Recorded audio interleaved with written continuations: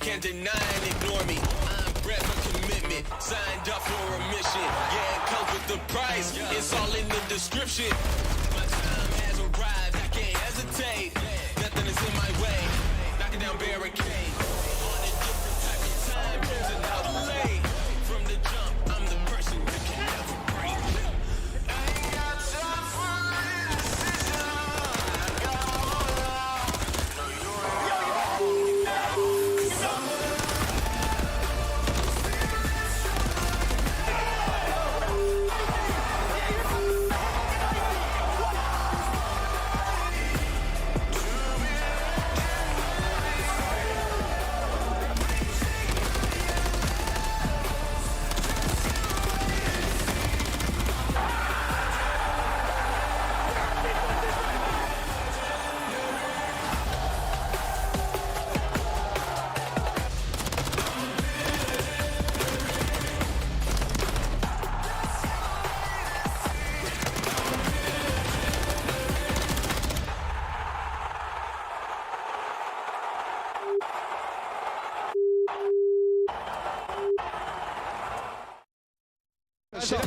DJ, front grab, one shot, then.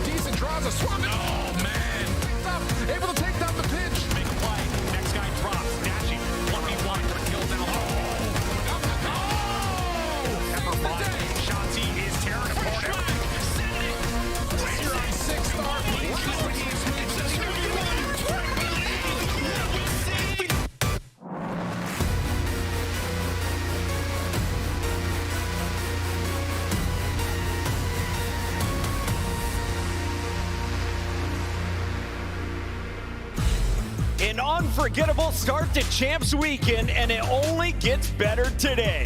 4 teams fighting for their lives in the elimination bracket, and all 8 teams fighting for a piece of the $2 million prize pool. The fans are bringing the heat to Texas, and it only gets spicier from here. Welcome back into Allen, Texas. Welcome back to the Call of Duty Championship Weekend 2024. Shout out to all the fans who got down here bright and early. We had people lined up around the block, and you can see they are still filing into their seats. Here at the desk, though, we've got the regulars, Nameless and Alley Cat, and a very special guest for the second champs in a row, Mr. 3 Rings Clayster. And Clay, we got to start with you, man. You went 4 for 4 on day number 1, calling the only upset as LA Thieves take down Toronto. You know, I might be good at this Call of Duty thing. I might know a little bit about it, have a little bit of IQ, but maybe a little more than you 3, you know? Today we're trying to catch up a little bit, but for anyone who missed the action, Allie, talk me through how Dan Ghosty and LA Thieves took down our number 2 seed, Scrap and Toronto Ultra. Thankfully, there was still one upset out of the 4 matches yesterday. LA Thieves with a huge win over Toronto Ultra. And we talked to Dan Ghosty afterwards, and he's like, you know, we just watched their previous match versus Seattle and how they ended up getting close and how to beat them. And that's what we saw throughout the entirety of it. 3 respawns. LA Thieves was able to take off with one of the best in the league. Nameless, they set the tone with that game 1, but then Toronto came storming back. You saw Kremp finished with a donut. Scrap starts talking some smack, and that seemed to fuel the Thieves coming into game 3 and 4. Yeah, 100%. You know, I got to give credit to this entire Thieves team. You know, we saw them improve a little bit, especially the individuals in Kremp and Joe Deceives at the Major 4 lane. Obviously, no fans. And then you get into this match, and the fans in the crowd were behind LA Thieves, and that bolstered them forward, beating them in all 3 respawns. Dan Ghosty icing the game at the end of the invasion, and obviously they set the tone with that map 1. So for LA Thieves, they're going up against Optic Texas, and they got to be feeling pretty good given their respawn is on point for the first time. Texas fans still very much a fan of Dan Ghosty, but Clayster, today LA Thieves takes on the home team. Can they get that same support? How do you battle against the crowd in this one? Keep that energy high. Joe Deceives needs to be standing up, pointing and laughing like that, and Dan Ghosty needs to play like the superstar that he is showing everybody he is. If they keep up that level of performance, I think they can go toe-to-toe with just about anyone in this tournament. On the other side of the matchup, you have the home team, Optic Texas, the only squad to walk away with a clean 3-0. Allie, is this the bounce back you expected to see after bombing out at Major 4? Maybe not that opening Rio. I feel like we got a little bit closer than we would have been comfortable watching for the Optic Texas, especially being this home event. But regardless, it was the only 3-0 on the day, and I think the most impressive thing, obviously, map number 2, High Rise, Shotzzy having an absolute takeover, 13 and 6 with 3 first bloods, breaking their search and destroy loss free. So already breaking some of the bad that was going down for Optic Texas. Optic was so clutch through all of Major 3. That's when they raised the trophy. Is the clutch factor back in Texas? Yeah, so that's what I was going to say, Chris. You know, when I first looked at it, my reaction was like, man, that was way too close for comfort. Then I was thinking, I'm like, Optic have had a lot of close calls. And when they were hitting their stride stage 2 and stage 3, obviously where they won, it was those close calls that they were closing out. And if you're to win a championship with this roster, it's through these 2 young superstars right here, Shotzzy and Pred. Shotzzy bringing that energy, obviously performing behind it, and then Pred having himself a banger because everybody was criticizing him over this last stage. Love what we saw from the frontline duo, but it was Lottie catching up with the anchor AR. Here's what Kenny had to say after the match. I've just called Kenny coming straight off the stage, first match of champs, and boy oh boy, did you show up for your fans. How are you feeling after that one? Feeling great. I don't feel like I had the best series individually, but as a team, feeling confident. Definitely a lackluster last tournament, but we showed up for our first match here, and you can expect some good matches for us. Now, of course, classic. You got over the S&D hump, and thank goodness you didn't make the record and didn't break the record. It's not a good one to break, is it? Talk to me about the process, the progress you've also made on S&D to do it like that so cleanly. I think we just had to go back to the basics and kind of go over our strats, kind of get I guess the whole basis down of who's doing what and who's doing when this happens, and so we can use more teamwork. I feel like that was the one thing we were lacking is teamwork in S&D. It looked good there. We had a little sloppy rounds, but we adjusted, so that's the biggest thing. It's day 1, last match of the night, and the green wall turned up tremendously. I mean, they were so unbelievably loud. Can you hear them on the stage? Oh yeah, I think it's the loudest crowd we've had ever. The stage is rumbling, and they're not even close to the stage. So for me, it's definitely exhilarating. It's a fun experience, and love the fans. I love that, Kenny. Ride it. Best of luck. Congratulations. So excited to see Optic in full form. Thank you. And I have a feeling we are going to set an all-new decibel record with that Optic LA matchup. That's coming around 5 p.m. Central Time, 6 o'clock Eastern. You'll also see FaZe versus Subliners later tonight.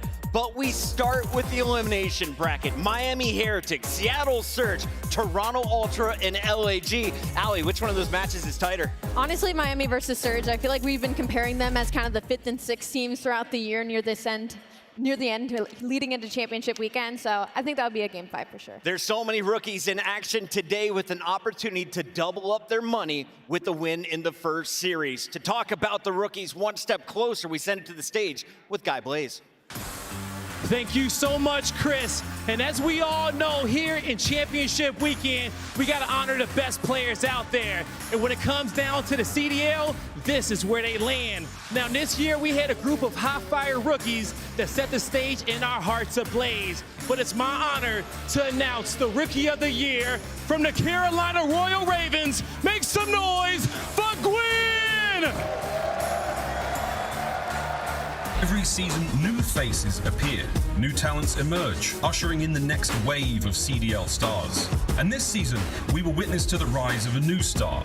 Your 2024 Call of Duty League Rookie of the Year, Gwyn. Fresh off his Call of Duty 2023 Challengers Finals victory, Gwyn was promoted to the Carolina Royal Ravens 2024 CDL roster. Joining a roster of veterans is never an easy task, especially for a rookie. But Gwyn never looked out of place, often leading his veteran teammates. In fact, this rookie phenom even set a CDL record with the most kills in a 5-map series with an unfathomable 115. Gwyn seals the deal! And that strong play proved consistent, whether online or on LAN. In the 2024 season, Gwyn led all rookies in every major category. Gwyn is different. In 2024, Gwyn separated himself from other rookies, proving he is a future star and truly earning the title of Rookie of the Year. Congratulations to our Call of Duty 2024 Rookie of the Year, Gwyn. That Major 2 run definitely stands out to me, Ali, but talk to me about this rookie season. What was Gwyn able to accomplish? He was able to accomplish so much that there were times I feel like we all kind of forgot he was a rookie. We forget that since the beginning of this year, he was one of the most consistent players on Carolina Royal Ravens. No offense, Clay. But like he would carry them through series sometimes, and you'd forget sometimes that he was up for rookie. Yeah, I remember when you first picked up Gwyn, and I was asking you, like, what's his potential? And you said through the roof, he can take over series, but it was really that search and destroy. It seems like he was able to soak up a lot of knowledge, because from stage 2 to 3, he became one of the best search players in the world almost over a week. How'd you do that? He just wanted to learn more, and I think that's something that Gwyn has that not a lot of rookies coming into the league have. He just was wanting to understand the game at a high level, play the game at a high level, communicate at a high level. And me and Fellow and Brian, we really helped him along the way. Tej too. Him and TJ ended up having a nice duo-ship all year. I'm so proud of Gwyn. It's so awesome to see him get what he deserves. And honestly, like Ali said, I forgot he was a rookie sometimes this year. We were talking to him like he was a vetted pro, and we're like, oh, wait, it's only his first year. Maybe let's relax just a little bit on him. Well, unfortunately, he is in Cancun right now. Let's talk to him, though, as he sent in a video to accept his honor. Hey everyone, Gwyn here. Just want to say, first off, I wanted to say how honored I am to be Rookie of the Year. I couldn't have done it without my teammates, my coaches, anyone that helped me like throughout the year learn how to play the game at a pro level. Wanted to thank Clay, Fellow, Tej. They taught me so much this year, how to be a pro, how to play at a pro level, how to communicate at a pro level, which meant a lot to me. The season kind of ended sad for us since we can't be at champs, but next year I'm not going to miss champs at all, I promise. So thank you for making me the Rookie of the Year. It means a lot. Hopefully I'll be there next year. Incredible stuff from Gwyn and our rookies. Give it up for them, everybody, and shout out to the fans showing support, not just for Gwyn, but for all the players taking the stage. One of our season honors, though, is the biggest of the year, and Guy Blaze is ready to award it. Let's get it done. I'm so ready for this one, Chris, because when it comes down to this award, the MVP, it goes to the most badass player in this league, the one that all of the pro players are scared of. Texas, make some noise from Atlanta FaZe, Chris Simlayer!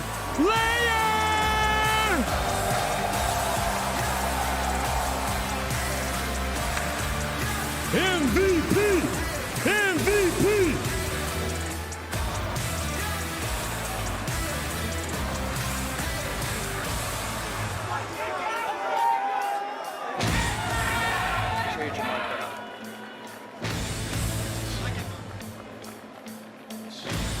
Boy, this right here.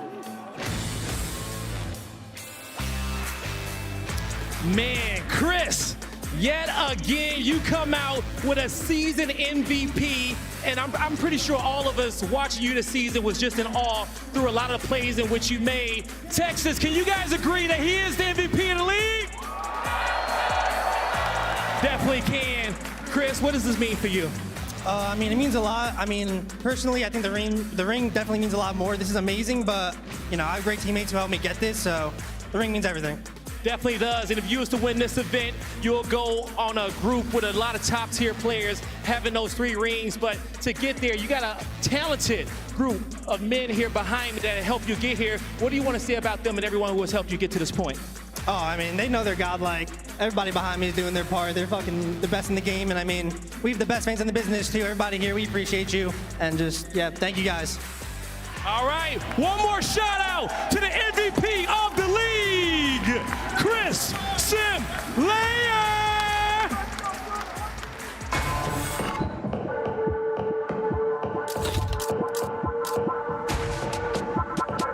Boys, sorry. Real quick. Sorry to interrupt. But the votes are in. Simp, you're the regular season MVP. Let's get it, baby!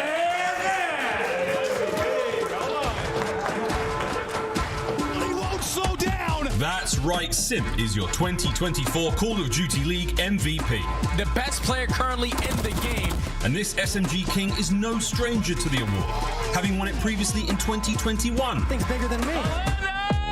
To kick off the 2024 season, FaZe was unstoppable, not dropping a single match all the way to Major 1. It was there that they met heavy resistance, losing to the Toronto Ultra in the Grand Finals. Looking for that sweet, sweet revenge in Major 2, Simp continued his dominance, this time leading the team to victory with a record-setting 13 kill streak in the Grand Finals against Optic Texas. Simp erupting on the main stage. Also claiming the Major 2 MVP crown. You are the MVP. Major 3 qualifiers gave us a serious case of deja vu, as FaZe went undefeated all the way up to the Major. But once again, old foes had something to say. Optic Texas dethroned the Major 2 champs in an epic battle. After finishing top 3 in every major so far, Simp made sure his squad's run of excellence would continue in Major 4, fragging the way once again to the Grand Finals. When the regular season was said and done, Simp set 4 CDL records. In addition to writing his name in the record books, Simp was the only player to have a 1.15 LAN KD or higher in all 3 modes. Wow! A living legend, a record holder, an all-star, a CDL champion. This 2-time league MVP continues to dominate the battlefield and has cemented his legacy as one of the best we've ever seen. Congratulations to your 2024 Call of Duty League Most Valuable Player, Simp! Chris Lair, congratulations, his second regular season MVP award, and last time he won it back in 2021, he won Champs, Nameless. Yeah, and if you think about it, pre-CDL in Black Ops 4, this guy should have been MVP as well, right? If we awarded it Champs MVP, Clayster, obviously you're very familiar with a guy like that. He's just a smooth killer, man. Every time he's on the map, he's making the right decisions, picking up kills, and he's a search mastermind, a pivotal player for this Atlanta FaZe. His trophy case is starting to look kind of crazy. I'm sure he walks into his office every day and kind of takes a peek and is like, wow, I'm going to need a bigger trophy case here soon. Man is making money. We'll find out how much he's going to walk away with the $2 million on the line. But when we come back, we are going to the elimination bracket. It's going to be Miami Heretics and Seattle Surge, and the players are ready to go. So we're going to be jumping right into this one. Of course, Toronto Ultra plays LAG. Optic Texas faces off against LA Thieves. And then a battle between 2 of our Power 4 in our Monster Energy matchup, Atlanta FaZe versus New York Subliners. Allie, I see you smiling. It's time to talk Miami. It's time to talk the Seattle Surge squad. And if you're looking for rookies, you got 4 in this matchup with an opportunity to make some serious money. And what we saw yesterday in Abuza, I mean, he was unreal on that main stage. They weren't able to come out with the W, but if somebody was laying down the damage in the KD, it was that rookie. And I would say in this series, you know, Abuza backstage and hearing the whole Rookie of the Year thing with Gwyn, I mean, as a competitor, I know how that would make me feel. Abuza has played incredible throughout this year. I know he's about to come into this series with a vengeance, because what we saw in that first match was he was going for broke, matching the best player on the opposing side, setting records almost. And when you look at this map set for Seattle, they have struggled against Miami. The last 2 majors, they've lost in a Game 5. Now, we saw Miami looking very strong on day number 1, but they weren't able to get it done. Vehicle dropped 39 for the Elon Invasion. Do you think Miami has the edge this time around playing against the Surge, Clayster? I do think that Miami has a good chance in this series. Looking at the map set right here, I see pros and cons for both teams. I genuinely believe this was a good veto from both coaches right here. It's going to come down who clutches up, who executes in the moment. But if Vickle's dropping a 40 bomb in a control and we're still losing, like, hey, guys, let's win. So the difference in this series each time is when they played in the qualifiers last 2 stages, it's been the control. When you look at it, Seattle's 0-3 in control against Miami, and that's the game mode that Miami has struggled in outside of high rise. You saw that it's an invasion in this one. Seattle has to win invasion control in order to take the series. Clayster is perfect on the weekend, but Allie and Nameless have been crushing our scuff predictions since day number 1. And Allie, you still have a 1-match lead, so you get the honors of going first. Who's going to be number 162? I'm going to go with Miami Heretics today. I loved what I saw from them yesterday, and I believe in the Vamos. Heretics double up their money. Nameless, do you agree? And I believe in the Seattle Surge. They've looked too good. That match was too close. And Abuza, with that added fire that he just saw in the pre-show, about to take over. I got Seattle. Are you going for the Spanish speakers in Miami or the French speakers over on Seattle Surge, Clay? This is such a tough one to call. I got friends on both teams. They're both performing for their champs life. One of these teams is literally booking their flight early tonight and going home. I got to go Seattle Surge. To Seattle Surge. Let's make it to Miami. The desk is split, so we got to figure it out on the stage. Seattle Surge, Miami Heretics starts now.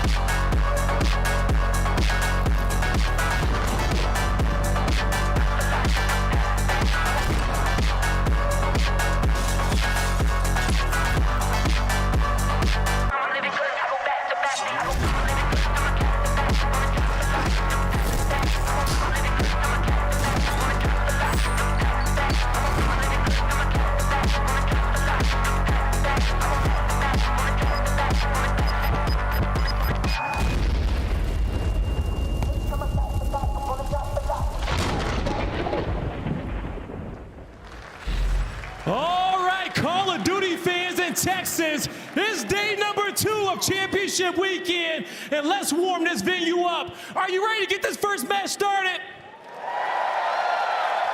Coming to the stage is a banger of a matchup. The waves are about to come crashing down. Get ready to make some noise for the Miami Heretics and Seattle Surge.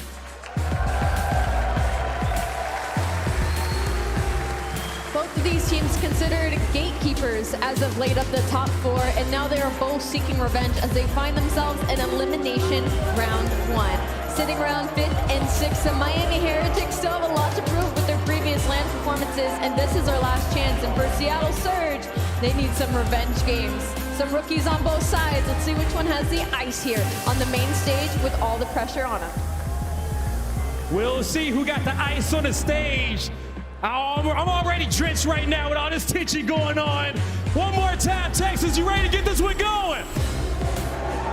Merc, Maven, let's get wet. Oh, I'm definitely down to get wet. Thanks, Blaze. That's a throw and a half. Hope everyone in attendance is having a fantastic time. We've already had, what, Rookie of the Year. We had our MVP announced. Now it's going to be banger after banger as we continue on in Texas. It's larger than life. Yeah, be careful with your rib there. That's true, that's true. Yeah, you gotta be careful. I did have a doctor's appointment today. I got blood taken, got a physical. I'm ready to go. They said I'm still You're locked in. Yeah, you're doing well. How you doing? I had a migraine yesterday. Feeling better? Yep. I massaged Joe's temples all night. No, you didn't. No, I did not. But let's look at this matchup. We've got Seattle going up against Heretics. Yesterday, I mean, the big storyline is just like both of them were so close to pulling off an upset. Just couldn't quite close it out. Like, what do you think the comms are like? How do you look forward after that? Yeah, I think for Seattle, we were right there, right? 100%. Abuza had an incredible series. Like, they were very much a couple of plays away from, sending New York down into that lower kill bracket. Record, right? Like, hey, man, Hydra's like 122 or something. Yeah, they tied the kill record. Yeah. And then on the other side for Miami, I think you pretty much had exactly what you wanted versus FaZe. You were in every single map. It's just there were these individual moments where the FaZe players took over. But I think obviously you would love the upset, but you're not disappointed by the performance. Well, speaking on Seattle a little bit, you talked about how good Abuza has been. You know, Brezzy had some clutch moments, but what, A4 kind of struggled to get going yesterday, yeah?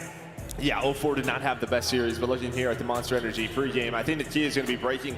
You know, when you look at their hard points, you're going to have that 6-star in Rio in this series, so first on both of those. Well, when we describe them in hardpoint, it's relentless, right? Like, that's what we usually say, relentless. And these are some maps that they can absolutely be that. So when you take a look at the Monster Energy pregame, that's how we're breaking it down for the Seattle side.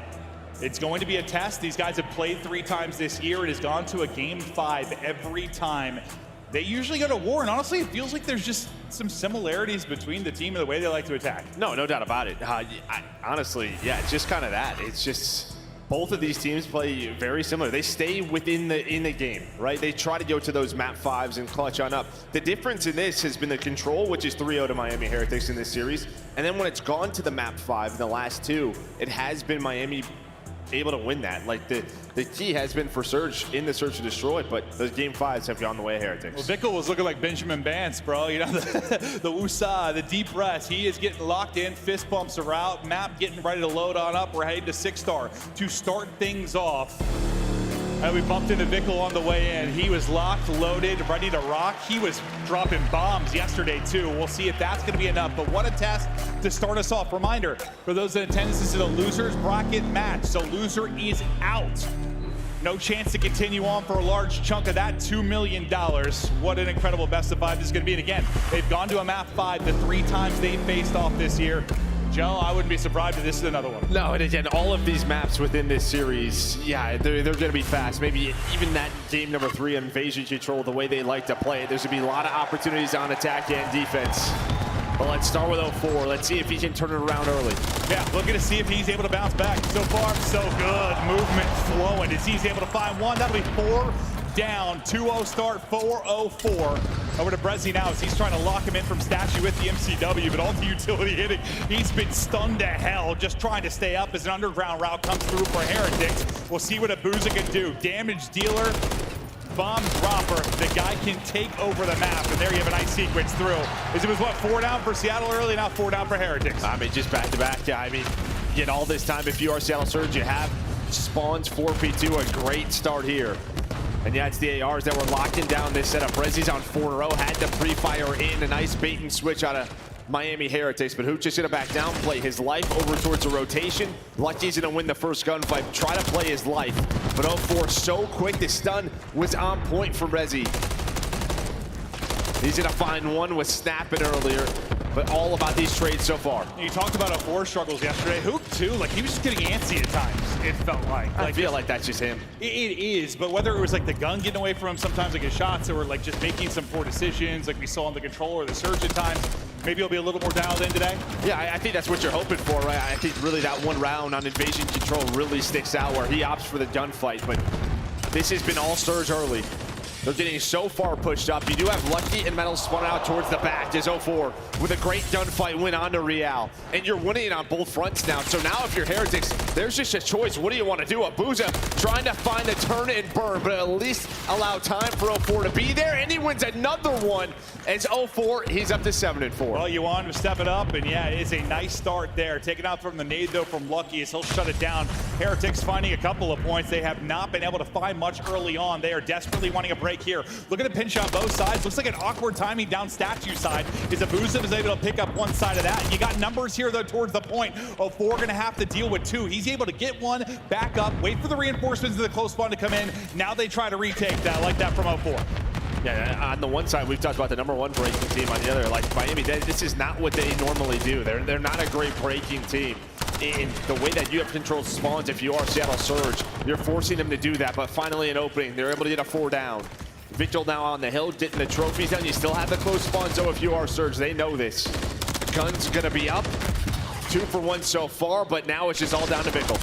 How many can Vigil find? Nearly a second, but that will just come with 1. 40-point advantage for Seattle as they fight back through. On rotation, you see people searching across. We go to Metal's POV. He's able to stay up with 38 HP. Then tries to catch someone. He's able to do just that. He gets help actually in the way of Real. You go for 2 for 2 from Statue. Lucky will actually give them numbers, and now you're in a good spot. Is this where the comeback starts? Yeah, finally you have an early hill control. You have a nice hold in the middle of the map. Lucky and Vigil able to take down 3. They're starting to see the spawns, though. They're going to be able to read this. Maybe not, as Real's going to get taken down. He gets shot in the back, so it's down to 2. Metals is going to find the first, and there's the comm. A great reposition. They know where that push is coming from. The spawns flip. Lucky now to reposition. He's on 5 in a row, but a hoop nade does take down 2. And the gun finds a 3rd. Who coming through big. You saw multiple fans in attendance getting fired up for Who. Didn't have the series yesterday, but a bit of brilliance there as he gets out to 8 and 6 behind the triple. and you get another big break to kind of put Heretics on the back foot. They have not been able to find large chunks of time. Rezi trying to deal with multiple in front. He's not able to do it, but he sets up 0-4 to come through with the double. And you're talking about what? I mean, you're outslaying, I don't know, by 6 to 8. Nothing that crazy, but the lead's looking significant and it's building. Yeah, I mean, it's just really the start of the map, right? P1 and P2. And then you split the P3 and the P4 just from those break attempts that you've had if you are Seattle Surge. That's the difference in the score line. Can Miami step it up in the slaying department? Absolutely, but they have to start winning some of these early rotations and then holding off that first push. Yeah, I mean, we just talk about 4 being a difference maker sometimes in the Surge, and like the response hasn't been there, but he's leading the way at 16. You gotta think things are flowing for Seattle Surge, and that is the case. Let's get right back to it as he's dancing on him. Another double. He is finding multi-kill after multi-kill. When the kills are flowing, it is in multiples over and over again. 4-0-4 Hoop. Same can be said for him. I thought a nice little slide underneath, but Metal's able to re-snap. Now Abuza was really leading the way in the kills apart from them yesterday. Nearly a fancy bit of footwork for him, but you leave it to the boys. On the other side, Lucky's able to step it up and just try to chip away at this lead bit by bit and do a better job here at P2. And again, it's just been fundamentals here for Seattle Surge. Guess who set up towards P2? Guess who has the spawns? They have just controlled the flow of the game. So you're going to need another break, but the nades, the stuns, they have been on point for Seattle Surge. They'll open things up with 2 kills, and at some point, you know they're going to try to get aggressive like they did last time through. And Real, who's been maybe a spark plug at times for this Heretics team yesterday, I think he tweeted after the series, like, poor individual one for me, like, gotta step it up. He is in the blender right now, 7-16. If he can turn it around, maybe that'll be a difference maker for them, but he's got to get something going. Yeah, and he actually loves this series. When you look at their head-to-head matchups, he leads the way for Heretics. So right around like a 1.2, he's usually that guy. But Seattle Surge right now, they are up 100 points. They are in control. Let's go to a listen with Seattle. He's deep right. He's fucking One guy's in white, one guy's in white. Stay alive. I'm right in him. Okay. He did. Watch out, one guy's front. Push out front. From P3. Okay. I'm pushing white, bro. I try to go right back. Nothing white, bro. Nothing.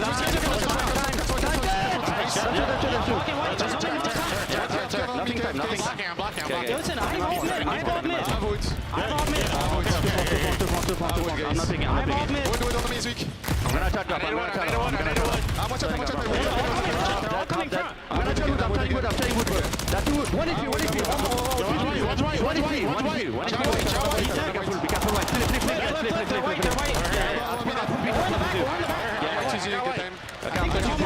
I'm pushing for me again. Yeah, in the back. Absolute in the back. Heavy cross. I need to turn my phone back. 1-4. With this 1 minute. 20, bro. Yeah, one guy's white. Alright, one guy's white. He's square. White, Go. Lift him.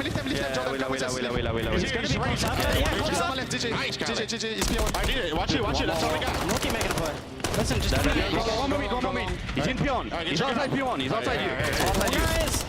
He's Ricky outside you guys. Nice, guys. Keep that. I'll get it. One guy's front. I need you front. I need you front. Power to. Window 1 minute. Stay down. I'm coming. Yeah, what? The comms were on point for Seattle Surge, trying to put Heretics in a body bag. Map 1. You get a nice break if you're Heretics, but more than likely too little, too late. You're down 150. Hoop the nuke. A streak to put in his backpack. 23-14 keeps on moving and grooving. Up to 7 straight, still trying to chop him down. The man is not missing right now. Hoop taking over Seattle Surge, entering flow state. Yeah, there's no doubt about it. Every single player on the squad has had a moment, but this man, 0-4 alongside who have taken over this game, trying to put the Heretics in a 100-point club. Yeah, it might be joined sooner than later in a world of trouble. The guns never got hot. Real never turned it around. It has been Seattle Surge from the get-go. There is a bit of a late surge here where maybe you avoid that 100-point effort or 100-point scoreline, but like, I don't know, man, they're in trouble. No, they are. There's just no way they can bring this one back. It's just comes down. When does the break come through? I never want to say it's like impossible, but yeah, it's pretty. That'd be something. It's looking that way. But 30 seconds remaining on this hardpoint. Finally, the best hold you've really had if you are Heretics. Seattle Surge really go for the jugulars. Can't get that one final break, and now they do it. That's going to be 3 down. Into the point they go. Final points tick away. It is dominance out of Seattle Surge.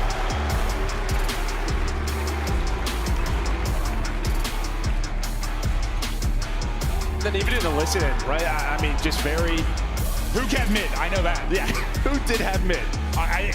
7 times he said he had mid. No, but even, you know, a lot of the times he's the one repeating calls a lot, being very loud, and it just even felt like he was a little bit more reserved. Everyone else should be, you know, speaking a little bit more freely. And that just, I don't know, turned into a lot of great plays for them. Well, I thought, you know, he said he had all mid. I thought the timing was horrible for him when he kind of gave it up and went to push through the front. He thought everyone was front. One gets through the back, but they picked it up great. They picked up the spawn flip. They dealt with it so well. That was a really, really good listen. We were chatting with our producer. We're like, stay in this for a little bit longer. Like, that was fantastic to hear them chat through it, and just an incredible effort there in map number 1. Dominant stuff out of Seattle Surge. Pook leading the way with 0-4, and you got to think, if your rivals are hitting like that, this might be a long series for Heretics. I mean, yeah, I mean, just damage. You look across the board, everybody's right there. Like, as good as Hook and 0-4 were, Abuz and Brezzy were not far behind whatsoever. This was just very much a team effort that you love to see in Hardpoint. And, you know, when we talked to Ray at Major 4, he just felt like his team had such a good understanding of the way they wanted to play the game. No, absolutely. And like, just at this level, especially with 2 teams that are, you know, around a similar position, we just talk about their skill and everything. Like, you can't have one person not show up. And like, you just got a dud out of reality. You did. 12 kills, 3,000 damage, and with such a balanced effort on the other side of it, it's going to be impossible to win, and that's what you're going to be looking at, a 100-point club. But I kept waiting to see if Heretics were going to turn on the Jets a little bit. Guns get hot, maybe Real starts to get going a little. It just never, ever happened. And he's a young player. Can he brush that off going into a search and destroy where they need him to be a difference maker? And this is like, I feel like 6-star, while it can be a clean map, I feel like a lot of the times when we're casting it, it's like 250 to 200, right? Back and forth. Teams are breaking on both sides. Some teams are winning rotations. This was just all Seattle from the start. Well, it can just be hard to get that perfect setup. Hard to spawn people out deep. Like, it just, you get a lot of opportunities to hit the hard point compared to maybe some other maps. And they made it look easy, though. Like, right? They made this look like old school COD. They just had to hike, if you were Heretics, towards every hard point, try to rely on some breaks, and just not really able to do it. They put the foot on the gas early if you're Seattle Surge. Seattle Surge looking so strong. Fantastic stuff there. The fans get hyped up. There'll be many Optic fans in the venue, which I'm sure are excited for their match versus Thieves later in the day, but they were getting behind Hook in this venue. He's always had a big following. He's always had a lot of people love to root for him, and he's got to think after the poor performance yesterday, he might come alive. He did. No, and I just think, like, you just see glimpses of what he used to do on a consistent basis, right? And we got that throughout this map. Like, just randomly goes on these streaks where he just makes the game look easy. Yeah, I think you know, people will talk about like he's not as consistent maybe as he used to be. He's not. But he was also on like much better teams. Like I think early in his career, he was on like a lot of great teams where when you want to play like that and you're a very streaky player, like you find out you're hot a lot more often than you aren't because you're in better positions because you're on a better team. I mean, now he's at this point in his career where he's not necessarily on like a top 3 team. He's not going to be playing like that. He's not a Dallas Empire type situation. And yeah, he's sometimes going to hit, sometimes going to miss. It is what it is at this point. Yeah, but he's sort of, you know, become the leader, the vocal guy, just sort of transformed himself into this new piece for Seattle Surge. And that's what I think some players struggle with, you know, when you get later in your career. And it's so weird to think of Hook as like a vet now because he just, you know, we started like he's a young kid. Just, you have to transform. I think some people get later in their career, they struggle with that. Maybe become more of a team player. You know, you realize the gun's not as hot. You can't do the things you used to. It seems in the comps he's doing a great job of adapting at this stage of his career, and it's awesome to hear. No, it is. Yeah, I mean, he'll do whatever it takes to win, I feel like, right? And obviously having like Rambo, someone he's won a world championship with, can have those conversations with. I mean, yeah. Ray's been in every type of situation as a player, as a coach. He's got all the guidance he needs. No, it's been really fun. This has probably been one of our favorite teams to sort of watch just develop over this year and just continue to improve. And some of the changes that they have made, just watch them become this team that is a threat to maybe make a run into a top 3 at any moment. Yes, they've fallen short, but you've got some consistent top 6 runs. Is this the tournament? how beautiful of a story would that be for Surge? You know, the way it started versus how it might end. I know you started with like the top 6, but what I think of when I think of Seattle Surge, I think of that first team in that first map against, like, or the first match against Toronto at like Major 1, and you and I were like, oh god. Yeah. Like they were like, what? They got like blacklisted in scrims because they broke some GAs. It was one of the worst series I've ever commentated. They've come a long way. There's been a lot of changes. No, there has been. Yeah, no, and I mean, listen, that series versus New York yesterday, they could have won that match 4-0. Oh yeah, oh yeah. They easily could have. It looks so strong. Just came up a little bit short. You got an insane series from Hydra. Unfortunately, that's going to be a tough player to match in Hydra. But you look at the overall season record and how it looks. Definitely one that's favored for a bounce back now for Heretics into this map too. As we get ready to go on Karachi, we'll see if they can fire back and tie us up 1-1, or Seattle Surge will keep on surging. Because you didn't see much life out of Heretics. We'll see if that life will start now, and Real is very important for them on this map. He is huge for them here, and he's coming off a dud. Yeah, last time these two teams played, this was the map number 5 that Miami was able to win. There we go. And well, they're going to find 04. We see 04 get very aggressive towards this Coop side at times, but a nice nade from Hoop. His series keeps going there with a nice stick. You know, throughout the course of these offenses, you want to keep an eye at times. I say on number 5, what kind of timing he's going to get as he works back towards the boys and tries to catch players. But Brezzy has got the read. He's able to take out Real, put numbers over to Surge after the first blood from Lucky. Metal's doing his best to bring this back into a 2 versus 2, but yet to get the square up he wants. Bomb still lurking over towards B. Bickle's able to catch one, so now you get into this 2 versus 2. Metals and Bickle. Abuza and Brezzy, what do you see on the map, Joe? Yeah, I think it's just going to be a question of when you get this bomb down, right? That's really what it is. Abuza has the cross for a minute. He's worried about the transition over towards A. Brezzy going to be the next player up, but Metals is able to find another pick. So huge plays out of Metals and Bickle in this 2-on-3. The stun is going to connect. That will allow Bickle to get the plan in. Plan in. Now on Abuza, nearly dishes out the haircut and drops one into a 1v1, but can't quite finish it. Now the superstar from yesterday with a 122 kill series. Can he clutch up in the 1 versus 2 as he's going hunting? 30 seconds remaining. Looking for the opening. One just tucked away. The snap is there, but a little too late. You win the round. For Heretics, you open it with the first blood from Lucky, and then you pull off the 2v3. Yeah, I think both teams just did a good job of finding and isolating the players that like to make the plays and have to make the plays. That was 04 for the start, and then Seattle Surge on the opposite end. They find Real, all right? He's going to be inside of red. Everybody knows it. We know it. So they're able to find him. But then in the 2-on-3, Victor just able to find that pick bridge side. The Metals from top 3 has the look over, so as soon as he finds Brezzy on that, the bomb can get planted. But that offense and defense, again, that number 5, I'll keep an eye on the Heretics side and see what his timings end up being like. Because he can win around by himself, or things can fall apart if he gets caught. It's Brezzy trying to make some magic happen. Lots of bullets expire, but really only one tag in. Trying to hit on the nade, but the help is in from Bickle. Another first blood through for Heretics. 3-0 start from Bickle. Yeah, there is a trade, though, from Abuza from top 3. He's able to slide on through, and he's just going for this. Just continues to fly on through. And now it could be down to that number 5 on Real. Inside of red as they're starting to move this bomb on over. He's here by himself. And this just starts with his Abuza play. Abuza and Brezzy find the picks. They go right on over towards A. Yeah, and that's where Real, yeah, he can be that difference maker, but can't find the gunfight. The beginning of that ends up getting hunted down, and now you put Lucky in a tough spot. You got a pretty clean first blood there, at least for a moment, but then things fall apart. Lucky's had some nasty clutches this year, but this seems real difficult to do. 1v3 time. Dwindling read is in. Lovely little 4-blow there on the Brezzy. Still a chance to go. 24 seconds and ticking. Oh my God, if he wins that one, this place might start to erupt, but Surge able to close it out. Yeah, they had the numbers, they had the time on their side, but I mean, he puts bullets into all 3 players. Just great reads from Lucky. Abuza, though, with a nice little 1 pop-up, able to reposition, puts the shots in. Man, he hasn't popped there. He might have gotten zapped. No, 100% he gets zapped. So good stuff there from Abuza. Close it out, even up our search and destroy. So far, Real kind of from the offsite on what offense and defense yet to have an impact. They've done a good job sniffing that out. You take, what, 3 straight into this round if you are Abuza. I mean, it was his play, just right through the middle of the map. They go towards A. Metals now. Hop on over to Hook. He's trying to dip, dive, and get away. Nice shots there. Just Metals gets clean picked.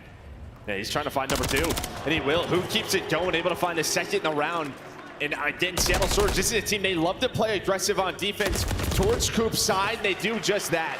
They try to go through the middle of the map. You're just not thinking there's going to be 3 players in that position, but there were. We take a look. The final kill one more time. 5-1 start from Abuza. He continues to be sensational. Hook's first one, though, that was disgusting. No, I mean, you see where the teammates are. Real just has no help. They try to transition him over towards here, right? Not play inside of red. Try to switch things up. But he instead gets caught. And you gotta like that. If you see Hook, he's all smiles. He is flowing. The 5 straight for Abuza. Will that lead to a streak? It doesn't. Okay, he's gone. So never mind the streak combo. The nades are able to hit. Lucky's able to take him out. We're right back to Hook, though, after that wondrous first blood the last round, seeing if he can get something going yet again. Over to 04 as he's taking a gander. Because Abuza is at it. It's delayed. This push from Seattle Surge. Trying to hop up and maybe check, but Real's got the cross and he's on the board. Yeah, now over towards Hook and Brezzy to try to clutch this round out. But Miami with a very tight setup towards the middle of the map. So it's Real back Cafe. Metals is immediately there for the trade. And now all down to Hook. Ambitious at range there. Real's able to get the final kill. But yeah, good luck on that one with the rival. As Heretics get their second, it's all even. And maybe a little bit of a different type of smile than Hook. He's like, I gave him my all. I gave him my all, boys. Tried to find the shots, but yeah, Real just from that top bus position. Oh, we've seen we've seen people get mapped with a rival, but that's a little different. Yeah, when they're prone right there. Yeah, a little different. He had a sliver to shoot at, and the rival starts to bounce it. 04. As you mentioned, the tough one yesterday. I mean, for Search is really where he has been a specialist. He's 0-4 right now. 0-4, we'll see if he can get involved a little bit more. Let's say pressure over towards his side of the map. Real just quickly up towards top AC. And well, I think with this, yeah, 0-4, unfortunately going to be 0-5 now. Hook, though, trying to bring it back for the squad. Really just going to isolate Real. Real's going to need some help from Lucky. Brezzy is right there, and there is just movement all over the map. Yeah, it looks like Real's able to get out with bombs, so he's okay for now. So everyone just kind of repositions. You had from top 3 Abuza, making sure they don't go over towards B. Knock. Who's there? It's a Hook. He gets a tag or 2, and he's going to get out. He's actually got 2 to deal with, but he's been stomping around, trying to get into the window. Lucky able to take out Brezzy now, put them into 3 versus 2. Right back over to Real, who started 0-3, now on 3 straight. He's really started to vibe and get it flowing. Goes for the bomb plant, and then we'll see how this works out for Hook and Abuza in this 2 versus 3, but chance for back-to-back rounds now if you are Heretics. We stick with Real's POV for now, and we'll see how they hold on to this 3 versus 2. Metal's able to find another one. Hook is gone. Lucky wins the other. Nice sequence there from Heretics. Yeah, I mean, just kind of starts with the SMGs getting aggressive towards AC side, but then Lucky is the one player in this round kind of sneaks back Cafe. Couldn't find Brezzy on the first skirmish through, but he doesn't expect him over towards that back dumpster, so he's able to find that one that gives them the 3-on-2, and yeah, with his kills, his positioning, they're able to close out the round. Take a look at the first bloods. I mean, you've got, what, 4 out of the 5 if you are Heretics. So they've been dominating in that regard. So 1 round advantage, but see if Surge can improve on the other side as they try to battle back in this. Back on offense is Surge. Hook, as you said, now to 0-5. Or sorry, not Hook. 0-4, now out to 0-5. And we'll make it 0-6. There is nothing going for him. And where Real started slow, he's erupted. So, like, your goose eggs continued. One player's turned it around on a 4 streak, and well, that's the reason you may be looking at a 4-2 advantage soon. Yeah, we're talking about the first bloods. I feel like 04 is kind of the guy on this map for Seattle Surge who normally finds those first bloods, so that's a big part of it. He's got 4 first deaths, but Abuza's going to try to bring it back. Almost able to snap onto the second. Man advantage, though, still to Miami, and they have just turned this map around. Now trying to find 3 straight round wins. Hook left on an island. It feels like for the 15th time, nothing he could do there. Best of luck with that gunfight. And yeah, I mean, first blood's a great stat. First deaths, not so much. And that's, yeah, you're 0-6, and also 4 of those are first deaths. I mean, you're just not involved at all. I mean, and we're talking about 0-4's like damage, right? He has 200 damage. Like, you haven't been able to do anything. It's not a lot. No, it is not. No, it is not. So he'll have to get something positive going in the momentum department, or they're going to be in a world of hurt.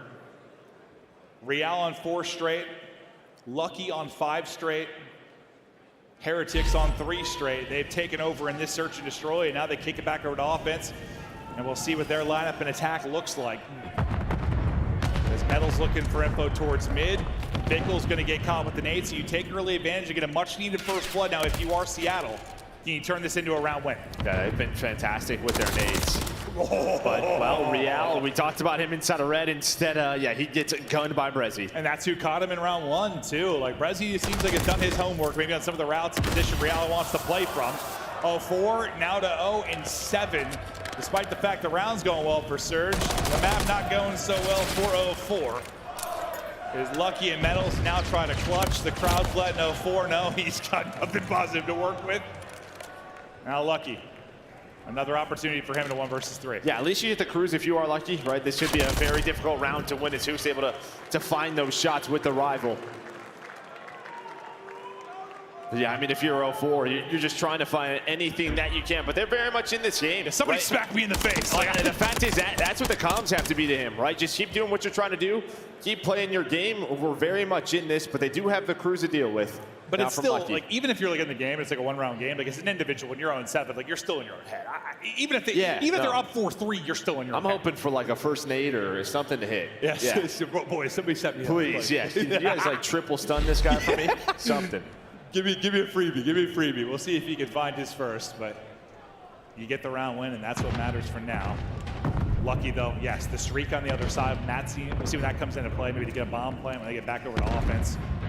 We're in a retake scenario upcoming, but spreading him out is Seattle Surge, and Real going to be that guy on the offside again that may have action early on. They know this, right? They're just trying to hunt him down. Where he likes to play. It's been Brezzy on defense, on offense.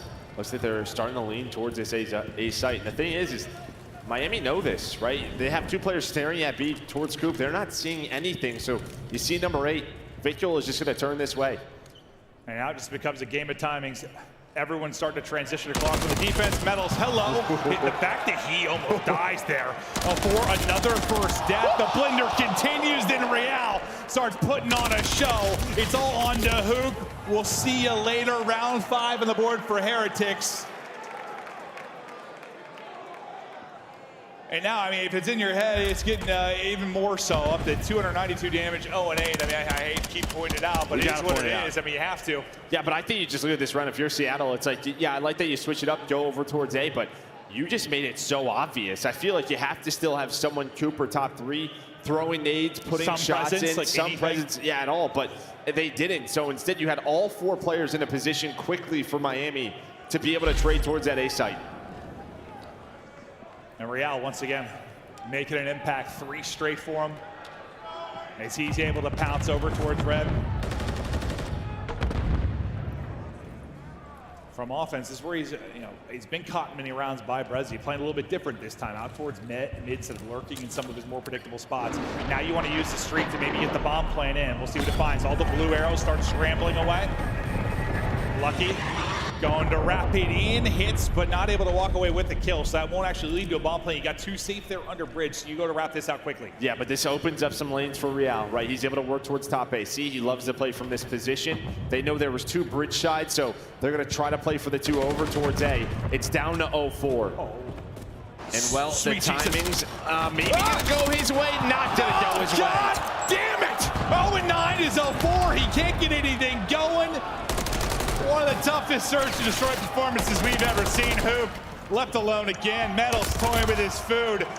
Toy's a little too long. Hoop able to walk away with the gunfight. He's up to 9, but he's only got 2 HP. Somehow, as slippery as a snake as he gets out, but there's 35 seconds remaining, and he's got the world to do.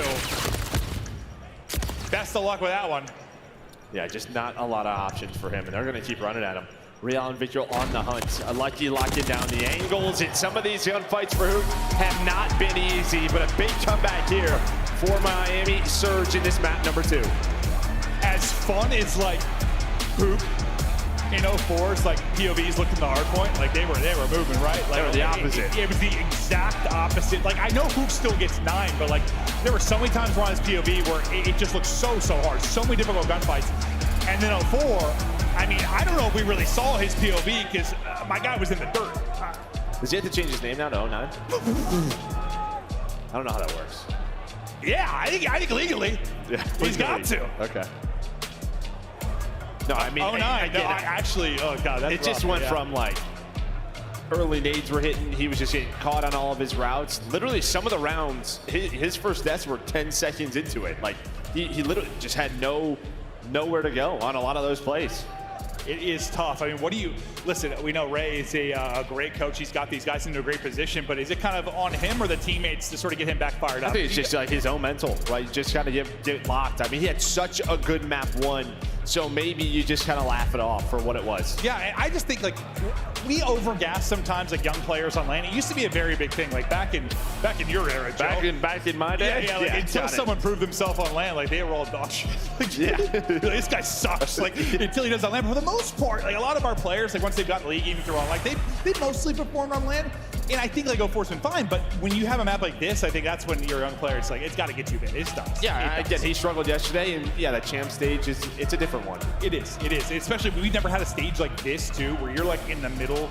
You're just in the middle of it, right? And then like when you have like an 09 map, you don't get to go behind stage and hide. You have to walk through a sea of fans that are all just like. You're number 1? Yes. Yeah. But he didn't get one. That's going to do it for the first 2. We're going to continue on. We are tied up 1-1. We hope you're enjoying the action. We got control coming up after the break.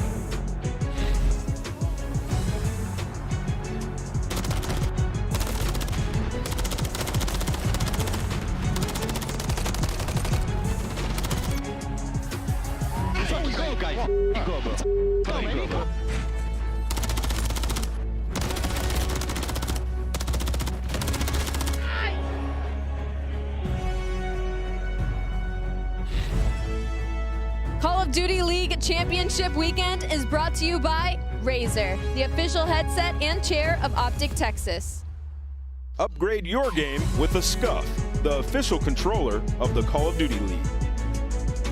Scuff and Optic have teamed up once again, this time for a limited edition Prism Mystery Box with an exclusive design in 5 different colors.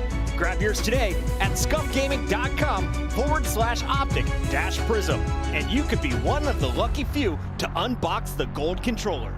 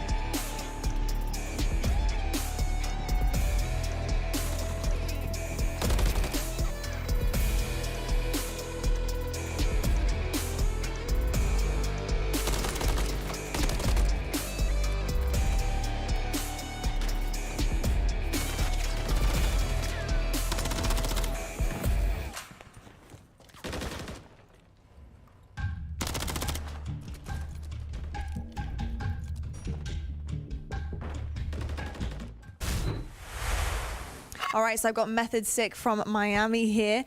Method Sick, first of all, I just want to say, you guys are the first Spanish team since Black Ops 4. How does it feel to be all back together and here at Champs?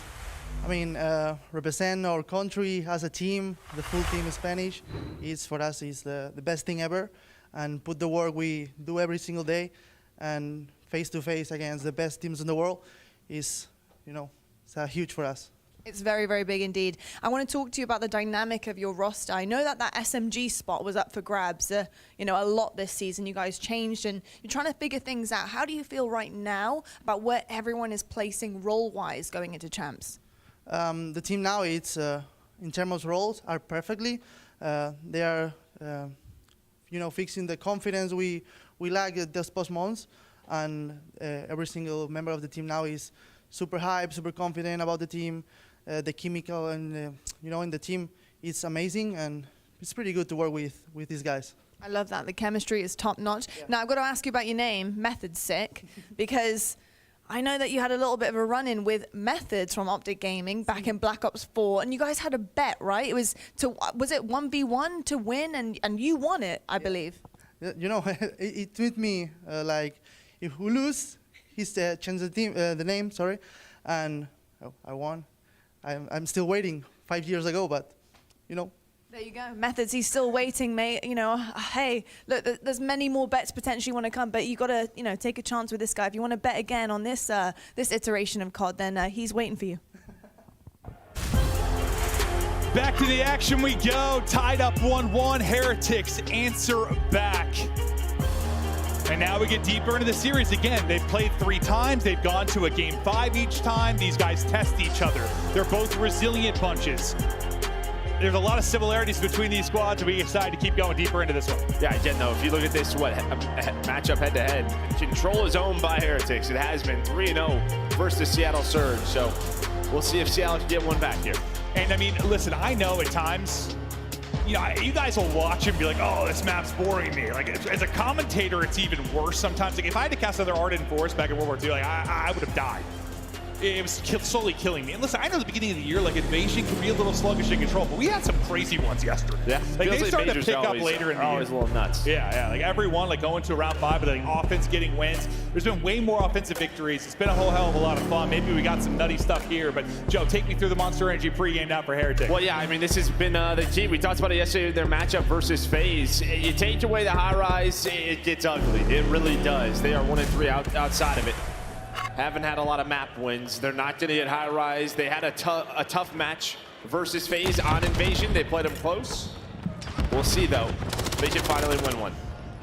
See if they can. Real had an absolute dud in the map 1, puts up 12 kills, but really starts to fire back in the search and destroy. See if you can carry that momentum over. And sometimes it's just like one map, even one play sometimes for a player, and that's the difference. I think that's far more important for 04. But 4 can get, it was like a BZ yesterday. Like, he got that triple, it turned around from there, right? Just one play.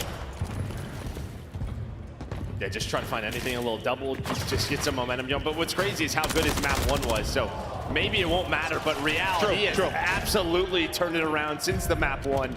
Now 4-0.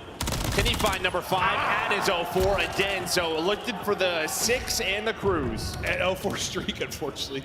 The poor guy continues. 0-3 start here. No streak, though, for Real.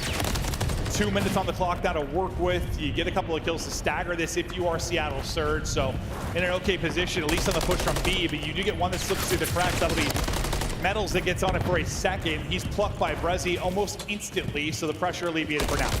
Yeah, I mean, Victor was here yesterday versus FaZe was fantastic. He was the reason a lot of those rounds, they were very much in it. All 4 on the board, the crowd showed him some love. Okay, they are trolling now, guys. He was gonna get one here eventually.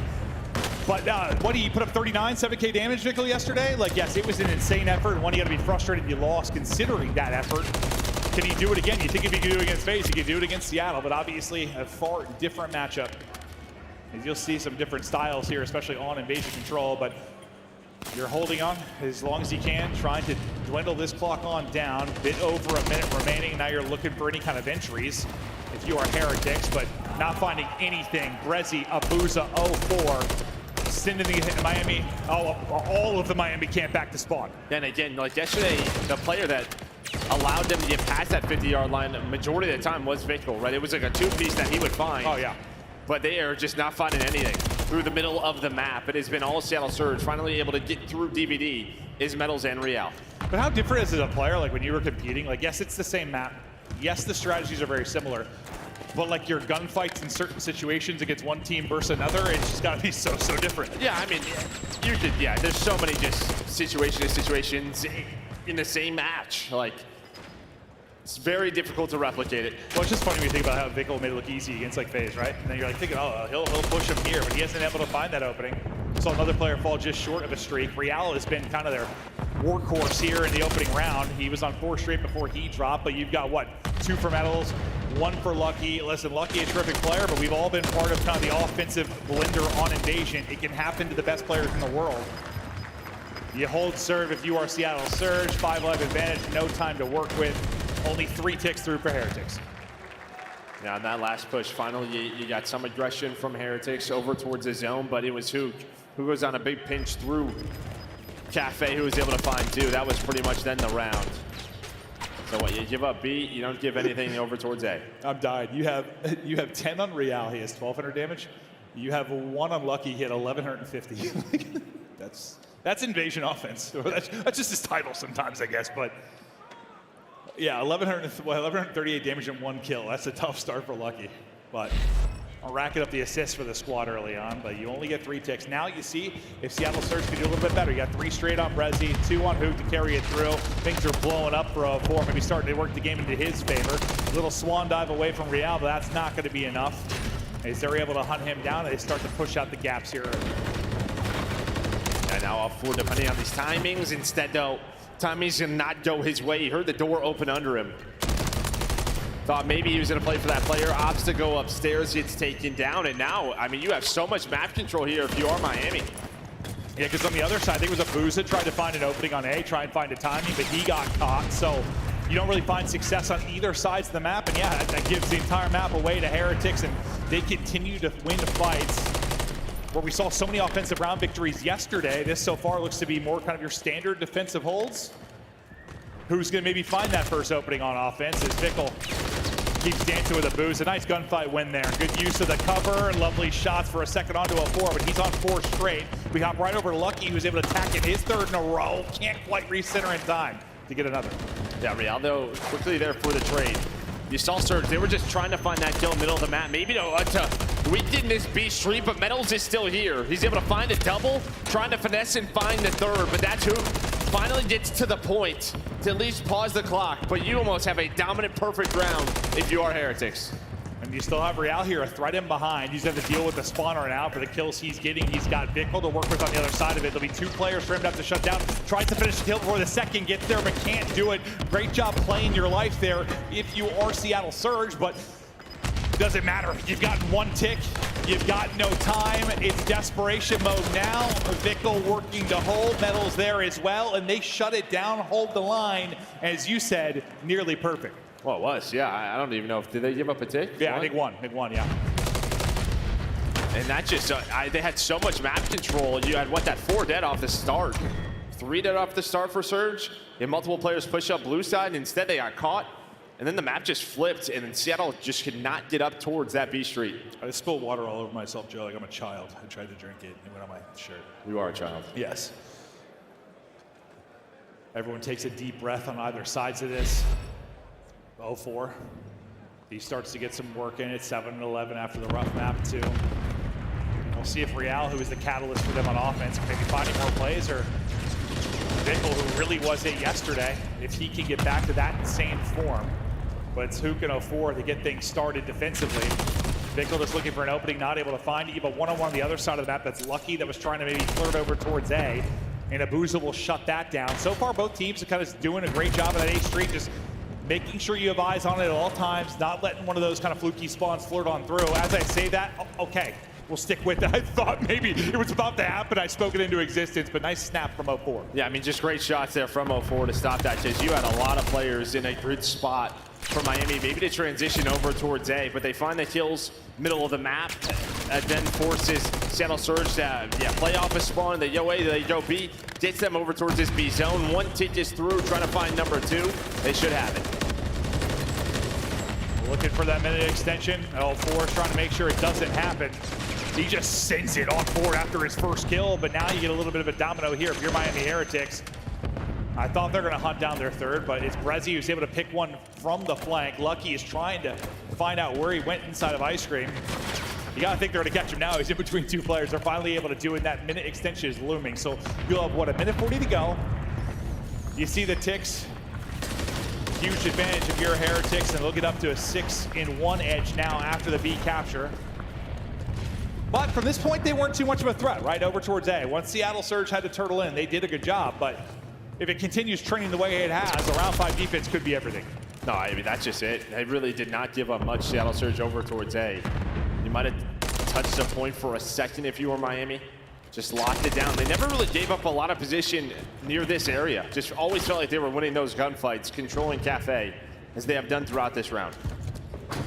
Well, now you have multiple players trying to work out kind of towards A bridge. That's going to be Metals and Bickle that are looking for openings. You win one mid-map if you're Real. That's going to turn ahead, and then Bickle's able to catch one. You've got a 2-on-1 here. It's on to Hoop to clutch up. Yep. The nade will do it. Hoop goes big in the 1 versus 2 to eliminate the threat on the A point. Real then tries to surge on board. He's getting caught as well, so again, you're up against it for a moment if you're Surge, but so far you've dealt with it. I mean, that's just it. Yeah, you could have had a player on, but the nade sticks, able to find that kill. As you said, Hoot wins that 1 versus 2.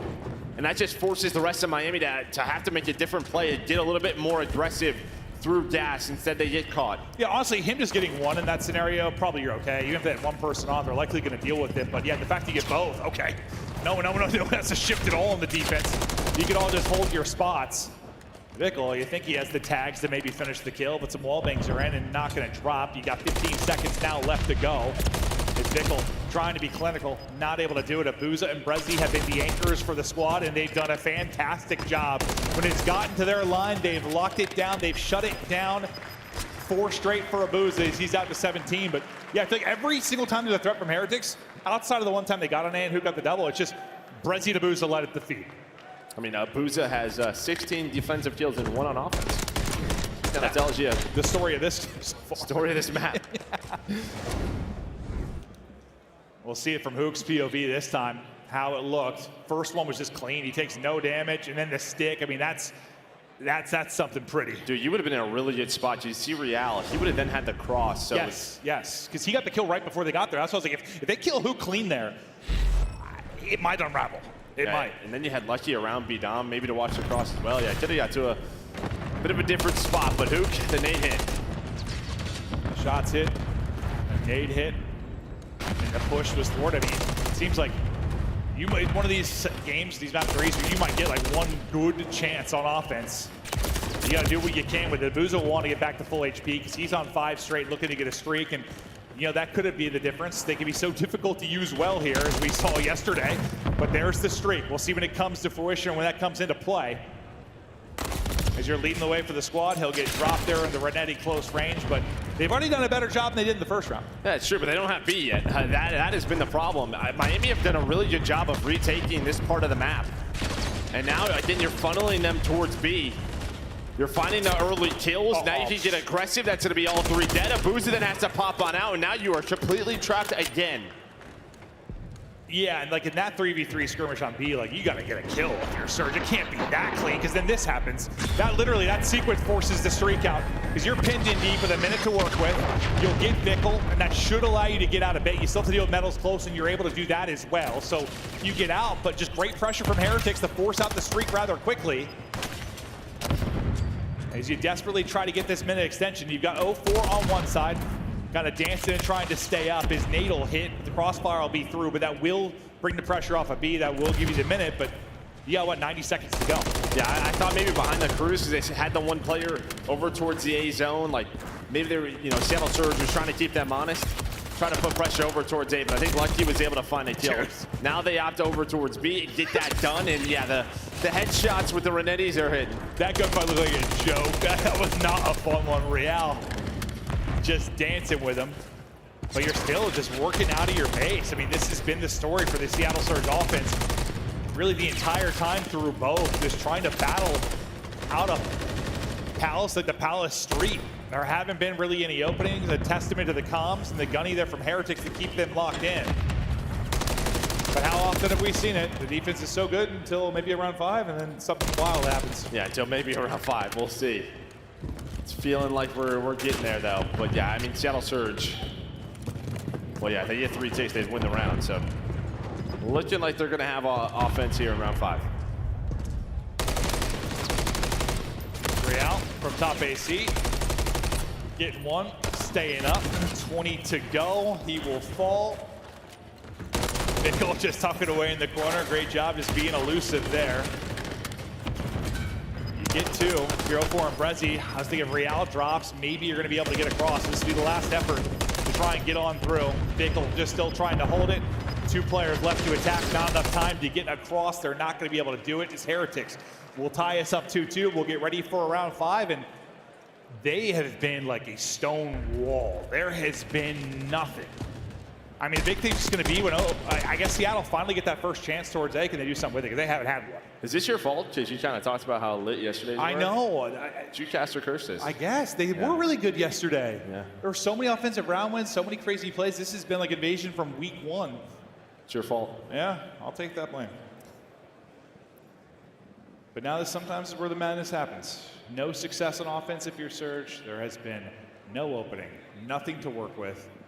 Sometimes, you'll throw like a crazy A attack out of the opening. You'll do something a little less standard. Yeah, it's kind of what I was thinking is maybe they go for something over towards A, but it's just going to be that 2-2 split again.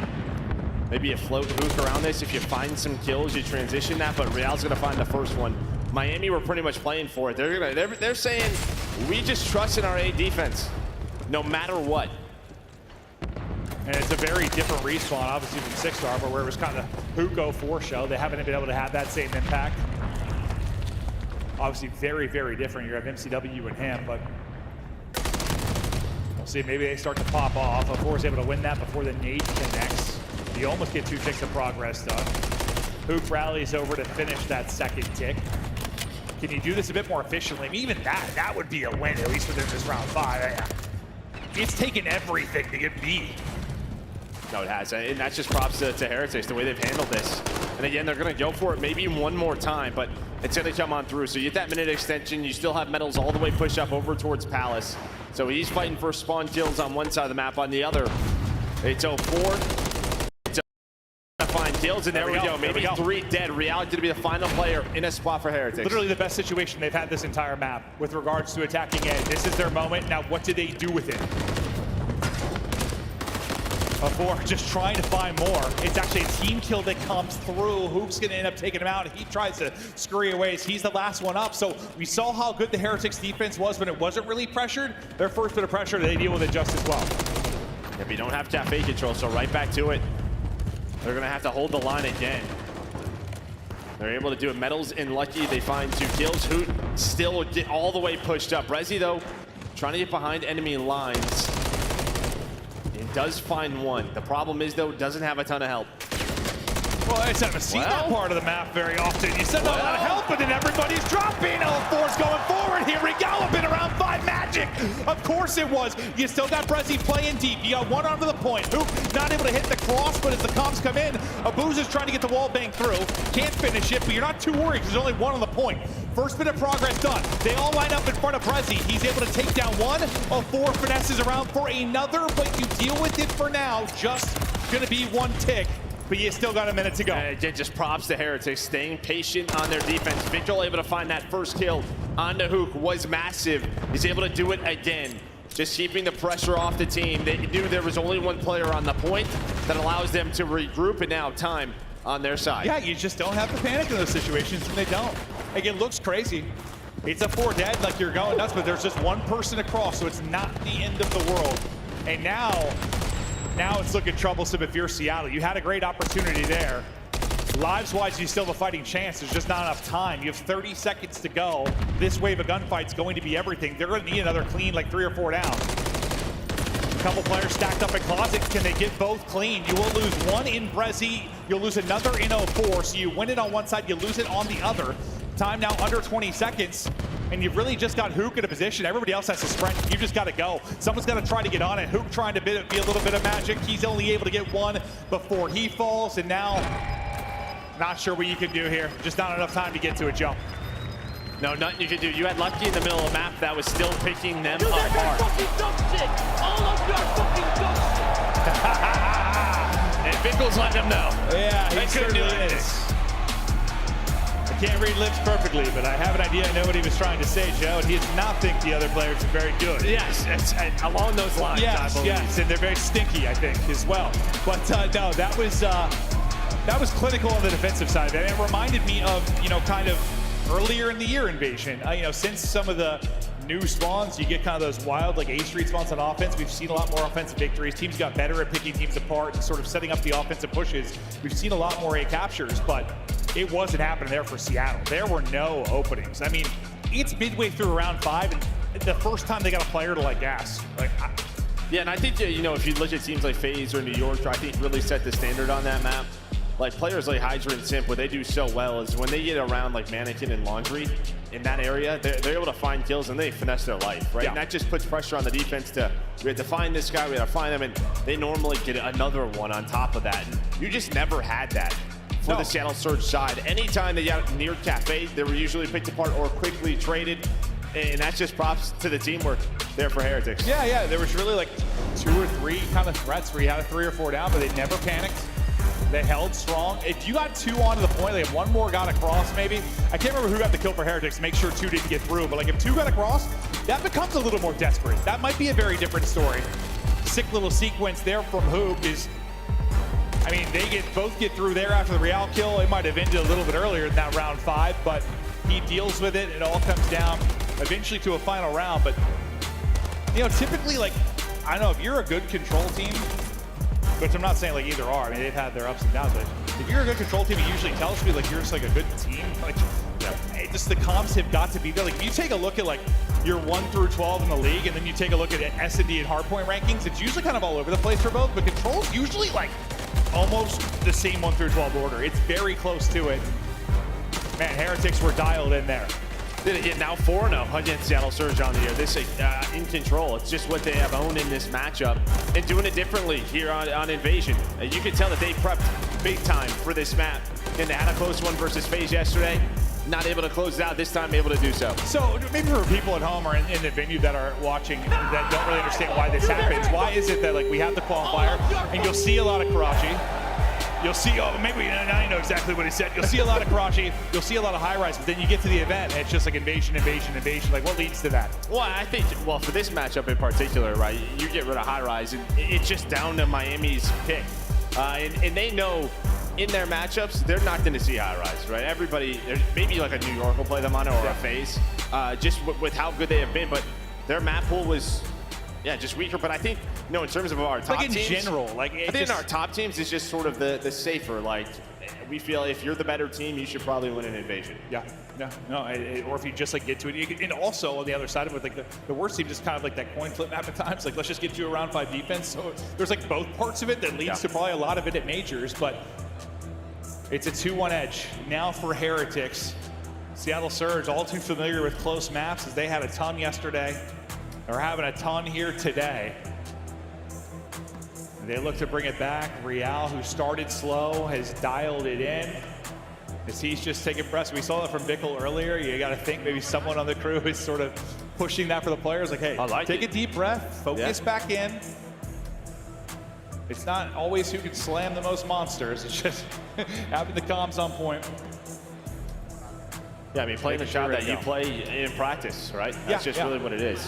Well, how many times have we heard that over the years? Like, I feel like any team that's ever been struggling, it's like, well, if we can just replicate what we're doing in practice, like you just assume everyone's got a 90% win rate somehow in scrims. Somebody's lying. That's why.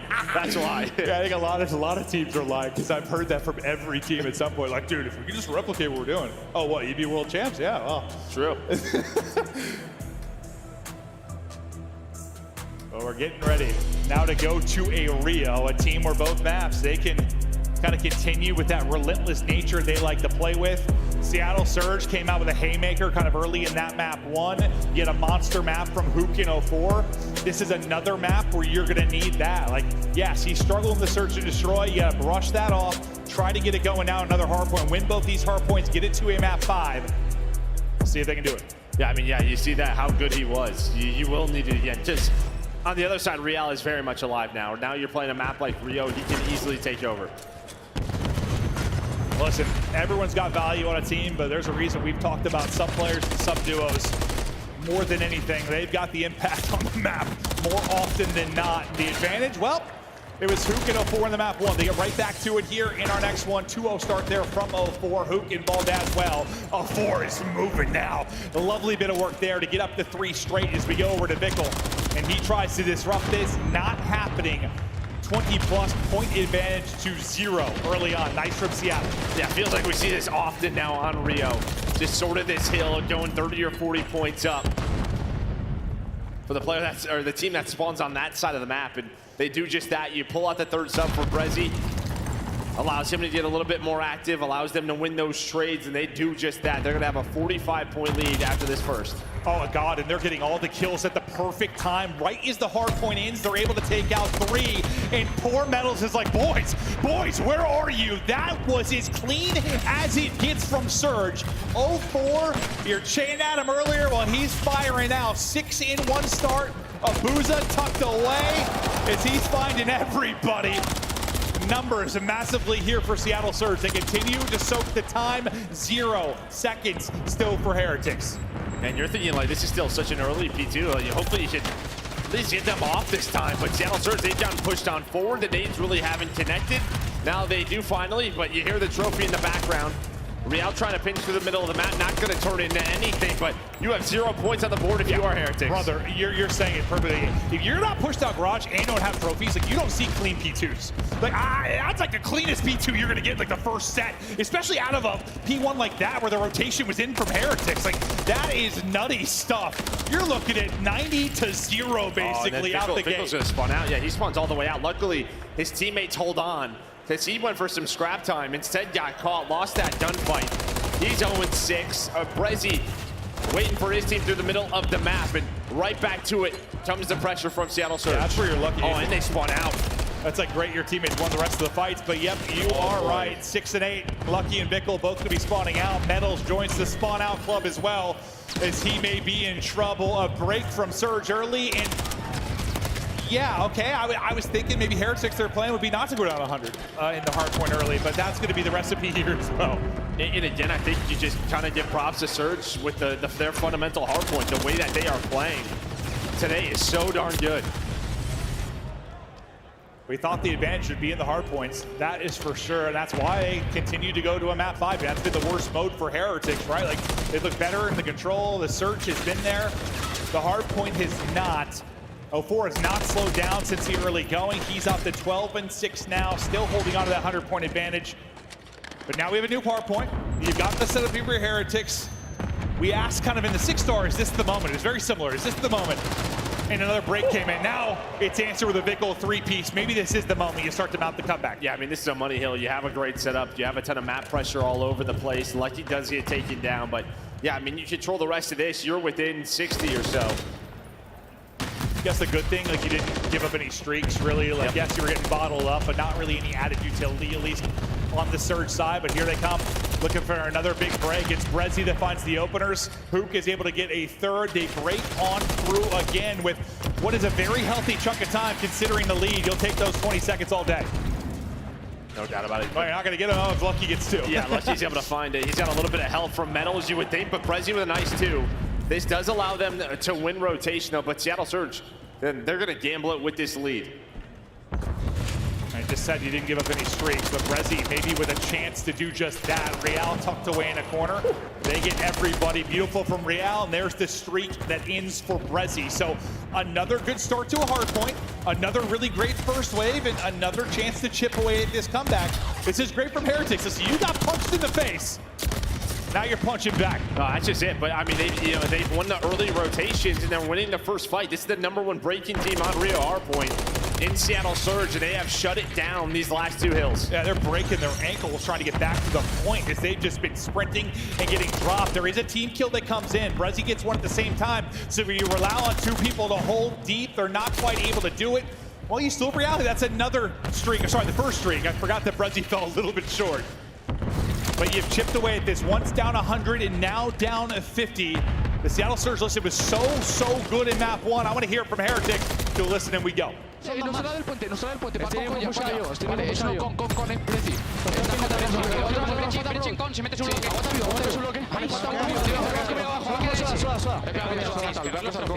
Está por el estrella de soda, tengo racha, acordado.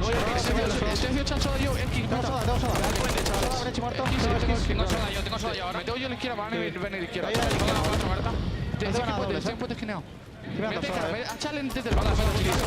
Un tiro muerto, otro más. X, un tiro muerto, otro. Estoy pushando a la izquierda, chavales. Estoy mirando de cagar. Has echado soda.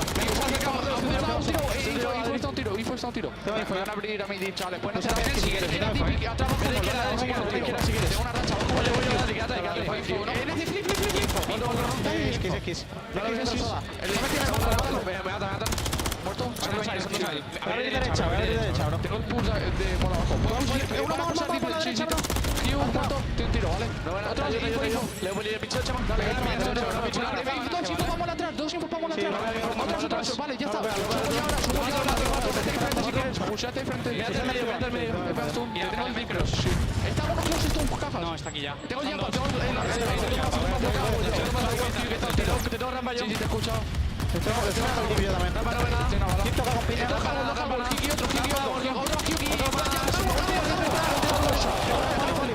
Otro. Es un one.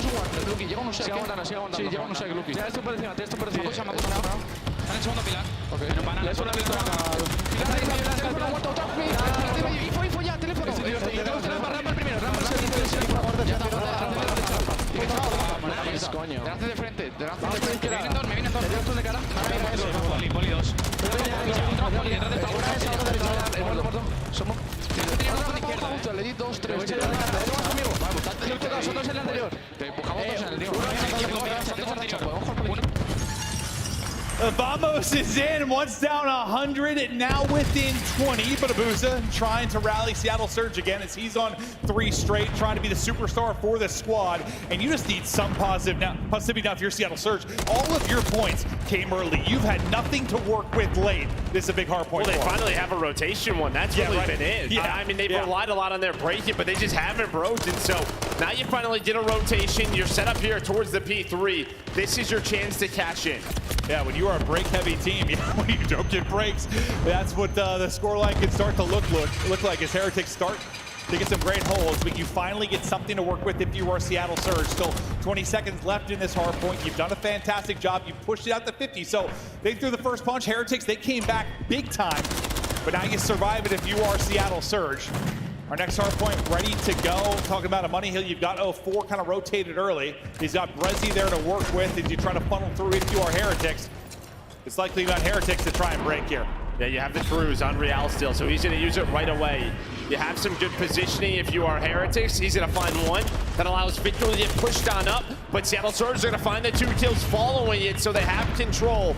Cruz is gone, and this reminds me of map 1. Seattle Surge, not only were they breaking, but they won rotations, and Heretics could not find a break.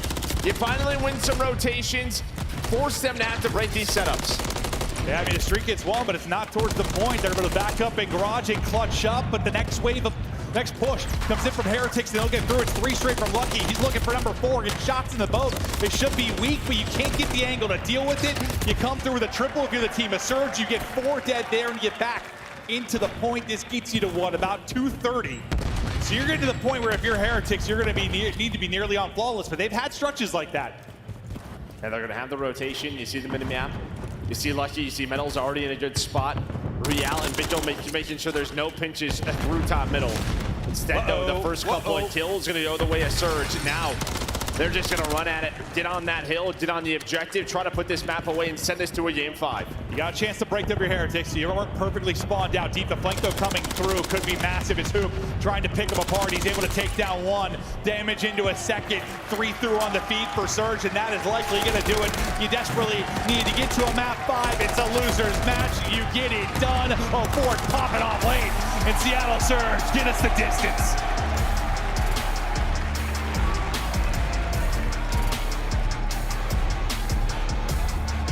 And it felt like it was slipping away in the middle of that game. It was a great run from Heretics. We didn't see that really in the map 1. Like, they never really had those runs. They never had those holds. They just got bottled up and dealt with. Real never really got going. And this one, yeah, you made a run, but it's like Surge had 2. They had the beginning and they had it late where they just took over. Yeah, I mean, yeah, the early start here.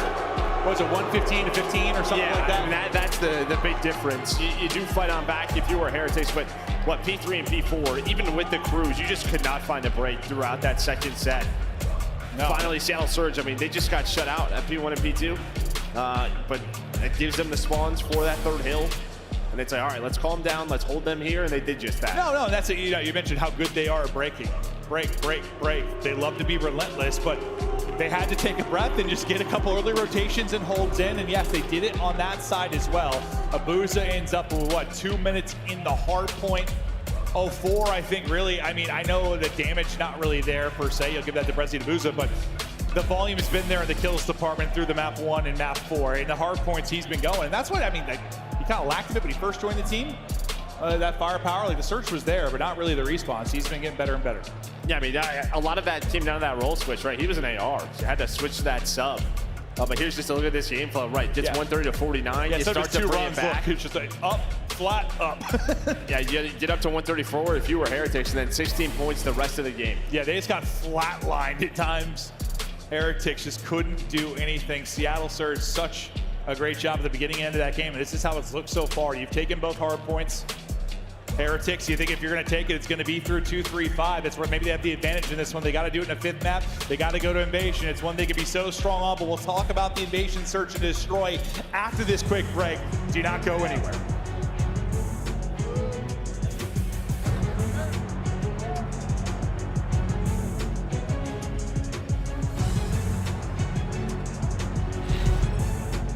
Play like a pro. Scuff, the official controller of the Call of Duty League. Visit scuffgaming.com for all your gaming needs. Scuff and Optic have teamed up once again, this time for a limited edition Prism Mystery Box with an exclusive design in 5 different colors. Grab yours today at scuffgaming.com/optic-prism, and you could be one of the lucky few to unbox the gold controller. The Champs Tracer Pack is available now. The bundle includes the Reaper Operator Skin, Ripper Weapon Blueprint, Death Stare Weapon Blueprint, Cuts Deep Charm, 2 calling cards, 2 emblems, and 2 weapon stickers. Use these items in both Call of Duty Modern Warfare 3 and Call of Duty Warzone. Available in-store now using Call of Duty points.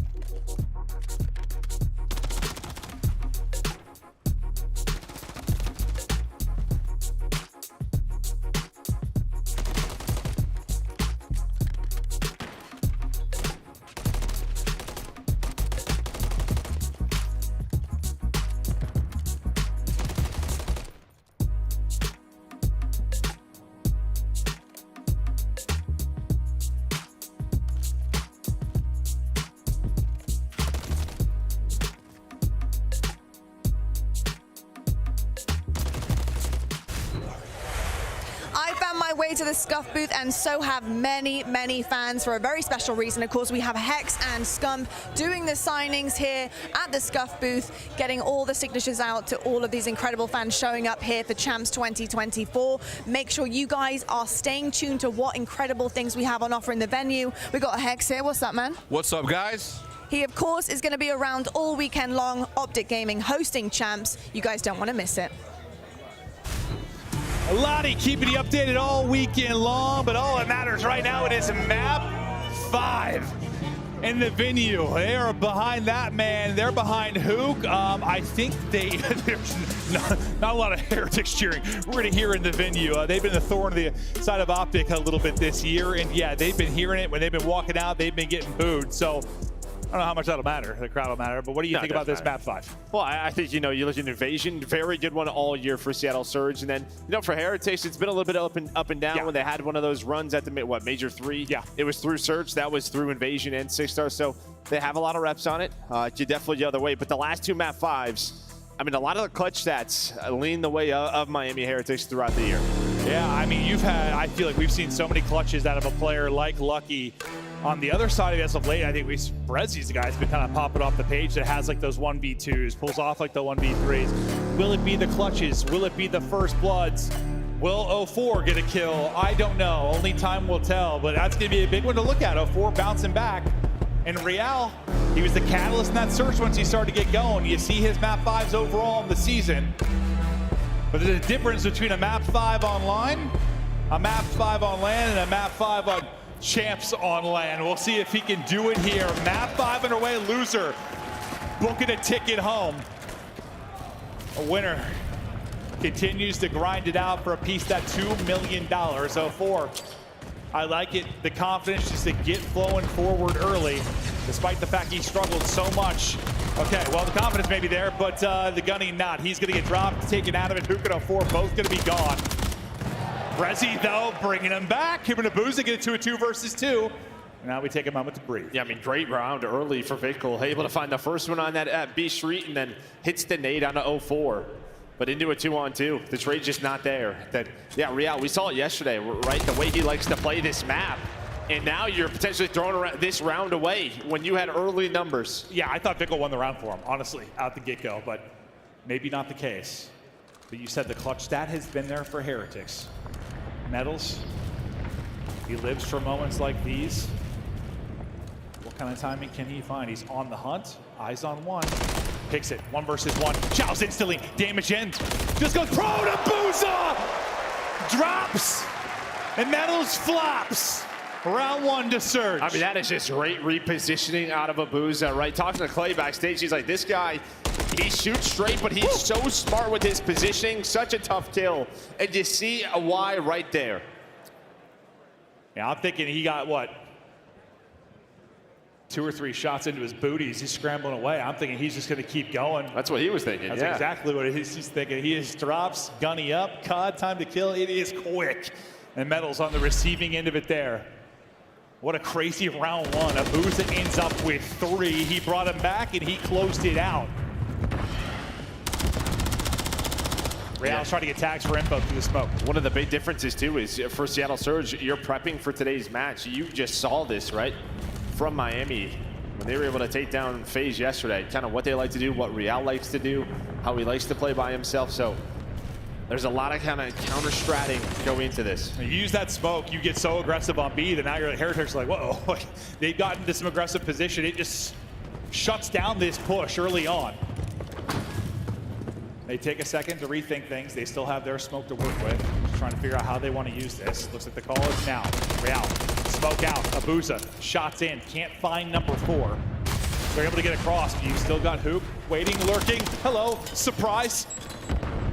It's just engagement after engagement where you're just backing out, repositioning. Still no first blood through. There it goes. Metals gets 1, traded out instantly to a 3 versus 3. Great shots there from Hoop at range. Can't quite get out of it though, and it's Vickle with the double in this round as well. This time, Shirley. But who's on the other side? Yeah, it's Abuza 3-0, trying to find number 4 and number 5. Put some early shots into Vickle, very close to taking him down. Lucky there with the chow. Able to take him out, but great rotation out of Victor. It looks like Real, they're thinking they're going towards A. Hook gets scared by a teammate, throws out a melee. It doesn't connect, but it pretty much allows Victor to have a free two-piece. That's just all onto this, just finds both of them. And that's great. Just tracking there as he goes prone. Can be so difficult to do in that spot close range. Fantastic job. And I mean, Abuza might have had them both like sub 30 HP. Like, Vickle ripped on the cross. He hits 4, I think. Just no headshot on the second Shao. Almost insanity there out of Abuza, but now we're to 1-1.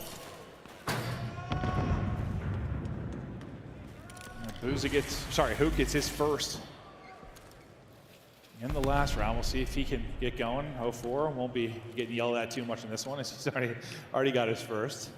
Yeah, very slow round here. Really on both sides. Not a lot of aggression on the defense, and then Surge is just taking their time, checking their corners, working their way on up. They just did not want to give out an early first blood.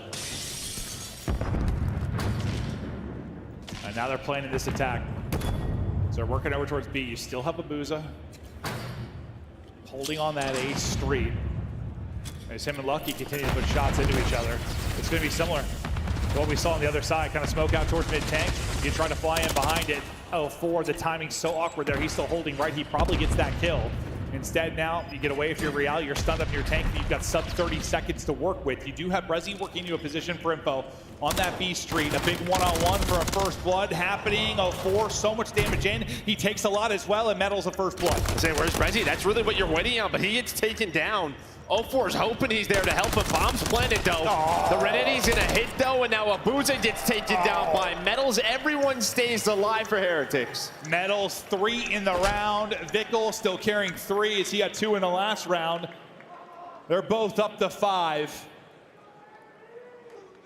And I mean, a couple of those gunfights, like in my head, I'm thinking they're gonna go the way. I thought 0-4 caught him and was gonna get the first blood. That doesn't end up happening.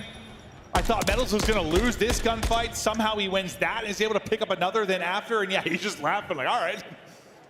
I thought he was dead to rights. Yeah, and then I was waiting on Brezzy on the pinch. I thought he was in a really good timing on a Real. Instead, he was worried about somebody else. So again, just a teamwork on point here for Heretics. And that was certainly what we were talking about in the map 3. The teamwork was so good on Invasion.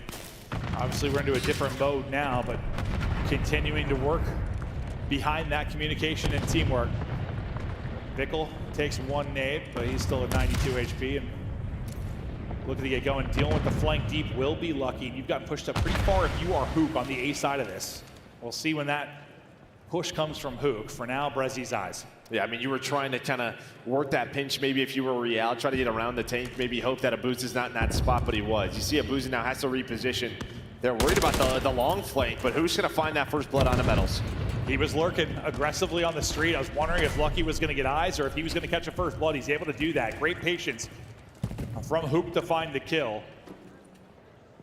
As he's died first in a couple of rounds, but this time able to get that first blood.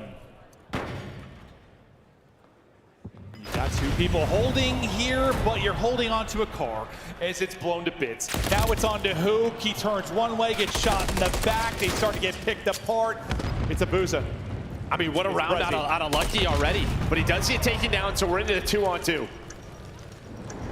I mean, you look back to what round 1, Abuza was able to get the big kills to bring them back and end up clutching up in a 2 versus 2. Could he do it again here? Brezzy and Abuza up against Real and Vickle. 30 seconds to work the kills and the defuse. Knock, knock, here we go. Shots are in. Brezzy wins a massive gunfight now. It's on to Vickle. He's on 3 straight. He's waiting. He's lurking. He's popping. He gets it, but there's enough time. The trade is there. Abuza again with a kill in the clutch. As the round goes to Seattle. Yeah, I mean, a couple of these rounds, you look at round number 1 and then this one right here, where you have numbers, you have an advantageous situation if you are Heretics, but you have clutched up behind this man. And that's like one of those spots, too, where that needs to be an instantaneous trade. Because if Vickle just gets back down on his belly or buys any time there, maybe you have what, about 6 seconds to get to it, something like that. If he buys any time, well, what does it end up being right when the kill comes through? Yeah, I mean, he does enough. He's got enough time there. Really, it's just a question if Vickle just lays there and gambles it. He has a chance to. I was thinking if he was able to pops toy up the boost around bit, like but 9 seconds, 8 seconds, just hopes they don't go for the defuse, but he gambles it, is hoping somebody's on it, just not able to find both of the players. But yeah, this could be a 4-0 edge to Heretics. It is not. Surge all too familiar with those scenarios based on their series yesterday. But Abuza, how clutch has he been? Up to 5-2. He's like, I didn't get Rookie of the Year. This is bullshit. I'm about to take over. Bickle. Exchanging some fire, get the stun out to hold them there on the street. Dogs are barking, and so is his MCW. Now nade out, he gets stunned. Oh no, oh sweet child of mine. It gets real awkward there, and Bickle's gonna get dropped. Great pressure in from 04. Abuza attacks on another as he's the 6-2. Metal's trying to rally over now. Yeah, you just don't have anyone looking over Vigil, right? Nobody there for that trade. He's hoping to at least find one, and Real goes for that play on the pinch. But you see he's now at 0-4. Metal's trying to do what he can on the flank, but Abuza's watching over it. 4-on-2 in this setup, good luck. Yeah, he's like, Metals is at a tickle amount of HP. He tries to do it through an heavy. Means they'll be able to swap back, finish it off with the MCW, gets out to 7 kills. 4 straight for Abuza.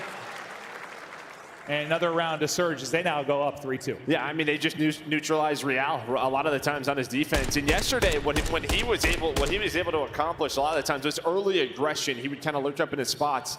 This time, they're just kind of waiting it out. They're clearing their corners so he can't do those kinds of things, then forcing him to pinch, but they're ready for it. They absolutely are.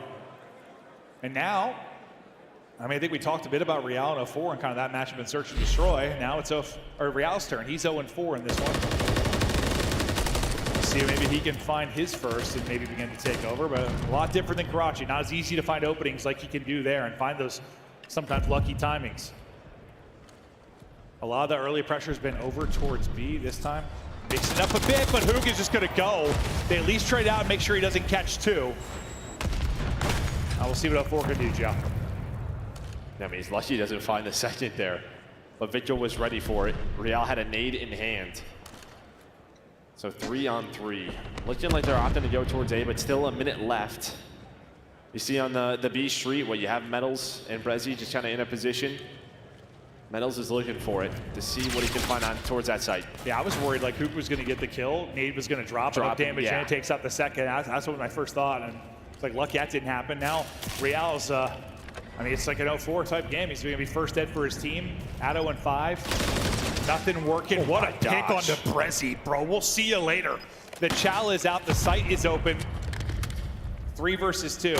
Abuza tries to win a nutty one. Nice shots, but can't win the fight. All into a 4 now to try and clutch. Gets one, plant. gets out. Can he stop the plant? Tries to get back out and catch him. Wants to sit on 4 behind the smoke. Use it against him. Not able to do it.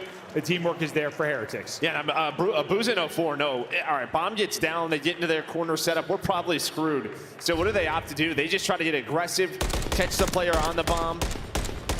It gets close. There's about 10 seconds left. 04 is just hoping maybe to get behind the tractor and make some magic happen. But yeah, Metals picked onto that player in Brezzy. That really opens up the round for them. No, it absolutely does. I mean, that looked insane from like the third-person cam. You know how tough it is. I think that was a team shot, but I don't know. I want to assume it was a team shot, but yeah, from our POV, not entirely sure. But fact is, he got plucked in one of the more difficult positions to do it. 3-3 now as we go deeper. It's losers round 1. And it's insane already this week, and the matches have been nuts. We've got a lot of action to come today, tomorrow, Sunday. One of these teams are not going to have a chance to battle further, and who's it going to be? The offensive push is now in. Surge had gotten onto the site. You played it pretty passive over here if you're Heretics. Yeah, this is the change-up. You don't get aggressive behind Vigil, right? You don't leave him alone towards the B site. Instead, you just give up. They have to go for the bomb plant. Looks like Hook is going to try to get it down, and if they do, then you're relying on Real maybe to hit a flank. But bomb planted, you're into a great setup here if you're Surge. And Brezzy's going to find the first blood.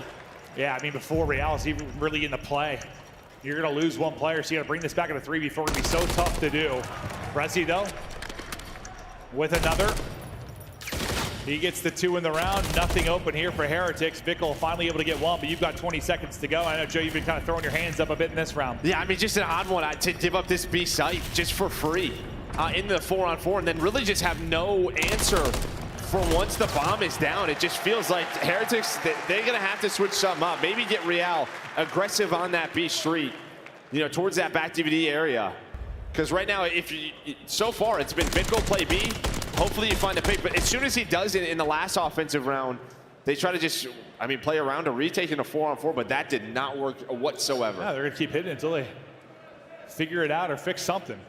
We'll see what kind of look they get next time we get back to defense for Heretics. For now, we'll swap sides. Real still sitting on the goose. I don't know if I've seen double gooses like from different players, and so I'm sure it's happened sometime in the history of our esport, but now he's got to be in his own head a little bit. Pretty similar, like hasn't really been able to get much damage through. Doesn't have like the crazy amount of first deaths, maybe like 04 did in that map too, but still just not finding any success. As we go to the goose cam again, just see what he's looking at. No openings around the map, and well, I mean, you're probably feeling the goose a little bit more when you're in a map 5 versus a map 2. Well, I think a big difference is he just hasn't taken many chances. Right, just feels like they're worried. They don't want him to overstep, maybe in some of the rounds like he did yesterday. Here's some of the trades that we're into another 2-on-2, and it's Abuza and Brezzy. In reality, he's like thinking he's got a gunfight, but then overstays his welcome and gets dropped. 2 versus 2 we go, and in the 2 versus 2, who's been the magic man? It's been Abuza. 10-3 now on the 3 straight. He's gotten himself to a really good spot, too. I don't know if they're going to know he's here. If they're going to check this. Well, it depends on the timing. I think maybe Metal sees him. He does. But Abuza opts for the gunfight. But you see Lucky's on the pinch. Metal's just waiting for his duo. Now all down to Brezzy. Oh my God, that could have worked out so many ways. He sees his feet. He gets another. It's Brezzy with the 1v2.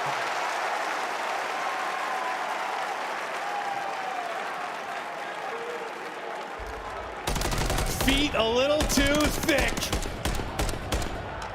Lucky tries to peek. Brezzy hits the beams, and now they're around the way from continuing on. 04 hurt at map 2. Real's here and in now. The youngster yet to find a kill.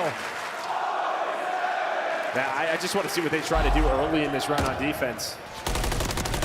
Then maybe just go back to Vickle over towards B by his lonesome. You see that number 5. There we go. Finally some aggression through DVD. We haven't seen this all map. Well, he says you're not taking risks. It's tough to take risks when you're 0-7, I'm sure. But you've got to. You got to keep playing your game. And he'll be trying to help Vickle maybe on that dark cross. Uh-oh, Spaghetti-O. And normally if one nade hits, there's a follow-up, but there's that cross. 04 identifying the first blood. So again, they've just been working this B site as much as they have wanted. Metal's trying to get aggressive and is able to find 04. Trying to work the pinch, and there we go. He's on the board when they needed him most. They needed this one so bad, otherwise they're out of the tournament. Metals. He may get there kind of late. He's not there to support Vickle, but he wins a nutty gunfight. They bring it back. They finally find success there. And they continue on. I thought once Vickle dropped, like, here we go again. This one's done. But they ice up. Yeah, maybe that's just on 04, kind of trying to take a forward position, not playing around tractor or ice cream. You have the bomb in a really good spot, but maybe he's trying to get there so they can get the plan in. Instead, he gets caught by Metals. Yeah, just one of those kind of gambles. You get the info or you win the fight, round's probably over. That's not what happens, though. And Heretics survive now to round 10. A surge victory here on defense will end the map, or the Heretics get us to around 11.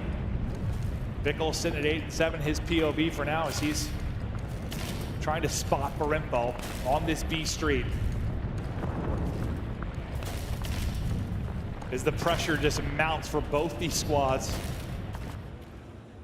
And a lot of young players feeling the heat. Already 30 seconds off the clock. Again, just both teams have kind of done this. Checked all the corners, checked the aggressive positions, the defense can get to. So where do they want to work this bomb? Brezzy has gotten picked from here before, and Vickel's going to find the first blood. He's had a couple big first bloods over towards this B side. He does it again. Hoop trying to bring it back. He's able to at least get one. Can't get a second, though. You trade that out. Brilliant job from Heretics to make sure. Are you going to be ready for this, though? Abuza gets so far forward behind the timing. Oh, my lordy. There's one. There's a second. Oh, my God. That's a win and a half from Real. It nearly fell apart.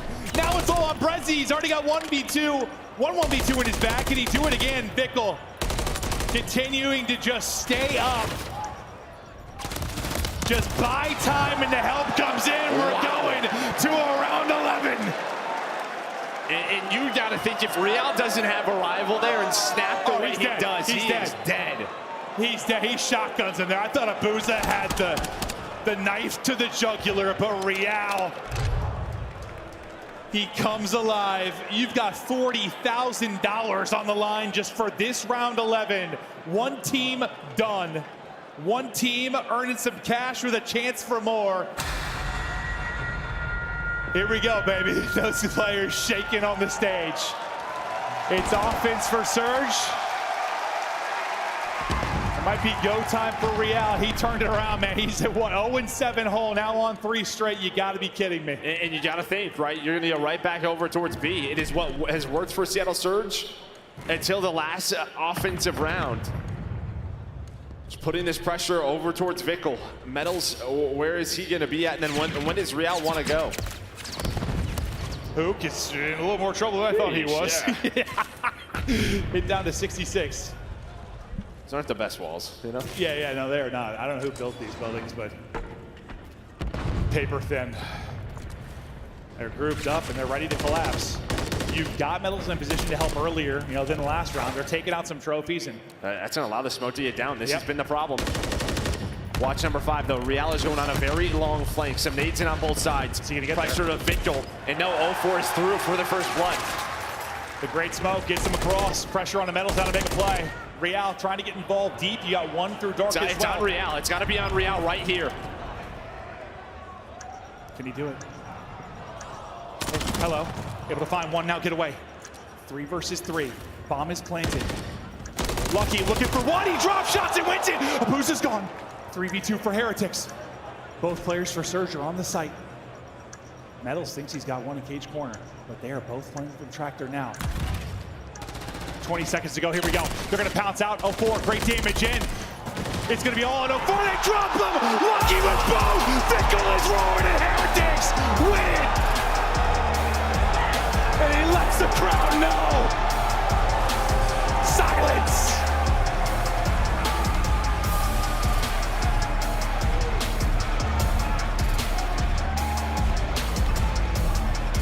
There's been these clutch moments, these big map 5s that Miami have gotten over Seattle Surge.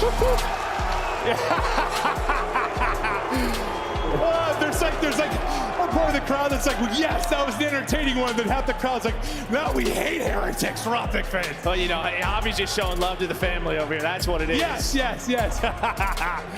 But huge plays from him throughout that game 5. Bro, but my he heart gets was isolated. Got isolated in that round 11, but the timing was on Real, because then that forces Abuza to reposition, then through DVD. Lucky's able to catch him, but it started with that Real play. Real was 0-7. He was 0-7. The entire crowd is chanting it. A new player to the league, young player to the league, his heart was thunder probably in that moment, but he comes up huge. And yeah, I mean, you might think he gets that kill, maybe oversteps, overchows, and just backs up, makes the heads turn from Surge, and they start to pick him apart. And props to Heretics, because they were struggling to be defense, and Vickel got picked again, but the 2 times where they had to clutch up, they did it. Yeah, I mean, they're going to probably have to work on that trophy placement. The trophy placement there. Probably work on multiple things, really, on B. But don't allow them to shoot the trophies. Yeah. That's a big part of it, but here's a look at the scoreboard. I mean, 11 for Abuza.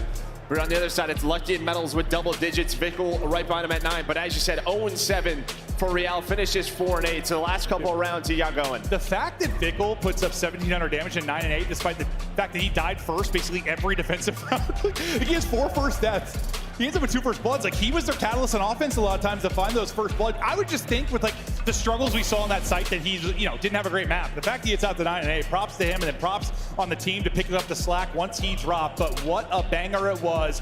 An old-fashioned Neslo there in the 2-3-5. As Heretics are able to do it, and something about this venue in this moment, I was nervous, bro. Like, whoo! And I think for Miami, they have relied on this search and destroy, but if they want to continue on, that hardpoint has to get better versus the top dogs. That'll do it for Joe and I in an insane match. Now, we kick it to Blaze and the arena's favorite player. Thank you so much, Merc and Maven. Texas, you can love them or you can hate them, but make some noise for the Miami Heretics as they stay in this tournament. Vickle, what a tough environment to play in, but you guys come through and you clutch up. This was a $40,000 round 11 matchup. Can you walk me through it from your team's POV in that last round? What was the call? I mean, they were bullying me on the left. They played really well with a smoke and just pushing together, so props to them, but my team clutched up. Shout out Real, he started the map 0-7. He was full confident, making plays, flanking on a 5-5. So shout out to him, he's my rookie of the year. He's here playing, so that's my boy. Big game time plays from a rookie in a $40,000 round 11 here at Champs.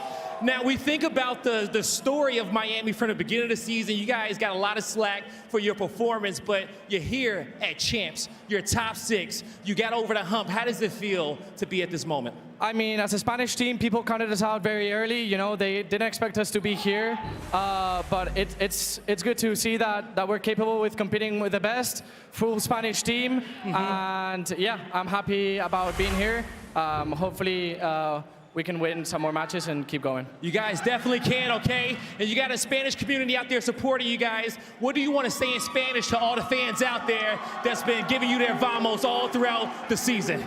Bueno, a los fans desde España, muchas gracias a todos por vernos. Quiero dar una mención especial a mis padres, que vienen todos los eventos. Siempre están aquí dándome sus ánimos, que los quiero mucho. Y viva España, y ¡vamos! ¡Vamos! One more time, make some noise for the Miami Heretics. They're still in Champs. Chris, take us away. What an awesome moment. Round 11, Miami gets it done, and Big Vic gets the dub in front of his parents. They're celebrating out here in the bowl. And what an awesome way to start day 2. We go to a game 5, round 11. Nameless, you and Clay thought the Surge had it locked up. Yeah.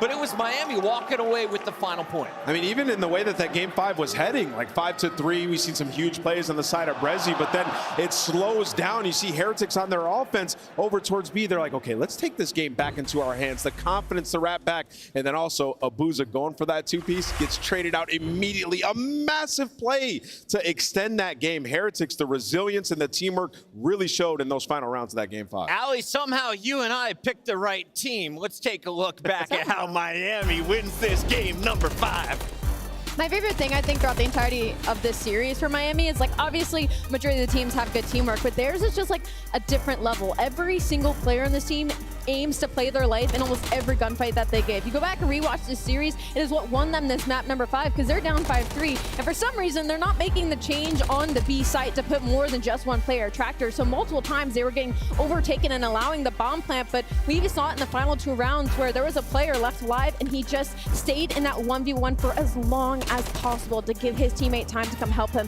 And that's how they won the map number 3 as well, is they just kept third-partying each other and waiting for the help instead of taking these unnecessary gunfights and unnecessary deaths. And to Ali's point, like, Real was having a tough game. You've seen in that previous round, the highlights, he's 1-7 at that point. So he's not the first one to engage. He gets over by DVD and he waits for Lucky. Lucky gets there and then it's like, all right, let's pounce, right? Oftentimes you'll see players having a rough game. They try to go out there and challenge and make a huge play. That's not the case with Heretics. So good on them for having good communication and staying calm in these tough rounds. 2,700 damage done by Metals as he leads the lobby with 11 kills. On the other side of the stage, Abuza Rookie of the Year-like performances here at Champs. 2 Game 5s, and he falls just 1 round short. In that Game 5, Abuza went 11-7. He tried to put on for his team and carry them to the next round of Champs. There was that round where Real was 1-7, and Abuza was about to pick up the 2-piece. He jumps out the door, and Real puts him down. I think that was a huge moment, but you love to see the confidence coming out of Abuza. Abuza, the rookie, putting up numbers for Seattle, but it's the old man, Lucky, who has been to the most Champs, 2 in the past. 5 years later, Nameless, he's back and he's dropping a 1.07. Now 80-75 across the series. And double digits in both search and destroys. You know, on the year, we're looking at clutches and we're like, okay, Dashy's up there, but it's also Lucky, and he's trying to get his credit where it's due, and he's moving on in the lower bracket here at Champs. There's no telling what they could do.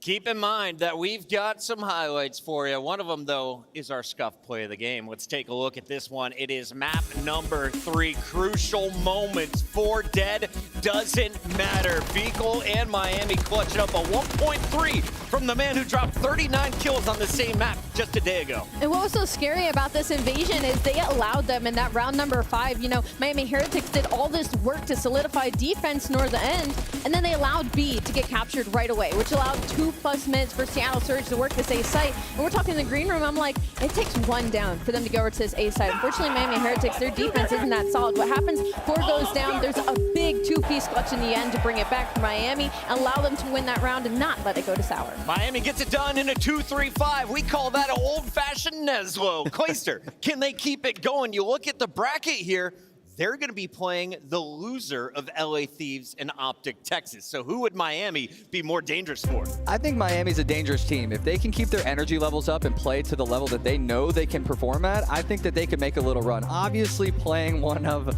those 2 teams is going to be kind of scary. I'm not exactly happy for them, but we're at COD Champs. You got to beat the best teams to win the tournament, so like you can't be afraid of anybody. What a way to start a Game 5, Round 11. Heretics send Surge, the first team packing, as they power into the next round. We're going to see Toronto in the next battle, but before that, we got to check in on the Challengers scene. Challengers is kicking off today, and Lottie can tell you all about it.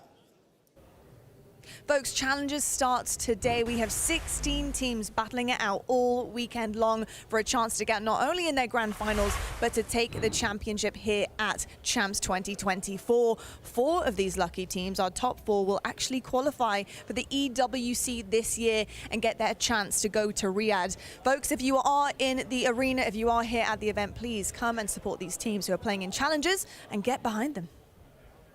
So great to have Lottie on board, as well as all the challengers who are here this weekend. The top 4 get invited to EWC to play Modern Warfare 3 on a ridiculous stage, a $1.8 million prize pool going down August 15th to the 18th.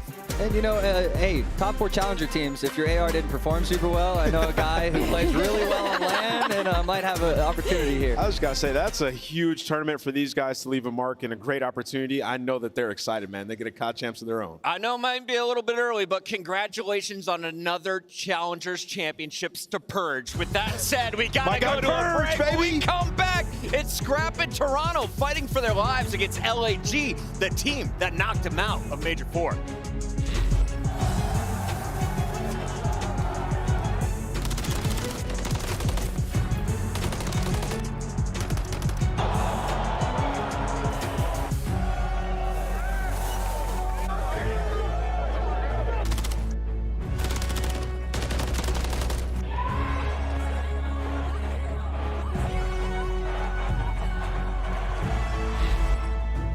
Call of Duty League Championship Weekend is presented by Corduroy, the only beanbag in the world with a bed inside.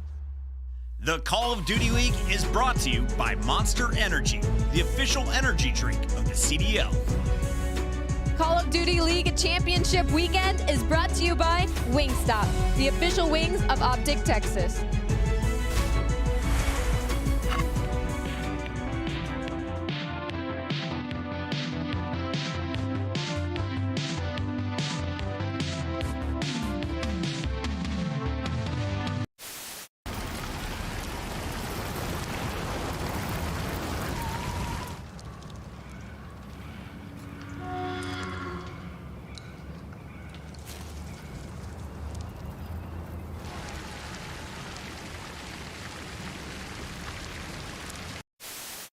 one clean break, one set of kills there. Afro sneaks in and steals the victory. Try and work someone on the flank. He's able to find by Criminelli, the Kriegs. They're able to get 2 headshots. They know that Formal is gone. Vivid. Ooh, I think that's a bit of an over challenge. Envoy, he goes to the defensive side. Nobody able to check the bomb. Crim ready for it. Nice shots. Or Criminelli now going to find all 4 kills. This is Formal for the ace. Third. 4. Illy wraps back and it's Formal with the ace. Did you feel bad about eliminating Vegas Legion from Champs? Yes and no, but yes. They're seeing him like, ugh. I don't know, actually. You are lying. I'm lying? Them guys.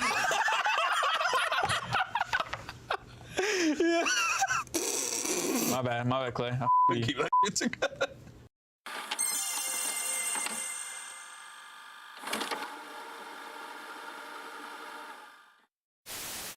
Oh, take a look at this rush. Take a look at this aggressive play from Minnesota. They make their way in through middle. They instantly hop into this B zone. Standing with a nice little angle. Oh, what a play! Oh, it finds 3! Eli with the snapper to make the play. It's been all about him all tournament long. It can come down to a 1v1. Oh, he's not.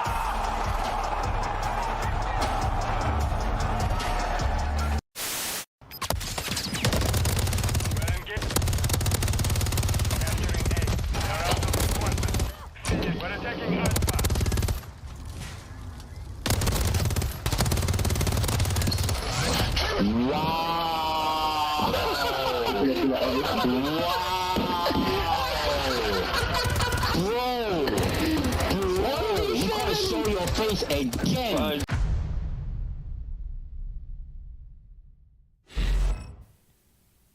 I'm here with Estriel from LAG. First and foremost, welcome to Champs. So lovely to have you here. I want to talk to you a little bit about your journey. You know, breaking into the scene, breaking into the league, going through challenges, and then getting a shot with LAG. What has been that journey like for you? It's been rough at times, but I think at the end of the day, we made Champs, got top 3 last event, so it definitely worked that we peaked towards the end, or we're not looking to go out like this. I got faith in the guys. We just got to lock in. I love to hear that. Now, I want to talk to you a little bit about some of the problems that we've been picking up on, right? Okay, you're on a 4-map losing streak on Hardpoint, which is kind of uncharacteristic for you guys. For the most of the season, 80% of the season, you've been pretty darn good at Hardpoint. So what are the struggles right now? What are you trying to correct on the fly? I think it's just like making sure we just get our kills in good spots and just playing together and just making sure we're not taking lazy routes and just getting our kills. I think that's the biggest thing, just playing together, playing confident. All right, playing confident. And how do you feel about your teammates in terms of their roles, the dynamic right now, how you guys are producing what you can on LAN? Because I know online has been a bit of a struggle. Yeah. You know, the experience now coming back on LAN, knowing you're comfortable here, how are you all feeling? I think we're feeling good. Like yesterday, we know we could have won. We just choked some like big moments. So it's just today we just got to make sure we don't make those same mistakes. All right, no chokes, please, LAG. Thank you so much, Estriel. Best of luck today. Yeah, appreciate it. Welcome back, everybody. It's the Call of Duty Championship Weekend 2024, and here in day 2, we've already sent a team packing. Now we say goodbye to either LA Guerrillas or their opponents on the other side, number 2 seed on the season, Toronto Ultra. I gotta say, after hearing from Estriel, I'm cheering for the rookie. Toronto are the heavy favorites in here, but LAG pulled off the impossible just one major ago. They were the team that sent Toronto down to that elimination bracket on LAG's way to a top 3, Allie. Yeah, honestly, maybe they prefer this pool rather than having to go up against LA Thieves, because we know how those historics have gone. But for LAG, they're a true underdog team. They're not a team anybody during Major 4 had in the contention of making it 2 champs. They slide their way in, and they're causing a couple of upsets. Unfortunately, they weren't able to get too much off of Optic Texas, but again, that was a hometown crowd advantage, and maybe they got their nerves out on day number 1. So this is their last opportunity. Nameless, if you look at the numbers, online has not been good to LAG. They struggled in the qualifiers, but when it came to LAN, that's where this team comes alive. what are you expecting to see if they're going to come out with the W? Yeah, you know, when you saw Lottie's interview with Estriel, she talked a little bit about their hard point, and that's what they had success in versus the Toronto Ultra, who've been regressing there. So I'm expecting Estriel to come out strong. When we were discussing like the stats versus the top 4 teams, it's actually Estriel amongst all players in the league who performs so well against them, and especially in this matchup. When they closed it out, he dropped 36 kills and a ton of damage just 2 weeks ago, so he's comfortable versus Toronto. Yesterday, we're talking with Joe, aka Merc, backstage about Toronto. When they win, it's because they won a game 1. Normally, they are dominant in a series when they take that first hard point. But talk to me about Ultra, because this is the team that struggled in both of them against LA Thieves a day ago. They're on a bit of a skid when it comes to hardpoint. I think they've lost 4 in a row now. They're performing near the bottom of the table of these remaining 8 teams at Call of Duty Champs, and I think they need to figure it out quickly. I mean, we're about to start this match. If they haven't figured it out by now, they're in for a rough ride. To your point, I mean, they're 8th in holding, right? Which is bad because you're going up against LAG, who are amongst the best at breaking hills. So on these rotations, when you think you're going to be set up and you're going to have a good time, no, LAG is going to be busting on in there. And the last time, hardpoints weren't relatively that close. So for Toronto Ultra, a team that's been dominating in HP throughout the entire season, seemingly one of the worst, at the worst time to be regressing there. This, of course, is the team that went all the way to the championship match last season. They went there through the winner's bracket. Now they need to start their loser's bracket climb. Can Scrap help this team lead the way? Scrap can definitely help this team lead the way. This guy is a monster. He's been performing at an extremely high level all year. Like we said yesterday, this guy is the backbone of the Toronto Ultra. I expect him to come out here and go double positive. Ali, he got bopped up on by Dan Ghosty. Is there anyone on LAG who could shut him down again here in day 2? Ooh, maybe there could be some players in LAG in day 2. I'm looking at Fame because we know what his ceiling can be sometimes when it comes to matches like this. But for Toronto Ultra, I look at yesterday's match and I feel like they beat themselves in both those hard points. They had the lead in the first half. In the second half, it just like it all went away. All fundamentals went out the window. I'm sure they did VOD review. I certainly expect to see our actual number 2 seed today on that stage. Nameless, we were questioning the coach's decisions as we take a look at what happened just 2 weeks back in LA. It was a 100-point differential in map number 1. A round 10 victory for Gorillas in map 2. We saw Toronto come back alive on high rise, but then it was a second hard point that sent Toronto to that loser's bracket. Maps? Listen, Chris, and they're not afraid. They're going right back to it. Listen, that Karachi hardpoint for Toronto has been their best map all season. 16-4. Same thing with the 6-star. Their best search and destroy. And LAG said, we beat you one time, we will do it again. Going right back to those 2 maps. Ali, I know you love the numbers. Who do you give the statistical edge looking at this series? If you just look up the matchup alone, you obviously have to get to LAG 2 Ant's point because of the opening 3. But on the flip side, Toronto Ultra is very happy to play that Rio hardpoint invasion near the later half of the series. So it's almost like they're expecting to at least drop 1, but they want to close it out in 4. Ali, you've got the lead. Yeah. It's time to keep it as we lock in our Scuff Pick'ems. Who are you going with first?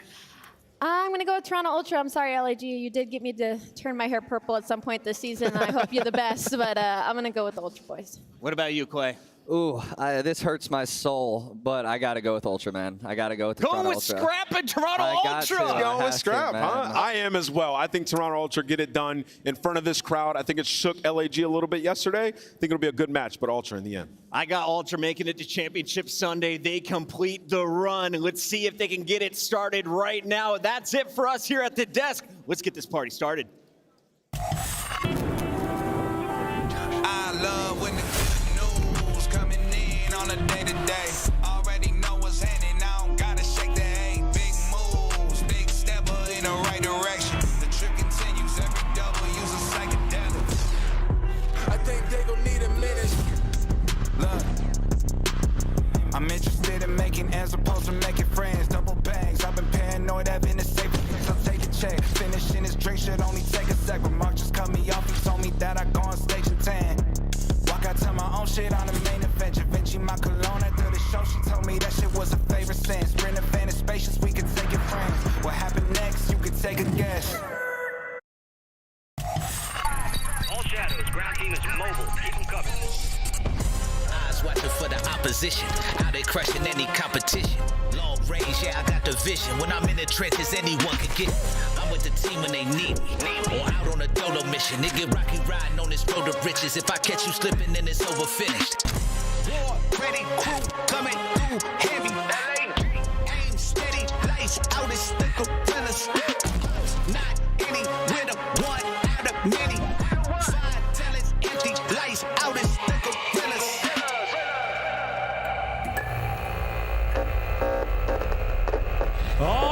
Texas, we got a grudge match coming to the main stage. You ready to get our second match of the day going?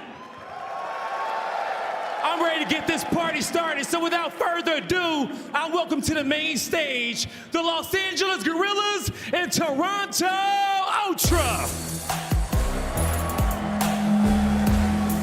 Just a couple of weeks ago, LAG shocked the world and sent Toronto Ultra down to the losers bracket.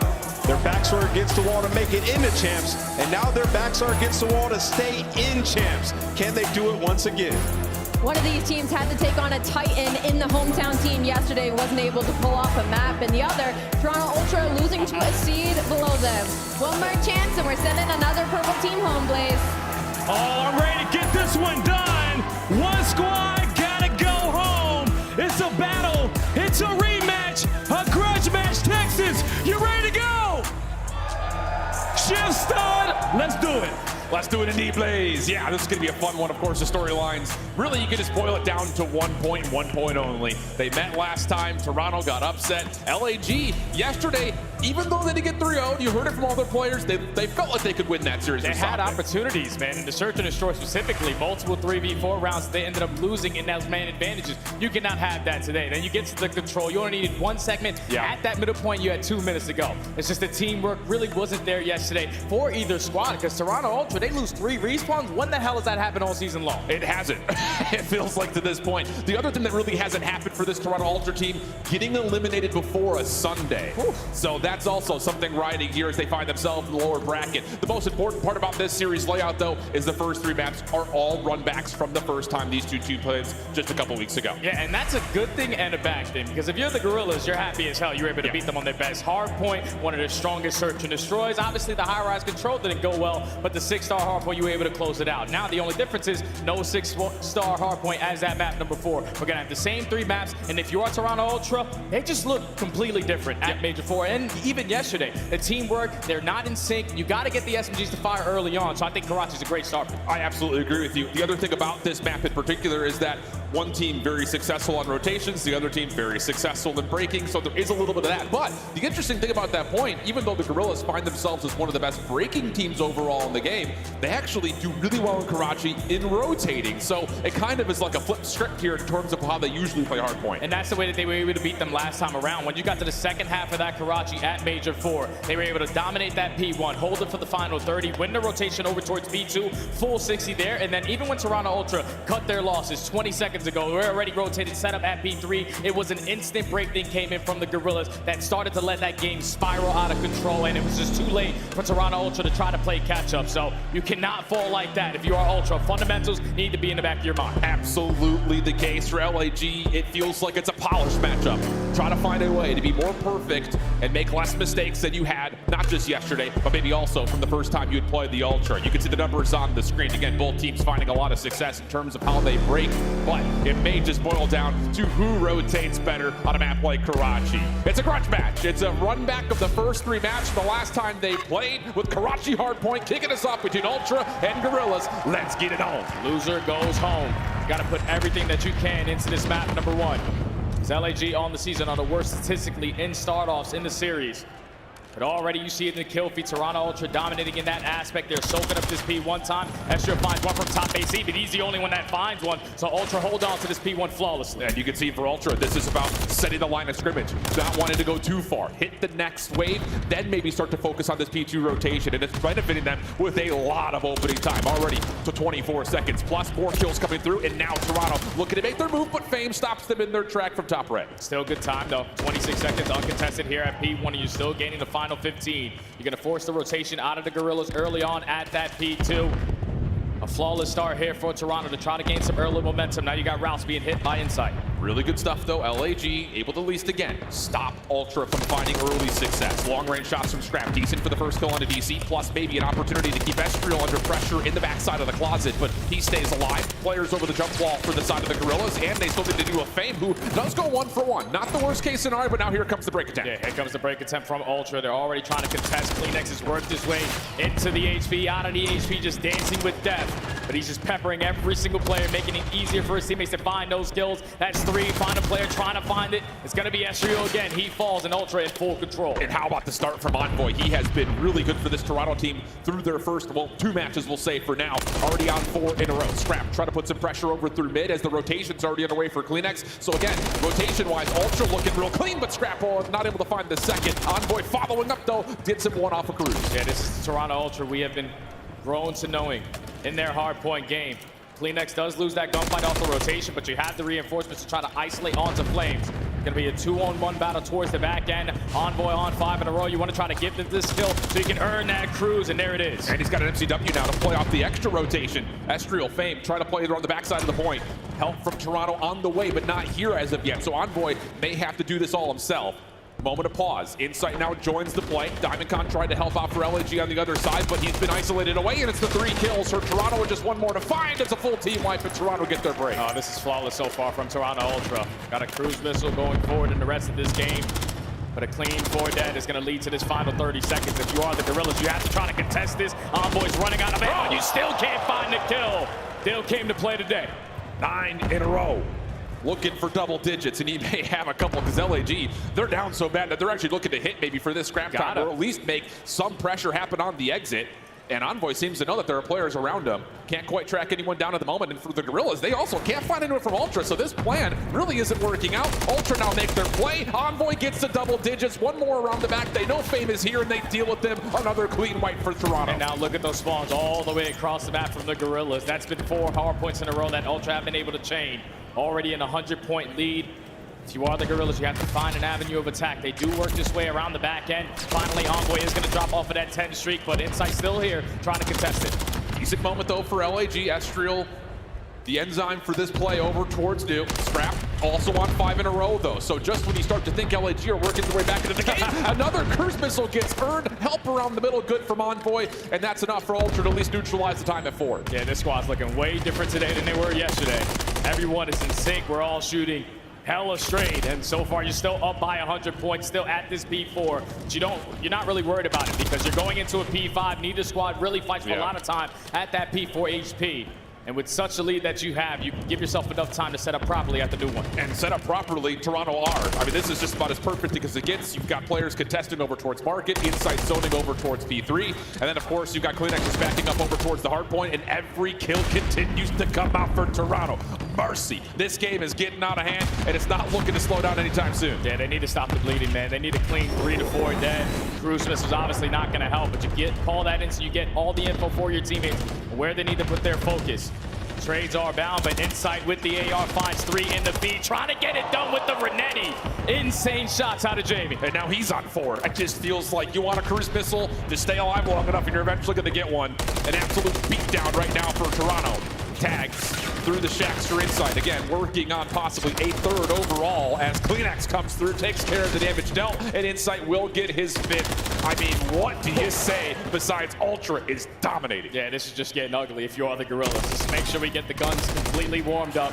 Both the AR sitting at double neg. DiamondCon a little bit worse, but they just not have been having a good time on that first half of the game, losing every single rotation, not clutching up in these key one-on-one gunfights. Now down by 130, another cruise is getting invested. They still have one in the back pocket. I mean, it's like you mentioned, rotations haven't been there, but Ultra are also not allowing the Gorillas to ever even get a setup for a break attempt. Everything has been so darn convincing. And how about it? It's just Titan Scrap popping off. When they start to feel energy like this, it does seem like Toronto find themselves as one of the best teams of the game. Yeah, that's already 3 in the feed. EC is able to find a double 2. Now allow his teammates to potentially try to work their way in for this break. Still 30 seconds to fight for. DC is able to find 3 in a row. But now it's the hill's going to be white. LAG have to work their way into the objective. It's just been so clean from Ultra, not over-channeling anything. Everything has been absolutely perfect in terms of decision-making. And you still have 15 seconds to soak. They're going to get over 200 points before we even see our 7th overall total kill. This is ridiculous. Yeah, this is ugly, man. This is completely ugly from the side of Gorillas. You heard the interview from Estrio. He just had to clutch up in a couple of those kills in those different situations. But right now, nothing is going right for them. Off the rotation, though, they are fully set up, but the cruise missiles just keep on raining. And you've got Insight already hitting a route around the back, so these spawns for LAG are going to be deep. but that told, Toronto do not have the ability to just immediately break on in, so Insight has to wait a little while longer. Kills through the middle of the map may allow him to start making his move, and there we go. Kleenex from one side, Insight from the other. Now Insight's just hoping that his teammates can open up with the kill so that he can eventually decide to hit this flank area, but so far a successful hold, 30 seconds uncontested from the Gorillas, slowly but surely trying to fight their way back into this game, but with Envoy finding one, it's time for Insight to strike. Yeah, he's got to find a way to track down this player inside the hill. Messy initially, but Estriel caught by surprise. Insight gets the break, and this is just extra bonus time right now for Ultra. Gorillas have to play for every single second, but as Ultra continue to dominate, a chance for us to take a listen in with Toronto Ultra comps. They stun me top 3. One mid. He's running up mid lane. Like to new? Yeah, to new. Yeah, largest. Weak. There's two new. One's going behind you. Yeah, one's going out, or it's calf. Okay, I'm looking right. Yeah, he's not Look at the street. Look at the street bench. I have it. Just go now. One, there's 20 with you. Run, I think. Out mid. Secret, maybe. Flames. Okay. I'm behind him. Give me a sec. I got him. Follow me. Hold on, mid. Time. Really good timing. Nice, back left. You applied parking or something? I'm challenging for you. I'm blocking. I'm 20 killing on my side. Parking. He's gonna be back 1p5. right. I have a sniper Back right, dead. Wait, one shot. Dead. Nice. 2p5. I needed them. 2p5 going red, boys. Heard you. Yeah, one mid. Stay down, though. Yeah, I am. I need a drop back here. I'm helping right. One mid lane. Mid lane still. Mid lane. Jamming. Blow me. Blow me. One shot, absolute logo PD. Nice. She's not weak. And one's on tiles.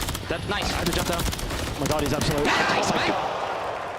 Flawless break, flawless hold. Ultra come out swinging to map number 1, and that is going to be an absolute beatdown to start the series. Wow.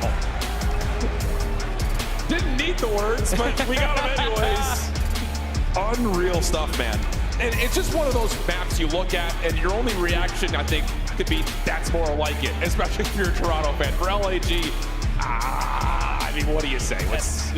And that's why it's tough, man, because Major 4, you gain that confidence. We beat them on all their best maps. We squared up, and we were the better team on that day, but today's a completely different day. Ultra coming off of a very difficult loss versus LAT. The Gorillas yesterday showed us a little bit of light versus Optic, but we know Toronto all season long had been one of the top 4 for a reason. Absolutely, and the thing about it is we've seen throughout the entirety of the season that when their hardpoint is on, they're a difficult team to beat. And you can see it obviously reflected in the kill feed. The non-traded kill percentages are unbelievable. But Scrap goes 21 and 13, 11 assists and 4,200 damage in a 100-point club fashion. I mean, that's like the equivalent of a Call of Duty hat trick right there. Yeah, they were just dominating in the kill department, in the rotation department, early breaks when they needed to find success. They were able to get it done, especially at that P3. That's where LG last time around were able to find a lot of their success. But even when they hit that early rotation, it took one opportunity for Toronto Ultra, clean 3 dead, you swarm the hill, you find that break, and you close out the game there. That's how you want to start your potential losers bracket run if you're Ultra. And I think the thing that's really impressive about how Ultra play this map, even comparing it to the other, we'll say quote-unquote top 4 teams, is that they don't allow this map to get mixy all that often. No. If, you know, here's our set of kills, let's not necessarily force anything. We're just going to set up, lock down lanes, force you to come to us again, we'll destroy you, and then we'll rotate as a full group of 4. So you don't win rotation if you're your opponent, and you don't ever get a chance to really set up a break attempt. It's just absolute chef's kiss. Yeah, it's because you're not really finding kills around the map. When you're finding a kill, that guy's already earned himself a cruise missile. So going forward in the rest of this game, when you're fully set up, those cruise missiles are breaking every single setup because they had like 3 or 4 throughout that entire map number 1. So if you are the Gorillas, a slow start in this series, but you need to be able to bounce back in this search and destroy on 6-star where you got the better of them last time. And let's be honest, I think the way that we've seen LAG play this map is very much so we want to play for retakes, we're going to hit you with smoke plays on offense. They love to try to make something happen quickly, whether that is right at the precipice of the round for an offense or let's all stay alive on defense and make sure we get a 4v4 retake attempt. They love to hit you as a full group. That's the biggest point. And I think for Ultra, some of their shortcomings have come because they've tried maybe to make a couple of too many individual plays. So we'll see how that matches up. Yeah, the battle last time around in that first blood column led in favor of the Gorillas 6-4. And usually when they find a bunch of first bloods, their conversion rate is not the best. But same thing could be said for Ultra. When they find a first blood, the conversion is really up there. But even when they found a couple, they were still falling short in a couple of these rounds due to the way that LG were liking to play. They were giving up that A-bomb site plant every single round. They were relying on that smoke retake through mid-connector, and thankfully for them, in those 50-50 gunfights, they were coming out on top in the majority of them to close out that search and destroy. It could be the recipe for success again, but I don't think Ultra are going to get caught slipping twice. No, the confidence level is so high, and I know they say that everything is bigger in Texas, but it doesn't get much bigger in terms of the gap in that game flow chart. Absolutely wild scene. So now we see up the 6-star surge, or again, already setting it through. It definitely feels like for LAG, you got to just take the momentum right back. Yeah. Hit them hard, hit them fast, find a way to get these SMGs up and early, get those first bloods, where they have been able to get a lot in terms of their percentages. It's just down to can they actually convert rounds after they find first bloods. Yeah, and you can tell by watching him play in Search and Destroy yesterday versus Optic, they seemed a little bit nervous, Agreed. especially Flames. This is a guy who, when he joined in on this LAG roster, he made big differences, especially in Search and Destroy. He started off the season with 2 back-to-back 1v3 clutches. I need to see that young man bring it here today, because on a map like 6-star, we know how chaotic it can be at certain points, but those ARs need to be able to shut down their lanes. I think on the other side, you talk about the ARs, DiamondCon, again, has been kind of a beacon of success for this LAG Search and Destroy. Even yesterday, really good stuff on him when they were playing on the high rise. You have to have that as well. Maybe he's the quarterback of the entire setup. This is what I see. Hey, let's make sure we're not losing track of this. Whether it's a post plant or a retake, I think he's got to be the guy to say go as well and make sure that you actually hit the green light together. And the only thing that scares me is the way that Toronto Ultra played yesterday in their Search and Destroy. The only map that they took versus LAT in a clean 6-0 fashion. They got that done with using that teamwork all the way to the top. There was multiple first bloods. Even in man disadvantages, they were still in sync trying to clutch out these rounds. If they can bring that same exact teamwork game plan into this one, oh, this one might be quick. Very well might be, but on the other front, LAG on land have often randomly come through with great Search and Destroy. Yeah. And it really has been because of DC right here. His opening duel percentage is great, his clutches are great, and of course his overall KD continues to be one of the most consistent in the league. But this feels like a different monster today with Toronto clicking on all cylinders, and they will be on the defense first with a 3-man hit right up the middle and just leaving Scrap over towards his lonesome on patio to make sure nothing comes over towards B. Yeah, for the Gorillas, this is just a split setup. Try to get an early feel on how Ultra are going to decide to play. Attacks are going to gain a little bit of info that they're going to be camping towards the backside of middle, so Ultra's just going to back down from that position, dominate mid-map. I love that from Ultra. You get your information, but you're not going to force any challenges. You say, okay, we know they're still playing passive in their spawn. Let's let this clock drain out a little bit, and then maybe find a way to delay hit once we start to figure out where LAG want to go. Fake nades over towards B, but Ultra not bamboozled by this, still holding their ground in mid. Yeah, they're watching all the crosses. They should have all their bases covered, but Insight should be able to gain this info, and now all those arrows on the mini-map are going to start to turn. Hopefully that they have stuns and nades in their back pocket to try to contest this bomb play. Yeah, this is the interesting thing because DiamondCon knows he has to watch this long flank because of that pressure for mid. So this will essentially be a 4v3 on the point if Ultra full commit with this 2-2 split for both their spawn and their U-Haul. Bomb planted, now it's just down to how the hit happens. We got 2 players approaching from the sky bridge. Envoy not able to find that first kill. Fate trying to get out with his life, but it's instantly a 3v3. Kleenex flies through. Numbers advantage Ultra. DiamondCon's on the way back over, but ooh, is there time for this? Kleenex trying to go long. DiamondCon has to keep his head on a swivel here. Focus from the front is all going to be pulled by Scrap, and he's able to win one. So now DiamondCon has to commit forward, and the player on the back comes through perfectly. All the mind games already shaping up for Ultra. That's such a beautiful play because you're thinking if Ultra put themselves in an advantage in the man's department, they're up 3-2 once Kleenex finds that second kill and DiamondCon hits that rotation, realizes I'm watching flank for apparently no reason because there's no one attacking this angle. I have to try to assist my teammates over towards the statue side, but when he gives up that position, great heads-up play call right there from Ultra. The double hit, that pinch, Scrap holds down his position to find his one-on-one. And then DiamondCon stands no chance. Beautiful retake right there from Ultra. Really fun chess game, though, between both those squads. Gorillas don't commit to anything through mid. The fake nades over towards B. Doesn't quite move the defense around. So Ultra feeling steady and confident in what they built on the defense. Can they provide the same offensively? And will it just be hey, we're dominating these guys, let's just hold the joystick down and run at them. And I love this initial play call again from Ultra. Taking a page out of the Gorillas book, just spreading the map, trying to get a feel of what their defensive setup is going to look like. But all this space being taken over towards A, keep in mind that bomb is all the way across the map. Think about it, is Insight may use this as a chance to stop the LAG defense from moving through, but the 1v1 over towards A actually has their Gorillas backing up through mid. So now it's just about who rotates around the map better in the mid round. Now, if you are Insight, you have forced that rotation to come in from the Gorillas.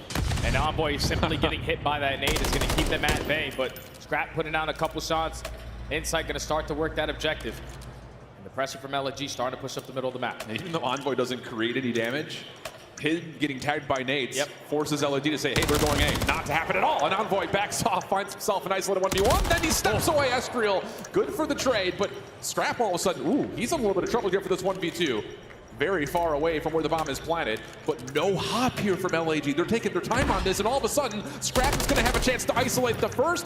Knows that he's got a little bit of time before the second comes through. Fame down low. It's down to the pistol, and Scrap takes him down, pops off, and lets him know. That's just beautifully timed right there to that young man. Scrap is going to get him and let him know. You almost caught me slipping, but I just shoot 2 damn straight, even with the Renetti. Ends that round on 5 in a row. Great clutch out of Scrap. The Ultra just can do no wrong in this series right now. About as perfect as we've seen. And now all of a sudden we have to ask, is there any life in the lungs here for LAG? Game plan hasn't worked in the first 2. You got to come out with something. We need to see something from the Gorillas here in round 3. Might be a pace change up. Because you saw last time around, Ultra just dominated around that mid-map. So you might just want to say, screw trying to contest that.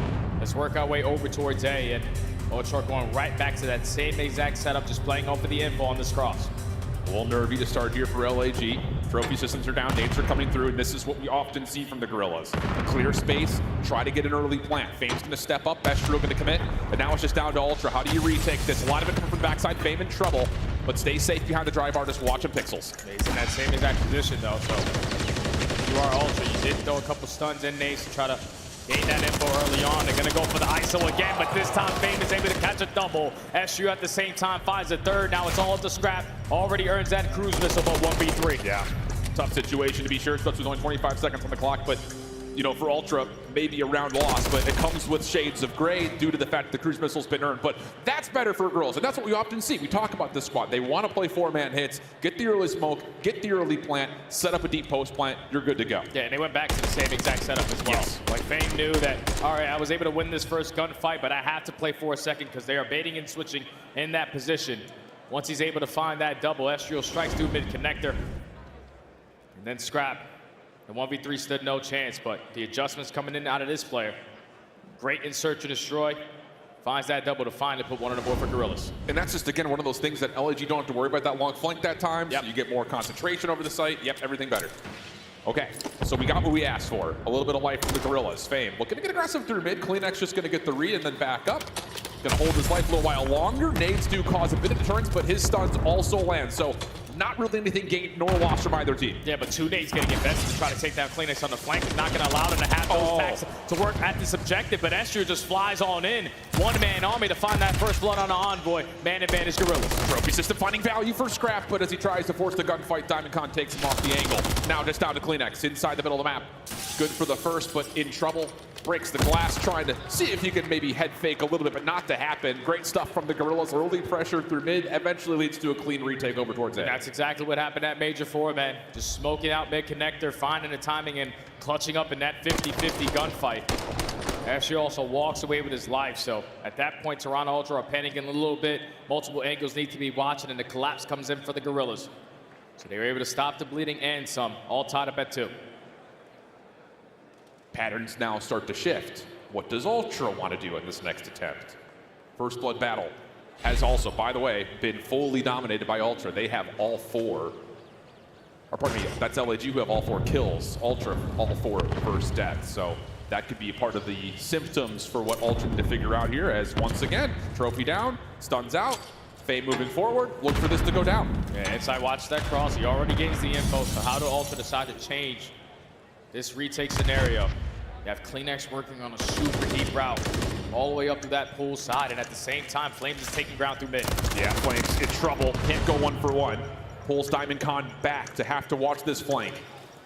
Does Ultra head fake back, or do they actually commit to this? It's, again, very similar from the other retake from a couple of rounds prior. Scrap able to get 1. Damage over, almost actually finishes off Estriel by himself, who now finds himself having to face against the rest of the Ultra army in a 1v3. Can't get the regen, and this time Toronto don't fake us out. They take the full rewrap, and that works out nicely. And that's how you have to do it whenever you're trying to retake over towards that A site. It's a 50-50 chance when you smoke through mid-connector and make absolute chaos of all those gunfights. But when you work your way around a deep pinch, find that initial kill, it's now forcing the setup in that post plan to change up a little bit. And then once you take security, it's just very difficult to hold down Statue because Scrap the entire time was holding down Skybridge. No one could push through your spawn, so the most they could do is try to work around the middle of the map, and that's probably going to be very difficult to try to find success with. Yeah, definitely remember that retake attempt next time we see Ultra on defense, because if LAG just keeps full flooding for these plants at A, now they've got a couple of different looks that the girls are going to have to worry about. But we'll put a pin in that conversation and come back to it next time Ultra find themselves on defense.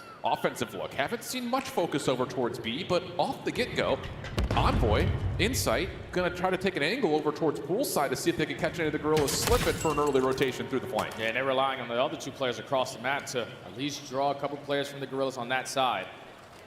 Early shots do come down, but this is where that cruise missile is going to get invested. It's going to open up that B site clearly to start working that objective. Diamondcon and Estriel going to be over towards the backside. You've got number 7 in Fame over the middle of the map, but Kleenex catches him out of timing. So now all of a sudden it's a 4v3. Estriel seen over the top of the waterfall, but the team shots are great from LAG. We get countered out. Envoy, he's trying to play for the trade. Doesn't quite see the connection, and a little bit of noise made by Ultra has Gorillas completely bamboozled. They're rotated to A. Bomb has not made the same motion, though. They're both thinking about that rotation, and Scrap is going to gain that info. Right back to B we go. There's 30 seconds left. That bomb is going to go down. If you are Scrap, you're trying to take a little bit more ground away from the opponent. Pushes up towards top plat and gonna have a gunfight here soon with DC. Yeah, this post plan is gonna be really difficult to break down, but DC catches perfect timing and takes care of Scrap. That turns Envoy's attention a couple of different directions. Kleenex also has to move over towards Tiki to get back into the play. And now all of a sudden it's down to how LAG execute on this retake timing. Good damage from Kleenex, but can't find the kill. Envoy, 1v3 up and over. And for LAG, no nonsense here. Estriel, damage, but not finished, and the bomb will be defused before Envoy could deal any more damage across the top of the site. That's great plays right there from the Gorillas, even falling early on in the numbers. Able to execute the team shots onto Insight, make it a 3v3, and then DC just playing super patient in the back of the spawn, catches the timing onto Scrap. For both the SMG players to now scatter on their setup and trying to watch top plat, trying to watch the flank, trying to watch middle stairs. And unfortunately, Kleenex was not able to find one before falling. So Gorillas, again, successful on a retake. Okay, now we start to talk about what does LAG do with this next offense. It has been 4-man hits towards A every single offense. And it looks like they're setting up for the exact same thing. But keep in mind, Ultra have showed us we're faking the flank coming back over from the front, and also we're committing towards the flank. And with this early motion through B, they're going to get full flank control, and an unfortunate self-save from Estriel now puts a ton of pressure on a Diamondcon who is already alerted to the flank is on the way. Yeah, DC gains that info, and now he's just trying to at least play for one kill before falling. Potentially the timing can go in his favor, knowing at least the Kleenex getting the better of him. 4v2 now. Even though you have full A site control, Ultra happy as hell to give up this bomb plant. Yeah, this definitely feels like a gifted round just off of the unfortunate circumstances with Estriel's nade. Maybe an opportunity for Fame to say, hey, we got to go around the world here and see if we can make a play through the defensive spawn. But Insight has already read it. He's got help nearby in Envoy. And LAG are just trying to force something, trying to create something out of nothing at this point. Yeah, you see Insight gains info on both of the players, not going to commit on a gunfight, waiting for the team push to come in. But with only 25 seconds left, LAG had to start thinking about that objective, and Kleenex is in the perfect position to shut it down. Timing, though, he may not actually catch the exit. Lifeline here for LAG. Kleenex on the hunt, but can't find Flames, but prediction is good, and Fame has also made his presence known with the kill over through DJ Booth. No worries for Insight to finish it off, and it is indeed just a gifted round thanks to the teammate. Yeah, just no need to panic there. You know that you have the numbers, especially with Estriel nading himself right off the rip of the game. You find that first blood onto DC working that D pinch, and Insight gains all the information. If the pressure is coming in towards B, slowly but surely try to sniff him on out. And you best believe Kleenex is going to check all those spots because he plays the same exact ones. Oh! Man! Leg day too strong right there from Flames. Well, boink. So what do you call here? If you're Toronto, up one, offense hasn't necessarily provided a ton. They've gotten a couple of plants, but their post point hasn't been great. I'm speeding it up. Right. Like, I'm going forward to one site, instantly putting that bomb down and forcing the Gorillas to try to play a lot quicker on their retakes instead of working their way methodically. Well, we got Scrap causing noise over towards A, and it is going to be a pretty quick hit over towards B, and Diamondcon gets caught. He was trying to play an aggressive angle over the B site. Fame forced to have to take something through mid, and he does provide, but not enough to deter the plant from coming through. We're going to get a 3v3.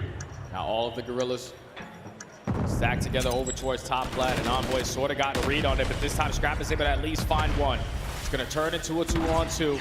Envoy in the position to make it happen. He just has to finesse his teammate really far away, and it would be good, but Estriel gets the pistol out, a little bit of help from Flames. Now it's just down to Insight. No utility for him to play off of, but a good angle from here.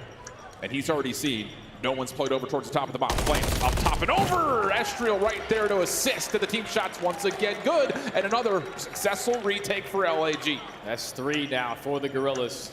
At either side, 2 at B, 1 at A. Once you get that man advantage, if you're Envoy, you definitely want that one back. He spots both players jumping down from top plat, so he panics a little bit in that gunfight. Then into 2v1, I thought Insight got the timing, but Flames and Estriel's challenged at the same time. We're able to secure the round again, all tied up at 4. And I will say, just kind of looking at the stats through Major 4, offensively, Toronto Ultra have struggled quite a bit. Yeah.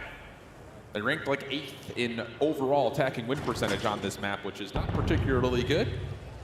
LAG, rinse, wash, lather, repeat. Same situation, stuns and nades over the top at A. Scrap just trying to play one angle over towards the backside. Insight still watching for the cross just for info. Yeah, trophies are getting invested, so this is definitely where the player's going to come in. But Ultra this time around are not going to be working this deep pitch. Going to rattle the troops all through mid connector. Hopefully everyone's got a sudden innate to blow these trophies up. Keep in mind, Fame is the one planting, not Estriel, so there will not be a deep member on the post plant for LAG this time, if they even commit for the plant. Focus for Ultra through mid has thrown some second guessing into the LAG offense, but do they even have the ability to track back? They look like they kind of want to. Diamondcon now alerted out to backside of security that the flank is not just one member, it's a couple. So actually LAG, they may push out U-Haul here. Scrap gets caught off guard. Ultra tracking backwards. Envoy to find the initial trade in. Toronto do come out 2 for 1. Oh, and they realized that the pressure was going to be too strong on that pinch. They decided to isolate onto Scrap. But they were thinking that the rest of the Ultra players are going to be around security. They all worked their way back through the middle of the map and said, Scrap, don't worry, we got your trades. And the S&Gs are able to close out the round right there for Ultra. Going to put them at game point. And if you are the Gorillas, you attempted to work that objective pretty quickly. But once Ultra were able to throw a couple stuns, throw a couple nades to keep you off of that site, that's when you're forcing the players like DC to continuously watch that flank, because a lot of times getting away from you, they could be anywhere around the map. Oh, and the head games are so crazy because Ultra have shown pressure on the flank in every single defense towards A, but it's just down to a flip of the coin. Are they actually going to commit to this or not? And LAG trying to get proactive through mid does not work out for them. So now all of a sudden we've got Ultra trying to take a page out of the LAG book. They're going to go quickly over towards A, trophy down, and it looks like it's going to be a stretch plan for Envoy. Yeah, just try to not allow SU to invest that smoke grenade through mid connector. Got a couple trophies down, but the bomb is planted. 4v4 retake. Can Gorillas find another one? Trophy system finding value, but it will eventually expire. Our second one is deeper over towards the right side at Scrap, but he's got to hit the dirt. A little bit of confusion in terms of where this LAG retake is coming from. The smoke, though, right through the front is causing the problems. 2 for 1 the exchange. Clinex able to provide one trade now over the top. Gets a second. One more down inside the smoke. Can't quite find it. Just down to Insight at range. 1v2 for the win.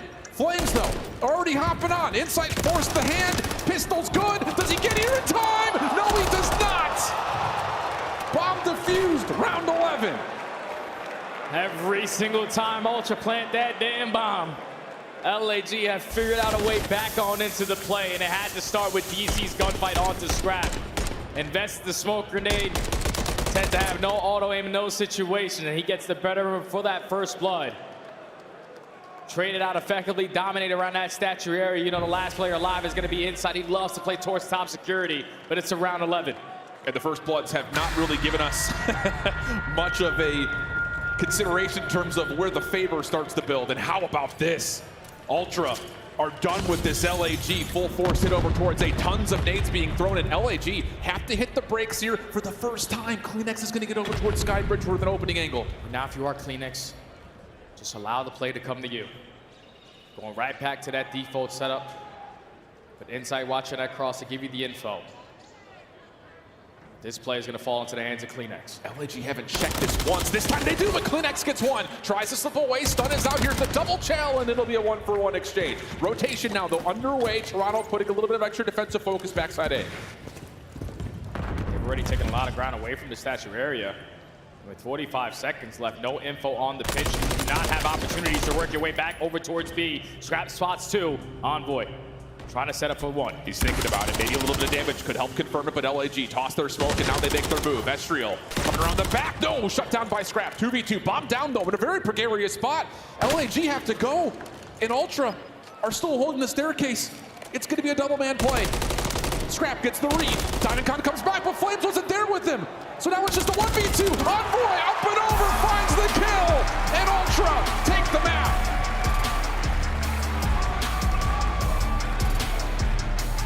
Such a back and forth search and destroy between both of these two teams. Ultra, every single time that they were on that attack, you get the bomb down, you find yourself in numbers advantage, and somehow, some way, the Gorillas were able to pick you guys apart time and time again. But they were so damn happy spawning into that round 11 on defense. We gotta plant the bomb. We can play for the retake. Great plays right there to initially use all your attacks to take statue control. That's now gonna slow down the play coming in from the Gorillas. You put Kleenex in that position, just find that first kill, and then now you know that's where the play develops, because all that time being wasted, they had no opportunities to wrap that over towards B. Yep, because DC knows most likely someone is working his pinch. Just talk about the balls to make that play call, though, for Toronto. We've been saying retake A, retake A, retake A, and for the first time, round 11, they say, let's contest the plan. Yeah. Oh, so beautiful. I mean, that was a chess game of a 6-star search and destroy, but it gets all the way to 11, where Ultra now find themselves 2-0 up in the series. And the news for the Gorillas, I don't know how to break it to them in any polite way. High Rise is up next, which has been, without question, the mode of all modes with map combos here for Ultra. Yeah, at least for LAG, this is their best control map, right? They have the most success on it, but the last time they played it, it was a 5-minute control. So you got to try to figure out what your back's against the wall. Tough scenes, man. And then there's still the possibility of a real hard point where Gorillas would have to just play a little bit of fix-up and then maybe an invasion search. But everything boils down to what we get on the high-rise control, where Ultra have a heavy advantage. We'll be back after the break with map number 3.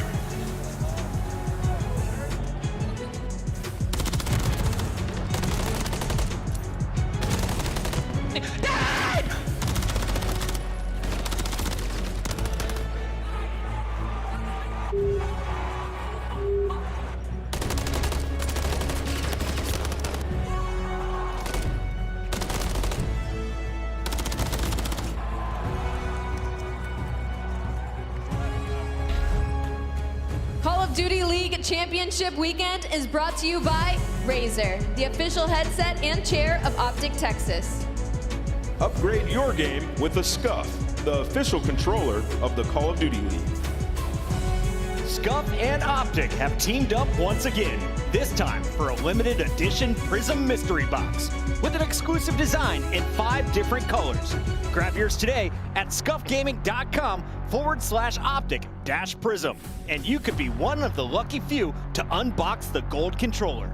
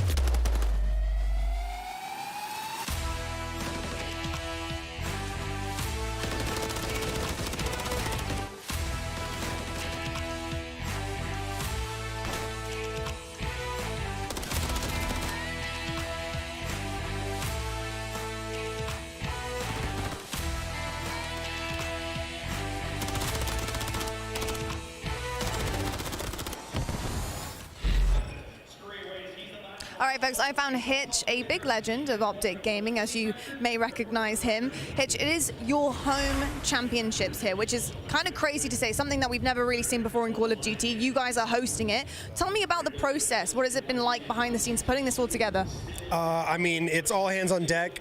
You know, usually it's hosted by the CDL. We get the privilege of hosting it this year, and the last couple majors that we've done have been some of the best weekends of my life. So to have the Call of Duty Championships here in Texas, Optic logo everywhere, I mean, it's such a blessing, and I'm excited to see how the rest of the weekend goes. Let's be honest, some of the majors that you guys put on in pretty much all of esports have been the hypest we have seen thus far in esports history. You're usually out with a drum, and the crowd is even louder than that. I mean, it's unbelievable the turnout that you have. At Champs here, what difference do you think the green wall makes? You know, the fans always do a lot for all of our teams, and the Call of Duty team always just feeds off of that energy that the fans are able to bring. So it's great to see them pull up. I mean, there's already so many people here, and it's only Friday. There were people here on Thursday, and I've heard tomorrow and Sunday are going to be unbelievable. So yeah, the boys always play better whenever that momentum is behind them, and Kenny was saying yesterday that the stage was already shaking. So they're excited. We're all excited. The events team is excited. So it's going to be a wonderful rest of the weekend. That means you guys should be very, very excited, whether you're here in the arena or at home. You're going to feel the green wall, that is for sure. Thank you so much, Hitch. Yeah. And best of luck for the rest of the weekend for the boys. Thank you. Welcome back to Allen, Texas, and our second match of the evening, where we unfortunately will have to say farewell to one of our two squads. And I gotta say, the head-to-head 360 panorama of the venue is unreal. If you were on the fence about buying tickets this year and you said, maybe next year, you done messed up. This has been sick. Oh yeah, I've been coming to Call of Duty events for what, 12 years now. This is the best venue without question. Big shout out to Optic for throwing such an insane event so far. But this series is still yet to be done, man. Yeah. Toronto Ultra have just came out swinging out of the gates, dominating the hard point, very back and forth, search and destroy, a little bit more icy in the veins in those closing moments. But now being up 2-0 in the series, you got a high-rise control where you put all of your practice all throughout Major 4 on this match specifically. Yep. And the last time you matched up, you beat them in 5 minutes. Yeah, it was the definition of a speed run. But LAG, hey, you let it in for a reason. We've been talking about that. We had their match yesterday versus Optic. They let a couple of questionable maps in our minds go through. So who knows? Maybe again, they've cooked something up for this Toronto squad. Again, it is an immediate bounce back after how they played their series in Major 4. First 3 maps were exactly the same.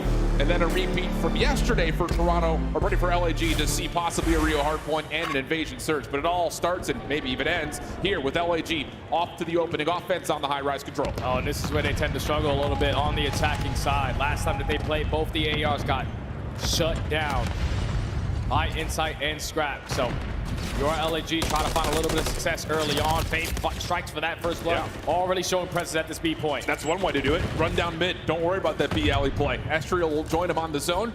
Double stack will have them looking to lock down the first tick of progress. Of course, no trophy systems here, so there will be an opportunity for Toronto to contest this from afar. Ooh, nice little snap though from Fade, back to 1 HP. Almost gets the pistol out, but Envoy will clear the zone, and it'll only be 1 tick of damage done. Right now, a lot of map control in favor of the Gorillas. Estriel's trying to hit that go button. He's able to at least find a little bit of assistance onto that kill on Kleenex.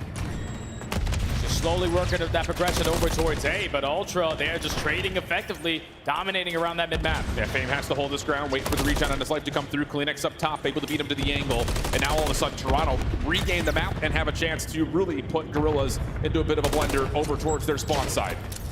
Envoy just taking control of this back blue alley, and actually may want to get aggressive here. He's got help with Insight nearby. Flames will contest the angle for a moment, and another rewrap from Fame through the middle of the map, but the kills just are not there for LAG, and everything again comes to a pause. Yeah, now if you are Fame, the last player alive, you are going to give up your positioning by put yourself on B, but he finds that one-on-one gunfight versus Kleenex. Going to send Scrap to find that trade, and now you have accounted for every single player on the side of Gorillas coming off of the respawn.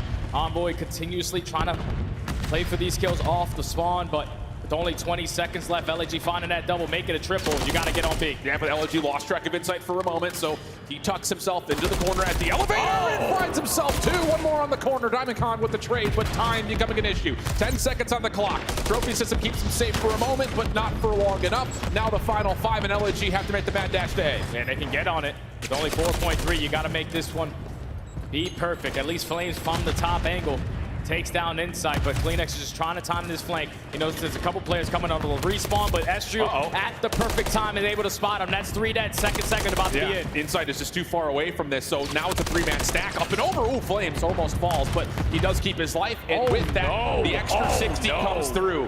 But the kills, a little bit of assistance from the LAG trophy system leads to now the Gorillas right back into spawn, down a life. Team kill on the trophy. Fortunately has the rest of your teammates weak a little bit, and that leads to Ultra now taking Map Control completely away from you. Gotta be disappointed that they gave up those extra segments at A, but that's 3 dead. And Insight trying to make the play. He finds a double, and that's gonna slow down the play. It's just one of those things, we kind of saw this in the Hardpoint as well. Every time LAG starts to create some momentum, someone just shuts it down for Toronto. It has been absolutely perfect from them. Now a 6v4 situation, and up and over, Kleenex will land now down to the 6v2, and no chance for LAG to get back over towards this B zone. Astro just trying to do what he can, and it will not be enough. But all things told, not a bad offense. 4 ticks in total converted. Yeah, with 4.3 seconds, you only had 1 segment, and somehow, some way, you're able to find every single kill off the rotation at A. Extend the time a little bit, and now end this round with 4 to your name. Great plays from the Gorillas, because now they got to go on the defensive side. Yep. Efficiency's been the name of the control here for Ultra, though. Across the season, they are first and second on both sides of the control point in terms of managing lives. And that feels like not just a key to success for them, but it also, again, puts a lot of extra pressure onto LAG to keep up in the slaying, which at the moment, Diamondcon 2-9, you talked about it, that AR differential already coming to play at least a little bit. Yeah, that's so far 2 respawns, but DC isn't having a good time. They're already starting off into this round against wall bang by Kleenex, who is on 4 in a row. You got a route being hit from Envoy. He gets the better of Flames in that scenario. A lot of presence from Ultra over towards B Street. They're getting traded effectively, though. Gorillas now just have to focus on where Kleenex has gone. Oh, and the stun does not hit him, so he will stay a little bit tucked into cover, bottom side of the underground pit. That silence pop up and around the back, gets kill number 5, bounces away, and now may have an opportunity to isolate over towards the B zone. He knows Estriel's nearby, just doesn't know exactly where, and instead values his life, looking to play for the cruise missile, and Flames coming out of spawn nearly gives it to him, but not to be. Estriel also seen, but a teammate takes care of it, and now Toronto looking to put their focus on the objective. And if you are LAG, you got to try to take Kleenex off of this 6th streak. Thankfully, the shots from Diamondcon good enough, but now the game clock at a pause. Slowly but surely trying to work up this aggression in towards B. DC with another big gunfight, this time on the Insight. Can he make it a second? No, the effective trade is going to be there for Envoy, but that's job well done. Time is continuously going down. Yeah, LG doing a really nice job, like you mentioned, just keeping them off the zone. It's been a little bit mixy, it's been a little bit messy at times, but overall, LG should be pretty happy with how this defense has gone to this point. Clock, though, possibly to be stopped over towards the B zone. Diamondcon really waking up on this defense. After the 2-10 start, now he's up to 7-12. Fame even getting a little bit of extra pressure through the offensive side of the underground, and he's going to have a look at Insight over towards the windows. Help nearby, though, does at least keep Ultra alive with a chance to play for the offense, but time is running out. Yeah, time's running out with only 10 seconds left. You have to put the game clock at a pause, so you have to work your way over towards B. You're able to spot DC. Scrap wins the one-on-one gunfight, but the nade over the top and Fame finding that double. It's basically going to lead to a perfect round right there from the Gorillas on their response. Only allowing 1 segment to get away from them. That's job well done. I think the biggest thing about it is, at no point is it just the setup is super solid. It's just, let me hit this. Okay, other side of the map, I'm going to hit it at a different timing. And it's just been kind of one of those things where pinches and flanks just keep on going well for LAG. A couple of great individual wins. Keep this Toronto team just completely avoid from being able to step on either objective. Yeah, DC got activated right there. We talk about this Gorillas roster. Astro has been super consistent versus the top 4, but DC all season long has been able to get it done with that AR. So thankfully he was able to turn up in those final moments. Tie the game up at 1, and now if you are the Gorillas, how many more segments can we gain? Yeah, the massive advantage in terms of setting yourself up potentially for a round 5 defense. Don't want to count our chickens before they hatch. A lot can happen. Scrap first blood. Envoy also shuts down part of the play over towards A. Insight following up behind it, and now Estriel, left at his lonesome, is just trying to keep some pressure over towards B out. Yeah, he's just going to take his time, hold down this position to allow his team to work out of this B Street. They find that kill onto Insight. Estriel takes that topper painted across the map. Flame finds a second, so game clock at a pause. Double stack in towards B. Yeah, absolutely a chance to get more possibly on the zone here as another kill comes out for Estriel. Up and over on the backside, Kleenex only finds one with the pistol. First tick, gonna get locked in. Second on the way. Trophy systems are more than healthy on top of this sun. I mean, they've got all 3 on it, so Fame has stayed very, very safe, and that may lead to a second tick being locked as well. But it's still a one-man show on this point. That's gonna allow Scrap enough time to work his way back into the objective. Now time is still getting away, but Diamond again starting to heat up, finds a double before traded by CleanX. And if you are LAG, you will continuously take this opportunity. You are trading better right now than Ultra. Absolutely, second tick in. And there could be more on the way. I mean, you've got LAG just spreading the map over and over again, but Scrap gets to the mix, finds himself a pistol win, and that will now all of a sudden get Ultra their first decent defensive setup. Diamond still shooting straight, though. Flames the backside of elevators, and once again, very quickly, LAG find themselves stopping the clock with focus on B. Yeah, they just keep on dominating over towards this B street side. Ultra need to invest more reinforcements on that side of the map, because it's a trade every single time around, and Gorillas are coming out on top because they have more players in that position. Thankfully, time being extended, it's going to allow them a little bit more time to work out of their base because everyone dropped at the wrong time. Fame just keeps working the middle of the map. Oh my goodness. I mean, after what he did in round number 1, you would have thought that Ultra would have kept a bigger eye over what's going through mid, but Fame continues to just blow right down the middle of the map. And now all of a sudden, Ultra find themselves in a little bit of trouble. Still, like the clock not super healthy for LAG, but the life lead continues to build for the Gorillas. Yeah, you need to guarantee this defense round as well, because segments you cannot make up for it. Try to get defense in that round number 5, so you have to try to clutch up here. You have one player in your spawn trying to contest in DC. Finds himself on 2 in a row, but the Sentex should be good enough to take care of him. 10-10 in lives remaining with 45 seconds to go. Ultra still working on getting some of the map back. Gorillas playing through the previously captured zone on B. Flames, Fame, couple of kills, continue to allow them to play this right through mid. Ultra really can only defend this from the A window. Scrap in trouble, but trophy system gets earned. He places that at his feet and at least can hold this ground. But once again, it's just Gorillas just trying to play to stop the clock, play the TDM out. And that's all they're doing. They're just trading. 6-9 in lives remaining. Scrap finds one, but eventually he does fall with only 25 seconds left. You just cannot allow Ultra to make it at 3 or 4 dead, because then they're going to take the map away from you, all tied up in lives. Decent shots from Diamond from his spawn. Creates a round and inside falls off the map. 3v5 situation. 10 seconds though on the clock. CleanX can just lock this down through blue. Flame's gonna go to the high ground. Someone has to dive on into the point. CleanX finds the first, the turnover to the other. Last one left. Fame on the zone. No worries for CleanX. 2v1 situation, but Flames is not gonna have a chance to pursue it. CleanX goes in the next round on 5. Oh, that one got real scary right there if you're the Ultra. Just gotta laugh it off at the end of that round. Insight jumps off the map. No more respawns, but thankfully you were tight on your setup in the back of your spawn. Just waiting for the contest to come in at that A point. They found a double at the right time and then have the numbers advantage to trade effectively for those final. CleanX ends that round on 5 in a row. Can he earn this early cruise? Absolutely. That has to be the play call here, right? I mean, you have to play back-to-back offenses now if you're Ultra. 6 ticks in the gap, so you either get all 6 and you win the map here, or you play offense twice. Easy caster math for you there. So how do you set this up? CleanX nades over the top, just looking to see if he can catch anyone down low. Doesn't like the look of it.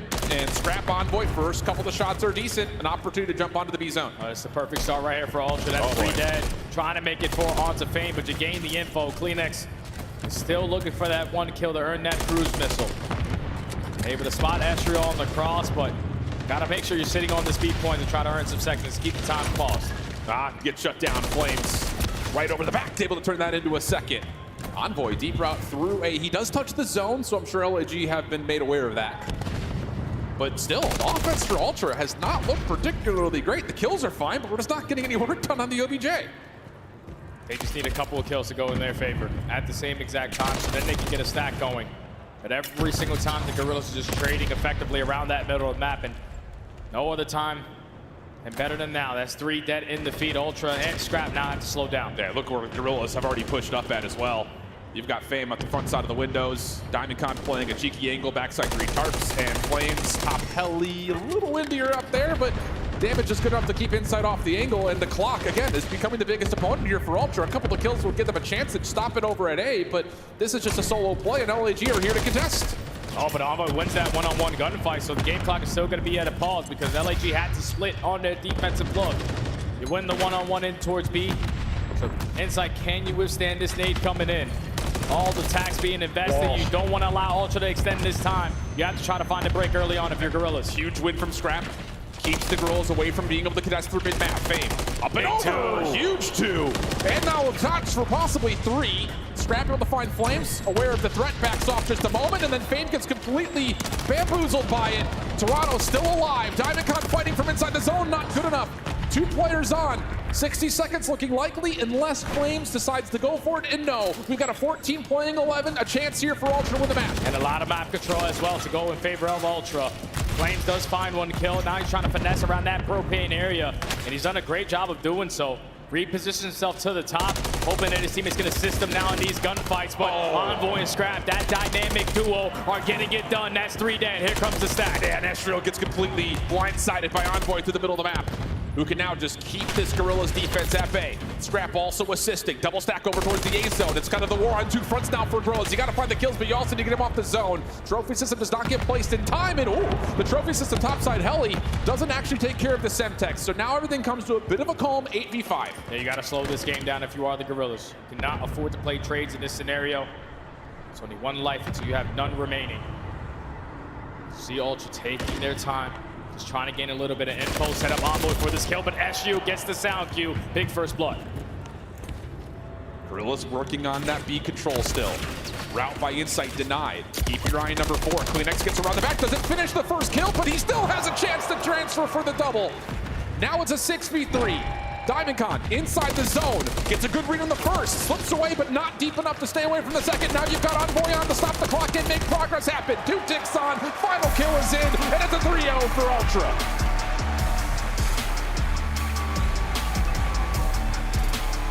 It's gotta feel good if you are Ultra.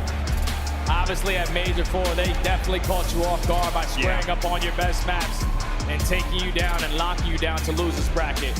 But at the biggest one of the year, you get the better run on the same exact maps. Now you send them home packing. This Ultra team just turns to a different level when it gets to Friday and Saturday in these tournaments.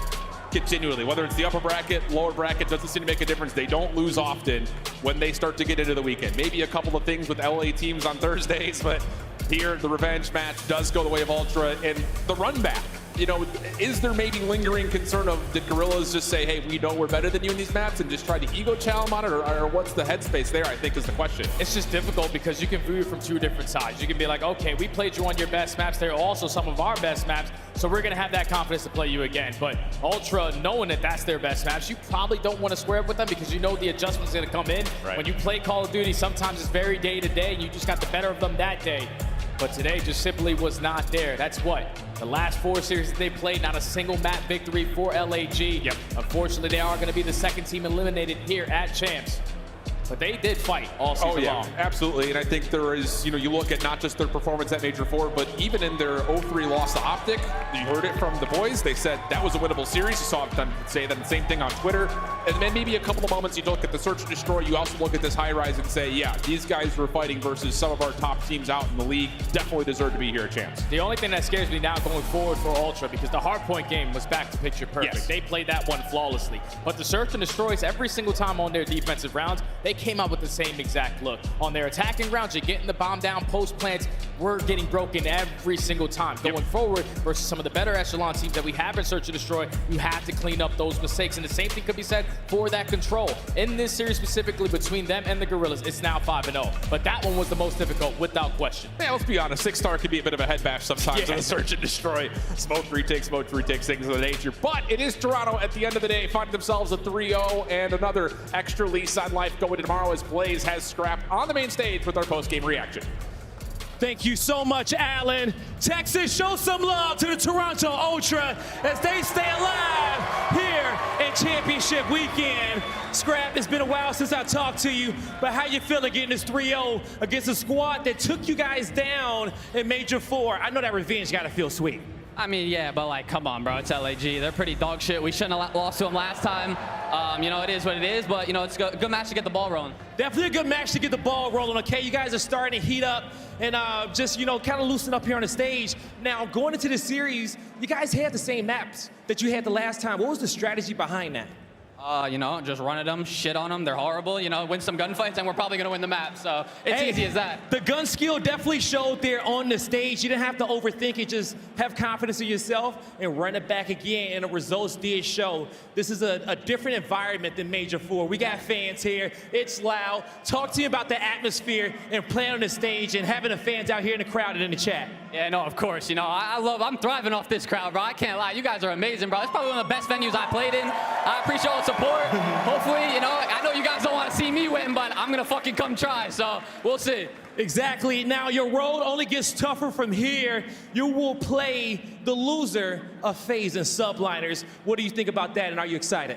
Oh, yeah, of course. You know, that's a massive match. I feel like whoever wins that match probably, you know, is probably going to make it top 3, top 4. You know, we'll see. But, you know, that's another thing. Get the snowball, you know, keep going bigger and bigger. And, yeah, it's going to be a fun one. All right, lastly, what do you want to say to the fans before I send this one back on to the desk? Hey, I appreciate you guys. Even though you're an Optic fan, I'm going to come shit on you when I play you. But, you know, I'll be here. You heard him! Scrap with the ice on the stage. Chris, take it away. Sounds like we need to get a Dude Wipe sponsor out in here. All right. What? The Scrap is getting rowdy on the stage. We love to see it. This is the energy we expected on day 1 from Toronto. They slipped up against LA Thieves, but Nameless, you said it as soon as you saw the map count. Toronto is ready to square up. They are confident today. Yeah, you know, I look at the map set, I'm like, lightning don't strike twice. I mean, you're looking at that, they're squaring up on the same 2 maps. They lost them a couple of weeks ago. But the problem is, it's 2 of the best maps for the Toronto Ultra. They come out, dominate them on that Karachi, the map that we expected at Major 4. And then we get to that 6-star 5-5, just a poise. We've been here before is what I saw from Toronto Ultra, able to clutch up, and it's Scrap who evens the odds in that round as well. Congratulations to Toronto. They get the win, and all 4 of us look very smart here on the stage. But Alley Cat, we got to revisit some of the key moments here. It was a 3-0 last time they matched up on High Rise. This time around, Fame doing everything he could for LAG.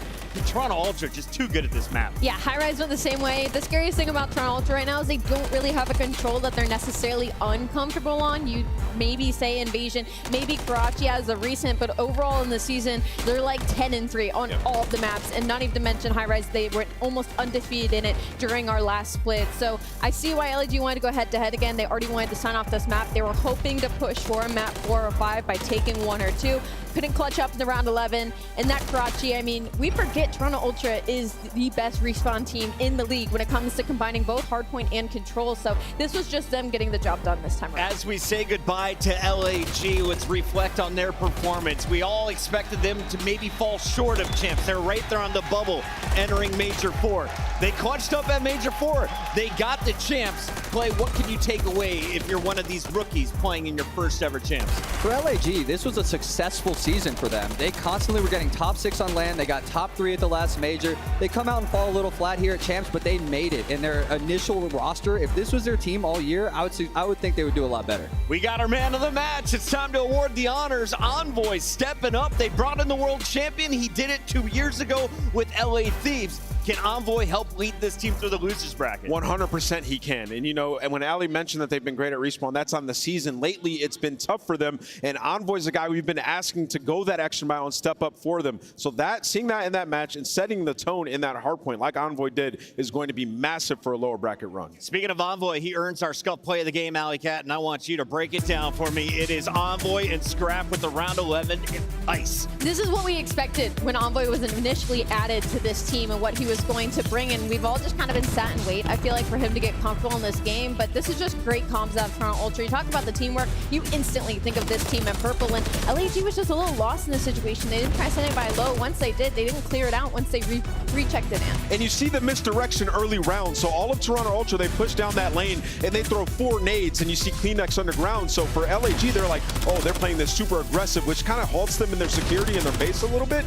And then Toronto Ultra slow down, wrap back, and it's Scrap with the massive trade here. Estriel jumps down trying to kill him. He finds that, and from there, you just see in this situation, Toronto Ultra have all the eggs in their basket. What are we doing going double underground here? We're hitting double secret in a 5-5 at champs to go down 0-2. Like, what is the thought process here? Maybe some nerves got to him, maybe a little anxiety, but the pressure got to him. I don't know what that play was. Good call by Toronto. Toronto able to ice up. They lock in game number 2, and that set up our high-rise game 3 where they complete the 3-0. And that means we now have 2 3-0s officially in the bracket, one here in the elimination, and of course Optic getting it done against their opponent yesterday. So as we look forward though, Toronto Ultra waiting for the loser of Atlanta FaZe and New York Subliners. One of our Power 4 is going to get top 6 here in Texas. One of them is getting top 6. So one of the top 4 that we expected to be top 4 all year long are getting top 6. Who's it going to be, Clay? Come on. Ooh, who's it going to be? You've been on point, bro. Dude, I think, honestly, it's going to be Subliners getting the top 6. I don't know. I think the FaZe You picked them to win, You got 2 hours. You got 2 hours. Everything changing. Okay?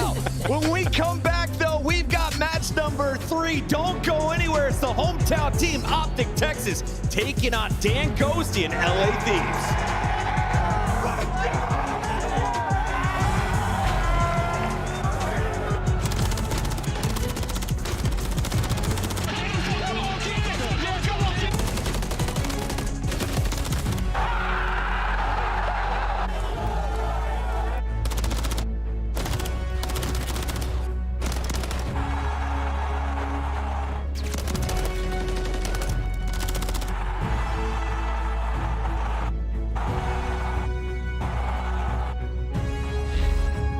Call of Duty League Championship Weekend is presented by Corduroy, the only beanbag in the world with a bed inside.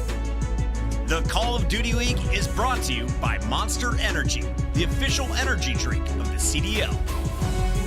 Call of Duty League Championship Weekend is brought to you by Wingstop, the official wings of Optic Texas. Bro, this thick as hell.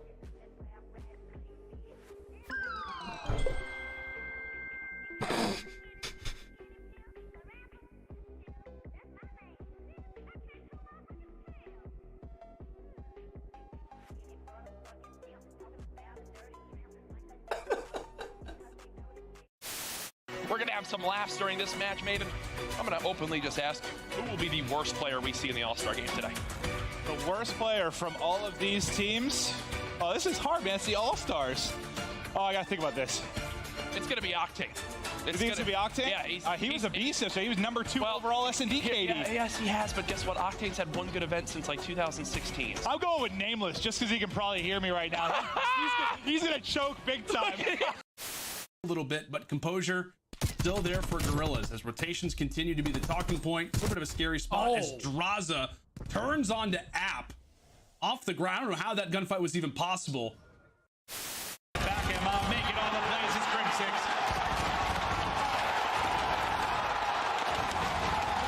The curse has been broken. The dynasty has been cemented. They are the greatest roster in Call of Duty history. Optic Gaming are officially the Call of Duty World League champions. Nice, I have eight. Guarantee that kill. Oh my God! Let's go. They got one tick on me. You suck, dude. Let's get it, bro. We gotta win this though. Oh my gosh, Subclay?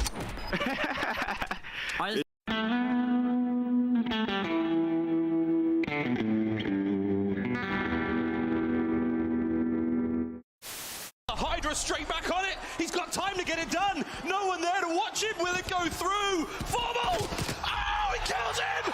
Oh my God. No, Subliner's got the win. He got the defuse the kill. Did not come in time. You have the streaks. You have the bomb planted. You have every advantage in the world. But the defuse came through. He got it. He All right, guys, I'm with Shane and Kremp from LA Thieves here just before they're going into day 2 of Champs. First of all, Kremp, I haven't seen you yet. Welcome to Champs. Lovely to have you. And what a show you guys put on yesterday, by the way, for all of your fans. I got to ask you about what went well for your team yesterday and what you're looking to implement into today.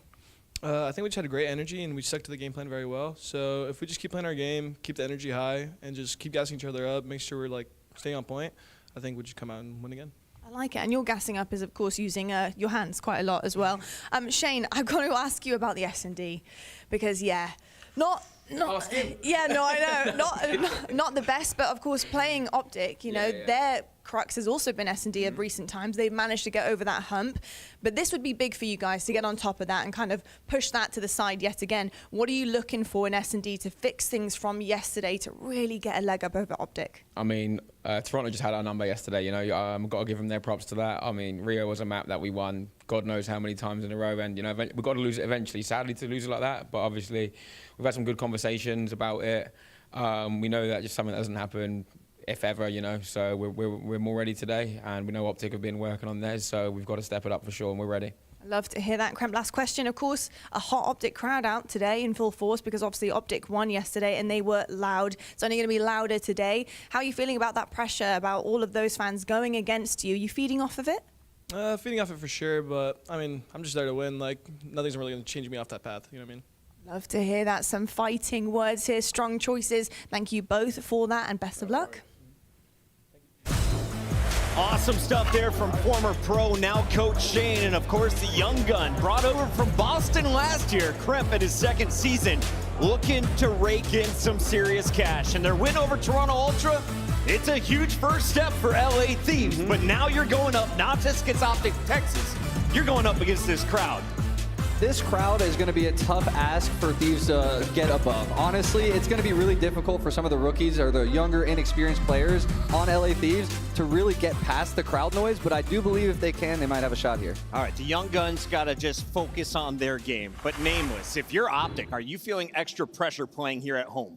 I think you saw one go through the hoop yesterday, and you're feeling so much better, especially that it was through the SMGs and Shotzi and Pred. And historically this year in this matchup, Optic have dominated 6-1 map count, and it has been Pred who's lit it up. We're talking dropping 5,000 damage and over in almost every hardpoint he's played against the Thieves. He feels super confident on that stage. LA Thieves have found a lot of success online. LAN, it wasn't until Major 4 that really happened. Now they've got the first round under their belt. They're going into winners round 2, and this means if you win, you're playing for top 3. So Ali, talk to me a little bit about this squad. Who's going to help them get the job done if they can pull off the upset? Obviously, I think Dan Ghosty is going to be comfortable in this matchup going up against his old team. This is going to be his revenge match, but I have to put the pressure on the SMG duo. That's going to be the biggest difference, I feel like, when it comes to them versus Optic Texas. I'm looking at Pred and Shotzi versus Joe and Kremp, and unfortunately, I would definitely go the Pred and Shotzi route. But the good thing for Thieves, even though they were able to take all 3 respawns yesterday, they are a very good search and destroy team, usually. Nameless, I was so impressed. Kremp drops the donut in search and destroy. He bounces right back in game 3. He did. But it's the man on the right that I'm looking at, Dan Ghosty, taking on Scrap. Now he's got another challenge, and Kenny and friends on the other side. But as you take a look at these two, who do you think has the edge? I mean, Ghosty's been unbelievable, especially in the clutch, right? And he is familiar with the green wall, having played for them before. He's got a tall task in his hand because he has to calm down his teammates, explain to them what it's going to be like in this huge moment. And he's also been the guy they've asked to win them games at the end. We saw it just yesterday, so I couldn't be more excited for this match. This is such a huge matchup. Optic Texas, of course, not just fighting LA Thieves, they're fighting the Optic Curse. For anyone who doesn't know, break it down for us, Clay. We have to mention the Optic Curse. Just in the CDL era alone, the players that have been dropped off Optic have gone on to win the next year. Just off the top, Envoy winning Vanguard champs, Arcity's winning in Cold War 3 different times, Formal switching games and winning a world championship, and even recently Sender, the coach, going and winning with New York. It's a curse. Will Dan Ghosty get his revenge right here after getting kicked off the squad? Well, we're going to have to find out, but first we've got to introduce the crowd's favorite, Optic Texas, about to take the stage, and you can already hear the green wall chant. Nameless, real quick though, for anyone tuning in to Call of Duty for the first time, who plays for Optic Texas? Listen, this team is dynamic. They made some roster changes. You got Pred, who is a super fast slayer, can pick up kills at any moment with any weapon. You have Shotzi, the best movement in the game.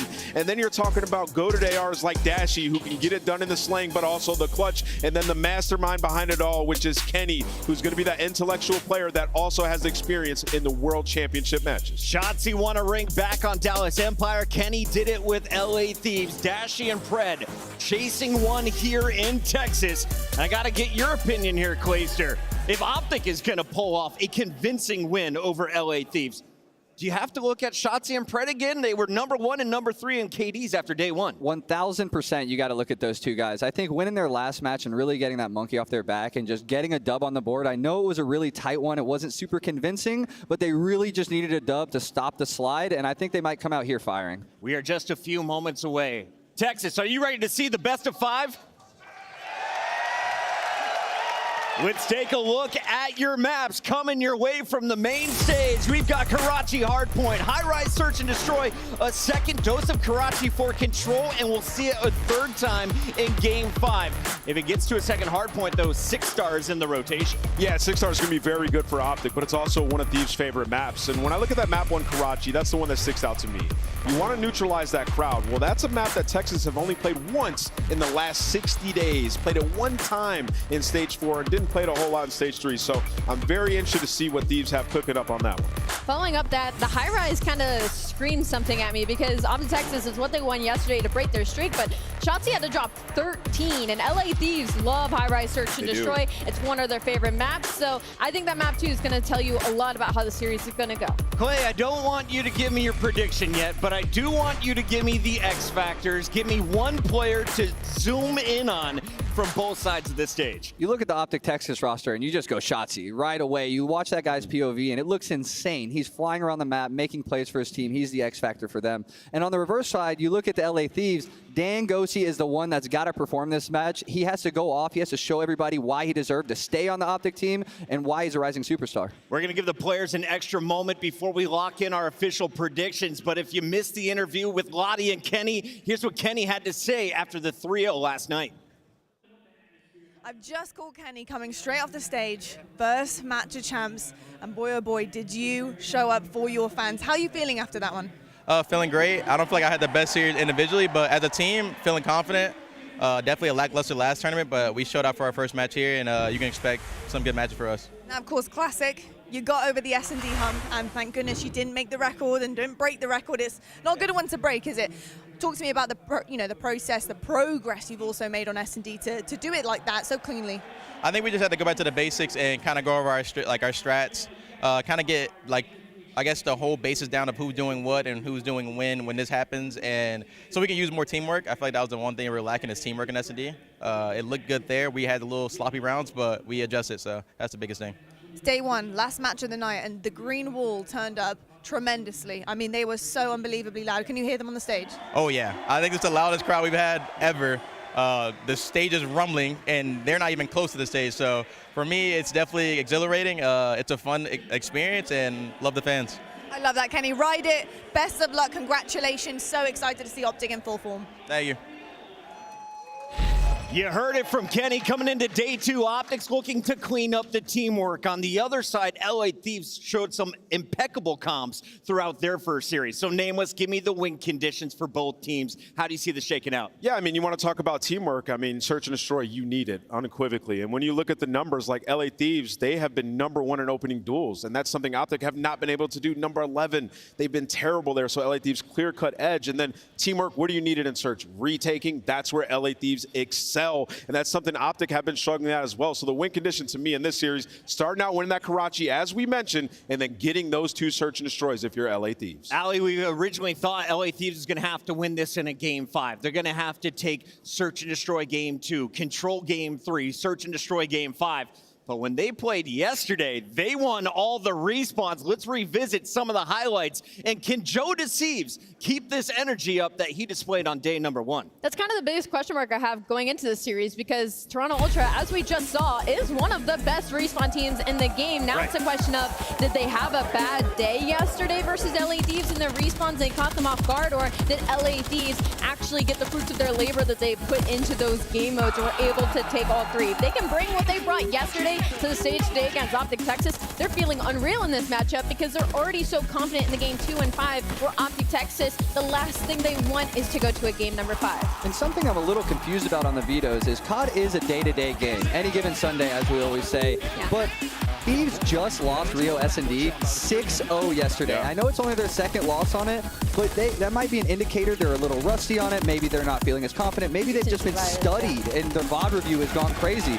So I'm a little curious why Optic banned Rio, but it's a good match set. Not only did they ban Rio, Clay, they also picked Karachi, a map that has been tough for them. Remember early in the year, they were great there. So when we get to that game 5, 0-4 on it in their last 4 Karachi S&Ds. So this is an interesting one on the coaching side of Optic Texas. You look at it and you're like, I hope y'all got something up your sleeve because it's stressful when I look at the layout. I just heard a roar from the crowd. It looks like our players are about ready. So let's make it official here on the desk. Alley Cat, after correctly picking Miami earlier today, you are now at 163. Let's make it a $164. Man, I gotta tell you, if this was any other major, even an online match, I honestly might pick LA Thieves, but because of the crowd, I think they'll give them the extra edge. I'm gonna go with Optic Texas. Optic Texas, safe bet here in front of this crowd. Nameless, where are you feeling this match goes? How many maps do we go? I think we're going to a game 4, and I think when I look at it, Pred has dominated this series all year long. He's gonna do it once again. Optic Texas get it done in 4. Oh, wow. I hate to do this. I hate to do it, but I'm a firm believer in the juju and the superstitions. This Optic Curse might come back to bite him. I'm going Thieves, baby. He's seen enough throughout his career. Clayster getting booed for the first time in his career as well, which makes me obviously choose the hometown team. I'm going with Optic Texas. I want a free drink at the end of the show. But right now, we get the party started as we send it to the stage with Guy Blaze. Thank you so much, Chris. This matchup is about to be absolutely insane, and I'm ready to light this stage up red and green, but not for El Clasico. The stakes are just as high. The first squad coming to the stage in hostile territory. Get ready, because here come the Thieves.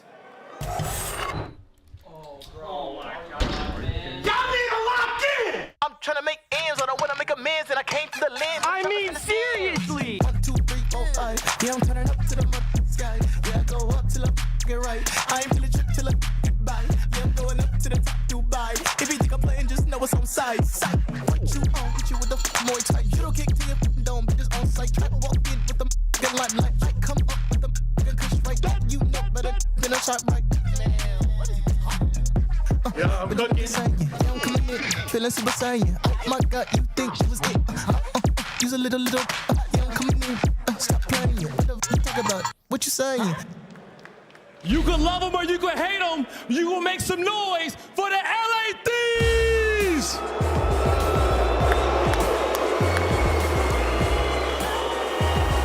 A stunner yesterday as LA Thieves took down the Toronto Ultra, find themselves in a situation up against the hometown team.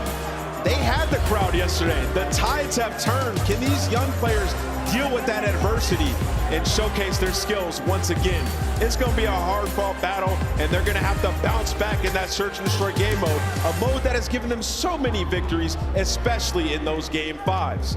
I'm excited to get this one going, Blaze. Let's bring out Optic. One more time, make some noise for the Heartbreakers, the LA Thieves! All right. Now, it's time to bring out the hometown team. Texas, are you ready? Here they come. It's Optic Texas.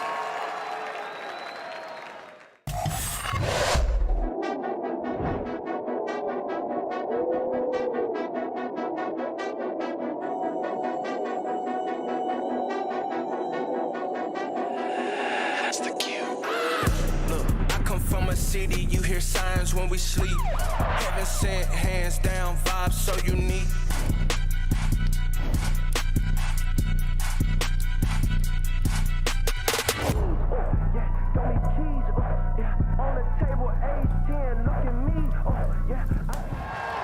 Make some noise for the Major 3 champions, Optic Texas.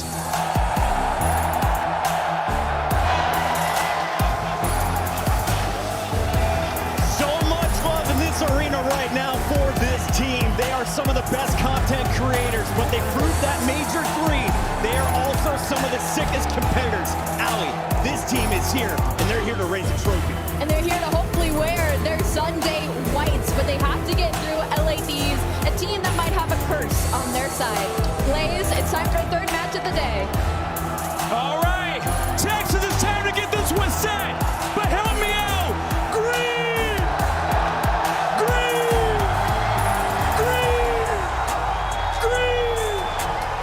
Let's get this one started. It's a brick house. Maven, let's go. This place is exploding right now. The energy is unbelievable. Listen, we thought this would be the case. You got the Titans and Optic on one side. They are ready to get fired up. I mean, they were standing here for a while. The crowd, you could feel the tension just building as they were ready to go out. This would be a good time. No, it should be. I mean, listen, LA Thieves, they finally did it. They got over the hump, beat a top 4 team yesterday against Toronto Ultra. They looked darn good as well. Dan Dosey was a monster. On the other side for Optic Texas, it's like, all right, We saw a little bit of our groove, right? And we want to search and destroy. I was going to ask you, like, I mean, you can't put a lot of stock in beating like LAG. They're out of the tournament, but considering you just got top 12, considering how things have been going, a win is a win, right? Any kind of confidence, any sort of positivity. No, that's just it. I think when you saw them at Major 3, they were creating energy, right? That was the SMG duo and Shotzi and Pred. Yeah. Major 3, if you watch that, they like Shotzi was on his feet every map, right? Like Pred was behind him. Like those guys were trying to create the energy. You saw it yesterday, right? So that duo in tandem, what they were able to do, if they play like that again, they're going to be a tough team to stop. Absolutely. I mean, if that duo is in form, they will be near unstoppable. It has been a bumpy road these last couple of weeks. But can you turn a corner? Can you make a run in front of this home crowd? They're aching for it. They want this run, but the man maybe standing in their way will be Dan Ghosty. Got a 1.5 overall in the season at Hardpoint. He's had some miraculous moments. 1.05. 1.05. I say 1.5. But he has been nuts for them. No, yeah. So he's just been consistent. He's been what they needed to be, but you're going to need more than that if you are the LA Thieves. This is when you looked at Kremp and Joe Deceives, and they have to answer the call. We'll see if they can do it. You're worried about some of the young players, yeah, like a Joe Deceives. Like, with this crowd going, will he be up to it? He's able to get the first kill in the lobby, so at least something to start with. Dashy up next, but Ghosty just puts him to sleep, and they'll get into the Hardpoint. Thieves start to rack up some of this time as we look for Fred. Hit a nade, trying to take down another dancer at the pillar, but Trip ready for the play. I mean, I'm just surprised that nade hit. He almost finds 3. Yeah. That little span right there does a great job getting the player off the objective, allows his teammates to work up the map, and now Shotzi in his playground throws the stun out. Did a finesse, use that movement again with the nade. Does get picked apart, but they find some early time now on this rotation. Pred with the MCW in hand has some help, but Nasty's already in a great spot, trying to hold this push from Optic Texas. Yeah, it's a good job staying up. You're Fred, you get stunned. You're finally able to get chopped on though and back. Boss, we go right over to Shotzi's POV. He's 4-2, make it 4-3. Joe Deceives able to push out the cut. Some lovely beams there from Big Brucey as he gets 2 before he falls. Been the point and soaking up times. It'll be Joe Deceives looking for a lead change here early. But you got numbers to maybe collapse on this for a moment. You have a 2-on-2. Making a 2-on-1 here for Shotzi as he tries to flow on forward. Joe Deceives still inside, up to the task. Nice hold there so far for Thieves. Yeah, so far so good. Now you're just spawning out. So now Optic, they're going to force you to rotate. Do you want to fight for the scrap time? You want to go on the rotation? Kenny all spawn. Just going to lock down Junkyard. You can already see 6 and 7 working up the middle of the map. A big first gunfight. You have the help. But Shotzi, then you snap on the Kremp. So you're dealing with the rotation, but now you're in a 2-on-2. But you see 6 and 5 spawning out. Fred's going to be the first man to deal with it, and he does just that. Yeah, you got a couple kills, just like 15 seconds or so left, so you still find yourselves in a skirmish. Fred somehow is going to melee Shotzi, so you lose Shotzi on this push, but you still have a presence here. You got the numbers right now if you are Optic. Dashy looking to get the angle and line them up. Kenny and Shotzi, though, are going to fall. Thieves trying to find the opening. Dashy makes sure Joe Thieves cannot get across. They'll continue to try to hold the angle. Nobody in the hard point for now. 3 straight for Dashy.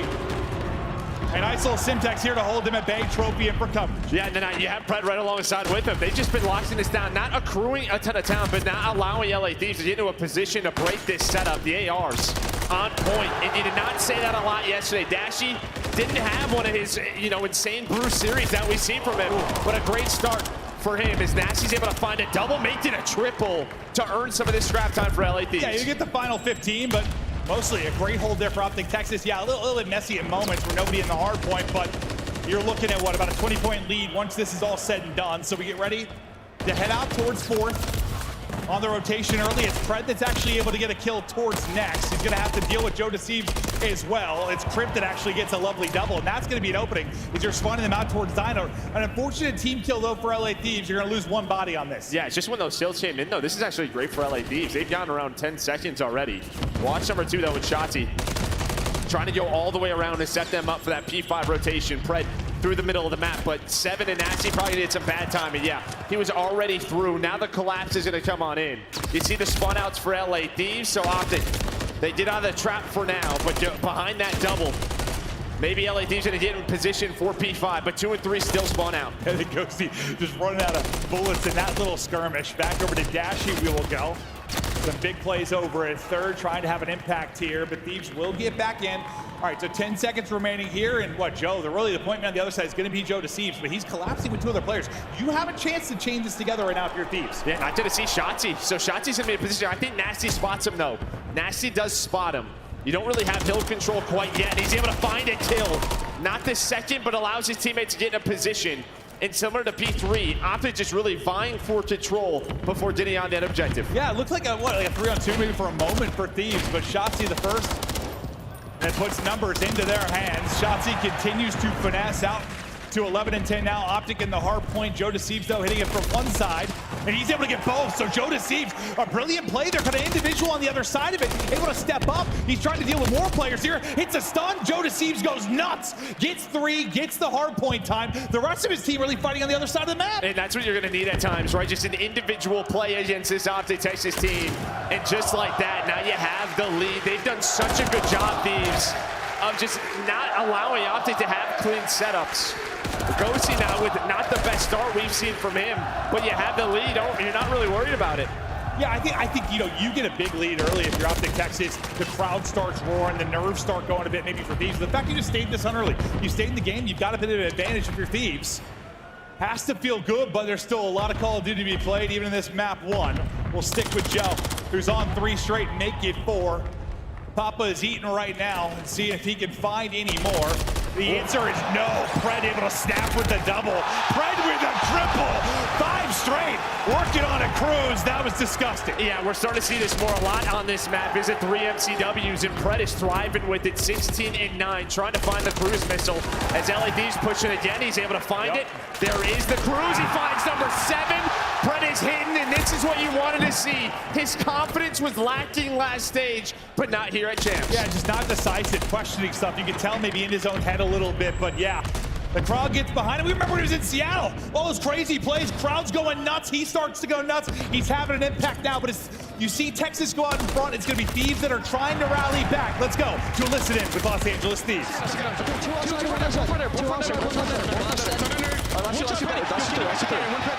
They're going close, I think. Heard you.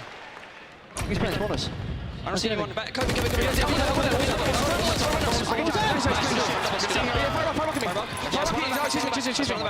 Fireback my chase. Fireback. They're close. Yo, lights on. Do the lights on. White pillars. I'm pretty sure he's paid. I'm trying to Fine. Missing Kenny 1. Kenny He's one. He's going. H1 behind it. They're going through market. I'm seeing cars. I'm hiding. They be third in here. They should spawn out with you guys. See. Where's me?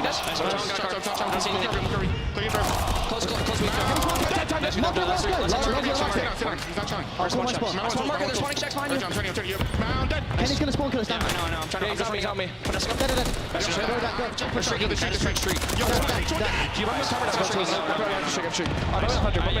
going third down to be safe. Go third to get lit down. Team ramp. They have to work left.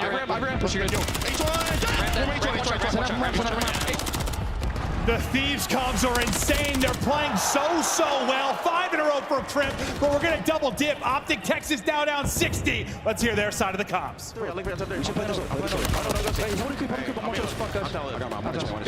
One stop 3. Just jump above us. He's above somewhere. I'll play, bro. I'll see him. He's low. Good. Let's go now. Play They gotta play through it. They're hitting me at all. One more low coop. We went top third. What's over the rush? I'll play the bed. Let's rush. There's 2 people. Stay down on time, go down on time. I'm sitting down. Watch out, found. Still alive. I can watch over you. Top found and Ghosty. Watch out, rest. Okay, see you. Found and Ghosty late. Holding it, top left. Watch out, top 3 dead. Top down as well. Top down on the back. I stun him on time. I'm watching rest. I'm going you. We can change this shit. I have a look at We're top 3 nasty. Top 3 nasty. I pins down. Go on you. One coop with me. I hear. They left over. I got 2 on you. Back square, absolute. Ghosty. Alright, Bale's on you right now. And you're right off. Your back square me. I'm bumping you, top. Okay, square. He's good chill though. Alright, they give me mid. I'll see you top 3. Let's play the mid, bro. I'll play the right. What do you need back out? Park like, right? Yeah. Go see one shot later. Square, one shot. Watch out, square. Alright, go see square. Watch out, Nice, dude. Go see the back. Square, watch your shit on right. He gets out right up top. One more back, square. I got time. We need help. Nice, good shit. Let's go, guys. I'm gonna go. Close down. No, they shouldn't be. Let's close down. Watch your score. Nasty close down, bro. Nasty wants to close down. Where's DP3? They're mid 80. Really get it up. I just chill. Square, crap. I'll get it.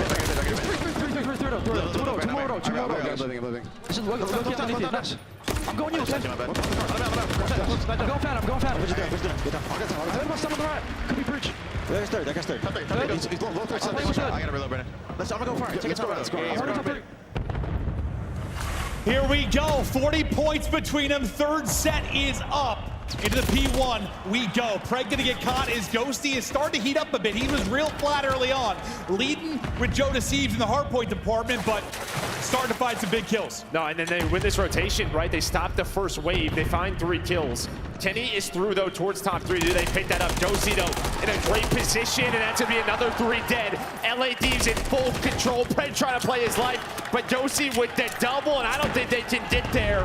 I think map 1 is done. They're trying to go. They're trying to race in. Thieves trying to hold. They can't get there in time. Thieves win map 1.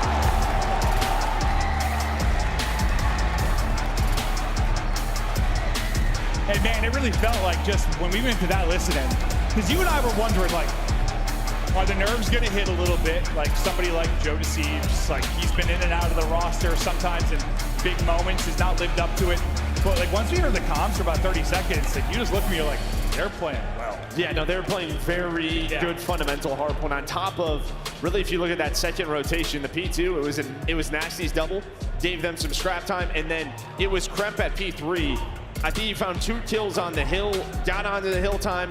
They just made it tough for Optic in some of these certain moments where a lot of the times we're talking about Optic's individual sort of plays. It was LA Thieves a lot of the time sticking out for me, or they were just the difference in making it messy for Optic. Yeah, I think we thought, like, listen, especially on a map like Karachi, was hardpoint in general, like Thieves, when they're flowing, they can battle a top team in that particular mode. But that was really the question mark for you. It probably should be like the surge, right? Between these 2 squads, is that the big question mark? No, I think for LA Thieves, it was, can you get a respawn win? I think for me, can you get this to a map 5? They have been, you know, like the 2nd best search team in the league outside of FaZe since stage 4. If you can get it to the game 5, you absolutely have a chance, but I mean, they're doing it this way through fundamental hardpoints, slaying with them. Ghosty didn't even have that great of a map again. It was just sort of these moments where an individual player took over for Thieves. I think we were both thinking this has the potential to go 5. Does it flip the series on its head maybe a little bit for you with that map 1 going that way? Does it shift things in any major way? I think so. I think the one good thing maybe for Optic is you have 6-star in map 4 if we do get there, because 6-star has been so strong for them at 8-1 on the year. But yeah, I mean, starting off map 1, and now it's just the big question marks. I think for everybody in here, it's just, all right, is our search fixed is going to be the question. Because losing map 1 after a 12-map losing streak, yeah, you got one on the board yesterday, but you still aren't quite sure. A lot of question marks. Well, I think you heard the interview, you know, with Kenny. Just they was kind of talking about it. Just need to get back to the fundamentals. Just when we're doing this, when we're doing that, communicating it, just the basics. Because listen, we watched when they won the major, and it was an insane, crazy run. But there were so many just clutch moments, so many insane situations they probably had no right coming out of, but they were able to do it in S&D. But those type of heroics, it's tough to count on that every single major, right? As we've seen, they've struggled to then surge past that point.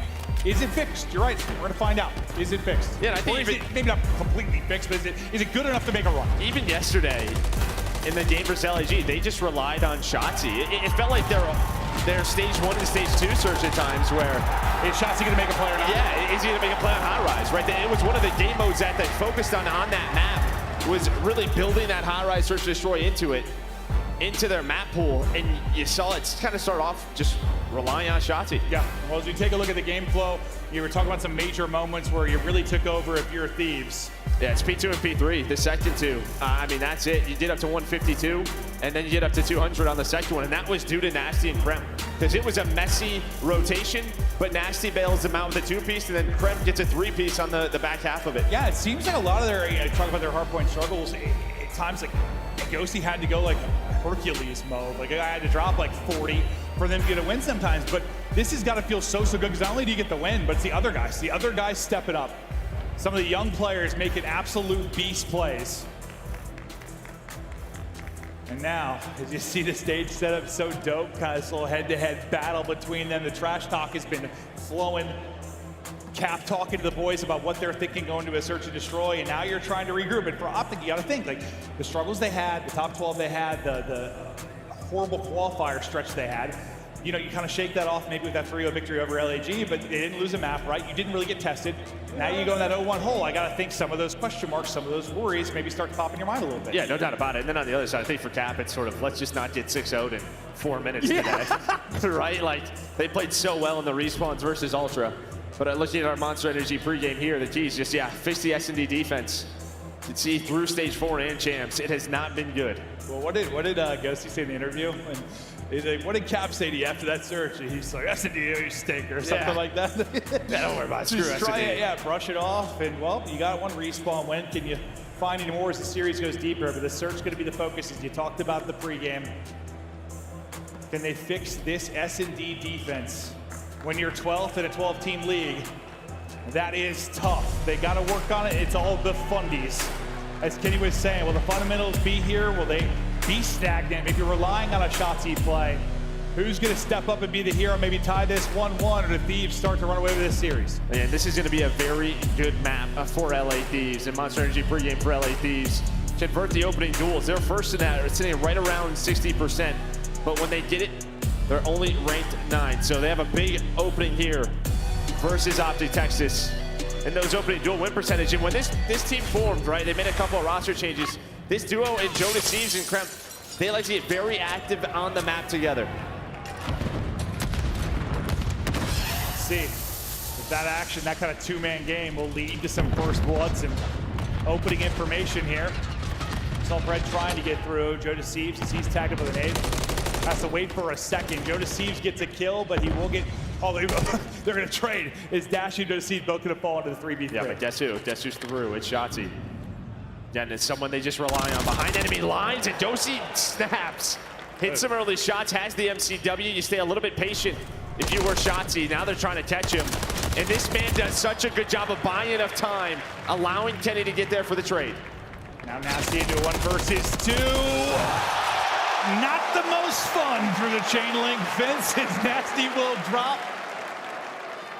Yeah, you saw Nasty staying like very, he's really taking his time with those shots. He's not getting any aim assist through that. No. Trying to stay steady. Well, I think he was just, waiting to try and feel aim assist kick a little bit. The next thing you know, he's taking bullets to the face. He's like, all right, well. Yeah, I lost that one. The gig is up. But Shotzi able to get underneath and make the play. Starts with what, a first blood trade between Dashi and Joe Deceives. But you go up 1-0. You work to brush off the map 1 loss. Now we get over to the defensive side as Nasty's trying to hit shots without a fence in front of him. Just trying to catch Chen off spawn. Pretty slow round here for LA Thieves. Just really taking their time, maybe just making sure nobody gets aggressive. Someone like Shotzi, but Fred, he's in a good spot here, but that stun just gonna hit right away. And they have a great idea. It's just, where's the second nade? I just heard all the nades go off. But no one followed up the one down low. If that's a miscomm or a miss nade, well, you still get the first blood. Nasty. Trying to make up for the inability to clutch to the 1 versus 2. Able to get the first blood here as Dashi gets ripped out of it. See Joe Deceives coming big time to the squad. You got Nasty looking over you deep, but Shotzi able to pounce up over the top, takes out Joe Deceives. Kenny then into the mix. He's going to end up falling, so you still have numbers into a 3 versus 2. Shotzi and Fred will be the ones trying to clutch up. Their position is given up.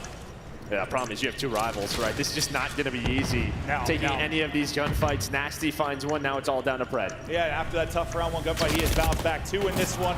Ghosty with the final. Thieves answer, and we are all square now at 1-1. Yeah, I mean, when you're going to have that setup there with two rivals, you're just hoping that, yeah, Shotzzy and Pred can get active a little bit quicker inside of B. Shotzzy was able to define the first, but then there's a quick trade. But yeah, Dashy gets blooded again. Yeah, he hasn't been able to get too involved yet, right? He's going to have 2 first deaths to start us off. Still dealing some damage, though. Pred looking for his first. And I mean, Pred's been trying to get some sneaky spots. He's done 44 damage so far. He's not been able to do much. He's been getting sniffed out. So he'll look to get more involved. Offense back over to Texas. A little 2-man game. Towards bomb carriers, worked in underneath. It looks like Pred will actually be playing from up high. Shotzzy will be your bomb carriers. He's dancing down low. Pretty patient and passive so far from Thieves as they look for angles. Yeah, you know, he loves to do this, Pred. Dosy's going to challenge. Instead, he's going to lose it. But yeah, right through the middle of the map, Pred loves to take those fights. He's going to find the first blood, now reposition, but immediately traded. But near the B-bomb site, they find Joe Deceives. Yeah, I thought I'd play a little bit safer, but the white peak comes in. They were just holding it the entire time. You'd love to maybe get that back if you're Pred, but you at least got that first blood on the board. Now what do you do behind the 3v2? Well, make it 2v2. Nasty trying to go big again. Can't get out, though. Shotzzy hits the shots at range. Crimp now, 1 versus 2. Second 1v2 opportunity for Thieves. See if you get any more luck this time. Crimp so far. Nice 3-1 start out of him. You got 20 seconds, and you got to get a bomb planted here, so there is opportunity for Crimp, but you're going to be stomping. Yeah, maybe you're just hoping to get Shotzzy off the bomb, force a one-on-one. He's in a spot full of players. Shotzi's able to play his life. So now time is ticking. They're just not going to give him many angles to deal with. Can he get a reposition? He's going to spot him out. Yeah, good luck with that, Hetty. And Hetty just keeps taking the fight all the way down to 9 HP for Crimp. Oh, yeah.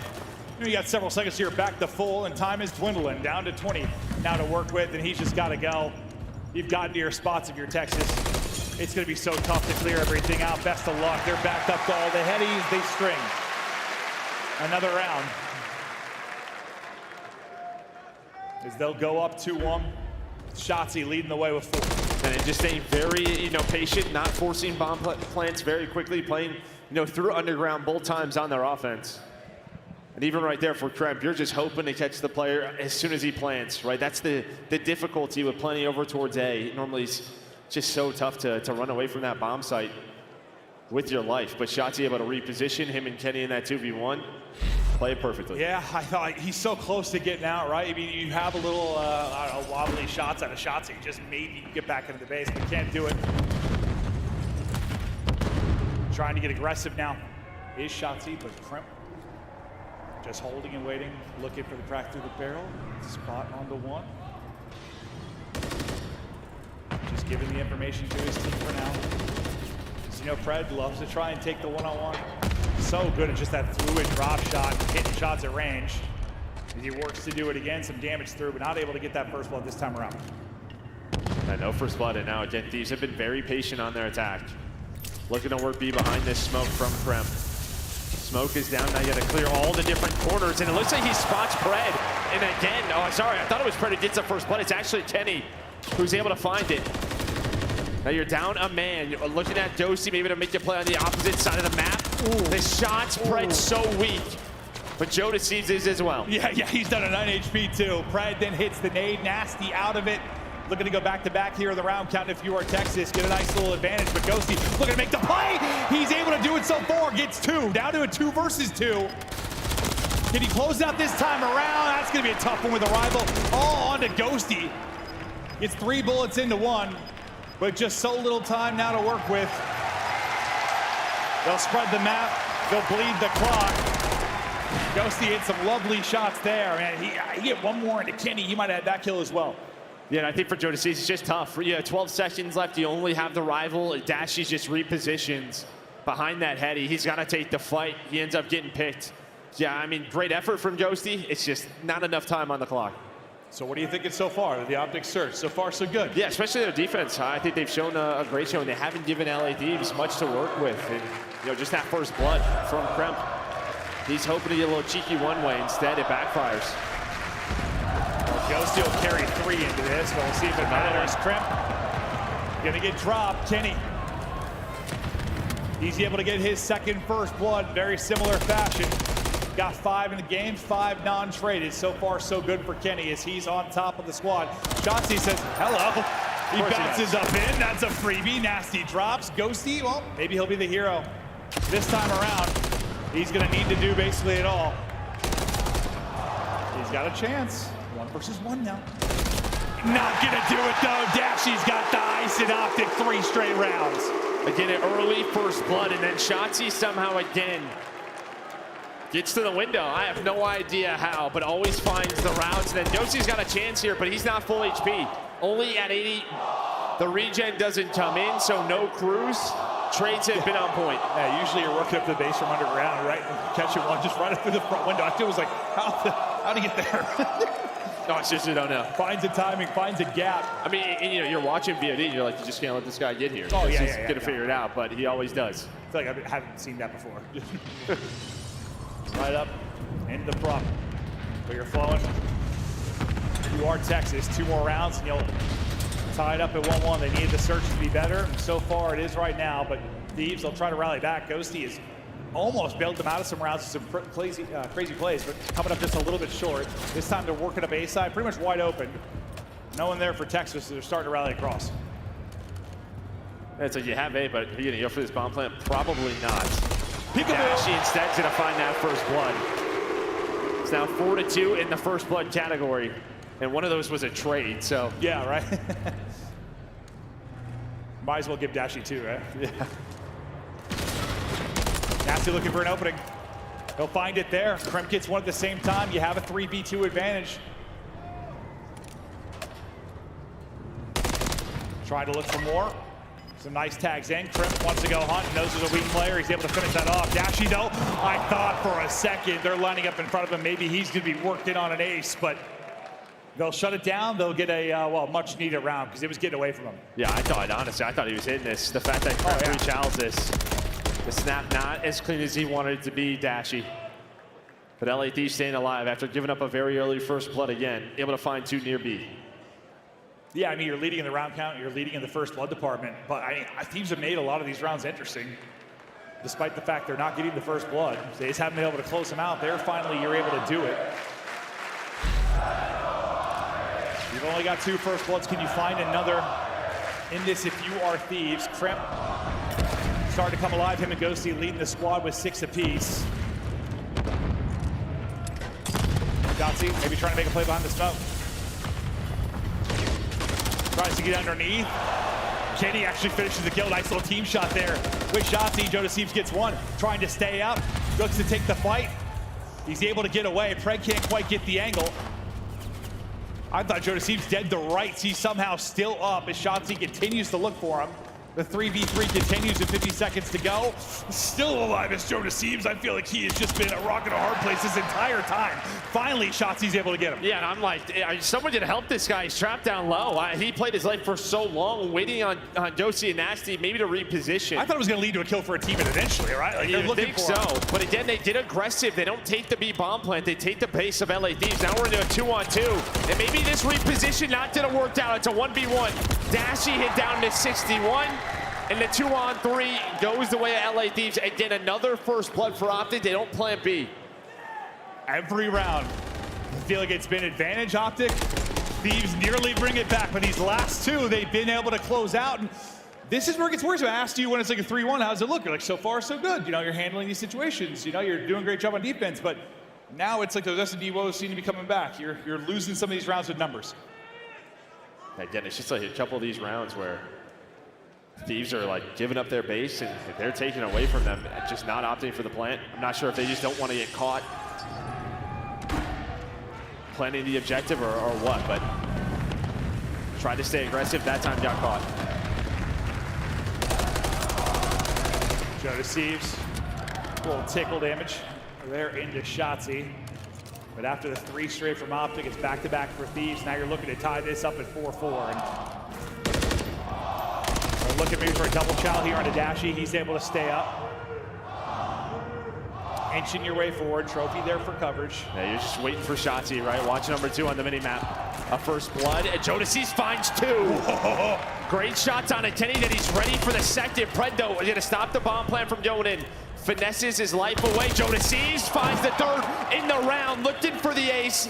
He's Joe. All right, he was struggling at 3 and 7, but now he's taking over. Yeah, can he get the ace? Dashy, though, pretty familiar with crazy clutches. Not an opportunity here. I'm not sure who got the final one. If that was a wild ace for Joe Deceives. No, I think Trump ends up getting it. Okay. But that round, just takeover mode from Joe Deceives. A first blood and a second to follow. Now 3 straight rounds for Thieves. We're all square at 4-4. I mean, he's just ready for it. He's just ready for it. It's so clean on it, Kenny.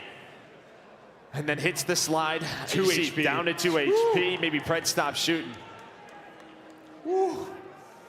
You know how nutty those close-range MCW fights can be. The tracking there on point as he's able to win it. A monster round, and we'll stick with his POV for now. Not sure he wants the mantle there. He hits it a little bit too many times. But if we've learned anything throughout the course of this map too, the first blood for Optic hasn't always meant much. No, it hasn't meant anything because Krebs going to bring it back, I thought, but Dosey's able to find one onto Dashi. First blood disappears again into a 3v3 Miguel.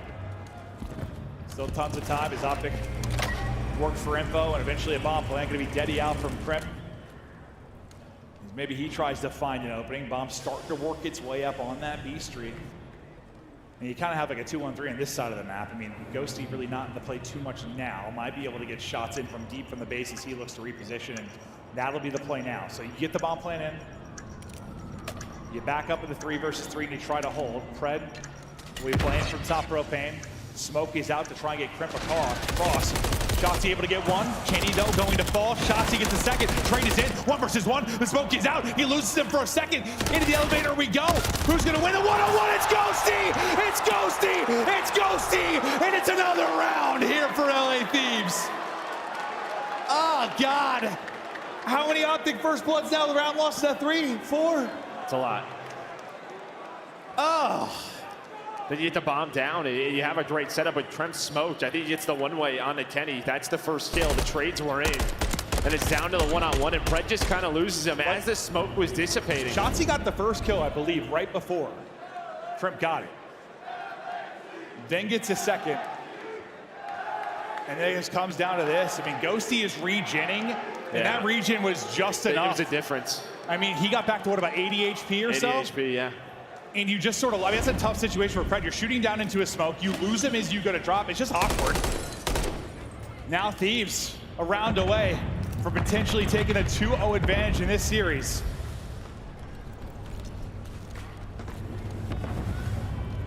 Is Jodeci working underground, trying to hunt. It's a first blood. I mean, like you haven't had many of your Thieves, but you get one here to put him away. That's 3 first deaths there for Dashi throughout this map. Times he's been the one getting caught on that B Street, and now Jodeci's maybe going to take a page out of Shotzi's, but the problem is, though, Kenny knows it. He's just going to watch the flank. Great play there from Kenny. First blood's not mattering much in this matchup. We're back into a 3 versus 3. It just feels like if you're going to do that, you want your teammates to make some noise, so that player has to turn and help his teammates out. Instead, it's just so quiet. Like some distraction. Yeah, Kenny's not going to look at anything else until he's got to help his teammates. 30 seconds now to go as they have to execute onto a site. Bomb plant starting to get worked in. It's a 3v3 retake opportunity. And you get to Shotzi and Kenny come alive. It's all on Nasty now, 1 versus 3, or we're headed to around 11. Spots 1, gets the kill, not gonna get away. Pred there for the trade, and we go the distance all the way now to around 11. And we don't see too many A plants ever. We got multiple throughout this map. Right. But that's just what both teams are giving each other. LA Thieves are like, hey, you know what? They're just playing a tight setup around B. Let's take the A side of the map. But the problem is like, if that's going to be your play, you're hoping to play it alongside Joe. Instead, his play's so isolated, turns into nothing. Is that just him getting antsy, teammates not supporting, a miscom? Yeah, maybe just timing just a little bit off there. Or a lot of it off. A lot of it off, yeah. Round 11, here we go. Optic, Thieves. Who will be the playmaker in this crucial round? Who finds the opener? Yeah, I wonder who. Yeah. Sometimes they rely on his playmaking. It might be a round that they do. Oh, sweet Jebediah. Is he gonna go for it? No, I thought he was gonna go for it, but he's just waiting for him to stop the peak. Then he can go up. So he sees the jump peaks not happening anymore. While everything else is going down towards the B Street. French gonna be the first one, and Dashy almost falls off the map. At least gets the trade. That could have been a double, but now Shotzi's gonna go with the jump up. Is there a trade though? There is. Tenny now the next player up. The smoke is down. Gonna buy Nasty some time. I thought the smoke was gonna get Shotzi out instead. Yeah, it gets Nasty time to just play his life, and Kenny gets caught. It's all on now Dashy. Bomb's down. Bomb is down, and he's stomping around. 1v2, one of the best clutch players in the league. Can't get it done. Holy fuck, yeah, look at me. Jonas sees it happen. Come on, bro. And if you thought he'd be feeling the pressure on the main stage, he sure as hell isn't. Thieves up 2-0.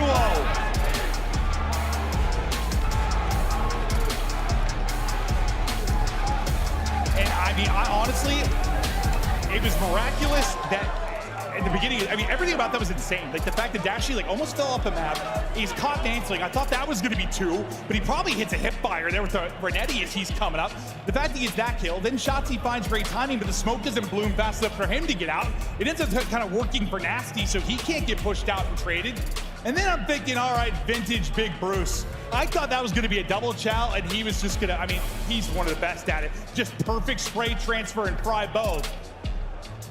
But they chow together, and that's somewhere Thieves has at times struggled. In those scenarios, the timing's a little bit off. There it was not. They close it out, and that is a team effort out of Thieves. Everybody producing. Woo! And there's somebody fired up. Somebody fired up. They shot. LA Thieves, hold on now. They got him fired up yesterday with an upset. You would have told me Thieves come in and they go through ultra without that. What? Hey, you never know. Clicking at the right time. Yeah, clicking at the right time. Sometimes it's all it is. But I think that last round, like, I think you should just see sort of maybe Optic struggles with the fundamentals with the comms. It just felt like they weren't on the same page. Like Kenny was gonna go help out Shotzi, but then he gets caught. And then bombs down right at the front windows, and Dashy's like, okay, what do I do here? I don't have a lot of options. Yeah, and I think there was a lot of worry around Optic coming into this just because typically, I mean, it's the same reason that we think like, you know, FaZe in New York probably best chance for this event, because the last event, when you only have like a week and a half, there's not a lot of chance for things to change. Like there's some scrims, but not a lot of time. Usually what you had at Major 4 is kind of what you're gonna bring here to Champs. And for Optic, you know, you hope they can turn around. They've been trying to get back to the fundamentals, but there's not a lot of time to do it. A lot of time to like rebuild from the base up. No, and I think maybe that's why you're seeing them play a lot of high rise or letting it through, because what is high rise? It's just sort of this trade heavy play around, you know, those trades. And that time LAD's even with all the first bloods that Opti had, able to win a lot of those rounds. Yeah, it felt like it was 4 straight basically at one point. Unbelievable there from Thieves as they bring it from the depths in many rounds. They go up 2-0. They are dominating here. They have silenced the building, but you know, if Optic gets it going, it's their major, it's their house. This place can come alive with the quickness. We'll be back after this quick break.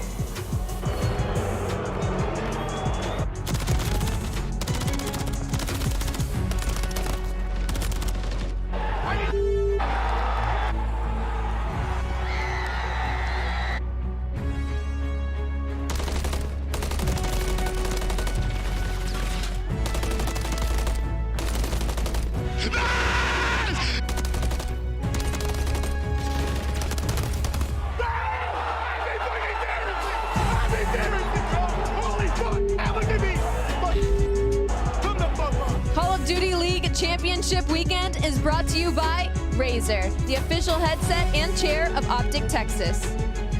Upgrade your game with a Scuff, the official controller of the Call of Duty League. Scuff and Optic have teamed up once again, this time for a limited edition Prism Mystery Box with an exclusive design in 5 different colors. Grab yours today at scuffgaming.com/optic-prism, and you could be one of the lucky few to unbox the gold controller.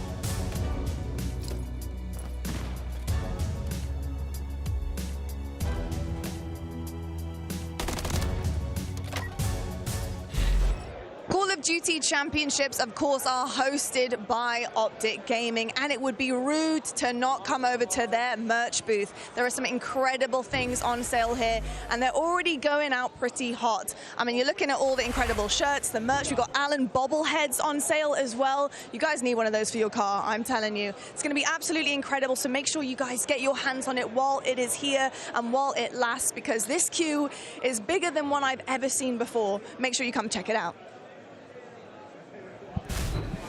Welcome back to COD Champs. The weekend continues on. Your hometown heroes, your hometown favorites in trouble right now in an 0-2 hole. But remember, it's winner's bracket. Anybody slips up here, you still have a chance to make a run. And some of our winners this year have come through hot losers bracket runs. So no need to stress yet, but you're stressing a bit. You're in an 0-2 hole if you're Optic. You do have a Karachi upcoming in control, which you can be disgusting at. So maybe this is where you're going. Joe, you like the next couple of maps for them, yeah? No, I think the next two are very strong for Optic. Honestly, maybe look at the map vetoes again, because I was like, why did they pick Karachi map 1? I was very confused. But Subbase was open. They didn't opt to go for it versus LA Thieves team. Obviously, it could just be due to recent scrim results or whatever, but I was like, I imagine, a little surprised with I that. imagine when you get first and then you go, 1-6 in the league and then into a top 12, a lot of what you've done all year is probably thrown out the window, and you're back to the basics and back to the fundamentals and trying to get going. And probably what happened in scrims here at the event leading into it in the week lead up. I'm sure I would assume going off of that data a little bit more than the year. Yeah, probably. But yeah, I think Control Karachi was just what we saw yesterday. I mean, the SMG duo was popping off versus LA Gorillas.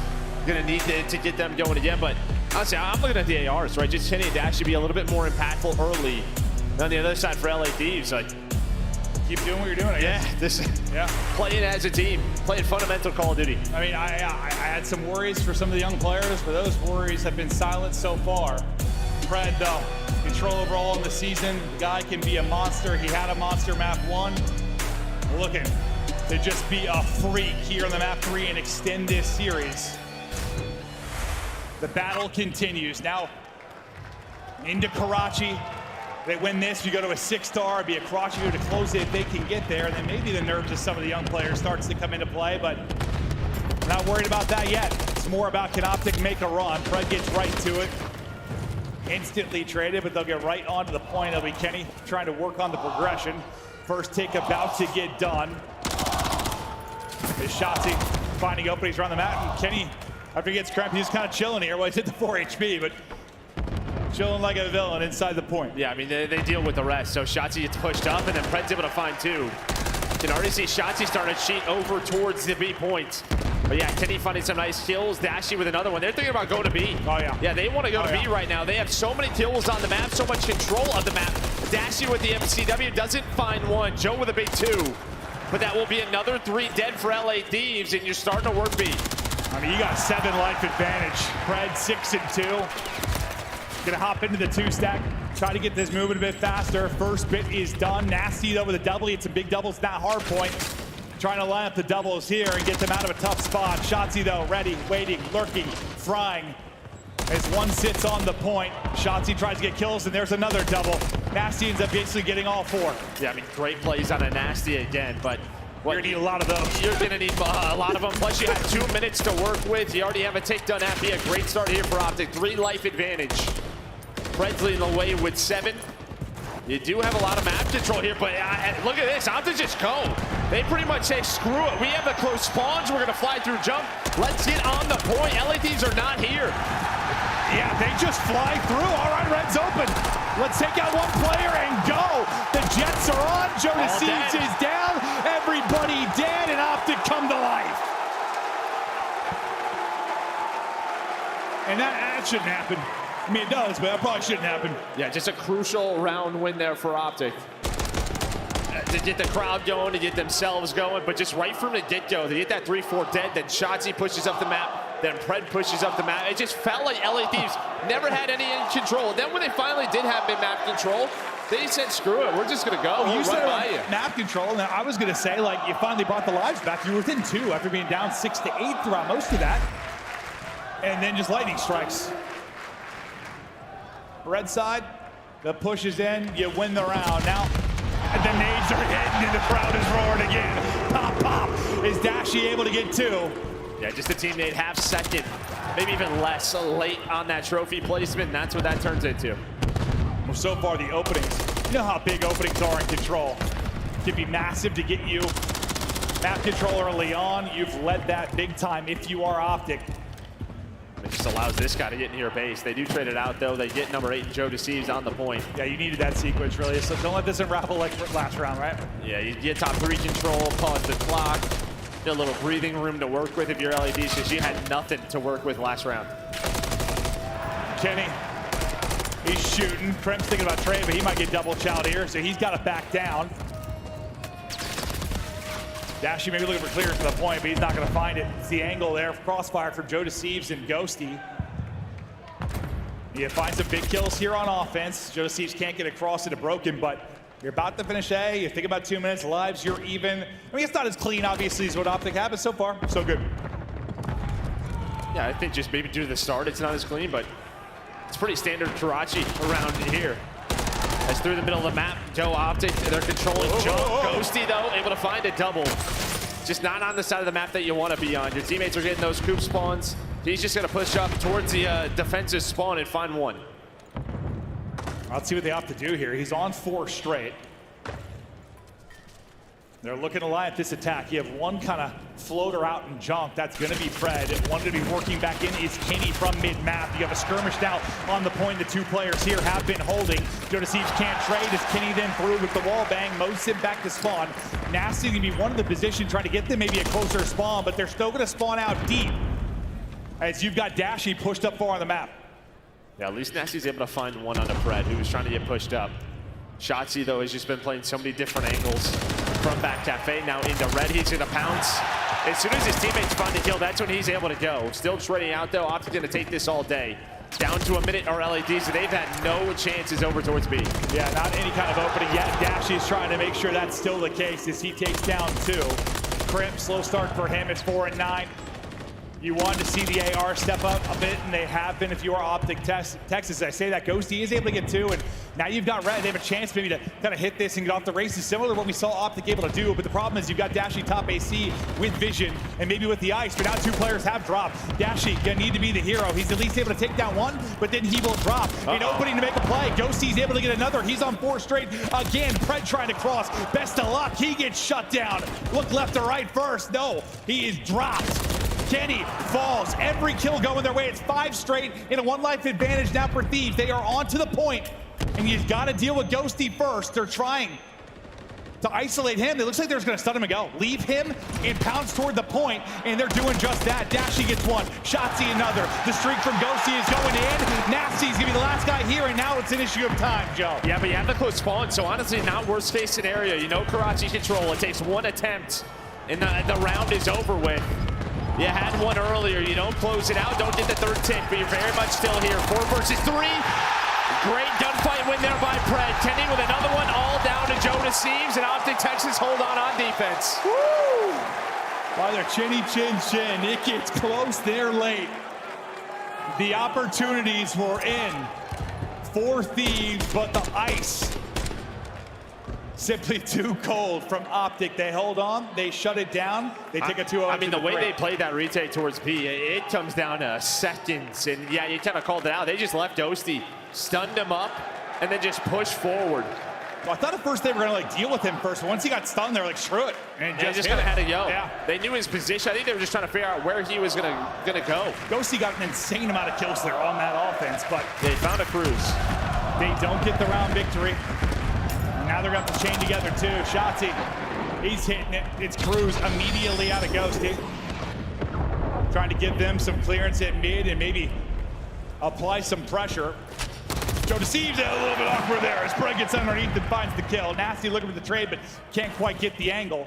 Now we go to Ghosty, who is about to be in between a rock and a hard place. Yeah, 10 shots. He's able to find the route to get through. So he's going to find 1. Now just buys time. All the focus over towards him. Nice play by Joe Deceives. Immediately know his position and lock him down. For him. Yeah, I'd say it was like 5 and 9 or whatever it was. Even in that run, he didn't find a kill. So out to 5 and 14. Can he come alive and rally a comeback? Shotzzy stunned up. but still dancing. The chow out, not gonna be enough. Another multi-kill from Nasty, but now it's Pred's turn. Pred's turn as he gets 3. And Papa and the boys are on the point, and they're stacking it here at B. Pred, the Terminator right now, as he's on 7 straight, a streak to use. And in the respawns, he has been nuts. Yeah, now it's Shotzi's turn with the double. You have the cruise on the Pred. Now you get done with B, you start to work over towards A. Shotzi gonna deal with the players off spawn. Just try to keep them locked as long as he can. Joe does bring it back, but they're already down to 8 lives. Shotzi and Nasty with 2. Now it's just down to Ghosty and Nasty, middle of the map, trying to hold on. And it felt like after that round 11 loss, the map 1 loss, they need to come in and slam them, and they are doing that. Up 11. Going to be a quick control is the way it's looking. You win out towards mid, you win it in the alley. Nasty gets 1, but you're on to the point, and progress is flowing.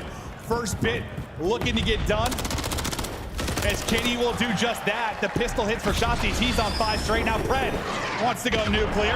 He hits the streak and he wipes out the map. Shotzi is out, but he takes out Ghosty and Joe Deceives. Gunfight's going to be coming to Kenny here shortly. Second bit is done. Crossfire is in. Kenny looks to bounce, and Shotzi in the back, and he's able to get another multi-kill.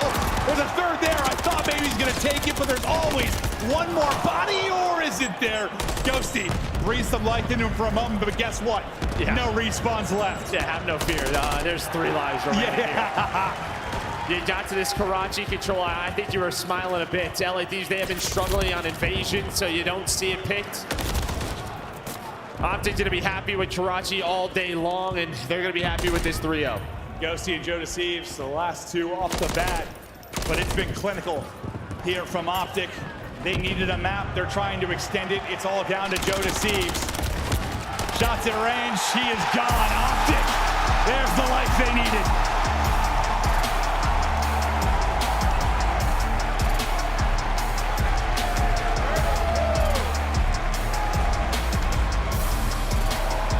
Could have heard a cricket after the map 2, the way that goes down in the round 11, but they are alive and well in the venue. The Optic fans going nuts, as that was just a destruction, a dismantling, whatever you want to call it. It was dominant. Triple D. No, it wasn't. And again, the map vetoes. You just look at, LA Thieves and their control. A lot of the times rely on high-rise and invasion. Yeah. And it feels like invasion is picked so often for them, and I don't know how many round 5 losses they have. It's got to be the most in the league on that map. So finally they try to stay away from it a bit. You end up on Karachi versus Optic, and well, you get smoked. And Kremp especially just can't get anything going. I mean, he's 6 and 20, never able to get into a flow. I mean, they were just getting a body from the get-go in a lot of those rounds. Like, never a lot of opportunity. There was like that one sequence in their offensive opportunity where it felt like they were having an edge. They finally feel like they were going to play up to par, but not quite enough. As we take a look at some of the highlights here from this one, Optic, just too much, too tough. And the individuals were shining. No, again, both offenses, you got B first, right? Or majority of B. Yeah, I on guess the first round. They got 2 ticks, yeah. I mean, you were really locked in on that behind Shotzi's routes, and then just the transition plays over in that round number 1. Then in round 3, it's kind of the same thing.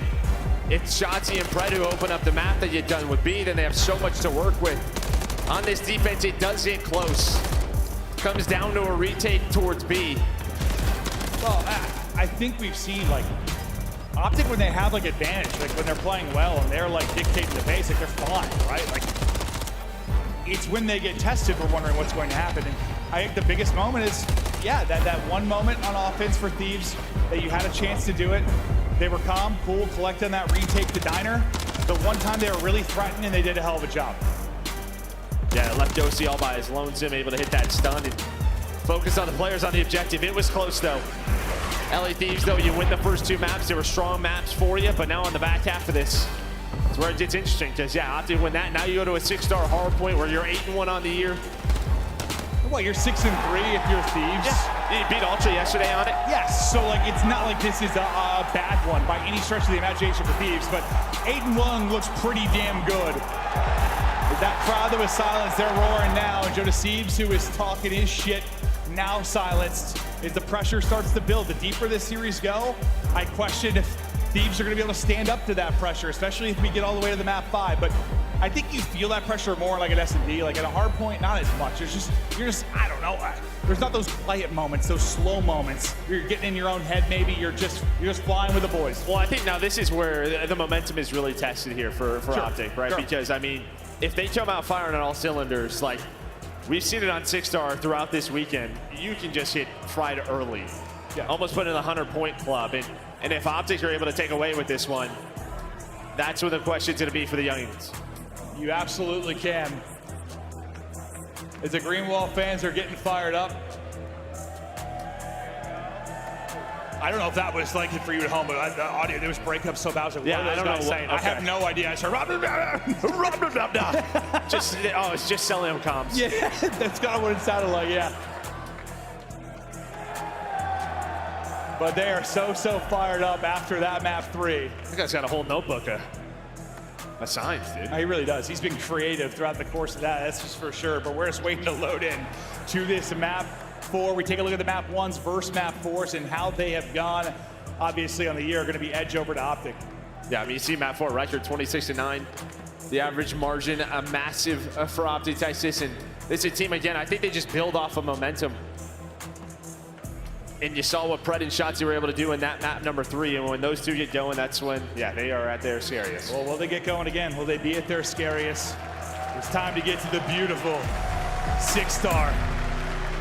Sun is out, 85 degrees, 0 humidity.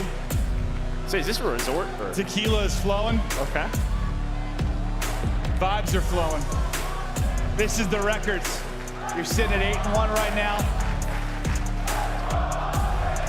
If you are Optic, can they carry that same momentum for map 3? Here we go. Can they get it to a 5th and final map? Can they come out and just pop off early? Yeah, I think this is going to be what you're looking for LADs. You have a response. You keep this close from the get-go. Not allow Optic to build off that map 3 success. Shotzi now. Trying to find his spot. He's able to do that before he gets dropped, but the battle goes back to the hard point. Fred will be next up to bat. Can't get it done. Joe Deceivs will get the better of him there. Joe Deceivs, who is really making some big plays in both modes, at least through the 1 and 2. Nice little start for him here, but inside the points off at least for a moment, but nice little flurry of kills there for LA Thieves. Now doing a good job, you know, with 10 seconds left on this rotation.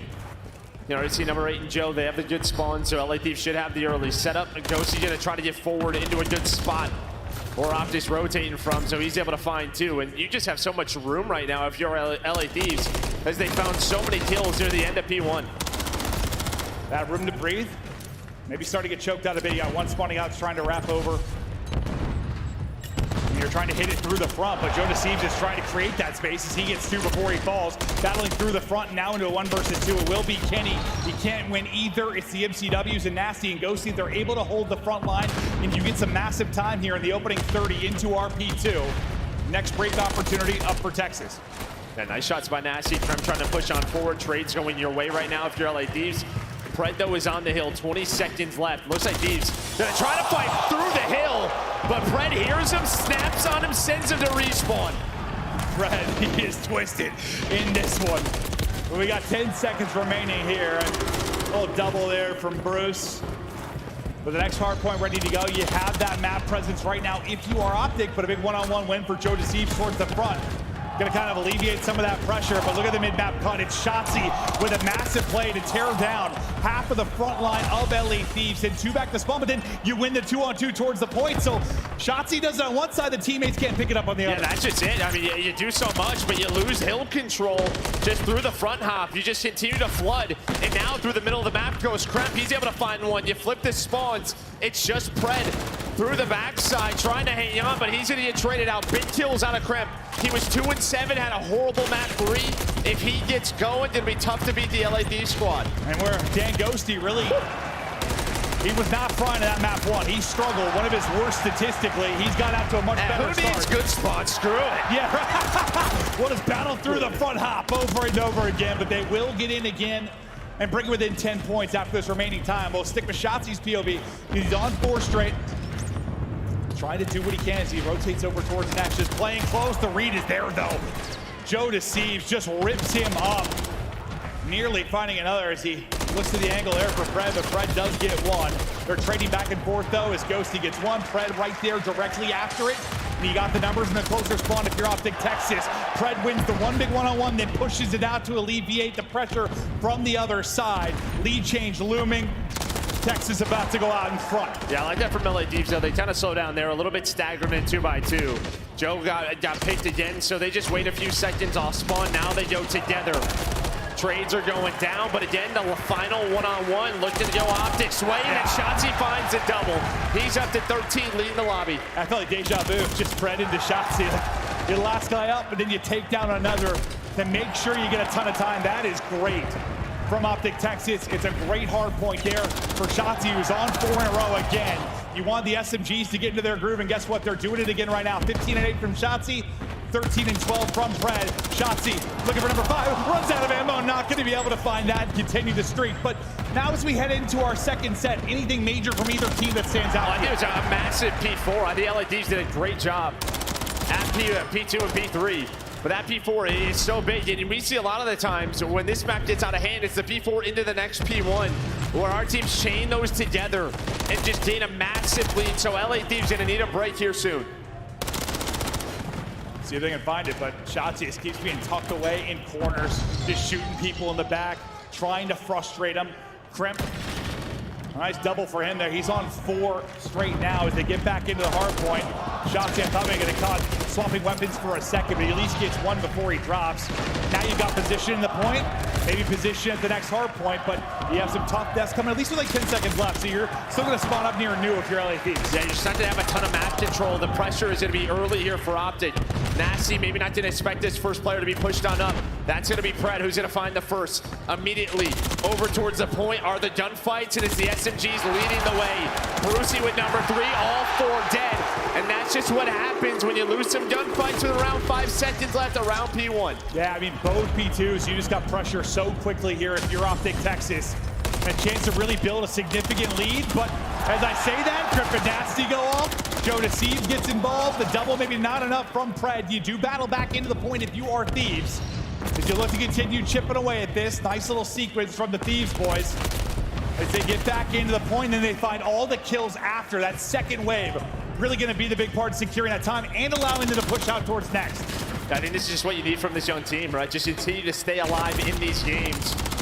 And when the game is slowed down and it's on your side, yeah, just playing fundamental Call of Duty like they did in map number 1. They're still going to be trailing, but not by much. Last time we were here, at P3, it was just what? Break through the front, break through the front. Nobody could really get a significant hold. The spawns didn't seem to matter all that much. We'll see what the case is going to be here. This time they're trying to battle it into the backside. Spawning out will be Ghosty as he'll hit it through the front. How will the pinch play out? They're able to clear one out of the point at least, but it's another multi from Pred. Not enough left to take. Otherwise, maybe he gets another. Ghosty keeps it up to a mess with his multi, though, to allow the onslaught to continue. Yeah, flood time. All the nades over the top. The hop up is in, but Tenny laid prone, able to hit the shots, but it's just about to contest right now for LA Thieves. The trade's on out, and now they have the numbers. They do a great job. They have been in some tough spots on P3, but they have managed to get through, and Nasty just lying prone, hitting the shots. Ghosty there with them. And again, they get the break, and then all the kills after to really get clean time at the end of it, and that allows Crip to go ahead and maybe get loose. Oh, it's a huge kill. That would have been Ghosty's cruise. Maybe to use around this P4. Didn't have a tie game, a lead change, but it was this P4 for Optic Texas where they got around 50 points and built that lead throughout the first rotation. Yeah, it was basically flawless. Can they replicate that again? So far, so good. Fred gets the first. Thieves gonna wait for Nasty to get back in on the action. Both teams go 1 for 1. The next wave, it's a multi there from Kenny, but it is traded out, so 2v2 here by the point for a second, and now they opt to go. Shotzi staying up with 30 HP remaining. Next gunfight falls to Pred, and the subs continue to get it done. They have been flawless the first time through. They're doing it again here the second time, and that, again, is the separation in this map. And that's just the difference of maybe Ghosty finding that cruise, right? I mean, huge wins by Shotzi. He loses that one-on-one. Maybe it's a break for LA Thieves. Instead, he is going off inside the office. And now, what, Optic up to a 40-point lead, should be around 50.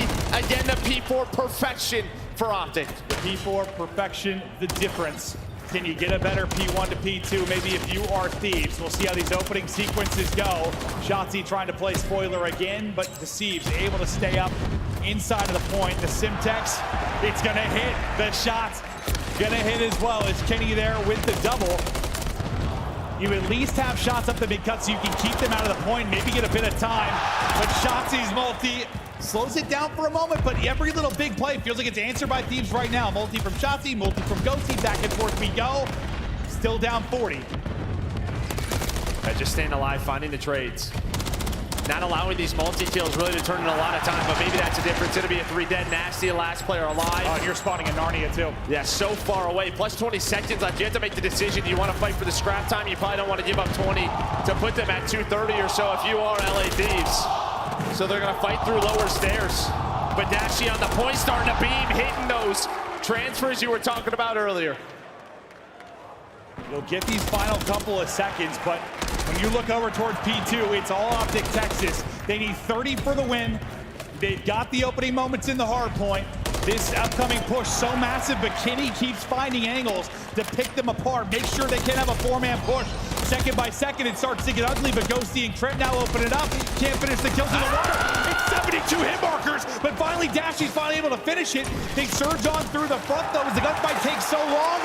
It is what feels like the 20th double for Shotzzy. He's up to 31.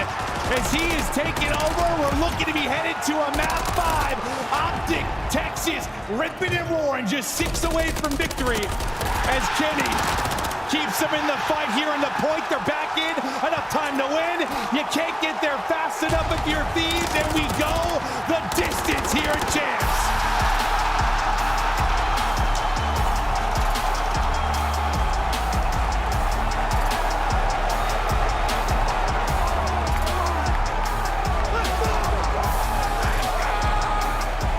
P4s, huh? Yeah, big difference. I mean, it wasn't everything, but no, I think that was the biggest bit of separation. They were so clean there. I would guess the score is probably 110 Probably. on that hill, if I had to. Probably. I mean, just so dominant. I really got 10. Just how mixy this map can be everywhere else. You're finally finding that money hill that Optic Texas on both rotations. And honestly, Thieves had some really incredible breaks from like 4-side spawns that kept them in the game. You just think with that dominance at P4 and how mixy it can be really at the rest, that you might get more of a blowout here if you are Optic Texas, but you did such a good job keeping it scrappy if you're Thieves. But yeah, the P4, I just don't know if you touch it. Yeah, I think for a few seconds you had it, like some contests, but not much at all. But I think if you're Thieves, all right, you got to your game 5. That's to me a mission accomplished, but maybe not in the way you go up 2-0. Now momentum is against you. It absolutely is, but you got a breakup coming. We just saw Optic rebound when the momentum was, against them, obviously. They're able to do it, so you take a breather, you talk to your coach, you dial it back in, you're ready for a map 5, but what pops off the page for you when you talk about the stats from that map 4? I mean, it's going to be a slaying, obviously, for Optic, but I think when you look at map 1 compared to map 4, there were just some multi-kills that LA Thieves found that they just didn't find at all throughout this map, and you'd see just sort of the game flow. I mean, just look at the P4s, right? You go from, 57 to 102, and then on the second one, I don't know what that number is, but all the way up to 205. Yeah, you're basically all square, 153. All right, in that ballpark, and then you just take over late in the game, a real back and forth one, but, well, I mean, there were some lead changes, but it felt like Optic were in control for the most part, especially just because of those P4s, but now, I mean, I don't know, momentum a little bit more important maybe for Optic because you have the home crowd, you have them behind you, but like, I just don't know how much that matters in Search. That's the beauty, I think, of our esport. I think like momentum is everything when you're in a respawn, blood is flowing and you're feeling it, but like in the round-based game mode, it's like, yes, I know maybe it'll give you some confidence or something, but honestly, you see people play overconfident, make a mistake. They're a little too riled up. Deep breaths, make good decisions. Yeah, I think maybe the confidence could help them just because, I think just because the search has been bad? Yeah, it's been bad, right? Just to make some key decisions. But you saw on the high rise, not the best, especially on offense. Well, what got the victory for them, if you think about their major win, it was the S&D run on Sunday. They're looking to get back to S&D form. S&D has been the question mark for this Optic Texas team. It comes down to this map 5. Do they have a date in the winner's bracket final? They've made the run. The reverse sweep is looming. The question is, can they close it out? Do not go anywhere. We're back after the break.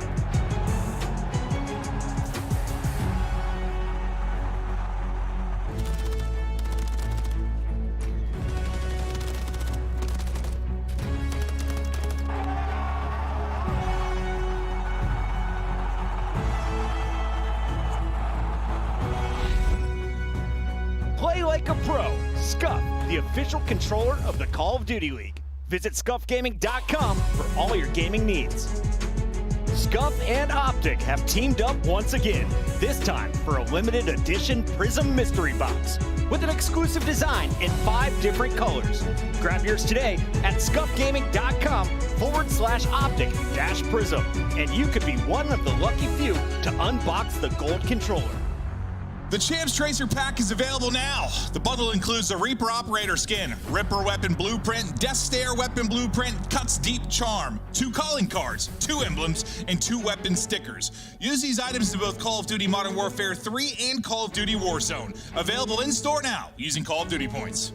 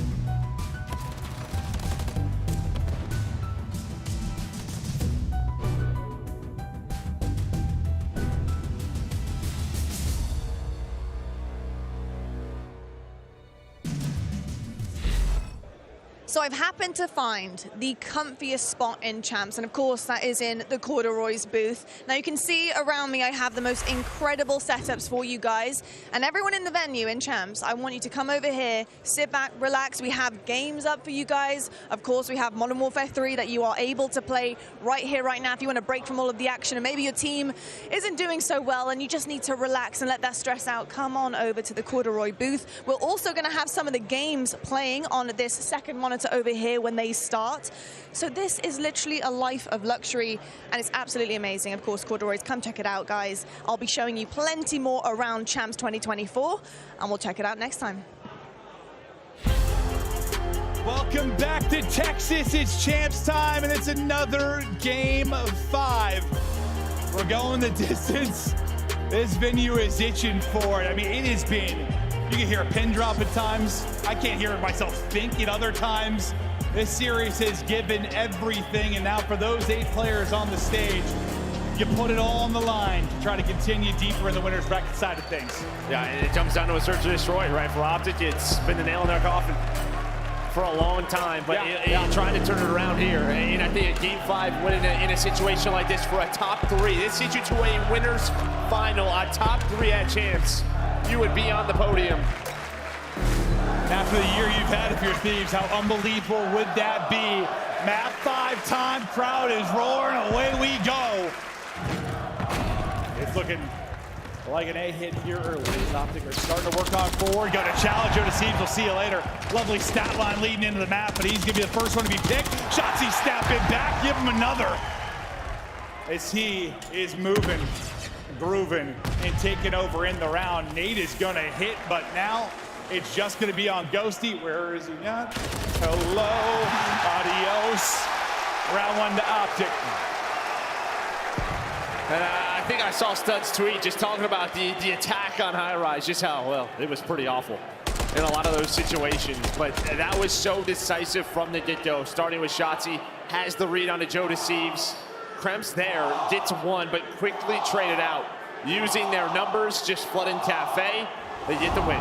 Sometimes if your offense isn't working, hit it, right? Like, hit it. They send it, and Shotzzy, the difference maker early on, gets the opener, gets the trade. As they fly on through, now we'll swap sides and continue on. Kremp able to get the only kill in that one for the Thieves side. But a little more patient in the build-up now is Thieves. Their off-site man will be Kremp. Other 3 going to be working the objective together. The point man on the defense, that'll be Pred. They'll be working on over towards B as he's able to push through and get bridge side. Yeah, I mean, you are very much pushed up here. If you see Optic, I mean, you have 2 inside of red. You already have Pred pack bridge. He's in a wonderful position to defend B. And then smoke is out. It should come down to Pred. And Joe Deceives. But they're just using the smoke maybe to try to get Optic to rotate and catch them in the rotation. They do just that, able to find 1. They don't really work the objective behind the smoke. They work the kills instead. Now Shotzzy has to play his life, use the utility to get out. And I think he sees the rotate, so comms will be in. Allows Dashy to get to a very good position. Yeah, both smokes out, but you're right, that information They're going to go back to, this is all down to Pred. This is going to be down to Pred and what he's able to find. Oh, shake and bake. Back and forth we go. Time is dwindling. 15 seconds remaining. Pred, ready, lurking, not going to pounce at all. Joe Deceives able to fly on in. Shotzzy is able to win 1 and get out to 3-0, but it's him and Dashy down to 2v3. Bomb is planted, and they'll try to work the retake. Joe Deceives is able to get away with his life. Shotzzy is not. Nice bit of finesse there from Ghosty, and Thieves take the round, but kept Optic on their toes, kept them guessing, and yeah, usually use the smoke to get across. They use the smoke to get a pick, just maybe make Optic over-rotate, and then the fact you don't get to really use yours if you're Shotzzy on any kind of retake. It get used just to stay alive. Yeah, I mean, maybe they're just thinking we have no info back bridge, or they saw Pred back there, but they're just worried. They don't want to use it to go on through, so they just kind of use it to bait Optic on the rotate, able to find Kenny inside of red, and then, yeah, just nice fundamentals there. 12 seconds left. You have to check your corners, able to find Pred so he doesn't make a play. Yeah, and that's the spot he's going to make it from, right? If he's really going to dismantle things, you have to get out the plan. That's going to be the spot. Nice double chow. Timing is on point. So far, offense is looking good for both teams. Now Kremp This time going to get to the spot where we saw kind of Pred last time around. Smoke is out. Shotzi trying to isolate him, but we'll see if he's able to do just that. Trying to get the angle, trying to dish out haircuts. Crimp going to get tagged up. They're going to work to isolate him. He's by himself. Can Crimp somehow get one? Joe Deceives is going to drop. This dance continues. I don't know how Crimp has stayed up this entire time. But eventually he's going to drop. But yeah, the fact he gets one, if you didn't lose Joe Deceives, that would have been insane. I mean, he's like dancing that 1v2 forever. Okay, now you have Pred working on an island inside of red. But yeah, good job by Crimp there to at least find one. He was in such a tough spot. Now they have to work the plant. And it's starting to go down right now. Bomb is planted. Now a retake here for Nasty. Bad timing. And well, rough timing, as you said, for Pred. And he's able to snap on a Dashy. Ooh.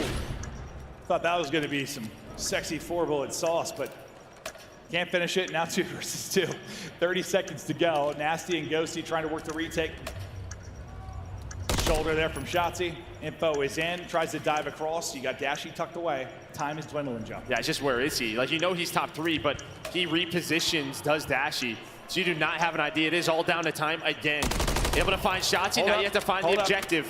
Where haven't you cleared if you are LA Thieves? It's this spot. Dashy on the reposition. Dashy wins the round. Beautifully done. Beautifully done. Decided repositions, tucks away. They never find him. Despite the fact you lose Shotzi, just no time to work with. You have to hop the plant. Dashy's got the angle. Then just time. Sometimes LA Thieves just a little bit too slow. In some of these situations, you're into that 2-on-2. Just so much to clear, though, once that B-bomb is down. They'll go back out in front.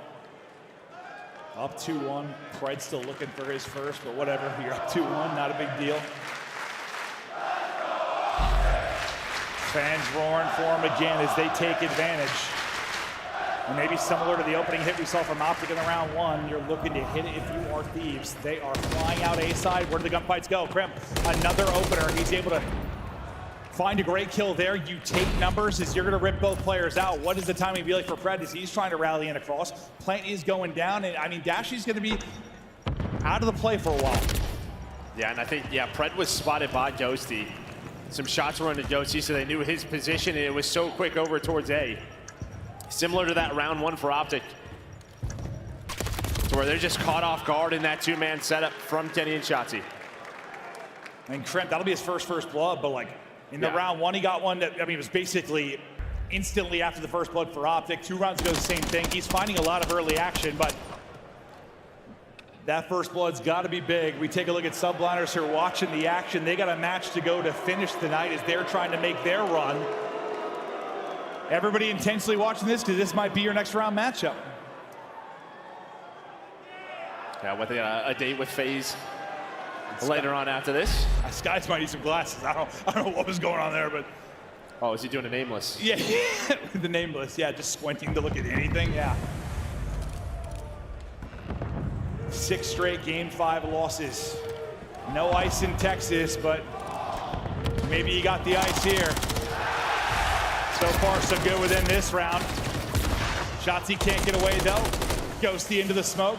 Pred, they've got the position. Will they end up trying to hunt him down? He's just going to get away here for a moment. Kenny now trying to get involved in the action. He's got to stay up. Can't quite do it. And now we have a 4v2. That's bomb again. And maybe things fall apart into a 2 versus 2. This is high rise all over again. He looks like a kangaroo. Look at him go. Yeah, that's not Pred. Dashy, though. It's looking for the fight. Nasty gets another. Oh, sweet child of mine. Things have fallen apart. We've become unhinged. Now you rely on Dashy with the bailout. Can he come up in the 1 versus 2? Not gonna happen. Ghosty wins it. They clutch up in the 2 versus 4. And that is atrocious for Optic. And that is icy as all hell for Thieves. Yeah, it's just one of those rounds you're gonna be talking about for a while.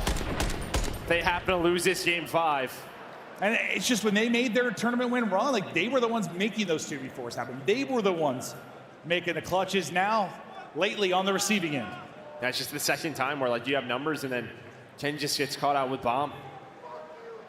Like they would probably reposition or go somewhere else, but then they have to take those fights inside a fountain. Pred, who's had a pretty solid series. 0-5 right now. I feel like for our casting, it's a day of goose eggs. We had like basically 2 going deep in our first series we casted today. Fred carrying 1 pretty deep into this, but it'll be round advantage now for Thieves. And after that fast A hit, keep them guessing, spread it out. There you are, 4 in a row for Dosey, 5 in a row for Nasty. Shotzi's in a really forward position. Do they know he's here? It looks like they must. He's trying to get out now, and there we go. Gonna use the dive. So strong to get out of specific places. On the other side of the map, it's Kremp, maybe just trying to find an angle instead. He gets caught by Kenny. You got numbers again. And now Thieves, I mean, yes, you can win the 3v4, but you're probably thinking about these streaks maybe more than anything. You got 5 straight for Nasty, 4 for Ghosty, as you said. Playing it slow to try and find a pick, and for Optic Texas, they know they're not trying to give him anything for free. Time dwindling, under 30 seconds to go. Fred looking for his first. Smoke goes down, but there was immediate stun, I think, from Dashy, where Ghosty just has to stop moving. Ghosty chows it, can't win it. Nasty will be the last one up, maybe working for that cruise. He'll be the last player alive, so it's gonna be for the cruise. He's able to get it, so I mean, that's what I was thinking even after they got first blood. And maybe you get 1 cruise, maybe you can get 2. You're up around. Not that you want to throw one away, but it just gets hard when you're in that 3v4 and offense and Karachi gets up to going. So at least you walk away with the cruise. And they're just staying so patient. Is this LA Thieves team on their offenses, where a lot of the times coming down to the clock, they're just trying to catch maybe if Optic overstep. That round, that doesn't happen behind that first blood from Kenny.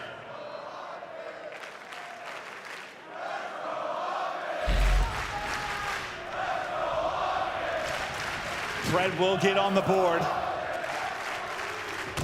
Fans roaring again, and you saw kind of an all-out A hit from Optic Texas this time. Everybody kind of stacked up over towards B. Don't really have that roaming player on the A side that might catch somebody, so you'll have numbers in some of these sequences out towards B. Dashy just trying to spot him.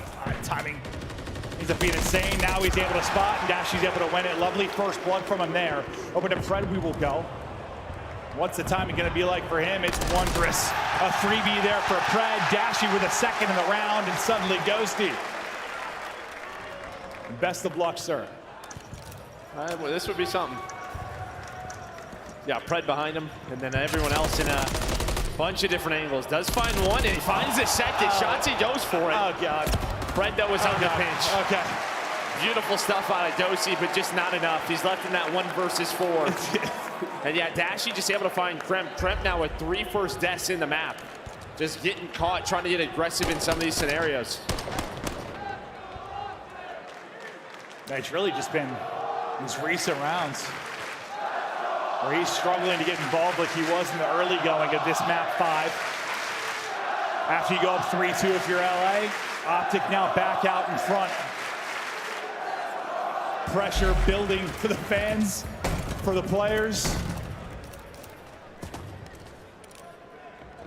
Thieves this time. What you saw, like an A hit.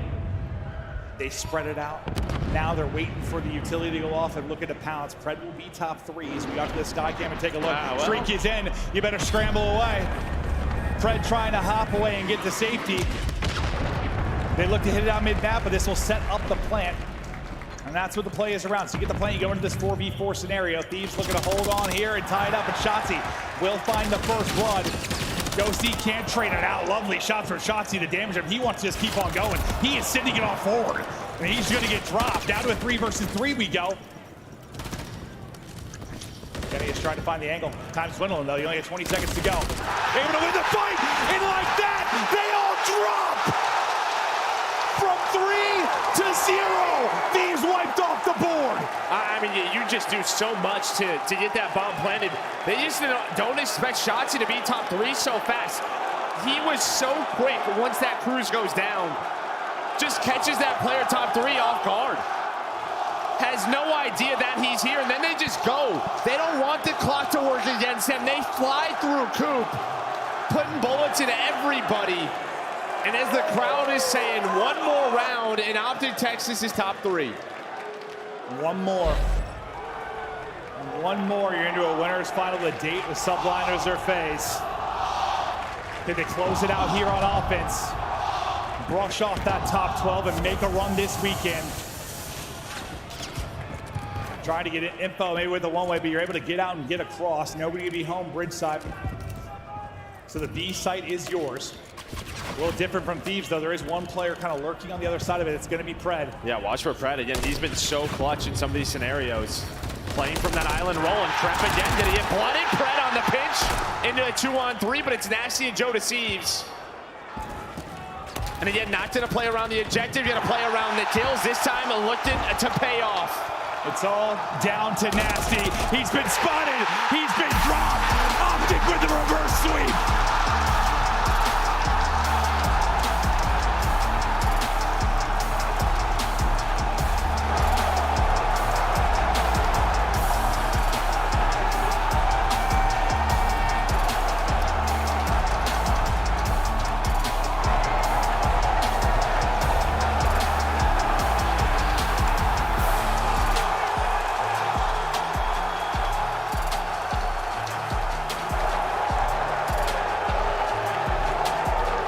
Comeback there from Optic in this series. You go down 0-2.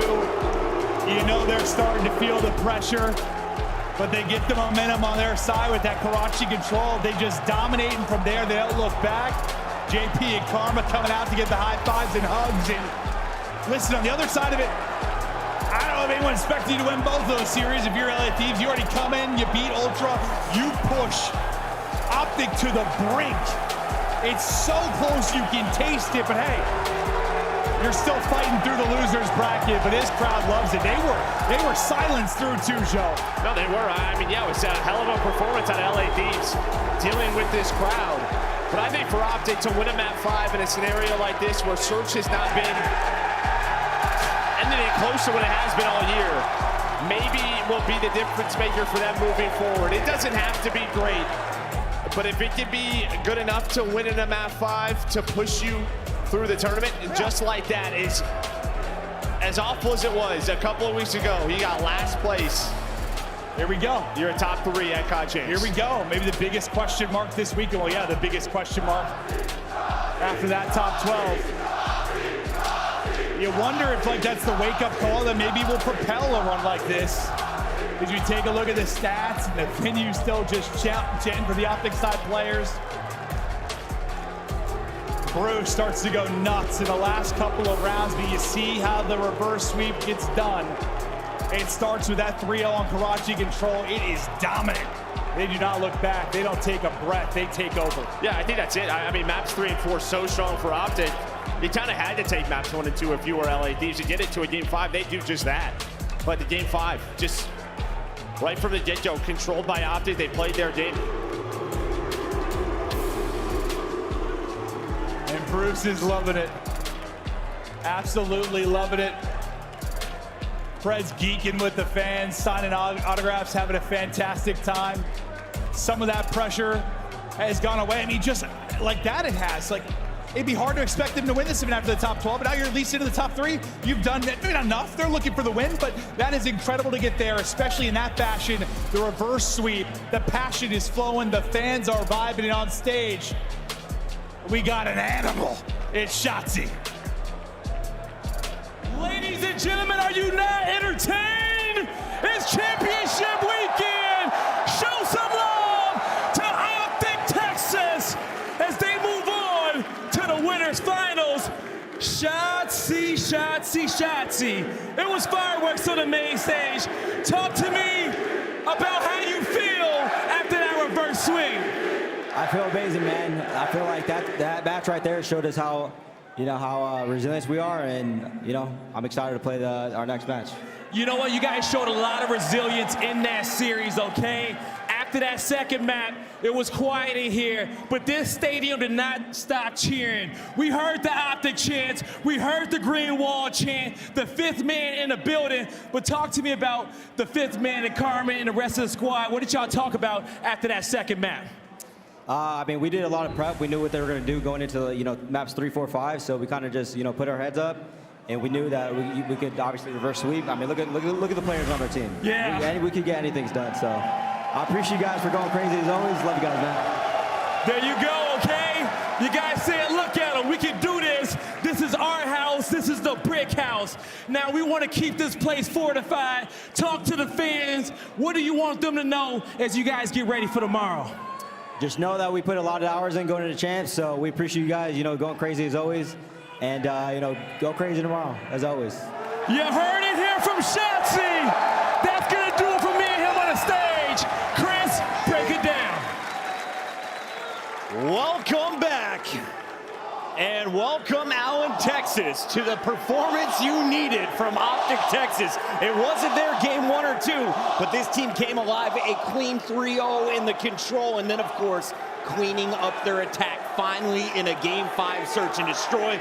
Nameless, you were on the fence. We were looking at it. Can Optic pull it out? You sided with Optic. You saw this one coming. How'd they pull it through? Yeah, we talked about like the win condition for Thieves is 1, 2, and 5, and they did just enough to get there to that game 5. And for Optic Texas, Karachi S&D, a map they haven't been able to win, 0-4 in their last 4. You said it, Chris. Their offenses, they fixed it at the very end. They're playing around Dashy on that top 3. Finding that first blood in back-to-back offensive rounds, opening it up for them, massive plays. And once Pred got going, it was pretty much over. I will say, Optic, as soon as you finish this match, please go and watch VOD and figure out how to clutch up in some of these search rounds, because you had the fans having palpitations. Clay, I had it. You called LA Thieves. They did it against Toronto. Almost took down another powerhouse 4 team. When they went to the game 5, I was pretty sure that Thieves was going to win it. The last game 5 Optics won was back in the middle of May. So it's been a while since they've won a game 5. And I actually thought that Thieves were going to take it. But the Optic had an incredibly good game plan. They went forward. They attacked the right side bomb site immediately first round when the crowd was getting hyped. The energy was there. And then they started abusing the smoke. Shotzi was playing with the smoke perfectly to get bridge control. This clutch up by Dashy was awesome. Yes. Good positioning out of him in the second floor right here. 4th reverse sweep of the season, leading the league. Wow. They're pretty good at having when their backs against the wall. 4th reverse sweep. The clutch factor is back here for Texas. Allie, who would you give MVP honors, though? Who was the star in this comeback? You got to say Shotzi, because he was doing it from the start of the match all the way up until the end. But honestly, I do want to tip my hat to the Texas ARs, because in the first map, they were the ones that were getting slammed. Pred and Shotzi were continuation from what we saw yesterday. It was an SMG diff, but unfortunately, Dashy and Kenny had a very slow beginning here. By the time we get to that Karachi, they regained their confidence, and it felt like Optic Texas once again. And also, I do want to tip, obviously, Dashy in that clutch moment. Dashy's one of the clutchest players in the league. There was a time we were talking about he had like over 7 clutches on the year for this team. He's going to be that guy when you need him at the end of the day. If you're looking at from LA Thieves' point of view here, Clayster, what are you going to be thinking about as you try and go to sleep tonight? When you go to sleep after choking a reverse sweep, all you think about is, wow, we should have won that match. And that's all that's going through your head. It's so hard to reset and focus for tomorrow when you lose such a close match like that for top 3, especially when this arena was roaring like they were. It was the most electric I've ever heard a COD crowd in here. I'm so excited for the rest of the weekend. This crowd has been amazing. My guy in front of me just held up his 5th empty cup. They are celebrating with Optic Texas, and Pred is giving them a good reason to do it. A 1.26. He takes our man of the match honors with a 1.37 in that hard point. Yeah, even in the map 1, they lost like he was frying, like 33-18 at one point, just going absolutely off. You get to the game 4, and that's where Optic won by almost 90 points, and it was him and Shotzi just willing their team to victory, dropping 30 bombs. It's exactly what you want to see. And then also starting off in that search, 0-4, to bounce back, to be the man that was on an island is huge. Despite some wonky plays on him early on, he got comfortable later in that game. If you're looking at the big picture, what does this mean for Optic Texas? You are guaranteed a spot on the podium. Huge. You are getting bronze, silver, or gold here at 2024 champs. But let's take a look at our Scuff play of the game. This one, we couldn't decide. So many great moments. So we said, how about we just give it both to Shotzi and Pred? Allie, walk me through some of these multi-kills. It was a Karachi control. I mean, you're talking about they're down 0-2 in this series. They unfortunately weren't able to clutch till round 11 in the search and destroy, getting flashbacks. And Pred and Shotzi's like, all right, don't worry. I'm going to put the ARs in the backpack. In this one, they're going to drop some bombs, some 3 pieces, and some streaks. Get them a big 3-0. They look very comfortable on 6-star as well. Do you expect these to be the maps for Optic moving forward? Yeah, I mean, they love 6-star. I'm actually kind of confused that it made it through this series. They're now 9-1 on that when it comes to Hardpoint. And then in the search and destroy, this bodes very well for Optic. If they can play Karachi once again, a map that they loved early on in the year that they found success on, especially in those game 5s, I'm excited to see if they keep that going forward. After he's done playing, Pred needs to go into the WWE. The man is ready for any role you need him, Vince McMahon. Let's take a look, though, at our bracket as we now see We have Optic powering in to the winners bracket finals. We have one match left on the day, and that's to find out who is going to join them there. FaZe versus Subliners at the top. And of course, we now know Miami Heretics has to play against LA Thieves to stay alive tomorrow. Another one. Something I've noticed as this bracket has progressed is the speed of the gameplay is going up like crazy. It is. Something we always talk about at Champs is thriving in the chaos. And I think you see all the teams doing it here. Even in some of those S&D retakes in that Optic match, it was chaos. People flying everywhere. In 5 seconds, the round is over. So whoever can really keep it together in the stressful moments, I think they're going to pull it out. Allen, Texas, we'll give you about 4 minutes to hit the bathrooms. When we come back, the action continues live from Allen, Texas. This is the Call of Duty League Championship Weekend.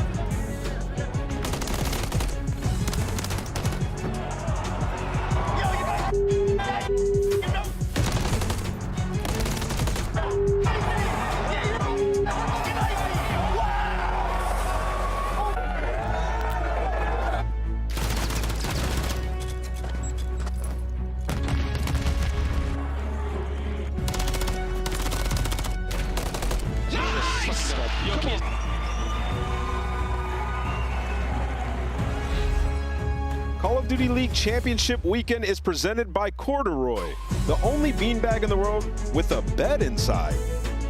The Call of Duty League is brought to you by Monster Energy, the official energy drink of the CDL. Call of Duty League Championship Weekend is brought to you by Wingstop, the official wings of Optic Texas.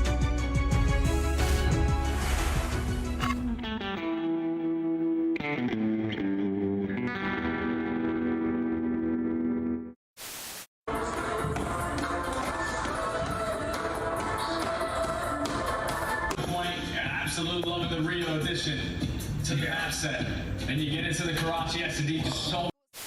They're gonna sit deep. They're gonna sit deep. I'm watching. I'm sliding across. I'm looking gold. Pinching, Snoopy got him. Nice. Yo, in the water. I don't know where he is. In the water. Oh, go, boys. Go, boys. Nice. Good DK 16. I got us, boys. Get to the window, and Shotzi just lying in wait. He's waiting for the call from his teammates. The moment of pounce, he's trying to bait these guys out, and the bait indeed. You got the 2 players on the flank coming through. They've got the spawns. Now the pressure's on Cammy. Oh. Looking for the second, looking for the third. He takes them down. Oh, Cammy!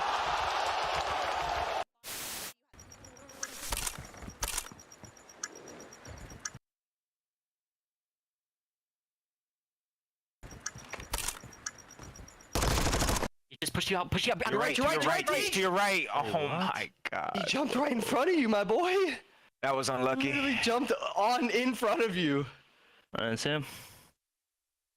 Bro, there's more than just the game on the line. It's like, you know, a lot more bragging rights. I think the very first map is the most important map. If you go down that first map to Optic, chances are you're not going to win the series. I think they have like over 90% win rate after they win the first map, so it just really comes down to that first map, I think. When you go up 2-0, it's really hard to come back, and we're really good at sealing the deal and just closing the... We've been practicing pretty hard and, you know, watching a lot of film and stuff like that, so I'm just fully confident we're going to walk away with the W.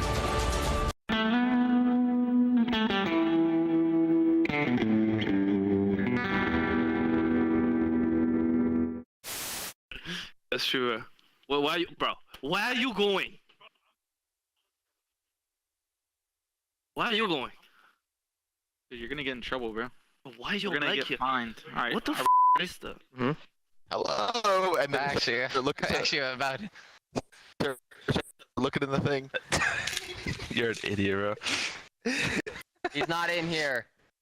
Join the game. All right, of course, Sky's backstage after that grueling Game 5, that battle. Talk to me a little bit about going into that matchup, what you were expecting, because you guys came really hot off it, and it just kind of, it was a battle right from the get-go. Well, going into it, we knew they were like a very aggressive team, so we knew we had to slow down situations, but we just weren't doing that, so it was like making it chaos. But I think that's all we got to do is working on tightening up, like not tweaking. Like once we get to do the easy part, just let them come to us, because I feel like that match we were just like overcomplicated in small situations. 100%. I wanted to ask you about the S&D as well. Of course, you guys have played each other many times before. That was your 5th time. S&D, you always have their number, but in map 2, you let it slip. What was the difference between map 2 and that last game 5 that really you had to tighten up on?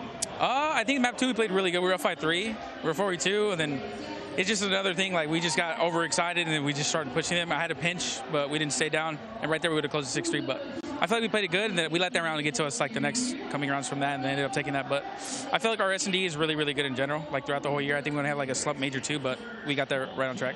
I love that so much. And last question for you guys is, mentally, you guys are up there with the best of the best. You know exactly what you need to do and how to deal the damage. How do you overcome problems within a series like we just saw, the first one for Champs, to really start to push that dub over the line, knowing that this is do or die here? I feel like this is gonna sound cocky, but like, I feel like we're the only team in the top 4 that actually has ice consistently. And like if we get to Sunday, we're the only team that's consistent on Sunday. And like we usually come out. If we make it to finals, we're gonna win. I love the confidence. Thank you so much, guys. Best of luck with the rest of Champs. I appreciate it. That was Skies last night after their win over Seattle Surge. They're coming into day 2, and the question I have, fam, can 99 kids show up on back-to-back days? We got Clayster, Alleycat, and Nameless here on the desk. I'm your host, Chris Puckett, and Nameless, I want to start with you. Can Kismet keep it going? Because the man took over to get them here into winners round 2. Are you kidding me? That's the Bulldog. When you talk about search and destroy, he's going to be in the mix. The man picked up 2 cruises in 1 game yesterday in that game 5, and I expect him to continue that up on that stage. They played these guys a couple of weeks ago, Chris, in a grand final and mopped the floor with them 4-2 when most people were picking Atlanta, so they're ready to go. Guess what the total map count was for that event against each other, though? It was 5-4 in favor of Atlanta, because they 3-0 bopped them in the first best of 5. So this one could go either way. But Clay, you got to think the Subliners are the underdogs, right? Atlanta has been to all 4 of our major winners bracket finals. That kind of consistency is unheard of. I mean, 100% they're in the winners bracket finals, Atlanta FaZe is. So I'm curious if we're going to get 99 kids or if we're going to get the Ben J. Arf kids, you know? So we have to see. We have to wait and see. New York Subliners, Hydra, Kismet, Skies, and of course Sib. And we have a very exciting matchup here because you have the #1 SMG versus the #2 SMG when it comes to the number. We are going to see Sib taking on Hydra. Allie, walk me through the digits, because both these players have been playing MVP caliber, with that trophy, of course, going to Simp earlier today. Yeah, this is unreal. This is Champs Day 1 stats, by the way. Hydra, again, rocking 1.37. None of those stats shock me, to be honest. These two, always head-to-head. We talked with Simp before the matchup, and this is what he had to say to Lottie. I have Simp here from Atlanta FaZe. First and foremost, Simp, congratulations, regular season MVP. I don't think there's many people surprised at that. You are always absolutely insane in every single Call of Duty that we see. But how are you feeling about winning this regular seasons? Oh, I mean, it feels amazing. I feel like the last couple of seasons, Vanguard more specifically, I feel like I didn't play my best. And I feel like since I've been trying to get back to my BO4 form, my Cold War form, and I feel like this is a year I've done that. I love to hear that. And what is it about your team in particular that really elevates your individual skill level? You guys have been kind of a core 3 for quite some time now. I know you change ARs every now and then to see what's working and what you can refresh. But what do they bring to the table for you specifically? I feel like I'm in more of like an open role this year where I can do a lot more of like plays that I was used to doing. I feel like I was kind of objective minded more in the past, whereas now I have more of a green light. And I feel like it's helped me a lot, and I feel like as a team, just everyone helping out each other just, helps me a lot. It's that team dynamic, right, that you guys have and have definitely secured, because a lot of teams are very afraid of kind of what you guys have built upon. Now, talking about what you're building upon, of course, here at Champs and your journey, you're up against Subliners next, and Subliners looked pretty good in the last major. They're peaking at the right time. How are you guys taking this matchup? What are the plans? I know you can't give me too much strategy, but where's the head at? I mean, we're going to treat it just like every other match. I feel like it's Champs. Every team's going to come out with a fire. Even our match against Miami, every match yesterday, I feel like was just a crazy match. I feel like every team's playing with the fire, like I said, and just got to treat every team equally like that. I love to hear it. All right, you're going to take everyone as serious as the best of the best. I appreciate that, Sim. Thank you so much. Best of luck today. Congratulations. Thank you. 46 matches on the season, only 8 losses to go with their 38 wins. There's been no one better than Simp, Draza, Abizi, and Celium. That is up until Championship Sunday. Clay, though, this is a Friday. What are you expecting from this team across these 5 maps? I expect, like Chris just said in his interview, he says he has the green light now. We have real Hardpoint, a bang-out map, first map. It's about to get chaotic in this arena. Allie? I see that Rio Hardpoint, and I'm just thinking back to the rematch of Grand Finals, and New York Subliners won by almost 100 points. So that would be huge for them to go up early in this series. No pressure, Allie, but you are 3 for 3 on the day. It is time to lock in the final scuff pick'em of the night. Can you pull a Clayster and have a perfect 4 for 4? Maybe. I already told you guys what my pick was heading into this. It might be surprising. I'm going with New York Subliners. I think out of the top 4, they had the strongest search and destroy so far this weekend, and I think they can do it. Nameless? I'm going to go with Atlanta FaZe. I think they went over that match time and time again in these last couple of weeks, and they're out for vengeance. They get it done. Clay. I'm a stats guy. If you've made winners bracket final 100% of the time, I think you're going to do it again. Atlanta FaZe. Atlanta FaZe has been to 4 straight winners finals. I think it's going to be 5, but it's going to take a game 5. It's Atlanta FaZe. It's New York Subliners, and it starts now.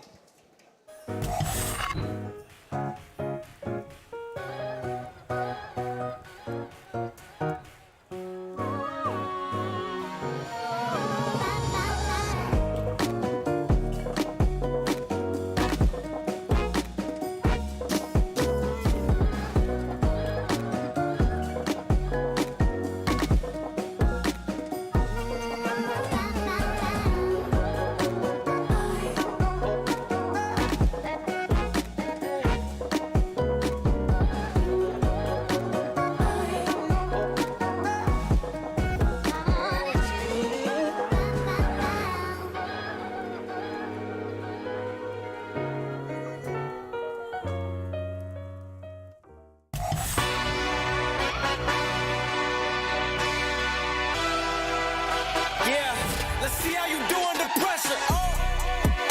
Yeah. Ain't no errors, baby, it's a new era. I wake up early feeling rich like I'm Kesha. I get to the paper, boy. Extra, extra.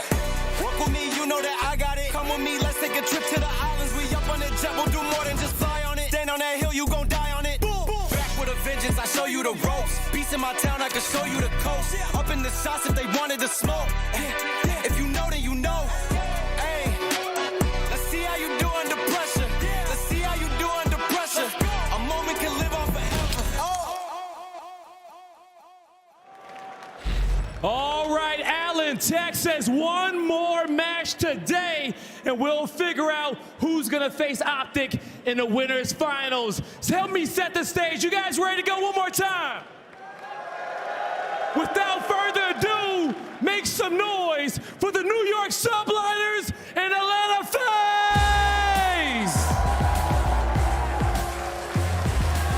Both of these teams considered in the top 4, and both of them with a win on the year. But one side of the stage has felt much more comfortable since the beginning of the season.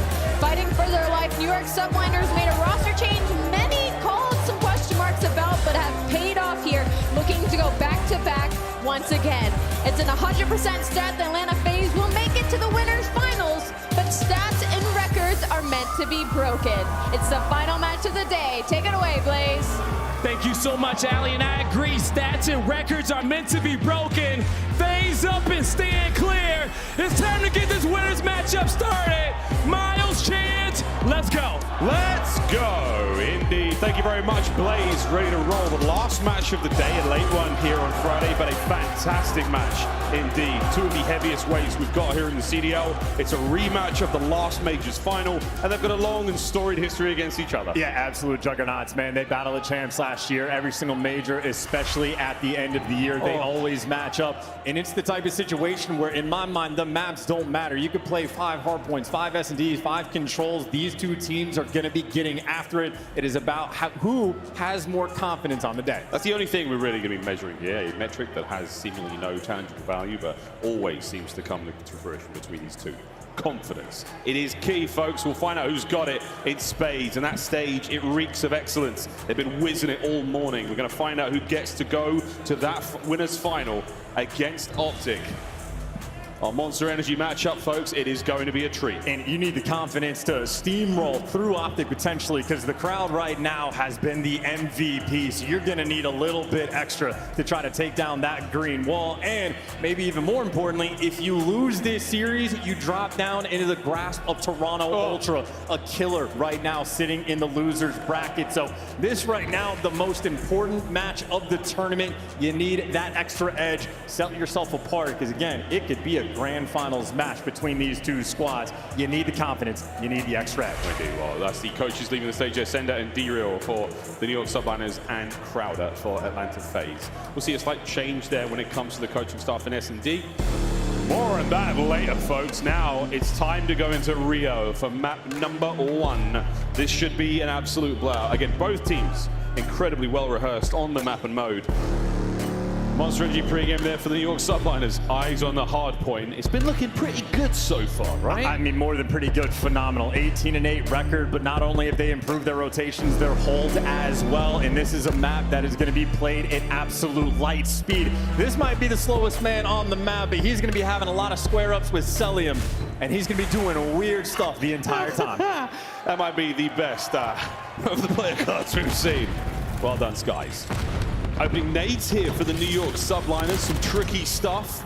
But the same thing could be said there on the point as Hydra, Sip, and Skies all find theirs, and it's only Celium to battle back to FaZe. And it seems almost, to fruition that it's Hydra taking down Sim for that first blood. It is the MVP of this year going against the MVP of last year. So literally, Titans heavyweights getting after it, and New York Subliners inside the hill, able to hold for the moment, but those steps have been a dagger. Hydra, last man standing, but that's who you want in the spot. Goes toe-to-toe, and Mr. MVP himself gets brought down, keeps the New York Subliners trainer rolling. Celium, a difficult man to kill, even with his back turned. Hardpoint once again back in the hands of New York. It's been a slippery one. FaZe have done everything they can to battle in, but there we go. A big break, 5 seconds to go. Rotation already underway. Yeah, not able to flip those spawns though. So Subliners are at least going to have the quicker reinforcements. You can see Hydra taking his time. He knows when to play fast. He knows when to slow it down, and knows when he got to gun Celium off of the head. He can't get it done. Draws up for the final kill, and he might have the spawns, but right now, time for Atlanta. They're keeping him in bed. Nice shots as well. Cell runs right into it. Here come the reinforcements for the New York Subliners flying towards P2. FaZe working on the comeback. The opening hardpoint was so productive there for New York. We're about to see that lead change. Skies looking for the reinforcements. Nobody home. Celium there on the time, cleaned up. An open hardpoint. And here comes the counter. That's so patient as well. He was waiting a year for Sim to go in that spot, but the fact that Subliners had these spawns in Atlanta FaZe more or less just bullied them off the hill. That is fantastic work coming in from Atlanta. Teamwork on point and forcing the bad team shots coming through there from the Subliners. A team kill, and that just means final 15 seconds. That is easy scrap time for Atlanta. On the rotation though, Hydra making sneaky plays. No one from Atlanta able to sneak their way through. Subliners, they're going to get the pure hold as the hill pops. My goodness. Lovely shots from everyone there. The Subliners winning the ones. Can Abisi get one at least? Yeah, he does. Can he get two? We'll find out in a second. Over towards the new point we go, though. Far left-hand side of the minimap. New York Subliners once again first in. They won P1. FaZe win P2. Let's see what happens at P3. I mean, this is just complete aggression. Atlanta FaZe has spent the first 20 seconds just to try to get nearby the hill. Subliners absolutely setting pace, but on the retake, at least you make it to 50-50. Celium can't get it done. Subliners clean house. And that was a massive effort from Atlanta FaZe to get absolutely nothing. Well, second go. Sim not able to get the two-piece over there once again. Strong on the defense. Beautiful work. Again, it's a two-piece for the French Phenom. 10-6, 10-7 overall here at P3. Very solid for the Subliners so far. I mean, yeah, a near perfect hold. And yeah, Celium gets caught, red stun lands on his face, and you're trying to set yourself up on rotation as well. Atlanta FaZe, they're going to have to chalk that time. They will be here first, and we talk about the rotations and holds.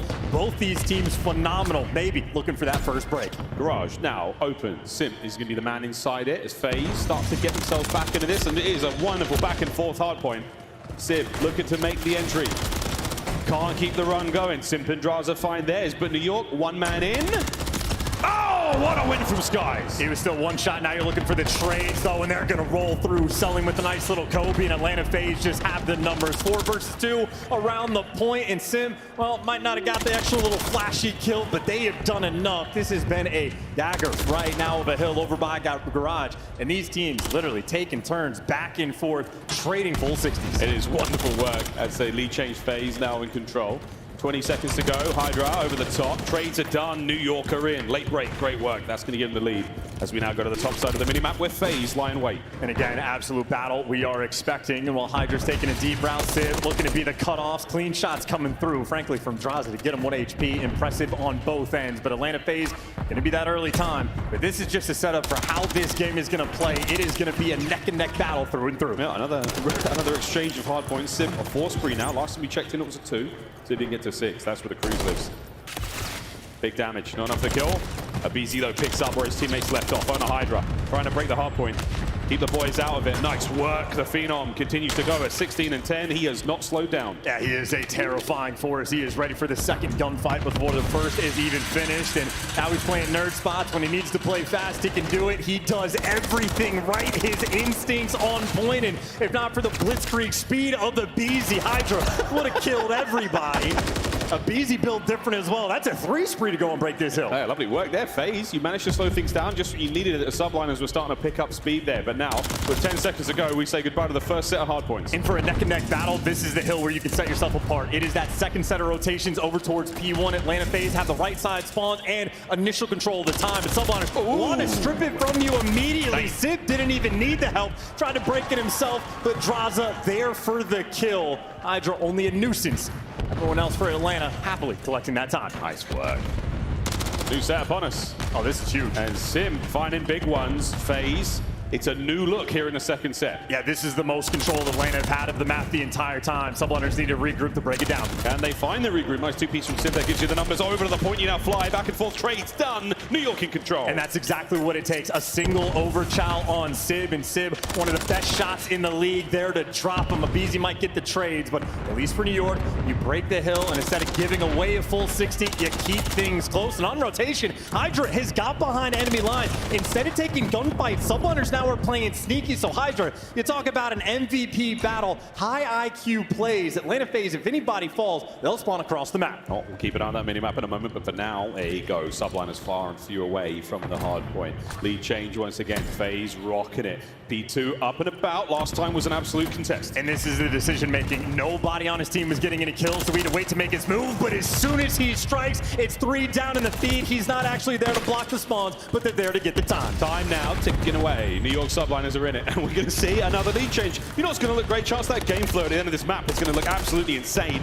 Intertwined between both teams. Abizi, a big 2-piece there on the point, as now Sid looking to get himself into it. Sim's there to back him up, and the Terrors clean house. Yeah, tiny Terrors, absolute bulldozers. You had Hydra making the high IQ plays, and then he'd get run over like a Mack truck. But for the final 25, you still got New York players attempting to swarm. They lose every single gunfight. And now on rotation, you might get picked apart. 2 players spawning out. Civ is going to find the exact same fate. Atlanta FaZe going to have a 30-point lead and the rotation towards New. Towards New, P3, a mixy 1 indeed. Kismet has come out a little slow today. That's 9 and 23 for the Bulldog. 99 kills not found yet. We'll find out though, as Atlanta FaZe have not stopped. They haven't slowed down. The Subliners are starting to trail behind. And if you have a small moment, a little mishap for New York, you need to bail out, and that bailout might be Hydra. He just runs you down, picks up 2, and how quickly the spawns turn. Now Atlanta FaZe is going to have to hike across the map. Draza doesn't know what direction to look, and that is bully ball being played by the Subliners. Hydra strips it from you. 24 kills, dominating this lobby. Busy trying to make something happen there on the back line. He's managed to sneak on through. Time not on their side. 33 seconds on it. This could be enough to get players in. No, it's Sid with the win on the point, and that's going to be still Abizi in the back. Is it going to matter? Here comes Hydra. 19 in the magazine. Only needed a few. Sim's on a 5. He is so clean, though. He's just dragging everybody's attention his direction. But Abizi, he buys you everything, but no one can pick him up for the time. Kismet wins the fight in the old hill. Sid now winning the fights in the new hill. Cruise missile already secured. And that means his teammates, even if they lose these next few gunfights, Sid, he will be there for the bailout. Hydra, 2-piece on New. Lead in the hands of the New York Subliners. Hardpoint now ready to rock, and Sib has been cooking all map long. 22 and 18. What a masterclass of a hill. I mean, Hydra was the one to kick it off to sort of break it through, and Sib absolutely there for the follow-up. It is a 20-point gap and then some. Subliners running away with the game. Subliners looking hot. Let's see how they sound with a very quick listen in. Last one. Missing Zach. Missing Zach. P3. Missing Zach. Two boxes. Got you. He told me. Is that what he did? Get the last guy. P2. My bad if I need you. You're good. Go, copy. There's three. Short steps. Hold.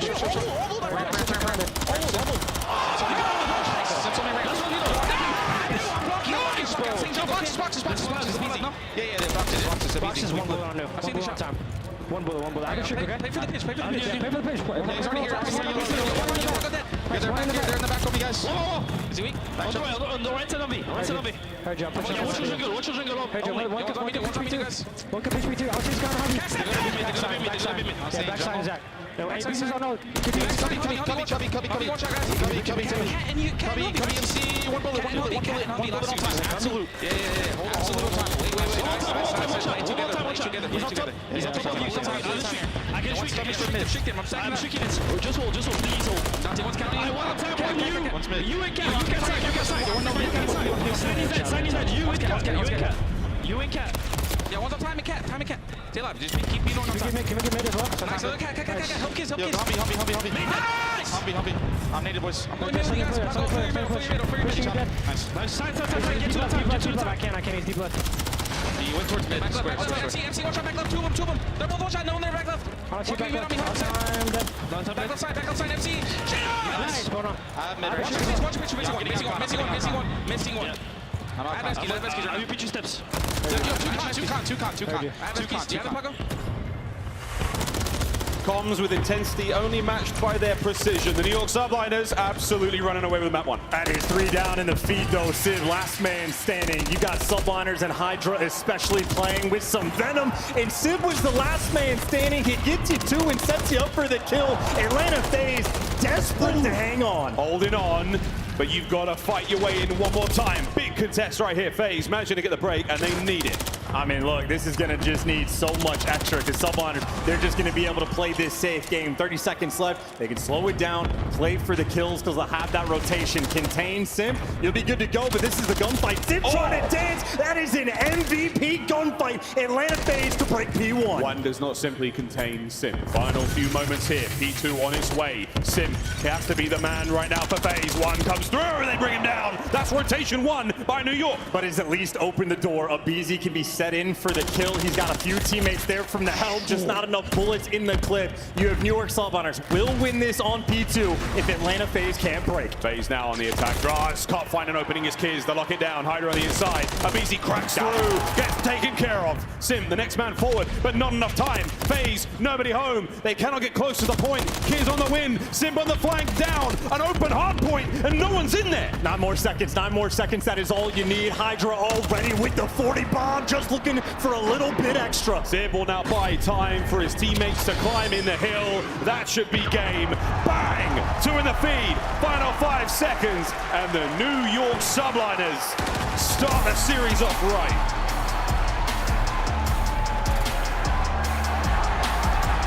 And I don't know what he said. But Hydra is certainly letting FaZe know something. I think it might have been something to do with that regular season MVP result. And man, map 1, 42 kills there from Hydra, 32 non-traded. Outslayed the lobby by a mile and a cheeky little smile on the side of Sim. You guys want to talk in game chat? Well, welcome to champs. Hydra is here. This man is literally in his final form. I just hope that the members of FaZe manage to mute up. That's one thing that I've heard a few of the pros do. They mute up everyone in the lobby before these games get started. I don't know if that was part of the FaZe ritual, because I tell you what, Hydra was just spitting pure fire into the game chat. Map 1 goes to New York. And this is what I'm saying, man. These two teams, it is a battle of confidence. It could very well be a rematch in the grand finals, and they're getting active. You just had Kismet double negative. The damage output not there. Granted, he did his job 2 minutes in the hill, but a lackluster performance, and it didn't matter because Civ and Hydra picked him up and then some. Damage output from Civ, absolutely crazy. Man earns 2 cruise missiles in a crucial moment. You had New York Subliners on the second P3, down by 20 seconds. They lose the rotation. Everybody spawn out. Well, who comes to run over? It was Hydra. Almost in this exact moment, Atlanta FaZe lose the spawns, lose control of the game. Hydra, he is making montages. One of the best teams of all time on the main stage. Yeah, we're looking at it right now, folks. The highlights from that opening map. A very, very hot Rio to get things rolling here. Again, we're looking to play for a date with Optic in the winners finals, and right now the New York Subliners have come to play more than just games in-game. The mind game's out of game, certainly vibrant, let's say. But these highlights are something, man. Hydra 2-piece after 2-piece. 42 kills overall in the final map there. Disgusting work. He is completely undeniable. And again, when you talk about Hydra's gameplay, it's so pure. There's literally no weakness. Any moment he has to slow things down, he does so. Need to block spawns, he can do it. He can take routes. It is literally like he just dials it in. It is perfection by the end of the year. And again, 42 bomb just to kick these series off. I mean, this is the man. Someone for Atlanta FaZe has to match him. You gotta slow him down. There's plenty of players on FaZe that can do, but right now, Hydra's doing everything he can to create that separation, and that's what we saw there towards the second set. Man, back and forth to begin things, and then FaZe just started to lose pace, unable to keep up with the might of the New York Subliners. A close finish indeed, but my word, fantastic start to the series. And again, it is that P3, that second one, where you had Atlanta FaZe win the rotation, and on the hill they went from 153, and at the end of it, they had 153. They get flatline back-to-back kills, and that is the type of momentum-based mistake you cannot afford to make against a team like this. And that is devastating stuff, but that is just the teaser for what I expect to be a long series. These teams have been getting after it. They trade series year over year. There's no secrets. Everybody knows each other's play styles. You know what to expect. You plan for these teams 2 weeks before the tournament starts. It's all about that execution. Yeah, execution. Not a lot of luck involved, but there was some luck involved in a big monster giveaway that LVP was involved with a moment ago. We have another Monster Energy row where one lucky row here at Champs has won some Monster merchandise, a swag bag. It is absolutely incredible. These guys are very hyped, very happy with everything that they've got. I believe they have a beanie, a t-shirt, and 2 stickers. Just make sure you guys are here, you're sat down, enjoying all of our matches, because your row could be the next lucky one. Thank you so much, Lottie, and congratulations to that entire row getting all that good swag. Chance, you and I were talking in the break there. You were just saying about like a bit of trash talk. Hydra doesn't seem that kind of guy, but he's been awoken since Major 4. And it's also like Simp is also not that kind of guy as well, but he was the one that started chirping at Hydra specifically, literally from the first series. Atlanta FaZe 3-0'd him, and there's basically nobody on the planet that can shot across the stage and tell Hydra he sucks. Simp is on that short list, and also might regret that mistake of trash talking that young French phenom, because they lost in the grand finals, got beat down 4-2, and Hydra has been awoken. You're looking to bark back though, and again, someone needs to step up. 6-star especially earlier, before New York Subliners had hit that final form, which they appear to be in now, Atlanta FaZe would beat them down. And on this map specifically, they were teeing off on them. Subliners had almost no answer, if not for Kismet barking and making those insane plays that we have seen 99 Kids do. Atlanta FaZe would have dominated. 6-0 performance, but a little chirping, a little bit more momentum on the side of the New York Subliners, and I know now they are going to be ready to play. Any secrets these teams have been holding on to in Search and Destroy, this is the match where you break them out. Yeah, you can do what you can to try to counter these secrets a little bit later in the tournament, but these two teams do not. I'm going to play again after this. Here we go. Here's Eater, big one, and a BZ in perfect position for first blood. And again, the homework, you know, an A+ for the coaches. They knew exactly where Kismet was going to be played. 0 time wasted for the first blood. Still have to execute. A minute left in the round. We'll see what happens here on the counter-attack towards A. The bomb still teetering that direction. Sky is the lone man over towards the B-bomb site. He might run into a bit of trouble, but oh yeah, trouble. His name was Simp. His counterpart Abizi in the middle of the map. As FaZe now repositioned for the 1v4 for Sib. Everybody lining up. He just spotted all three. Good luck trying to win any of these gunfights. Just a lot of jumps. Atlanta FaZe, you can see, dialed in. These guys are going to be attempting to play perfect S&D. So far, so good. Sib just wants a little bit extra. I mean, Sib is going to tag these players up every time. He's never going to be able to learn enough to get a kill. FaZe will not let that happen, and FaZe will take the round. And it is going to be treating each other with the utmost respect, even in a 1 versus 4. No one's over-challenged. No one's bringing ego into this match. You will sit on that heady, and you will wait for the easy gunfight. Atlanta FaZe, exactly how you want to break him down in round 1. Cool and calm. Oh, Dra's having a great time. Oh, he's been sat next to the DJ booth for like 30 seconds. Of course he's bumping like that. I wonder how loud his game sound was. That would have been quite annoying. He'll be deaf after this weekend. Hi there, guys in the front row. Hope you're having fun. We sure are. Let's see if the New York Subliners can have some fun on defense. Well, New York Subliners, nobody's there on defense over towards the B site, so it's about how quickly Atlanta FaZe can identify and get this bomb down. Abizi, most aggressive player maybe in Call of Duty history. No time wasted. Uh-oh. And bomb goes down, but you don't get the first blood. Atlanta FaZe trying to hold on to the 3 versus 4, and Kismet, that's a dead body. 3v3. Bad news, Sib now has to try to get in there. Anybody home? 3v3. Oh, Abizi flying through the air. He soars, he shoots, he scores. And they've also never spotted Sim. Sim's the island player for this squad, but he's already cleared out so much map space. Everybody can turn. You know it's the flank. Yeah, watch out for that. Smoke check. Hydra all tagged up. Whoa, the win! Over to Sim. Can he find anything here with 15 seconds on it? Hide and seek. Oh my good God, what a round. It's not done yet though. As Celium now sends it over towards the bomb! And we gave a little bit of extra love after Hydra's sensational 2-piece. I don't know how many times I've ever seen Abizi get absolutely gunned, but Hydra showing extra love there is Celium showing the extra love for the stamp on the round. It was a nail biter where they're just chasing a ghost. And I know things got spicy, but if Simp had not made the play to clear out the entire side of the map to force it through on the flank, Celium would not be in that spot. So well orchestrated. Atlanta FaZe up 2-0. They're having to work for it. These are good rounds. Round 3, New York on attack. Square up. Here come the nades. There are the trophies. That didn't last very long. We're going to be sending it, folks.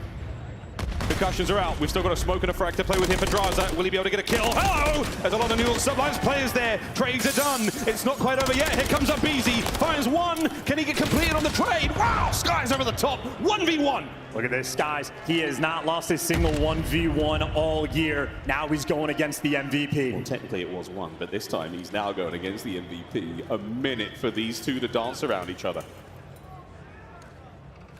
Good trigger discipline as well. Simp just knows he has to have this bomb down. Yeah, keep an eye on that rotation towards the new bomb site. B might be the play. Quick recovery from Skies, and we're looking towards A once again. The question is, how long do you wait for the bomb plant? Well, Sky spotted him. So now we just reposition real quick. And the patience now from either player as 30 seconds elapse. We're all enjoying the DJ here, but no one's enjoying the tension. Bomb now planted, the fight truly begins. And Sim's going for the information, knows he does not cross off to the right, looking for the chow. How well can you read this? Doesn't see any barrel whatsoever, and there you go. Skies is on the hunt, Skies is on the prowl. Here's the 1v1! And it's enough damage to make it nearly impossible. But that was a mind game for nearly 40 seconds between these two. Skies does not lose his ones. That is why he is on this team. He was an S&D kid way back in the day. Now he is a world champion with ice in his veins. And that was a great indicator of how tight this search and destroy is going to be, folks. FaZe first 2 rounds, explosive.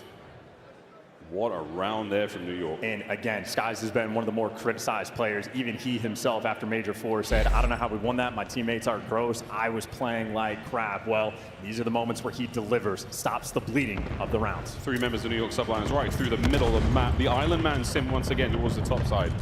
Draz is now moving in a reinforce. Their spidey sense is more than tingling.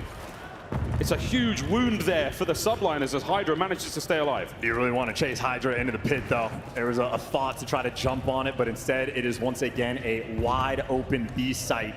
Abizi again with the bomb, taking things slow, but able to get the bomb down for a 4 versus 3. quick plant by B. Faster rotation there from the New York Subliners. They are there and ready. I don't think anyone for FaZe really able to move out of position. Civ, the first man to strike. The smoke is here. An awkward gunfight. Hydra walks away the victor. Aqua, do you hop the bomb? Selly not in the picture for the moment either. They're waiting for the flank. You see number 3 in the minimap, Civ. He keeps turning for it, but the timing not on his side. Tries to give you the extra. Now he needs to stay alive and get Cellium back in the mix. He does his job, but he didn't get the kill. Doesn't get the kill, managed to get a lot of damage. Cellium, no, he can't win against Skies. Another 1v1, 15 on the clock. All the grinding, but now you're going against the kid. Here we have it. Draws, waits for the peak, has to check something here in Skies. He's got the timing. He might not lose it. That's the round. FaZe 3-1. Skies might not win the fight. And that's a big one for FaZe. And I'm telling you, though, that's man advantage. That is a 4v3 that just gets so spicy. New York Subliners looking lethal on these retakes. It's just the Bloods that have been a problem. Capable of making moves, capable of making things interesting, but Draza, the ultimate grinder in the league. Hard work pays off, knows the timing in the end. 3-1 advantage right now to FaZe. And we need to get Kismet on the board as well. 99 Kiz has yet to be found. He's had a decent turnaround there in the hard point, but Search and Destroy 0-4 doesn't do you a whole lot of favors. We've seen some stats today, some not necessarily records broken, but let's see if we can't get on the board. I love it. Abizi's one shot from the nade just holds the irons. Slow but surely. We go over towards the backside of the B-bomb site, wide open for now. Sim again. With an aggressive angle as well, so he has taken so much map space. And he's got the early drop on Skies, but wisely needs to back down or gets caught. Look at that stun grenade, Skies. Built different. Skies holds it to get the massive work there. The whole Subliners roster appears out of nowhere. Oh my, Cellium now 1v4. 1v3. And he's got 15 left in the mag. How about this? Potentially a round won by a stun grenade unless Cellium can do the impossible, but just slides into death. Too good of a setup and literally a stun grenade that wins you that round. That's huge. New York, a desperate bounce back there. Cellium, the position that the Subliners put them in towards this area, the end of the round, their Skies absolutely guarantees the bomb plant unless Cell somehow teleports into the pool. So New York, one round at a time, searching for the equalizer.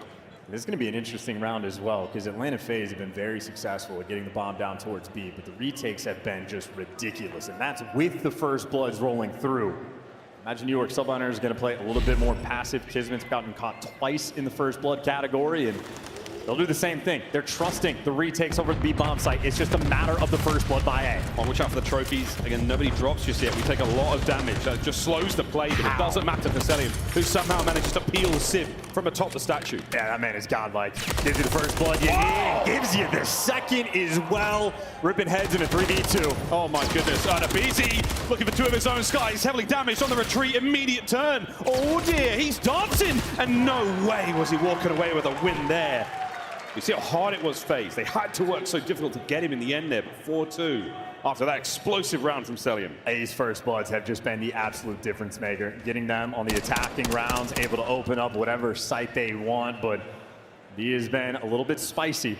You can see the nerves. It does not make a difference. Doesn't matter how many rings you have. You are on champs on the main stage. Everybody fighting the adrenaline internally. Got to keep making the good plays.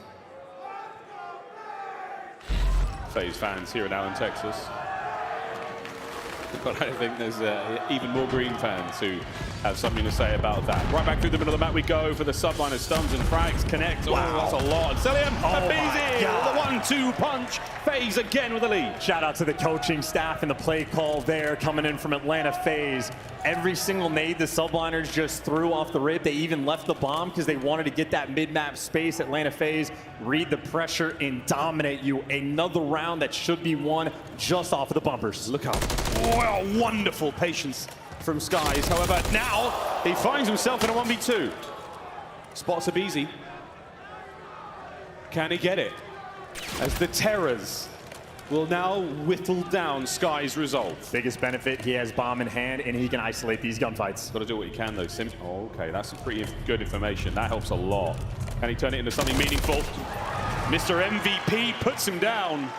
And that was a glimmer of hope there for Skies, but bad news, New York. It's map point FaZe. It is map point FaZe with Kismet still on the donut cam. 0-7 in 3 first deaths. He is the X factor for the squad of the New York Subliners, and they need him now. But again, this is the prep work rolling through. That was specifically the New York strat with all the nades being thrown off the rip to dominate the middle of the map, and instead they get met with all the stuns and nades of their own.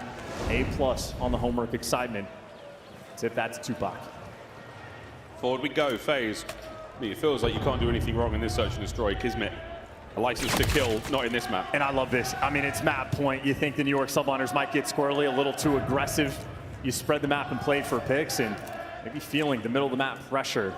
Got guys like Draza creeping up over towards Zach. Cell's not creeping anymore. He's hopped in. He's let a couple of rounds rip from the MCW. You know the play is on. Here come New York. All about the intel and all about this shot. Cellium built different. First blood. Disgusting. The second as well. Cellium finds it as well. And that's Kismet now alone. He gets on the board. Can he clutch the round and keep his team in it? 1v2. And these players are separated. And has a stun grenade to work with. He's gonna have to use it perfectly. Deddy in the back pocket as well, so we'll find out how useful that could be. Rival 9 at this range, not ideal. And you can see Atlanta FaZe, they have no intel. They're still checking every single corner. They have not seen Kismet this round. They're still waiting for it, playing it close. Oh, easy, wow! How did he see him? Unbelievable reaction time from Atlanta FaZe. 6-2 the final score.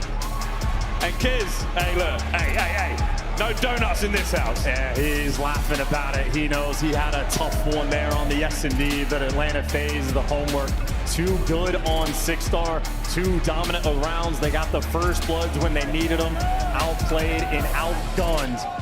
They got a tied series, and as expected, 2 titans in the league getting after it. Man, I had the call ready and everything from 0 kills to hero and everything that Kiz could not clutch up against the terrorists. Somehow it easy. If we have a replay of that, I mean, unbelievable. We would have seen the tip of his head for a fraction of a second before he eviscerated him on the hop up. And, you know, something underrated, I would say, about this New York Subliner squad is the vibes and how important that has been to the team. We've seen quite a few players. It's chance. You have those moments where you have a poor performance, and so many teams, you look at your teammates and you're like, damn, man, I don't know, you kind of cost me on that one. Subliners are built different. They know what they're capable of. They laugh it off, have a goldfish memory, and they're all about their business. They're just moving straight over to map 3. Yeah, map 3 on its way. But that was a very, very exciting 6-star. Fantastic work from FaZe.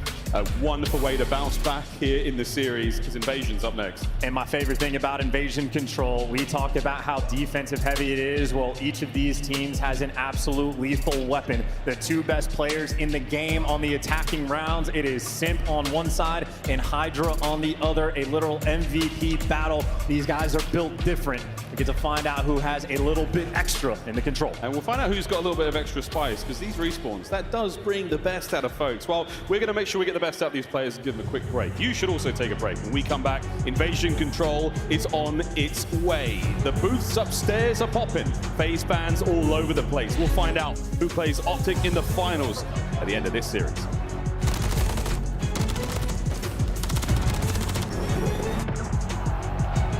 Nice, bro. So that's why you MVP. Come on, man. Fucking MVP. You fucking shit.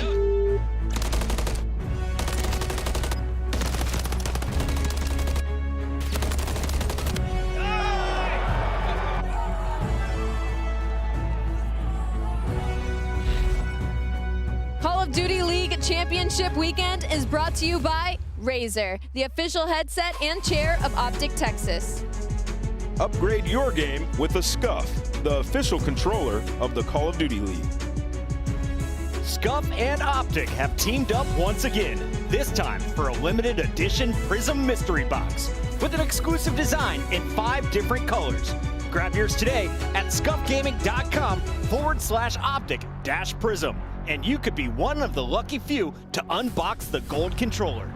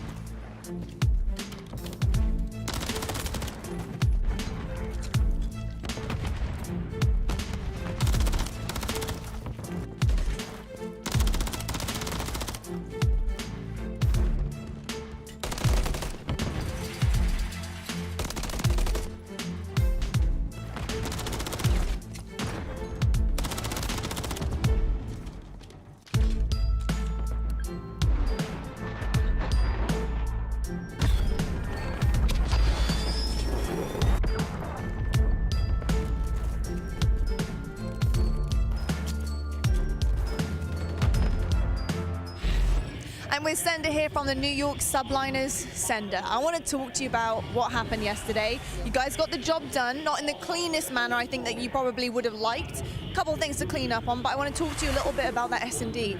Round 11, you went game 5, of course, with Surge. Round 11, things were a little bit shaky, even with some individual superstars kind of even popping off there on that mode.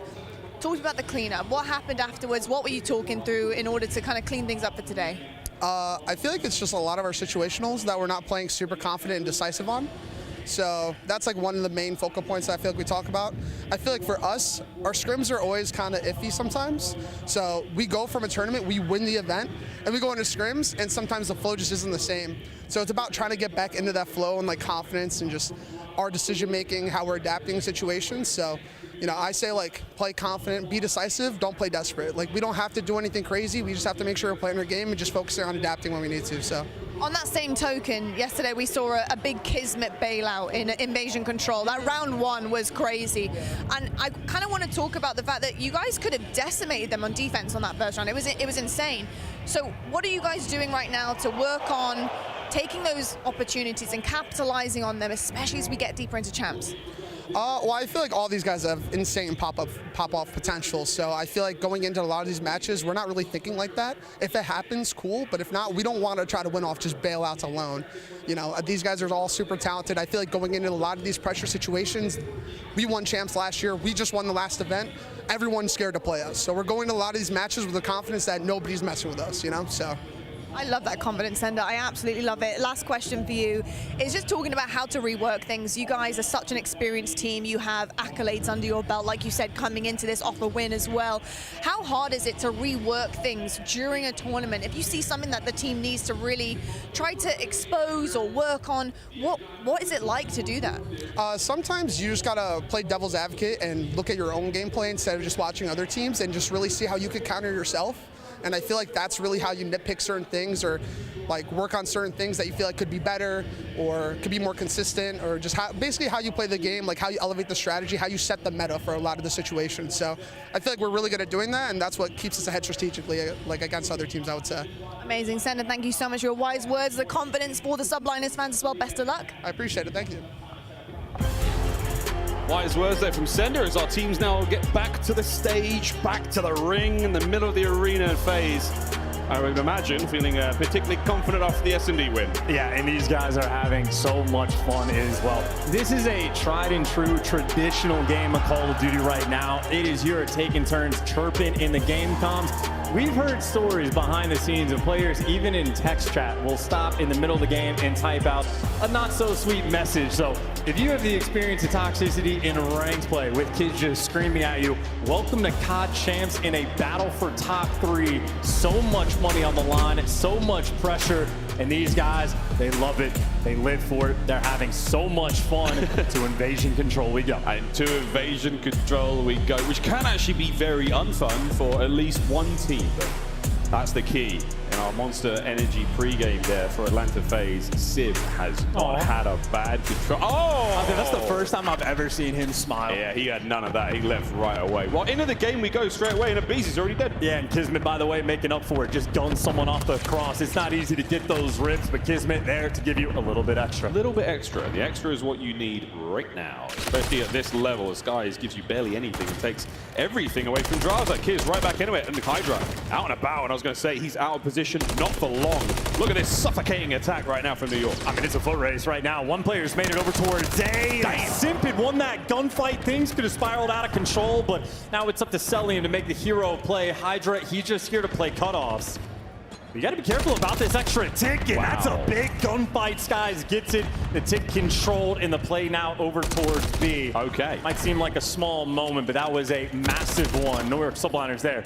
Again, giving you just a little bit extra. That's that little extra is what you're really going to need. We're going to keep saying it until we don't get any more of it. We're about to get an additional minute of play if we can capture the B zone. One segment nearly done. This is nice work from FaZe to maintain as much map pressure as they possibly can, and they're cutting down the Subliners left, right, and center. One more in spawn, one more in the middle of the map. Look at this read, too. Knows the pressure is going to come through. Hydra doesn't even want to deal with it. He's taking a route to go all the way around Laundry. They know what Beezy's inside, but if Beezy's not the first man to deal with, Simp there to pick up 2, and now you're putting on so much pressure. I mean, the clock has been paused for so long, and you're starting to just drain their lives. Well, okay, we're into the point for a brief second there. And in the meantime, though, we have got Draza finishing the capture at B. So that's done. 1 minute 45 to play. 21 lives for FaZe on the attack. I don't know if his spidey senses are going to be tingling, but Selim has an opportunity to sort of get out of dodge and create a little bit of space. I mean, Subliners have left so much of this open, and if Selim gets this trade, which he does, now you can try to hit that go button.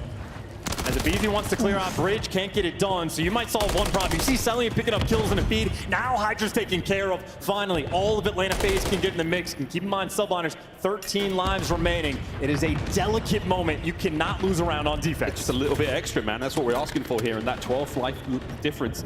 For right now, the Subliners down to 12. But oh, what a win from Kids there on the zone. Again, don't want to die on the zone. The spawns are going to be far and few between.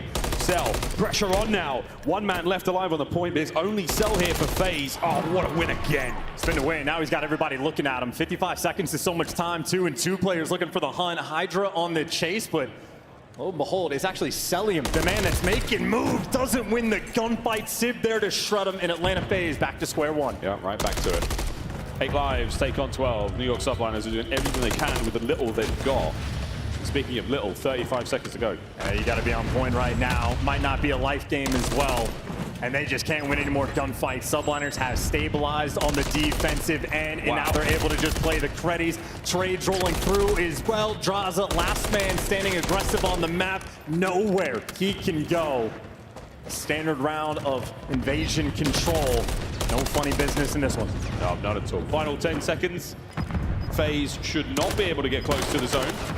All these kills are lovely. Oh, why? 3, 4 nearly in the feed, but that's it.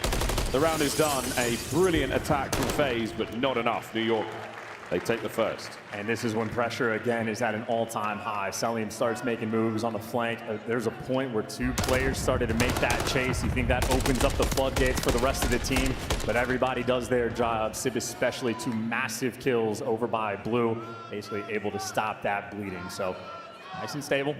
Everything's standard, only 3-6 rolling through. Now it's the Subliners' turn to attack, and again, these are the 2 best attacking teams in the game. If you make a mistake, either one will punish you for it. New York, let's see what you got. Creeping towards the B zone, first and foremost. The 2 players through mid, any kill you get is going to be a big win. Draz really went for the reach out, but it wasn't going to be enough. Now 1 man standing between you and the A zone, but that man is Selim, and at times we're often wondering if he is a man at all. Oh, that stun might be the dagger, just enough to catch him on the cross. New York Subliners still pawing over towards A. I mean, Hydra creeping up the map, he's getting the intel, good trigger discipline.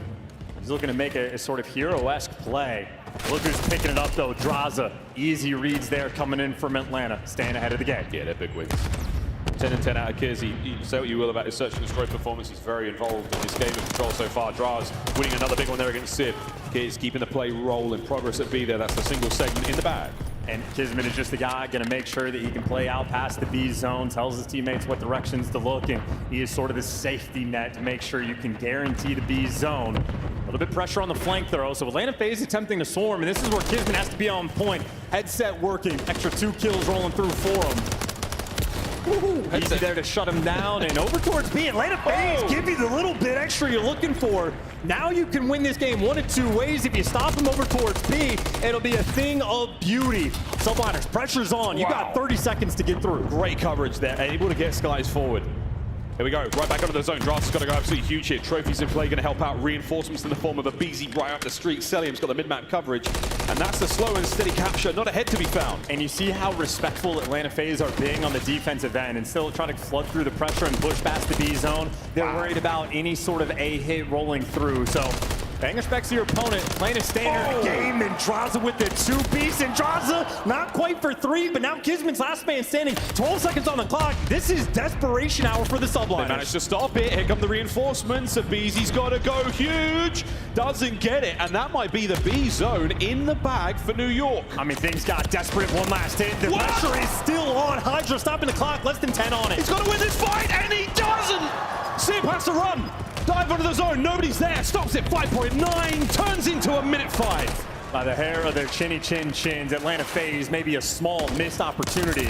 And now on the life count, you still have the extra edge from New York Subliners. This is the moment to try to push the pace and see what you can find. New York trying to roll off the momentum. Quick capture there, immediate counterattack, fly through the middle of the map, do what you can, but phase, pump the brakes, fill the corners. There's Celium, the master. No one can track him down, and now the New York plays stunned. Yeah, funny enough, Celium actually had a moment of blindness too. Couldn't quite see Kismet land in the corner, but picks him up and finds that second one. 30 seconds left. You can see how much Subliners have slowed down the pace until they're grouped up together. The go button has been hit. Final 30 seconds, we're back in the reds, 25 to now roll. You're looking for one good kill, and then you get on the A zone. And you got Abizi watching the flank, and you got Celium in the depths of his spawn. But now it's Abizi on the cross. Big responsibility here. It needs to get at least one. New York know they need to find at least one. Two would be absolutely ideal. Abizi's going to be a problem. A problem dealt with. Hydra now flying forward. They managed to keep the zone safe. Civ now on the roll. Hydra going to the point. That could be the round. This attack is far from over. And the more ticks you get right now, the better. It is a 9v5. You only have one trophy on the zone. 2 trophies now in play. The car blows up the back line. The garage is full of points. Dive onto the zone. Selling with a nade. Drowns with a wall bang. The contest. Oh my! 2 seconds. FaZe save the round. And they know they got lucky in that moment. The second trophy was a massive one for the Subliners to have to stop those extra grenades, and they get 2 extra ticks. And again, that's a big moment. We're looking at the setup from Atlanta. Abizi is basically forced to have to get at least one, and the shots on Skies were clean. It was simply not enough in Subliners. The teamwork and coordination and timing was perfect. And 2 ticks might not seem like a lot, but this is now a massive advantage they have on this invasion control, and a FaZe forced to respond. Wow. Well, 1-1. We told you the attacking rounds were good. Nobody does it better than these two. Celium battling for his life in the middle of the map. Hydra takes it from him. That first blood, we'll see if it accounts for much. It's the battle for both of these sort of streets. The top and bottom side of the map, so important. Abizi cut down. They got a bit of space to play with here by B and Draws. What a 2-piece that was. Yeah, big 2 as well. Now it's going to be Skies trying to pierce that setup. He gets cut down as well, and Draza, time to fly, time to die. Gets caught by Kismet, soaring in with the Renetti. And this is so much more pressure being put on the B zone. Atlanta FaZe have 2 players leaning towards A, and it's only Skies here for the defensive. If Abizi wins one gunfight, pressure is going to be on, and you don't have to win it if you just sneak past. 2 different styles being played, and Skies on point, tags him up, and Hydra there to take him down. And this is Subliners looking for the dagger. You're not as sneaky as you thought you were. Lovely shots there from Draws. You got to keep kids at bay. You have to open an avenue to get in towards the B zone right now, and that's not happening. Skies now picking up the pinch. FaZe, you're running out of options here on the attack. And 42 seconds as well. Kismet can't get you one. Now you got to swing back over at Sid, the final man on defense. Can't get it done. The trades are through. Atlanta FaZe took a good bit of effort, but at least the attack on the B zone continues. We're in business. You break down the defense of the Subliners, and now you go on a B. 1 segment gone. Second segment on the way out. Still a single man on the capture. The gunfight's now so important. Sim picks up the flank. Beautiful work. Kismet still trying to find something here on the inside. Skies from upstairs, and Celium just keeping him at bay. Quick contest. Trades are done. FaZe have got to hold it. Still though, you hear that time ticking down. The pressure is on, but when the pressure is on, Simp achieves his all-time high. B zone still not secured though. The double stack crawling through, there you go. Added minute to the clock. You still need those extra 2 ticks though if you're Atlanta FaZe. Kismet somehow holding it together there. So much damage into those players, the back and forth. And there we go, top side of the map. A little bit safer for now. New York spawned very close though, so there we go. Down to the A side, that street full of FaZe. And Simp's gonna be able to get to the zone. There's the car bomb for the explosion. He's got 1 trophy in the zone. You need 2 extra ticks. Simp now looking for his first. Empty your pockets onto the A zone, lads. That's gonna be the game plan off of spawn. Absolutely send it forward. Simp will now get nearly the first segment. Nice work from Kiz there. They finally break down the trophy, and now they're inside. Yeah, and you're playing a little bit passive, trying to watch him on the cross, basically forcing Simp to win that first gunfight, but he gets overwhelmed, and now Celium is just playing a spot where he's waiting for his teammates to make moves, and Abizi doing exactly that, has the pressure on the flank. 1 life differential may not matter. 45 seconds on the clock. Big wins here from Abe, cutting his way through spawn, desperately trying to get on this one. Kismet, he's doing everything he can, but FaZe push the pace. FaZe now onto the zone. And how many trophies do they have? It's not going to be enough, and the gunfight's rolling through. The first stun going to connect, and Celian trying to stay alive. The explosion start to connect, and it's only a single tick before Subliners clear the point. FaZe still need a little bit extra. You're happy to take at least one of those, but for now, 30 seconds and not a lot of lives here in the final moments of round 3. This is a game that is going to be won by the thinnest of margins. This is the round that sets you apart. 20 seconds. Red dot. Chased. Sim flies forward, takes a bit of damage. He's managed to make it in, and he has a trophy to play with. Got 3 down. 3 down. Is anyone able to get there? Sim sends it. Mr. MVP finds another. Trophy now in play. Here comes Draz over the top. Hydra opens an avenue for the reinforcements. Go New York, go. And the tick is one thing. How about the round of 4 versus 2? They're going to get it done. You soar into death in Atlanta FaZe. Gonna get it. Chirping, letting them know. Whoa. Jeez. That guy's lit. Yes, he is. That guy is lit. Not as lit as these boys are. Sim 26 and 19. 0 lives to 4 there as the zone doesn't actually get captured. So for now, FaZe, ruthless determination, trying to close out the control. Yeah, well, you just forced New York Subliners to do the most difficult thing in this game to accomplish, to win an attacking round of invasion control. It's worse than Gavutu. It's worse than Al-Bagr Fortress. This is the map that has set the good and the great teams apart. A moment where you need greatness for the Subliners. And it's simply to take the lead in this matchup, winners bracket final on the other end of it. Hydra tagged up, nearly doesn't matter. A wonderful amount of work done early on there, but New York, they're making their way over towards B, trying to get it done. And Sim, his mere presence has forced somebody to get off the zone.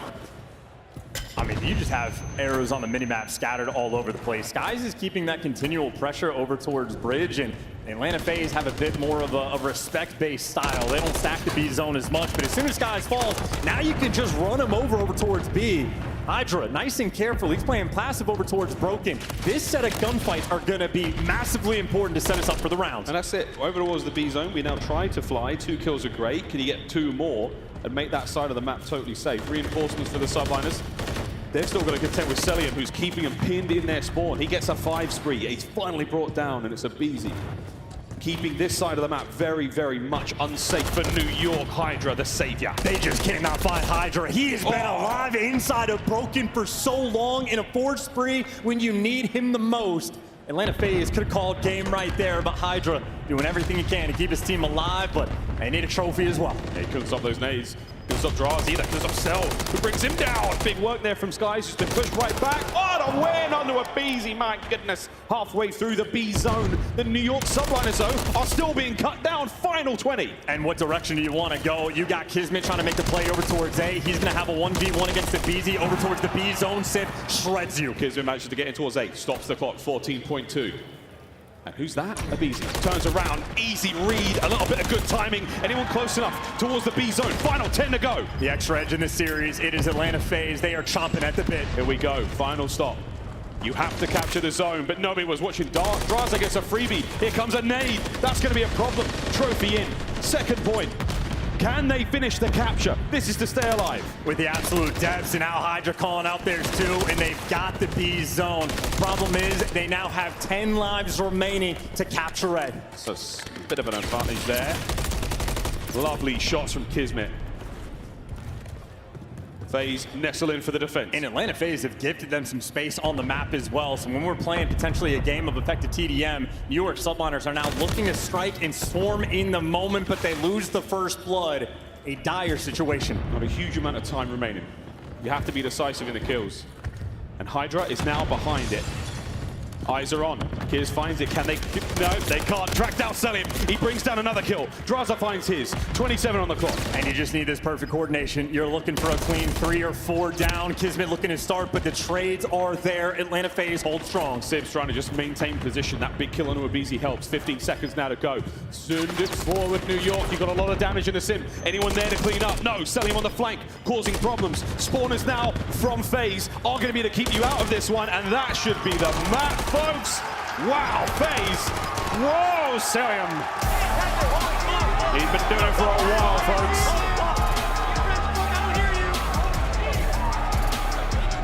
And everybody's chirping now. FaZe take the lead. A lot of noise was made after map 1. Well, it's been Atlanta FaZe's turn to have a little bit of fun. Devastation on that attacking round. They figured out how to orchestrate it. And they were able to call a game, but we already knew we were in for a long one, and we still got a long way to go. Subliners keeping it cool on the other side of the stage, but now forced to respond in Hardpoint. It took a 40 bomb and then some from Hydra in map 1 to take down Atlanta. We'll see if they can dig deep and find a little bit of magic for the map 4. Well, magic is what we are getting, folks. This has been a brilliant series so far. And again, all this just for winners finals. God, Champs always delivers, doesn't it? And the funny thing about the trash talk too, in Champs, in these moments, the chirping coming in from Hydra and crew is that the MVP thought it should have been his, but look at the series Simp has been having as well. In the control, we talked about that battle. The two best offensive players in the game. Hydra could only give you 9 in 2 rounds. Simp gives you so much extra, doubled them up at 18. Atlanta FaZe, the kills flowing their way. Not many 3-1 so far in the tournament when it comes to control, but at this level, we got that little bit extra, and it came in the form of Simp. These highlights, again, absolutely brilliant work. How difficult it is to save these zones on the goal line position there. We were at 5.9 on the clock. We had a few of those moments on the attacking rounds. A minute is a long time to play for here.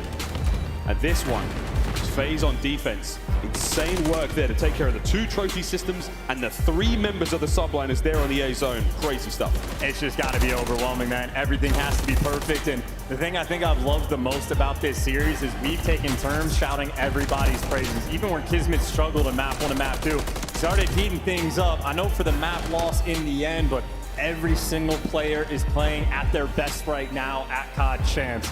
It has been elite level Call of Duty. One of the better invasion control maps we have seen all year long, and both these teams, they are winning by quite literally the thinnest of margins. Well, there it is, FaZe managed to take the lead here in winners round 2. One more map. It's all they need. And everyone is chirping. Everyone is up there. It's starting to get very hot here in Allen, Texas, Chance. The last match of the day is not disappointed so far. To Karachi we go, which will be anything but chill. And I mean, Karachi, make no mistake about it, the 2 players to look at are the 2 MVPs. I know Kismet's that type to be the X factor, but we have Simp go on absolute tears. He has broken the kill spree record on this map of Karachi against one of the best hardpoint teams in the game. He is a lethal force, and again, Hydra on the flip side, we already know that man has found his eternal flow state in the game mode. 2 destructive forces on the map. It is going to be exciting stuff. I just love how happy MC looks when he's talking trash. He is like a kid in a candy shop, big old smile. Maybe the only player that doesn't get nervous. No, he doesn't get nervous. Well, again, he's just he's an absolute machine. You, though, folks, have to get your machines at the ready because we have a chance for you to get a beta code for the upcoming Black Ops 6. A beta code can be yours, folks, so do what you can to scan that QR code if you're not already watching on your mobile device. I'm not going to try to figure out how you do it, but maybe grab a screen grab of it. Do what you can to dive into that link, get your chance to win a Black Ops 6 beta code. If you pre-ordered, you can get it anyway, but you can also give it to a friend who maybe hasn't pre-ordered.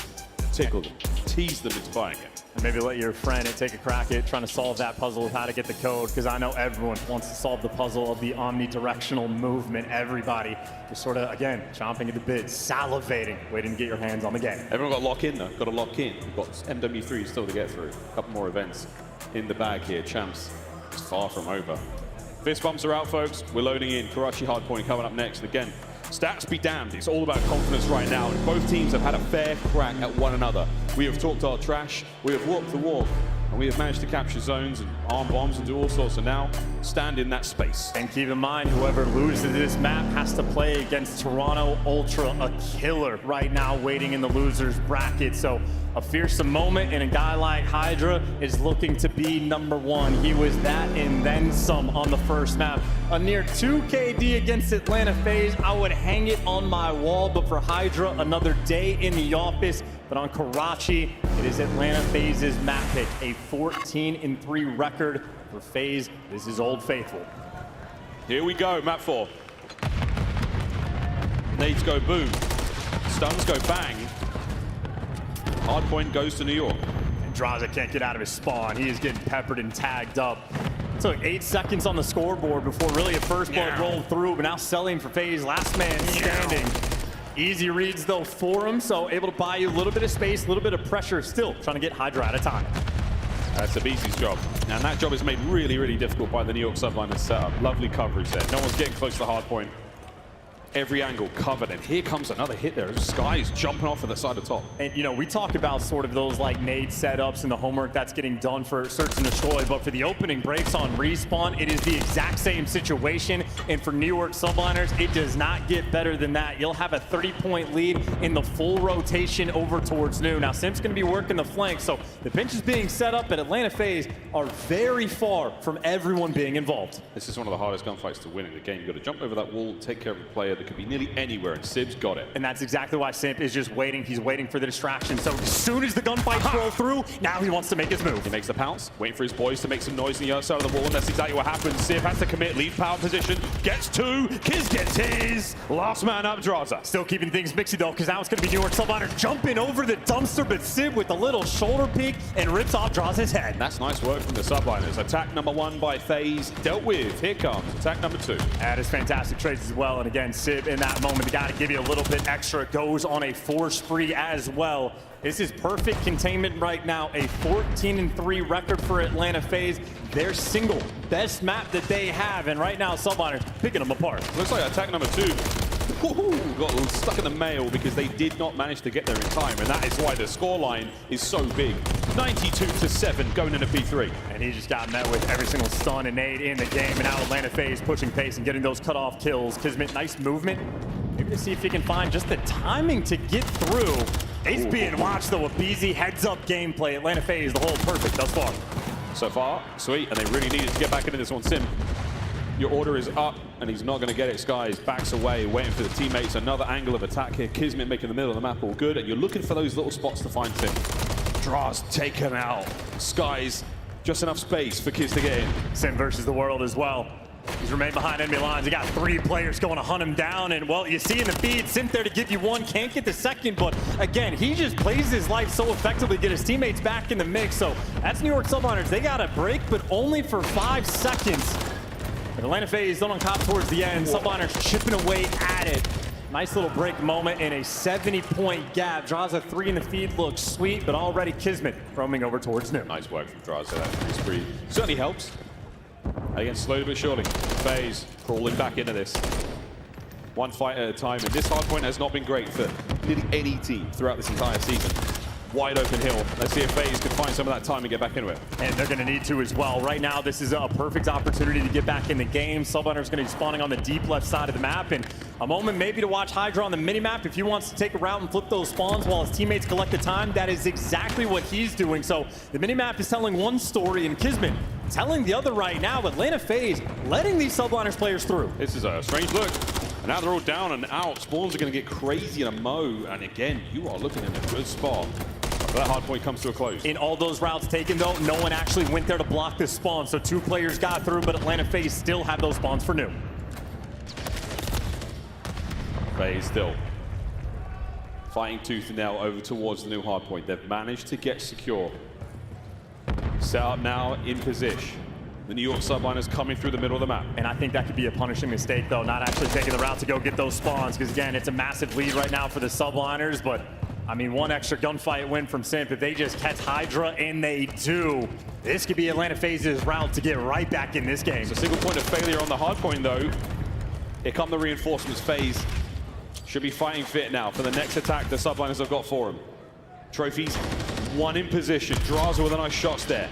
He's keeping these players on the inside of red. That's exactly where you want them to be. Don't let them get that player out the point. And you just have New York subliners trying to like take their time and get everybody in the mix, but everybody just keeps falling. They can never win these entry gunfights, and everybody else falls like dominoes. That was the route for Atlanta FaZe to get back in the game. Still a deficit, but we got ourselves again. Draza can't get the 6th kill. Nice work, though, and we have certainly got ourselves a hard point right now. First set done. Second set begins now. What a comeback from FaZe. Yeah, BZ, though, getting caught over towards Bridge. just that battle for the control, but Civ gets caught sprinting as well. You see how much pressure they want on it, because if you have bridge control, you get the power positions, and Skies fighting Draza for it, and he's gonna get it. Skies, the overseer from up top, keeping Hydra safe inside the hill. Overseer and overachiever. Beautiful work there. The 3-spree right now, and Celium spots him, deals with it. Over towards the point we now go, and Hydra, a lethal force on the inside of that point. Over a minute of hardpoint time accrued. FaZe now, one by one, fighting their way in. And now you got Celium able to push through and maybe look for a couple of these cut-off kills.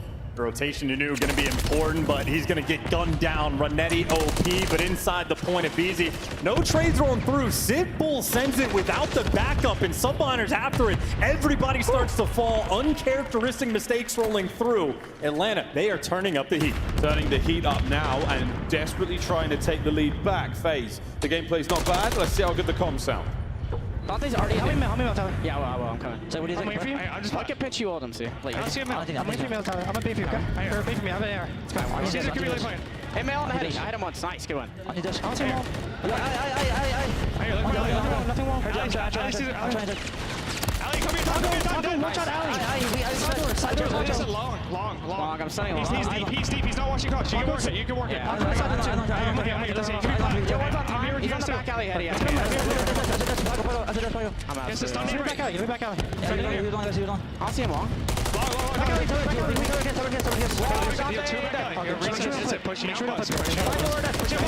One more bell stop. Spawning hop.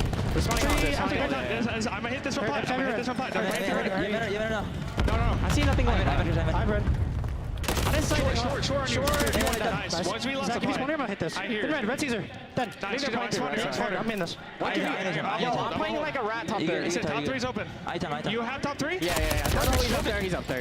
Kids went up there going top left. He went low tools. He jumped down low tools. He's going I help you. Caesar playing me on spawn. I have your push. Caesar's top TV. P-cut went mid-alley. Yo, third navy. I'm watching his jump. He's gonna jump down. One shot. You can be third. Pressing Dante. I see him. There's guys. All 20 left. Caesar's up there. Look him in. He's looking. He's looking. I'm watching. I'm mid side. Mid Dante. Mid side. Watch out. Kids out on time and what's bricks? Kids in on time. Bricks and then bricks. Bricks and out on time. Shut down again. Sorry, guy. After done. Nice. Let's fucking go. I hear you. Ivor short now. It's church weak. Two there. Fantastic listening there from FaZe. Draza trying to course correct the boys, but the New York subliners are having none of it. They're over 200. Yeah, Draza's comms has been phenomenal, but still a gap. This, to me, looks like a game that is going to get decided on the Junkyard Hill, but if we're thinking that far ahead, subliners right now, an opportunity to run it up. They got the power positions. They're getting so much time on an open street hill. This lead is starting to become insurmountable. It's almost done. Hydra on a 3-3 now in the middle of the map. Nobody home just yet. FaZe still trying to find something towards the point. Kismet's not going to last too much longer here. Skies, good coverage. Not enough to get into the point just yet. Here comes FaZe. Out of the time for now. Another big win. And FaZe have to keep these players at bay, and Draza is going to do exactly that. Ooh. 2 massive gunfights won, but 17 seconds of scrap time is too much, so Abizi wants to take it from you. And while Abizi is trying to play keep away, he falls for 10. It is going to be 240 seconds right now for the subliner. So the Junkyard Hill, they can make null and void. A single break is good, but if subliners need to, cut your losses and set up for P1.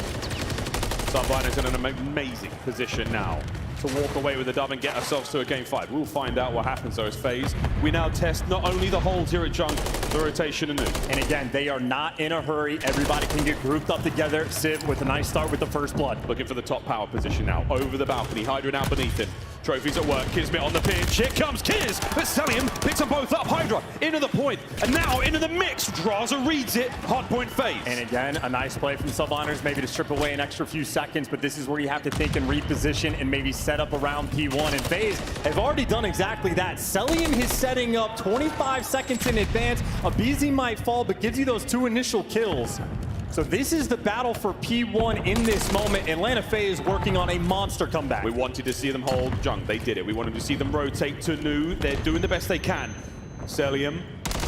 Wow, Kismet gets it. It's an open P1. It's now ready to go. And it is a massive advantage now for the subliners, guys, inside the hill. Guy's in. Draza over the top. Gets him out. Traded immediately. Open hard point. New York. No, they're not in. It's still open. Yeah, it's a foot race, too. Simp wants to get in position. He's trying to play the flank just to get these extra kills.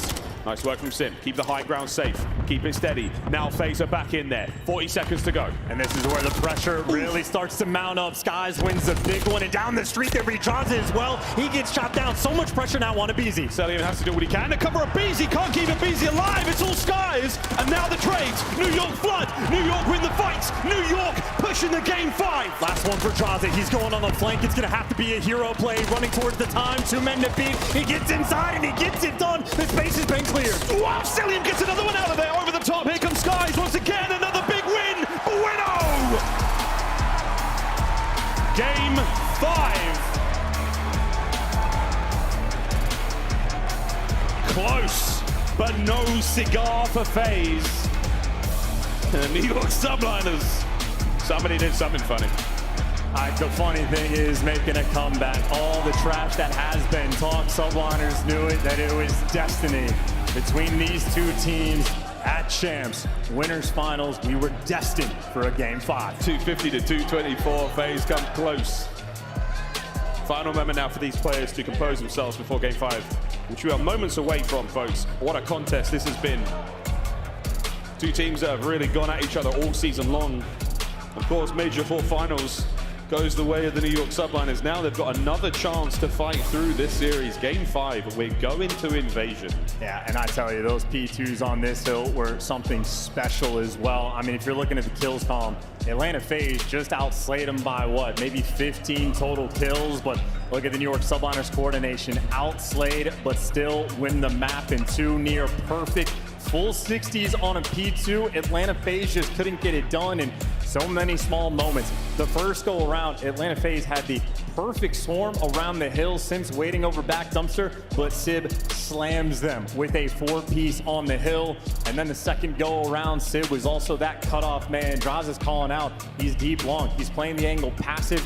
No one on Atlanta FaZe pounced and punished for their lack of aggression.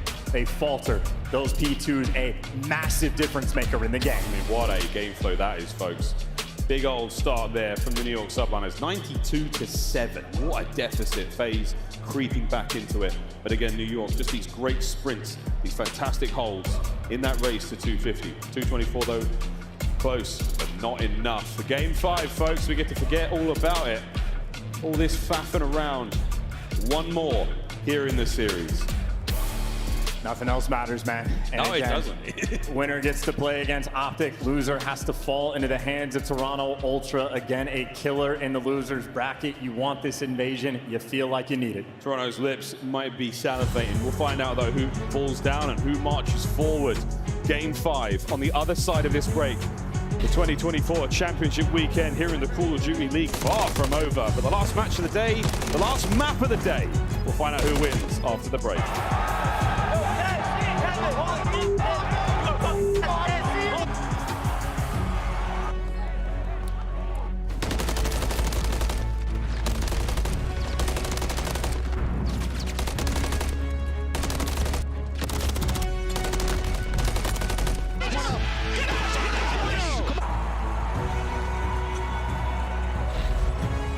Play like a pro. Scuff, the official controller of the Call of Duty League.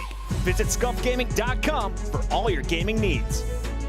Scuff and Optic have teamed up once again, this time for a limited edition Prism Mystery Box with an exclusive design in 5 different colors. Grab yours today at scuffgaming.com/optic-prism, and you could be one of the lucky few to unbox the gold controller. The Champs Tracer Pack is available now. The bundle includes the Reaper Operator Skin, Ripper Weapon Blueprint, Death Stare Weapon Blueprint, Cuts Deep Charm, 2 calling cards, 2 emblems, and 2 weapon stickers. Use these items in both Call of Duty Modern Warfare 3 and Call of Duty Warzone. Available in-store now using Call of Duty points.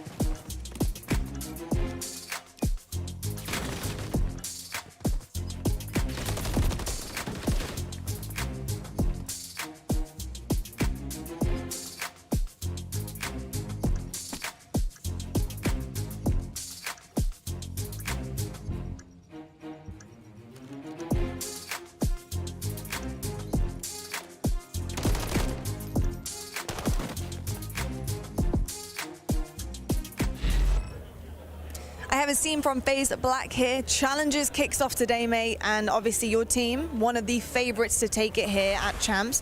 How are you boys feeling? How's the prep gone? Are you ready for day one? Yeah, we're really excited. Coming to this, we have won 2 out of the 3 lands. So we have a lot of championship DNA and a lot of chemistry. So we just want to ride that for the end of the year, end it off with a bang, and win champs. What are your strengths of the roster? What is it about these guys that really excel you to be one of those fan favorites and to hopefully lift that trophy? I think it's a little bit of chemistry and just like ice ability. We have been able to clutch a lot this year, especially with a lot of comebacks and a lot of setbacks in Hardpoint, S&D, control. But these guys are really calm, cool, and collected, and we know what it takes to win. And we don't sit here and play for stats. We actually play for the win, and it shows. Asim, you've been around for such a long time. I've watched you in many different iterations of COD. Are you the most experienced player on your team right now? Do you bring something to the table that the boys kind of look up to and kind of want to kind of lean on your shoulder towards, especially in big situations like Champs? Yeah, definitely. I do a really good job of like leading in a more compassionate way, and I think they take it really well. I just always express my input and really open, and they're really good at taking criticism. So it's a really good dynamic, and I really like teaming with Brack and Exceed. Love that. So everything you want to hear out of a team. So amazing, Asim. Thank you so much. Best of luck day one. Go get it. Thank you. Compassionate man and a powerful leader there, but eyes on game 5 now, thanks to Asim. The FaZe take the stage once again. The New York Subliners just across from them, and there has been no shortage of trash talk here, Charles. No, not at all, but it's not just the trash talk, it's the quiet whispers of the game plan of the Subliners in the ear of a Feezy. That is one of the best like online sort of S&D players in the game, has been for years, and as a coach for Atlanta FaZe, he has been on point. And you see him just telling a Feezy, here's a game plan, here's where everybody's gonna be in every single round. So well coordinated and a well orchestrated effort. Of course, if you talk about the coaching staff on Atlanta FaZe, well, New York Subliners also bring you a little bit extra. These guys are active, and back to Invasion we go. And this is truly a map where you can isolate different players on the map. You can have different points of attack. You do get options, and you're gonna be taking it slow. Kismet, the man to look out for.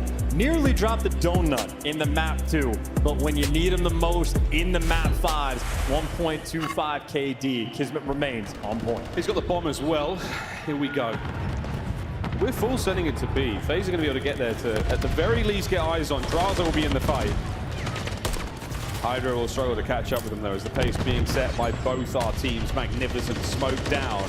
Forward we go. Dude, and another stun that just completely stops you in your tracks. And Subliners are so concerned about the flank that Kismet's the only man with the bomb that's made it out towards B. So you don't have options. You have to force this through to this site, and Hydra with 1 HP, able to make it through. Stays alive. Here comes the plan. FaZe stacked up. Now trying to find the retake. Simps long gone on the other side of the map. The bomb yet to be planted, so we're going to wait and fight this one out. Don't worry about the bomb plant, folks. Hydra finding one through the smoke. He can't get the second player as well. Celium gone. New York strike first. An Invasion Search and Destroy rather plays differently in the round 1s. There's no trophies. The utility can give you that much extra, and it is a huge opportunity to be offense in round number 1. Subliners take full advantage of it, and just joy on their faces as well.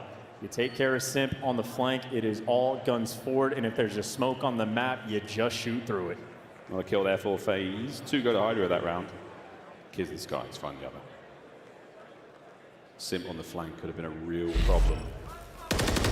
But they deal with him, and now you find yourselves up around. Attacking round for FaZe.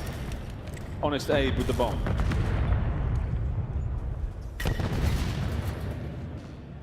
Atlanta, they are no-showing everything. No crossing the broken, no crossing over towards showers. They are playing in the depths of their spawn. How antsy will New York be, though? They're not going to push too far forward. Oof, Abe's not getting far forward either. Also, you have a guy like Hydra in depths. This might be a setup for the wallbang spot. Keep in mind, Subliner's very creative. They got wallbangs set up on both sides of the map. So if Hydra's in his spawn, number 2 and number 3, Kismet and Sib, big responsibility on this B side. Sib, once that door cracks.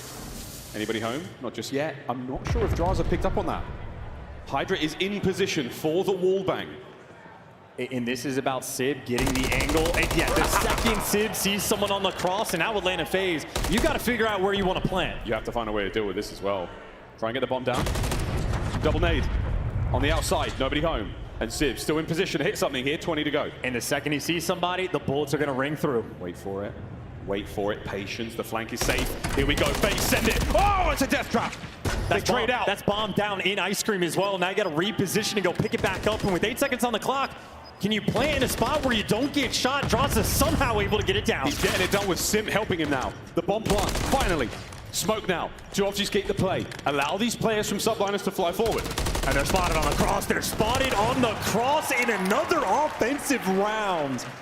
Godlike micro adjustments being made by Atlanta. If a bomb gets dropped in Ice Cream, you think that's the death knell? No. They make the adjustments with 17 seconds left on the clock. They found a way. Man, they really wanted that straight up fight. FaZe like, get out of this position. The game plan from New York was allow that bomb to maybe go down and be able to cover them from the wallbang spot there. Wonderful, wonderful round of search and destroy for both teams. And that's a big opportunity squandered as well. To get that first offensive round without the trophies, it feels fantastic. But to lose the next one, well, back to square one. Trophies out to protect the van. That means you can be aggressive down this street. Draza already feeling the pressure. The trophies have eaten everything. Hydra dips in. The problem is a BZ behind you. Can he get any more out of this life? Kiz down as well. Draza and BZ. Wow, they get it done. And FaZe. This is their round. Skies all alone. Yeah, typically teams have one player looking through dark. Well, this time Atlanta FaZe had to. Draza desperate for help, and he gets exactly that. Skies now, it's about making sure that if you're going to die, better not to die to Draza. Simp going to shred you. That is just a gangster round. That was gangster. Skies alive for a brief second there. Sim might have heard the door pop. Takes care of business real fast.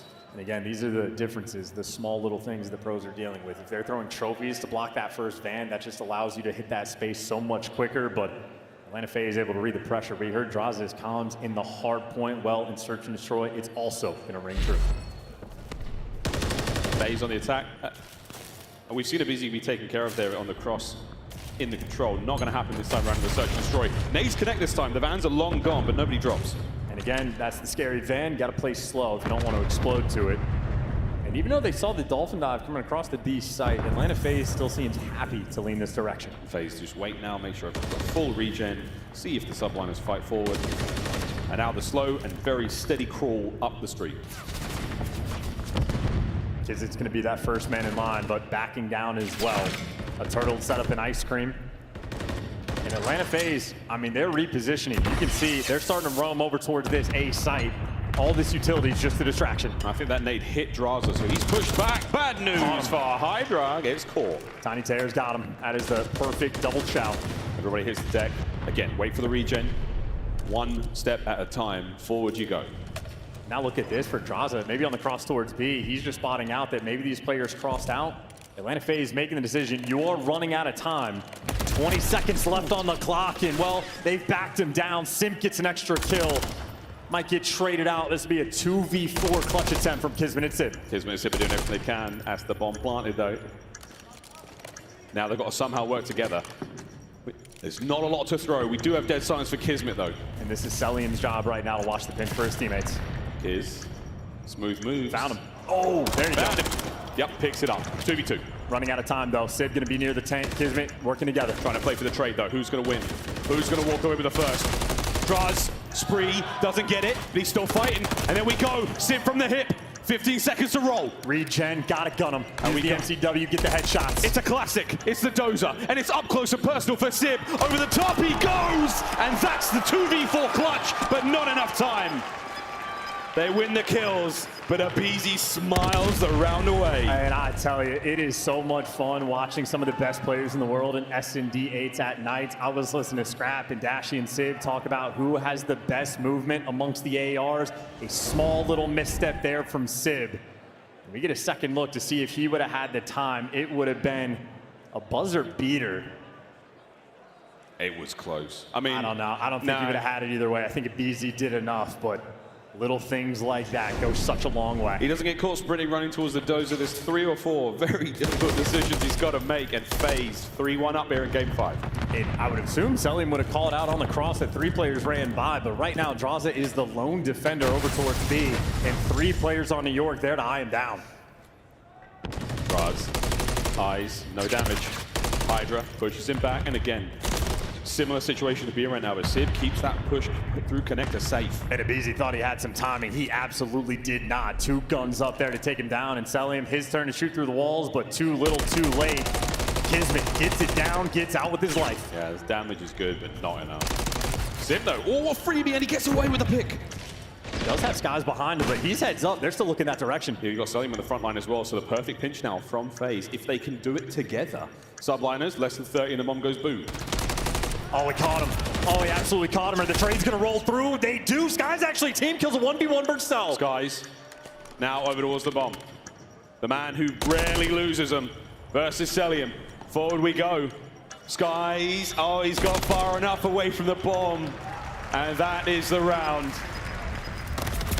You might lose the fight, but beautiful work from both teams now in these post-bomb positions.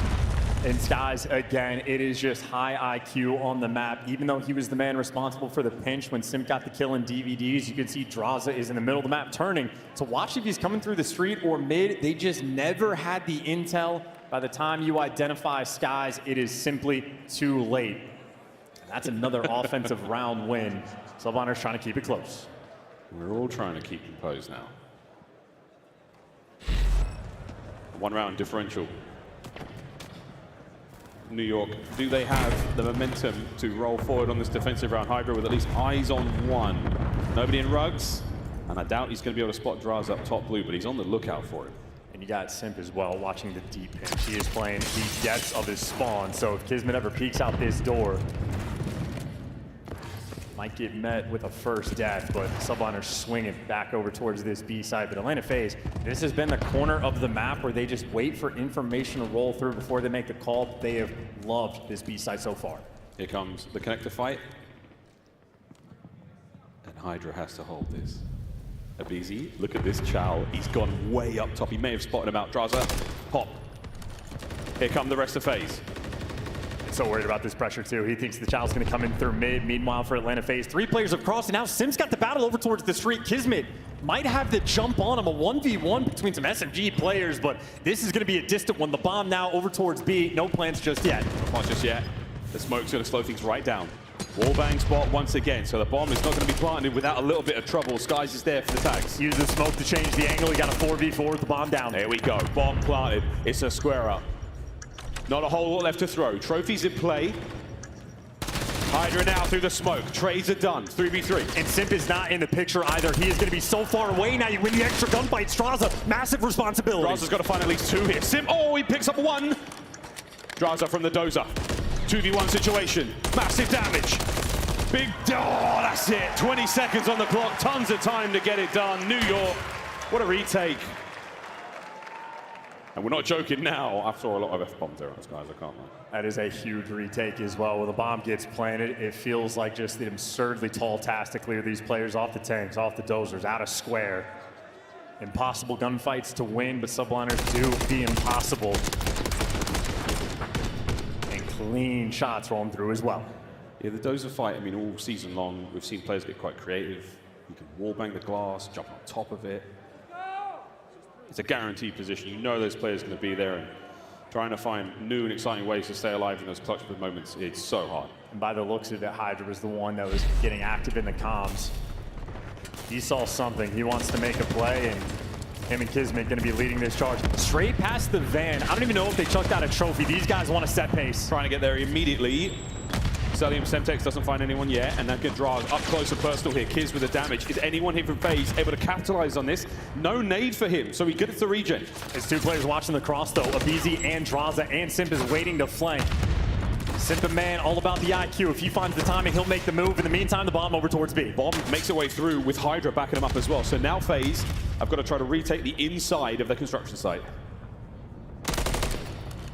Just toying with the idea, looking for the information. The Terrors getting together. And a similar look to the last round. Skies watching the flank out of the play for now. In Celium, anytime that Kismet is flipped towards this bomb, Celium is just peppering him up through the wall, so it's the same strat being used against them. Can New York subliners, the same way Atlanta FaZe did, make the adjustments to break this setup down? Oh, and he doesn't know the bomb can plant. His cell wasn't there. Another 4v4 retake. Can FaZe do it? Waiting for this smoke. Here we go. Guns up, suppression right on through the smoke, the one way. Doesn't go the way you want it to. FaZe find the advantage. One man up. What a snap from Hydra. Not enough for the kill. 1v1. It's the exact same situation with the exact same amount of time. Will lightning strike twice? And this time Sky's long gone. Are we going to see a change? Sky's playing it exactly the same way. And that is... Oh, what an awkward fight! I don't think he has the time. He does not. Celium needs 7.5 seconds. He was shy. New York take the lead. And Skies is the exact player you want in those moments. It is deja vu all over again. The exact same situation, the same amount of time. He pops off for a moment and takes a deep breath. Get back in to the next round. A 4-3 lead, and that is 3 rounds in a row for the New York subliners.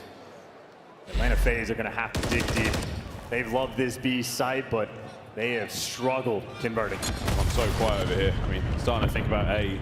The FaZe are going to go right back at it again. A lot of damage on the opening run. We're starting to run out of things to throw. And the difference maker, Sim's with them this time. It's going to be Celium's job to watch the flanks. So they're going to be a little bit more aggressive. Lone man on B.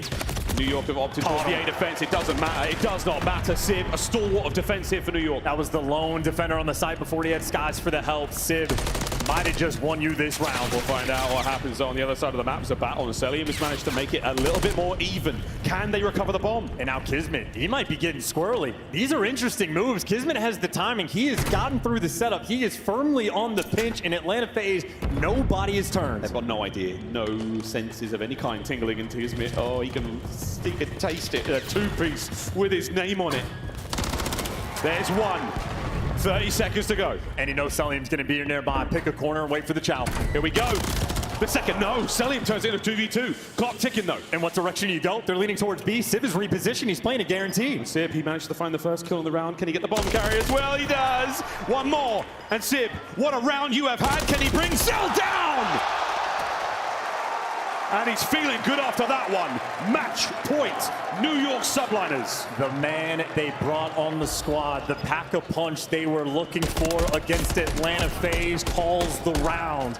A 9-4 performance in a rare moment. Sib is typically the iciest player we have. That is the stone-cold face we are accustomed to. The moment he popped off, Sky said, simmer down, refocus up. We're 1 round away from the winner's bracket from top 3. We still need to finish. Job ain't done. It's a 3-1 comeback, by the way. New York on a tear. They're starting to feel it. Winners bracket final. 1 more round is all they need. It's a late pickup from the bomb here, but it's right through the middle of the map we go. Abizi does get a first blood. Can he find a second? Damage! And there it is, 3v3. And you're leaning towards the A side as well. Atypical setup, but you still have Draza here looking at the cross towards mid, and Celium going to be working with them, but the site itself, wide out in the open. I just bought you that space. First time this map as well. Looks like we might be going towards A, and better late than never. Subliners flip it. Uh-oh. You have to finish what you start, and Sid does that. Oh, wow, what a two-piece! That is unbelievable! It could be the map, unless MC can Celium save it for FaZe. The MVP is down. Sky's now looking for the bomb plant. Celium, what kind of magic can you conjure up? Doesn't get the plant. Waiting for the reach out. Knows one guy's on bomb, knows the other one's by broken. The other one by broken might be up next, but that's the bomb plant. Sib, lay prone. Let destiny come to you. Oh my, it's a 1v1. There's simply no way. Hydra sends it forwards! And he just catches the tip of MC. New York have done it. They've once again found the silver bullet for the monster of FaZe. They do not miss. And now they will be playing Arctic Texas in the winners bracket final.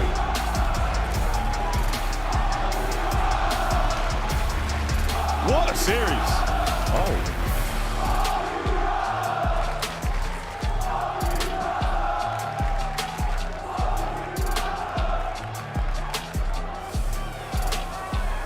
FaZe will now play Toronto Ultra in the lower bracket.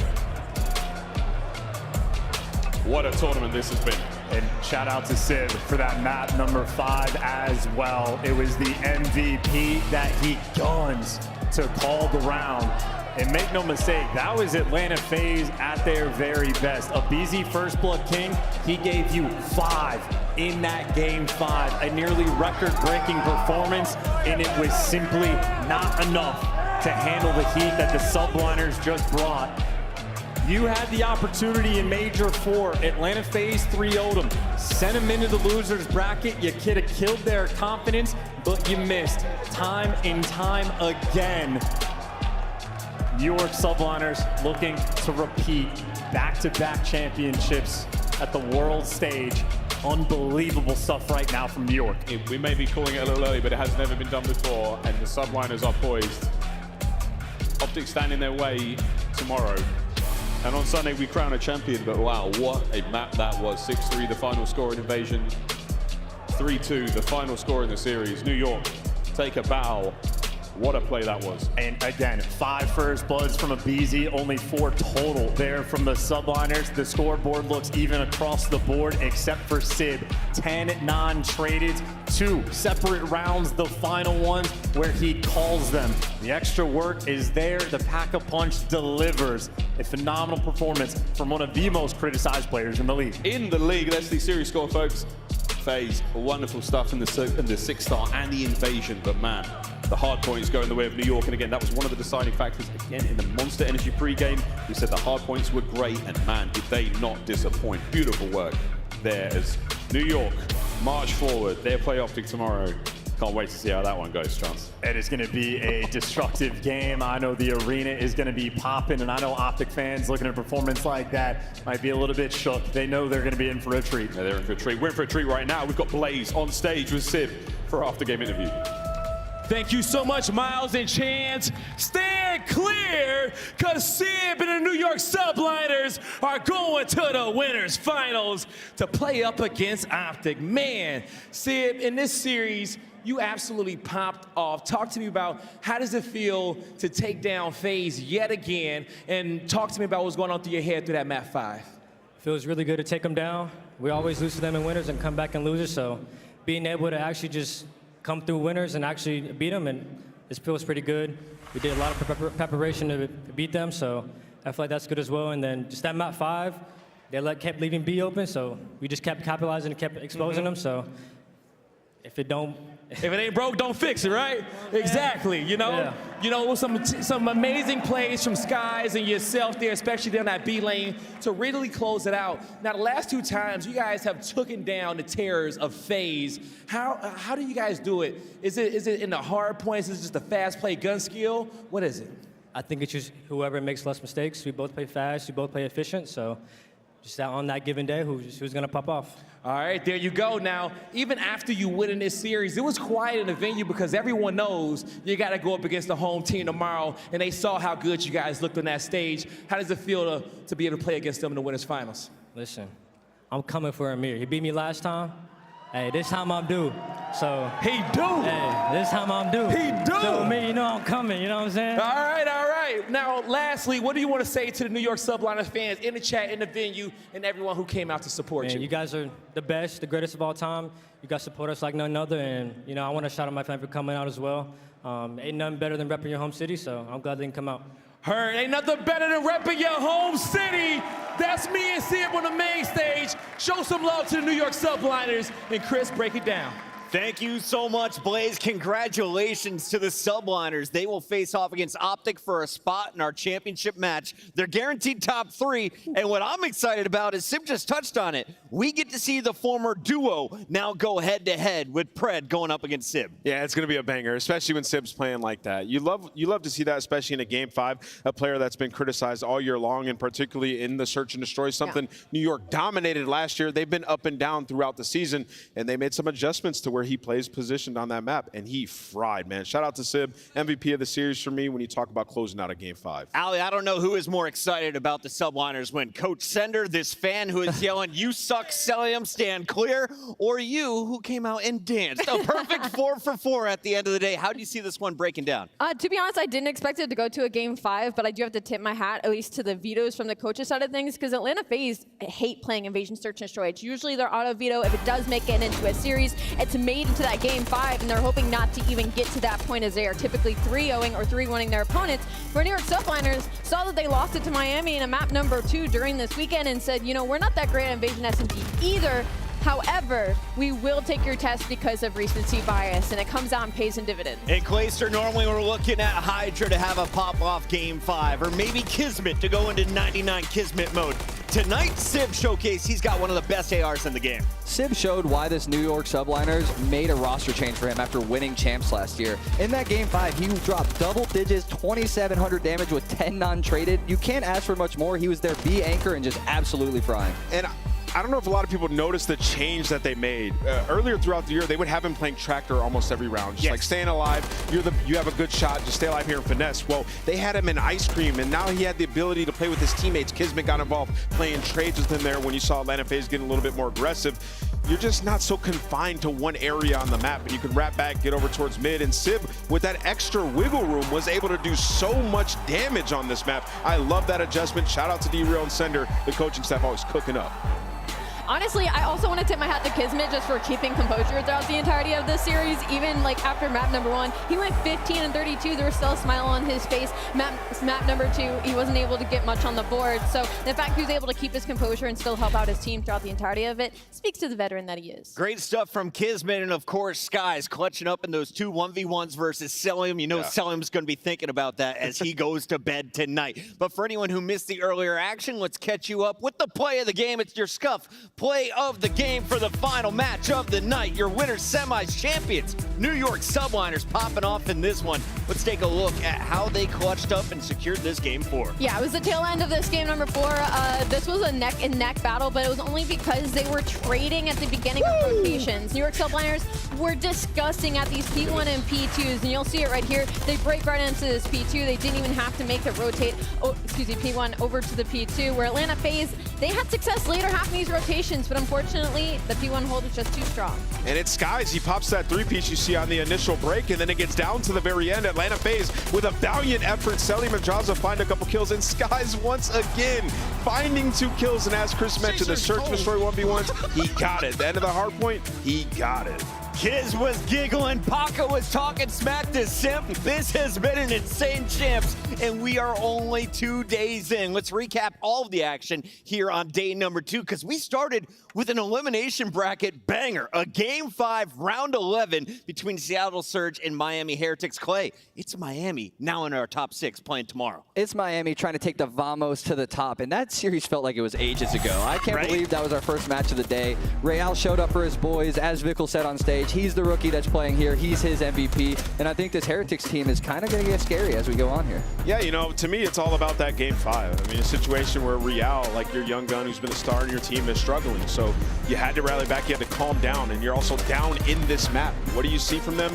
Just poise, man. Like, they act like they've been here before when they really just have some young players who haven't went far at champs. And they're able to come back and win this game against all odds. So for Miami Heretics, there's no telling how far they can go. They clearly believe in themselves, and they are not shaken by the crowd. They were getting booed from start to finish. This Optic crowd does not like Vickle, did not shake him. Vickle was talking trash to this Optic crowd. That might be a little bit of the rivalry, but they've exchanged words online as well.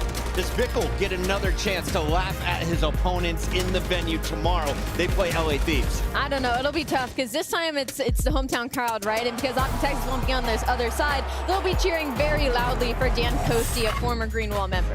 This is the reaction. Miami Heretics in their first ever champs, and they get a big win. Nothing but vamos, baby. Everyone's excited back home. Yeah, we had some family in the venue too. They got super hyped. Chris, you jumped up, gave him a couple of high fives. Yeah, Papa Vic. The energy in here has just been so special. One of the best champs we've ever had. The energy got sucked out of match number 2 if you were an LAG fan, though, because Toronto came in and gave the boppity bop we all expected on day number 1. Toronto finally finding their form. Toronto came back this major, this Call of Duty Championships, and revenged themselves from getting knocked down by LAG last event. I think they came out, took care of business. They're like, we're not losing to these guys. You see on your screen right now, Scrap went Super Saiyan. He dropped a 1.6 in Hardpoint. Whoa, very good, incredibly good. This guy is a monster. I think he showed that they probably should not have lost that winners round 1 at Major 4.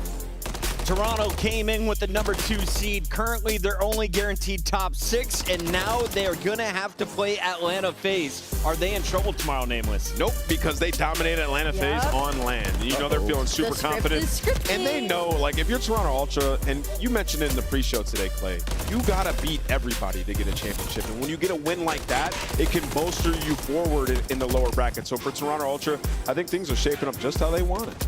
Toronto celebrating after the win, and Lottie caught up with them. Here's what they had to say backstage. They had a lot of fun. It's like coming off a 3-0. That's a bit more like it, isn't it? Yeah, that's what we're used to, you know. Yesterday was a bit sloppy, wasn't us, but today we came with some passion, a bit of fire, and got the 3-0. You really did. I want to talk a little bit about yesterday, and I think the main thing is how to completely rework something overnight. You know, things didn't go your way at all. I think it shocked a lot of people, to be honest, a big upset on the day. How do you go away as a team, rework, clean up, figure things out, and then come back like that in a 3-0? To be honest, I said to the boys, you know, in Cold War, I dropped to losers round 1 at Champs. I made it all the way to Grand Finals. I said, listen, like, it can happen, just lock in, and like, it makes it every win better now because we're sending everyone home. Now, I love the confidence coming out of you, and I think that you're going to need that going into the next round because it's either FaZe or subliners. Are you ready for both of them? Absolutely. I mean, if you want to win Champs, you got to be the best, so we're ready. It's very, very true insight. Thank you so much, and best of luck going forward. Thank you very much. Man, we love having Lottie back on the team here at CDL. And of course, big W for Toronto keeps them in the tournament tomorrow. Well, they'll be fighting for their lives. On the other side of this bracket, we saw Optic in the winner's bracket, and they stay there after a comeback. They went down 0-2, Clay. No one really saw the heat from LA Thieves, but you predicted that team to give Optic trouble today. Honestly, this match was a banger through and through. LAT going up 2-0, talking all their trash, and then Optic with the classic reverse sweep. Big Bruce, you see at the bottom of the screen, 2.0 KD, had 4 bloods, 2K damage. He was going hard for that dub, and honestly, Optic needed that. They needed that to propel them. Yeah, and you know, I saw on Twitter, you know, everybody got some shots, and rightfully so, he played great, right in the respawns, but Bruce, to me, in that game 5, incredibly special. Like, on their offensive rounds, going up top 3 and finding that first blood, it was so tense in here. So many mistakes were being made in that game 5, but he stayed poised, stayed calm, and made sure they got that W. And not only that, I think for the team of Optic Texas, adding that crouchy S&D and getting that confidence in that map pool, LA Thieves is no search and destroy team to sneeze at. They are very good, top 3 in the league. So the fact they were able to break their game 5 curse, add a map to the map pool, and hopefully never put high-rise S&D in a series again because they won it once, they're looking good moving forward. Optic taking care of business. They are guaranteed a spot on the podium as they are still playing for gold. LA Thieves still very much in the mix as they take on the Heretics tomorrow. So much awesome stuff, but we had to catch up with Shotzi at the end of the matchup, and here's how young Ant was feeling after the dub. All right, I'm here with Shotzi off an incredible reverse sweep, the first we've seen all of champs. I want to ask you a little about the composure. What was said in that game 5? Because you guys have lost 6 game 5s so far in a row. So what were you chatting about going into that S&D?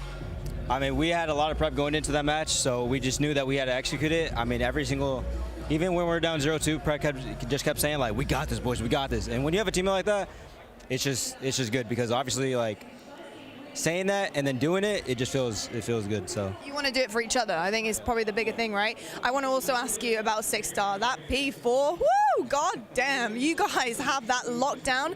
You know, why are you so good at locking that P4 down? I mean, that was really the hero there. P4, P1 is our hills. For whatever reason, it just matches our like pace. So yeah, don't see me on P4. You were absolutely incredible, Shotzi. How are you feeling about the rest of champs now?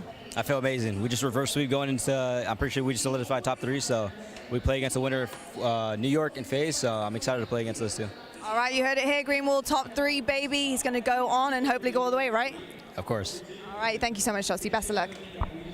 I'll be honest, it's not often you see Shotzi looking tired, but the man should be exhausted after dropping these numbers, Clay. He tops all players coming into day 3, and he's got his good buddy Pred right behind him. Optic 1 and 2 on the KD leaders right now. This is what we wanted to see out of this duel all year long. Yep. We saw glimpses of it when they won their major previously in the year, and we're seeing it here at Call of Duty Championships. 1 and 2 out of Shotzi and Pred. You love to see that. To be fair, they did play the 2 LA teams, but Dan Ghosty gets up there in the number 7 spot. Yeah, you know, gave them a run for their money all the way down to a game 5. I honestly, when we got to game 5, I thought LA Thieves were going to win. But for Optic Tech to be closing out game 5s, it bodes well going into Saturday. Optic has had an arguably easy road to the winners bracket finals, but tomorrow we're going to see the showdown between Pred and Civ as Optic Texas matches up against the New York Subliners. But of course, we'll be kicking things off with that elimination bracket. Who powers into the Final 4? Heretics versus Thieves, Ultra versus FaZe, still to come. I think as we move forward in this bracket, like, you don't have a for sure winner in any of these matches, whereas previously, like, you kind of go, Toronto's definitely going to beat LAG, Optic's going to be in, but this one, I can't predict. And of course, that loss from Toronto to LA Thieves on day number 1 sets up some chaos early here, Nameless, and we kick it off at 2 p.m. Central with a banger matchup. Dude, you're telling me one of these 2 guys on your screen, the biggest beat from all year, is gonna place top 6 at champs. I can't believe what I'm witnessing. Scrap versus Draza. Shout out to our production team, especially my guy Jamie. He didn't sleep last night making clips like that, and we love to see it here on the desk. A phenomenal opening 2 days here at CDL Championship Weekend 2024. Final thoughts, starting with you, Clay. Arena electric. This might be the loudest crowd we have ever had in Call of Duty. When Optic won that match, it actually started to hurt my ears a little bit, so I can't wait. I'm honestly sitting in some really uncomfortable silence right now, so I miss you guys already. See you tomorrow in the crowd. Nameless? I didn't know today could top yesterday, honestly. I didn't think we were going to get all these game 5s. It's been unbelievable. I'm ready for more. Give me to Saturday, baby. It has been amazing. A big shout out to everyone who showed up bright and early. We'll see you as doors open at noon. Games kick off at 2 Central. We'll see you then.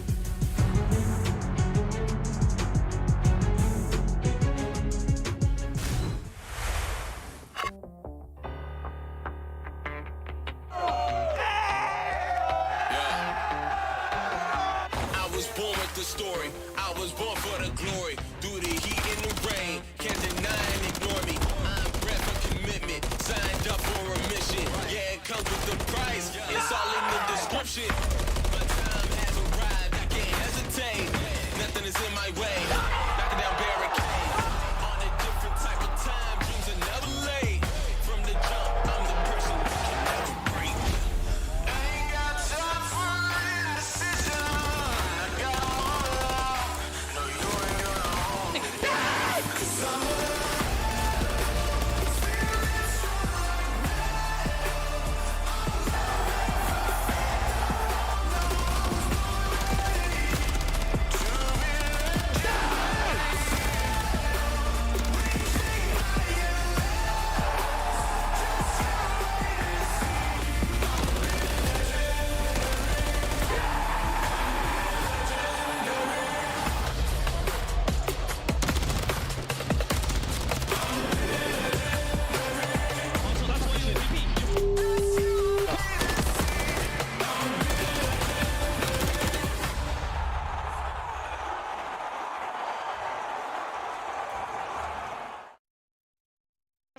Pueden estar los dos. No veo nada. Está Q en forklift. Le he pegado, sí, no sé, Q, que está Q solo. Que nada, están los dos en forklift, estoy parando a Chan. Son dos, si quieres. Un tiro. Quítala.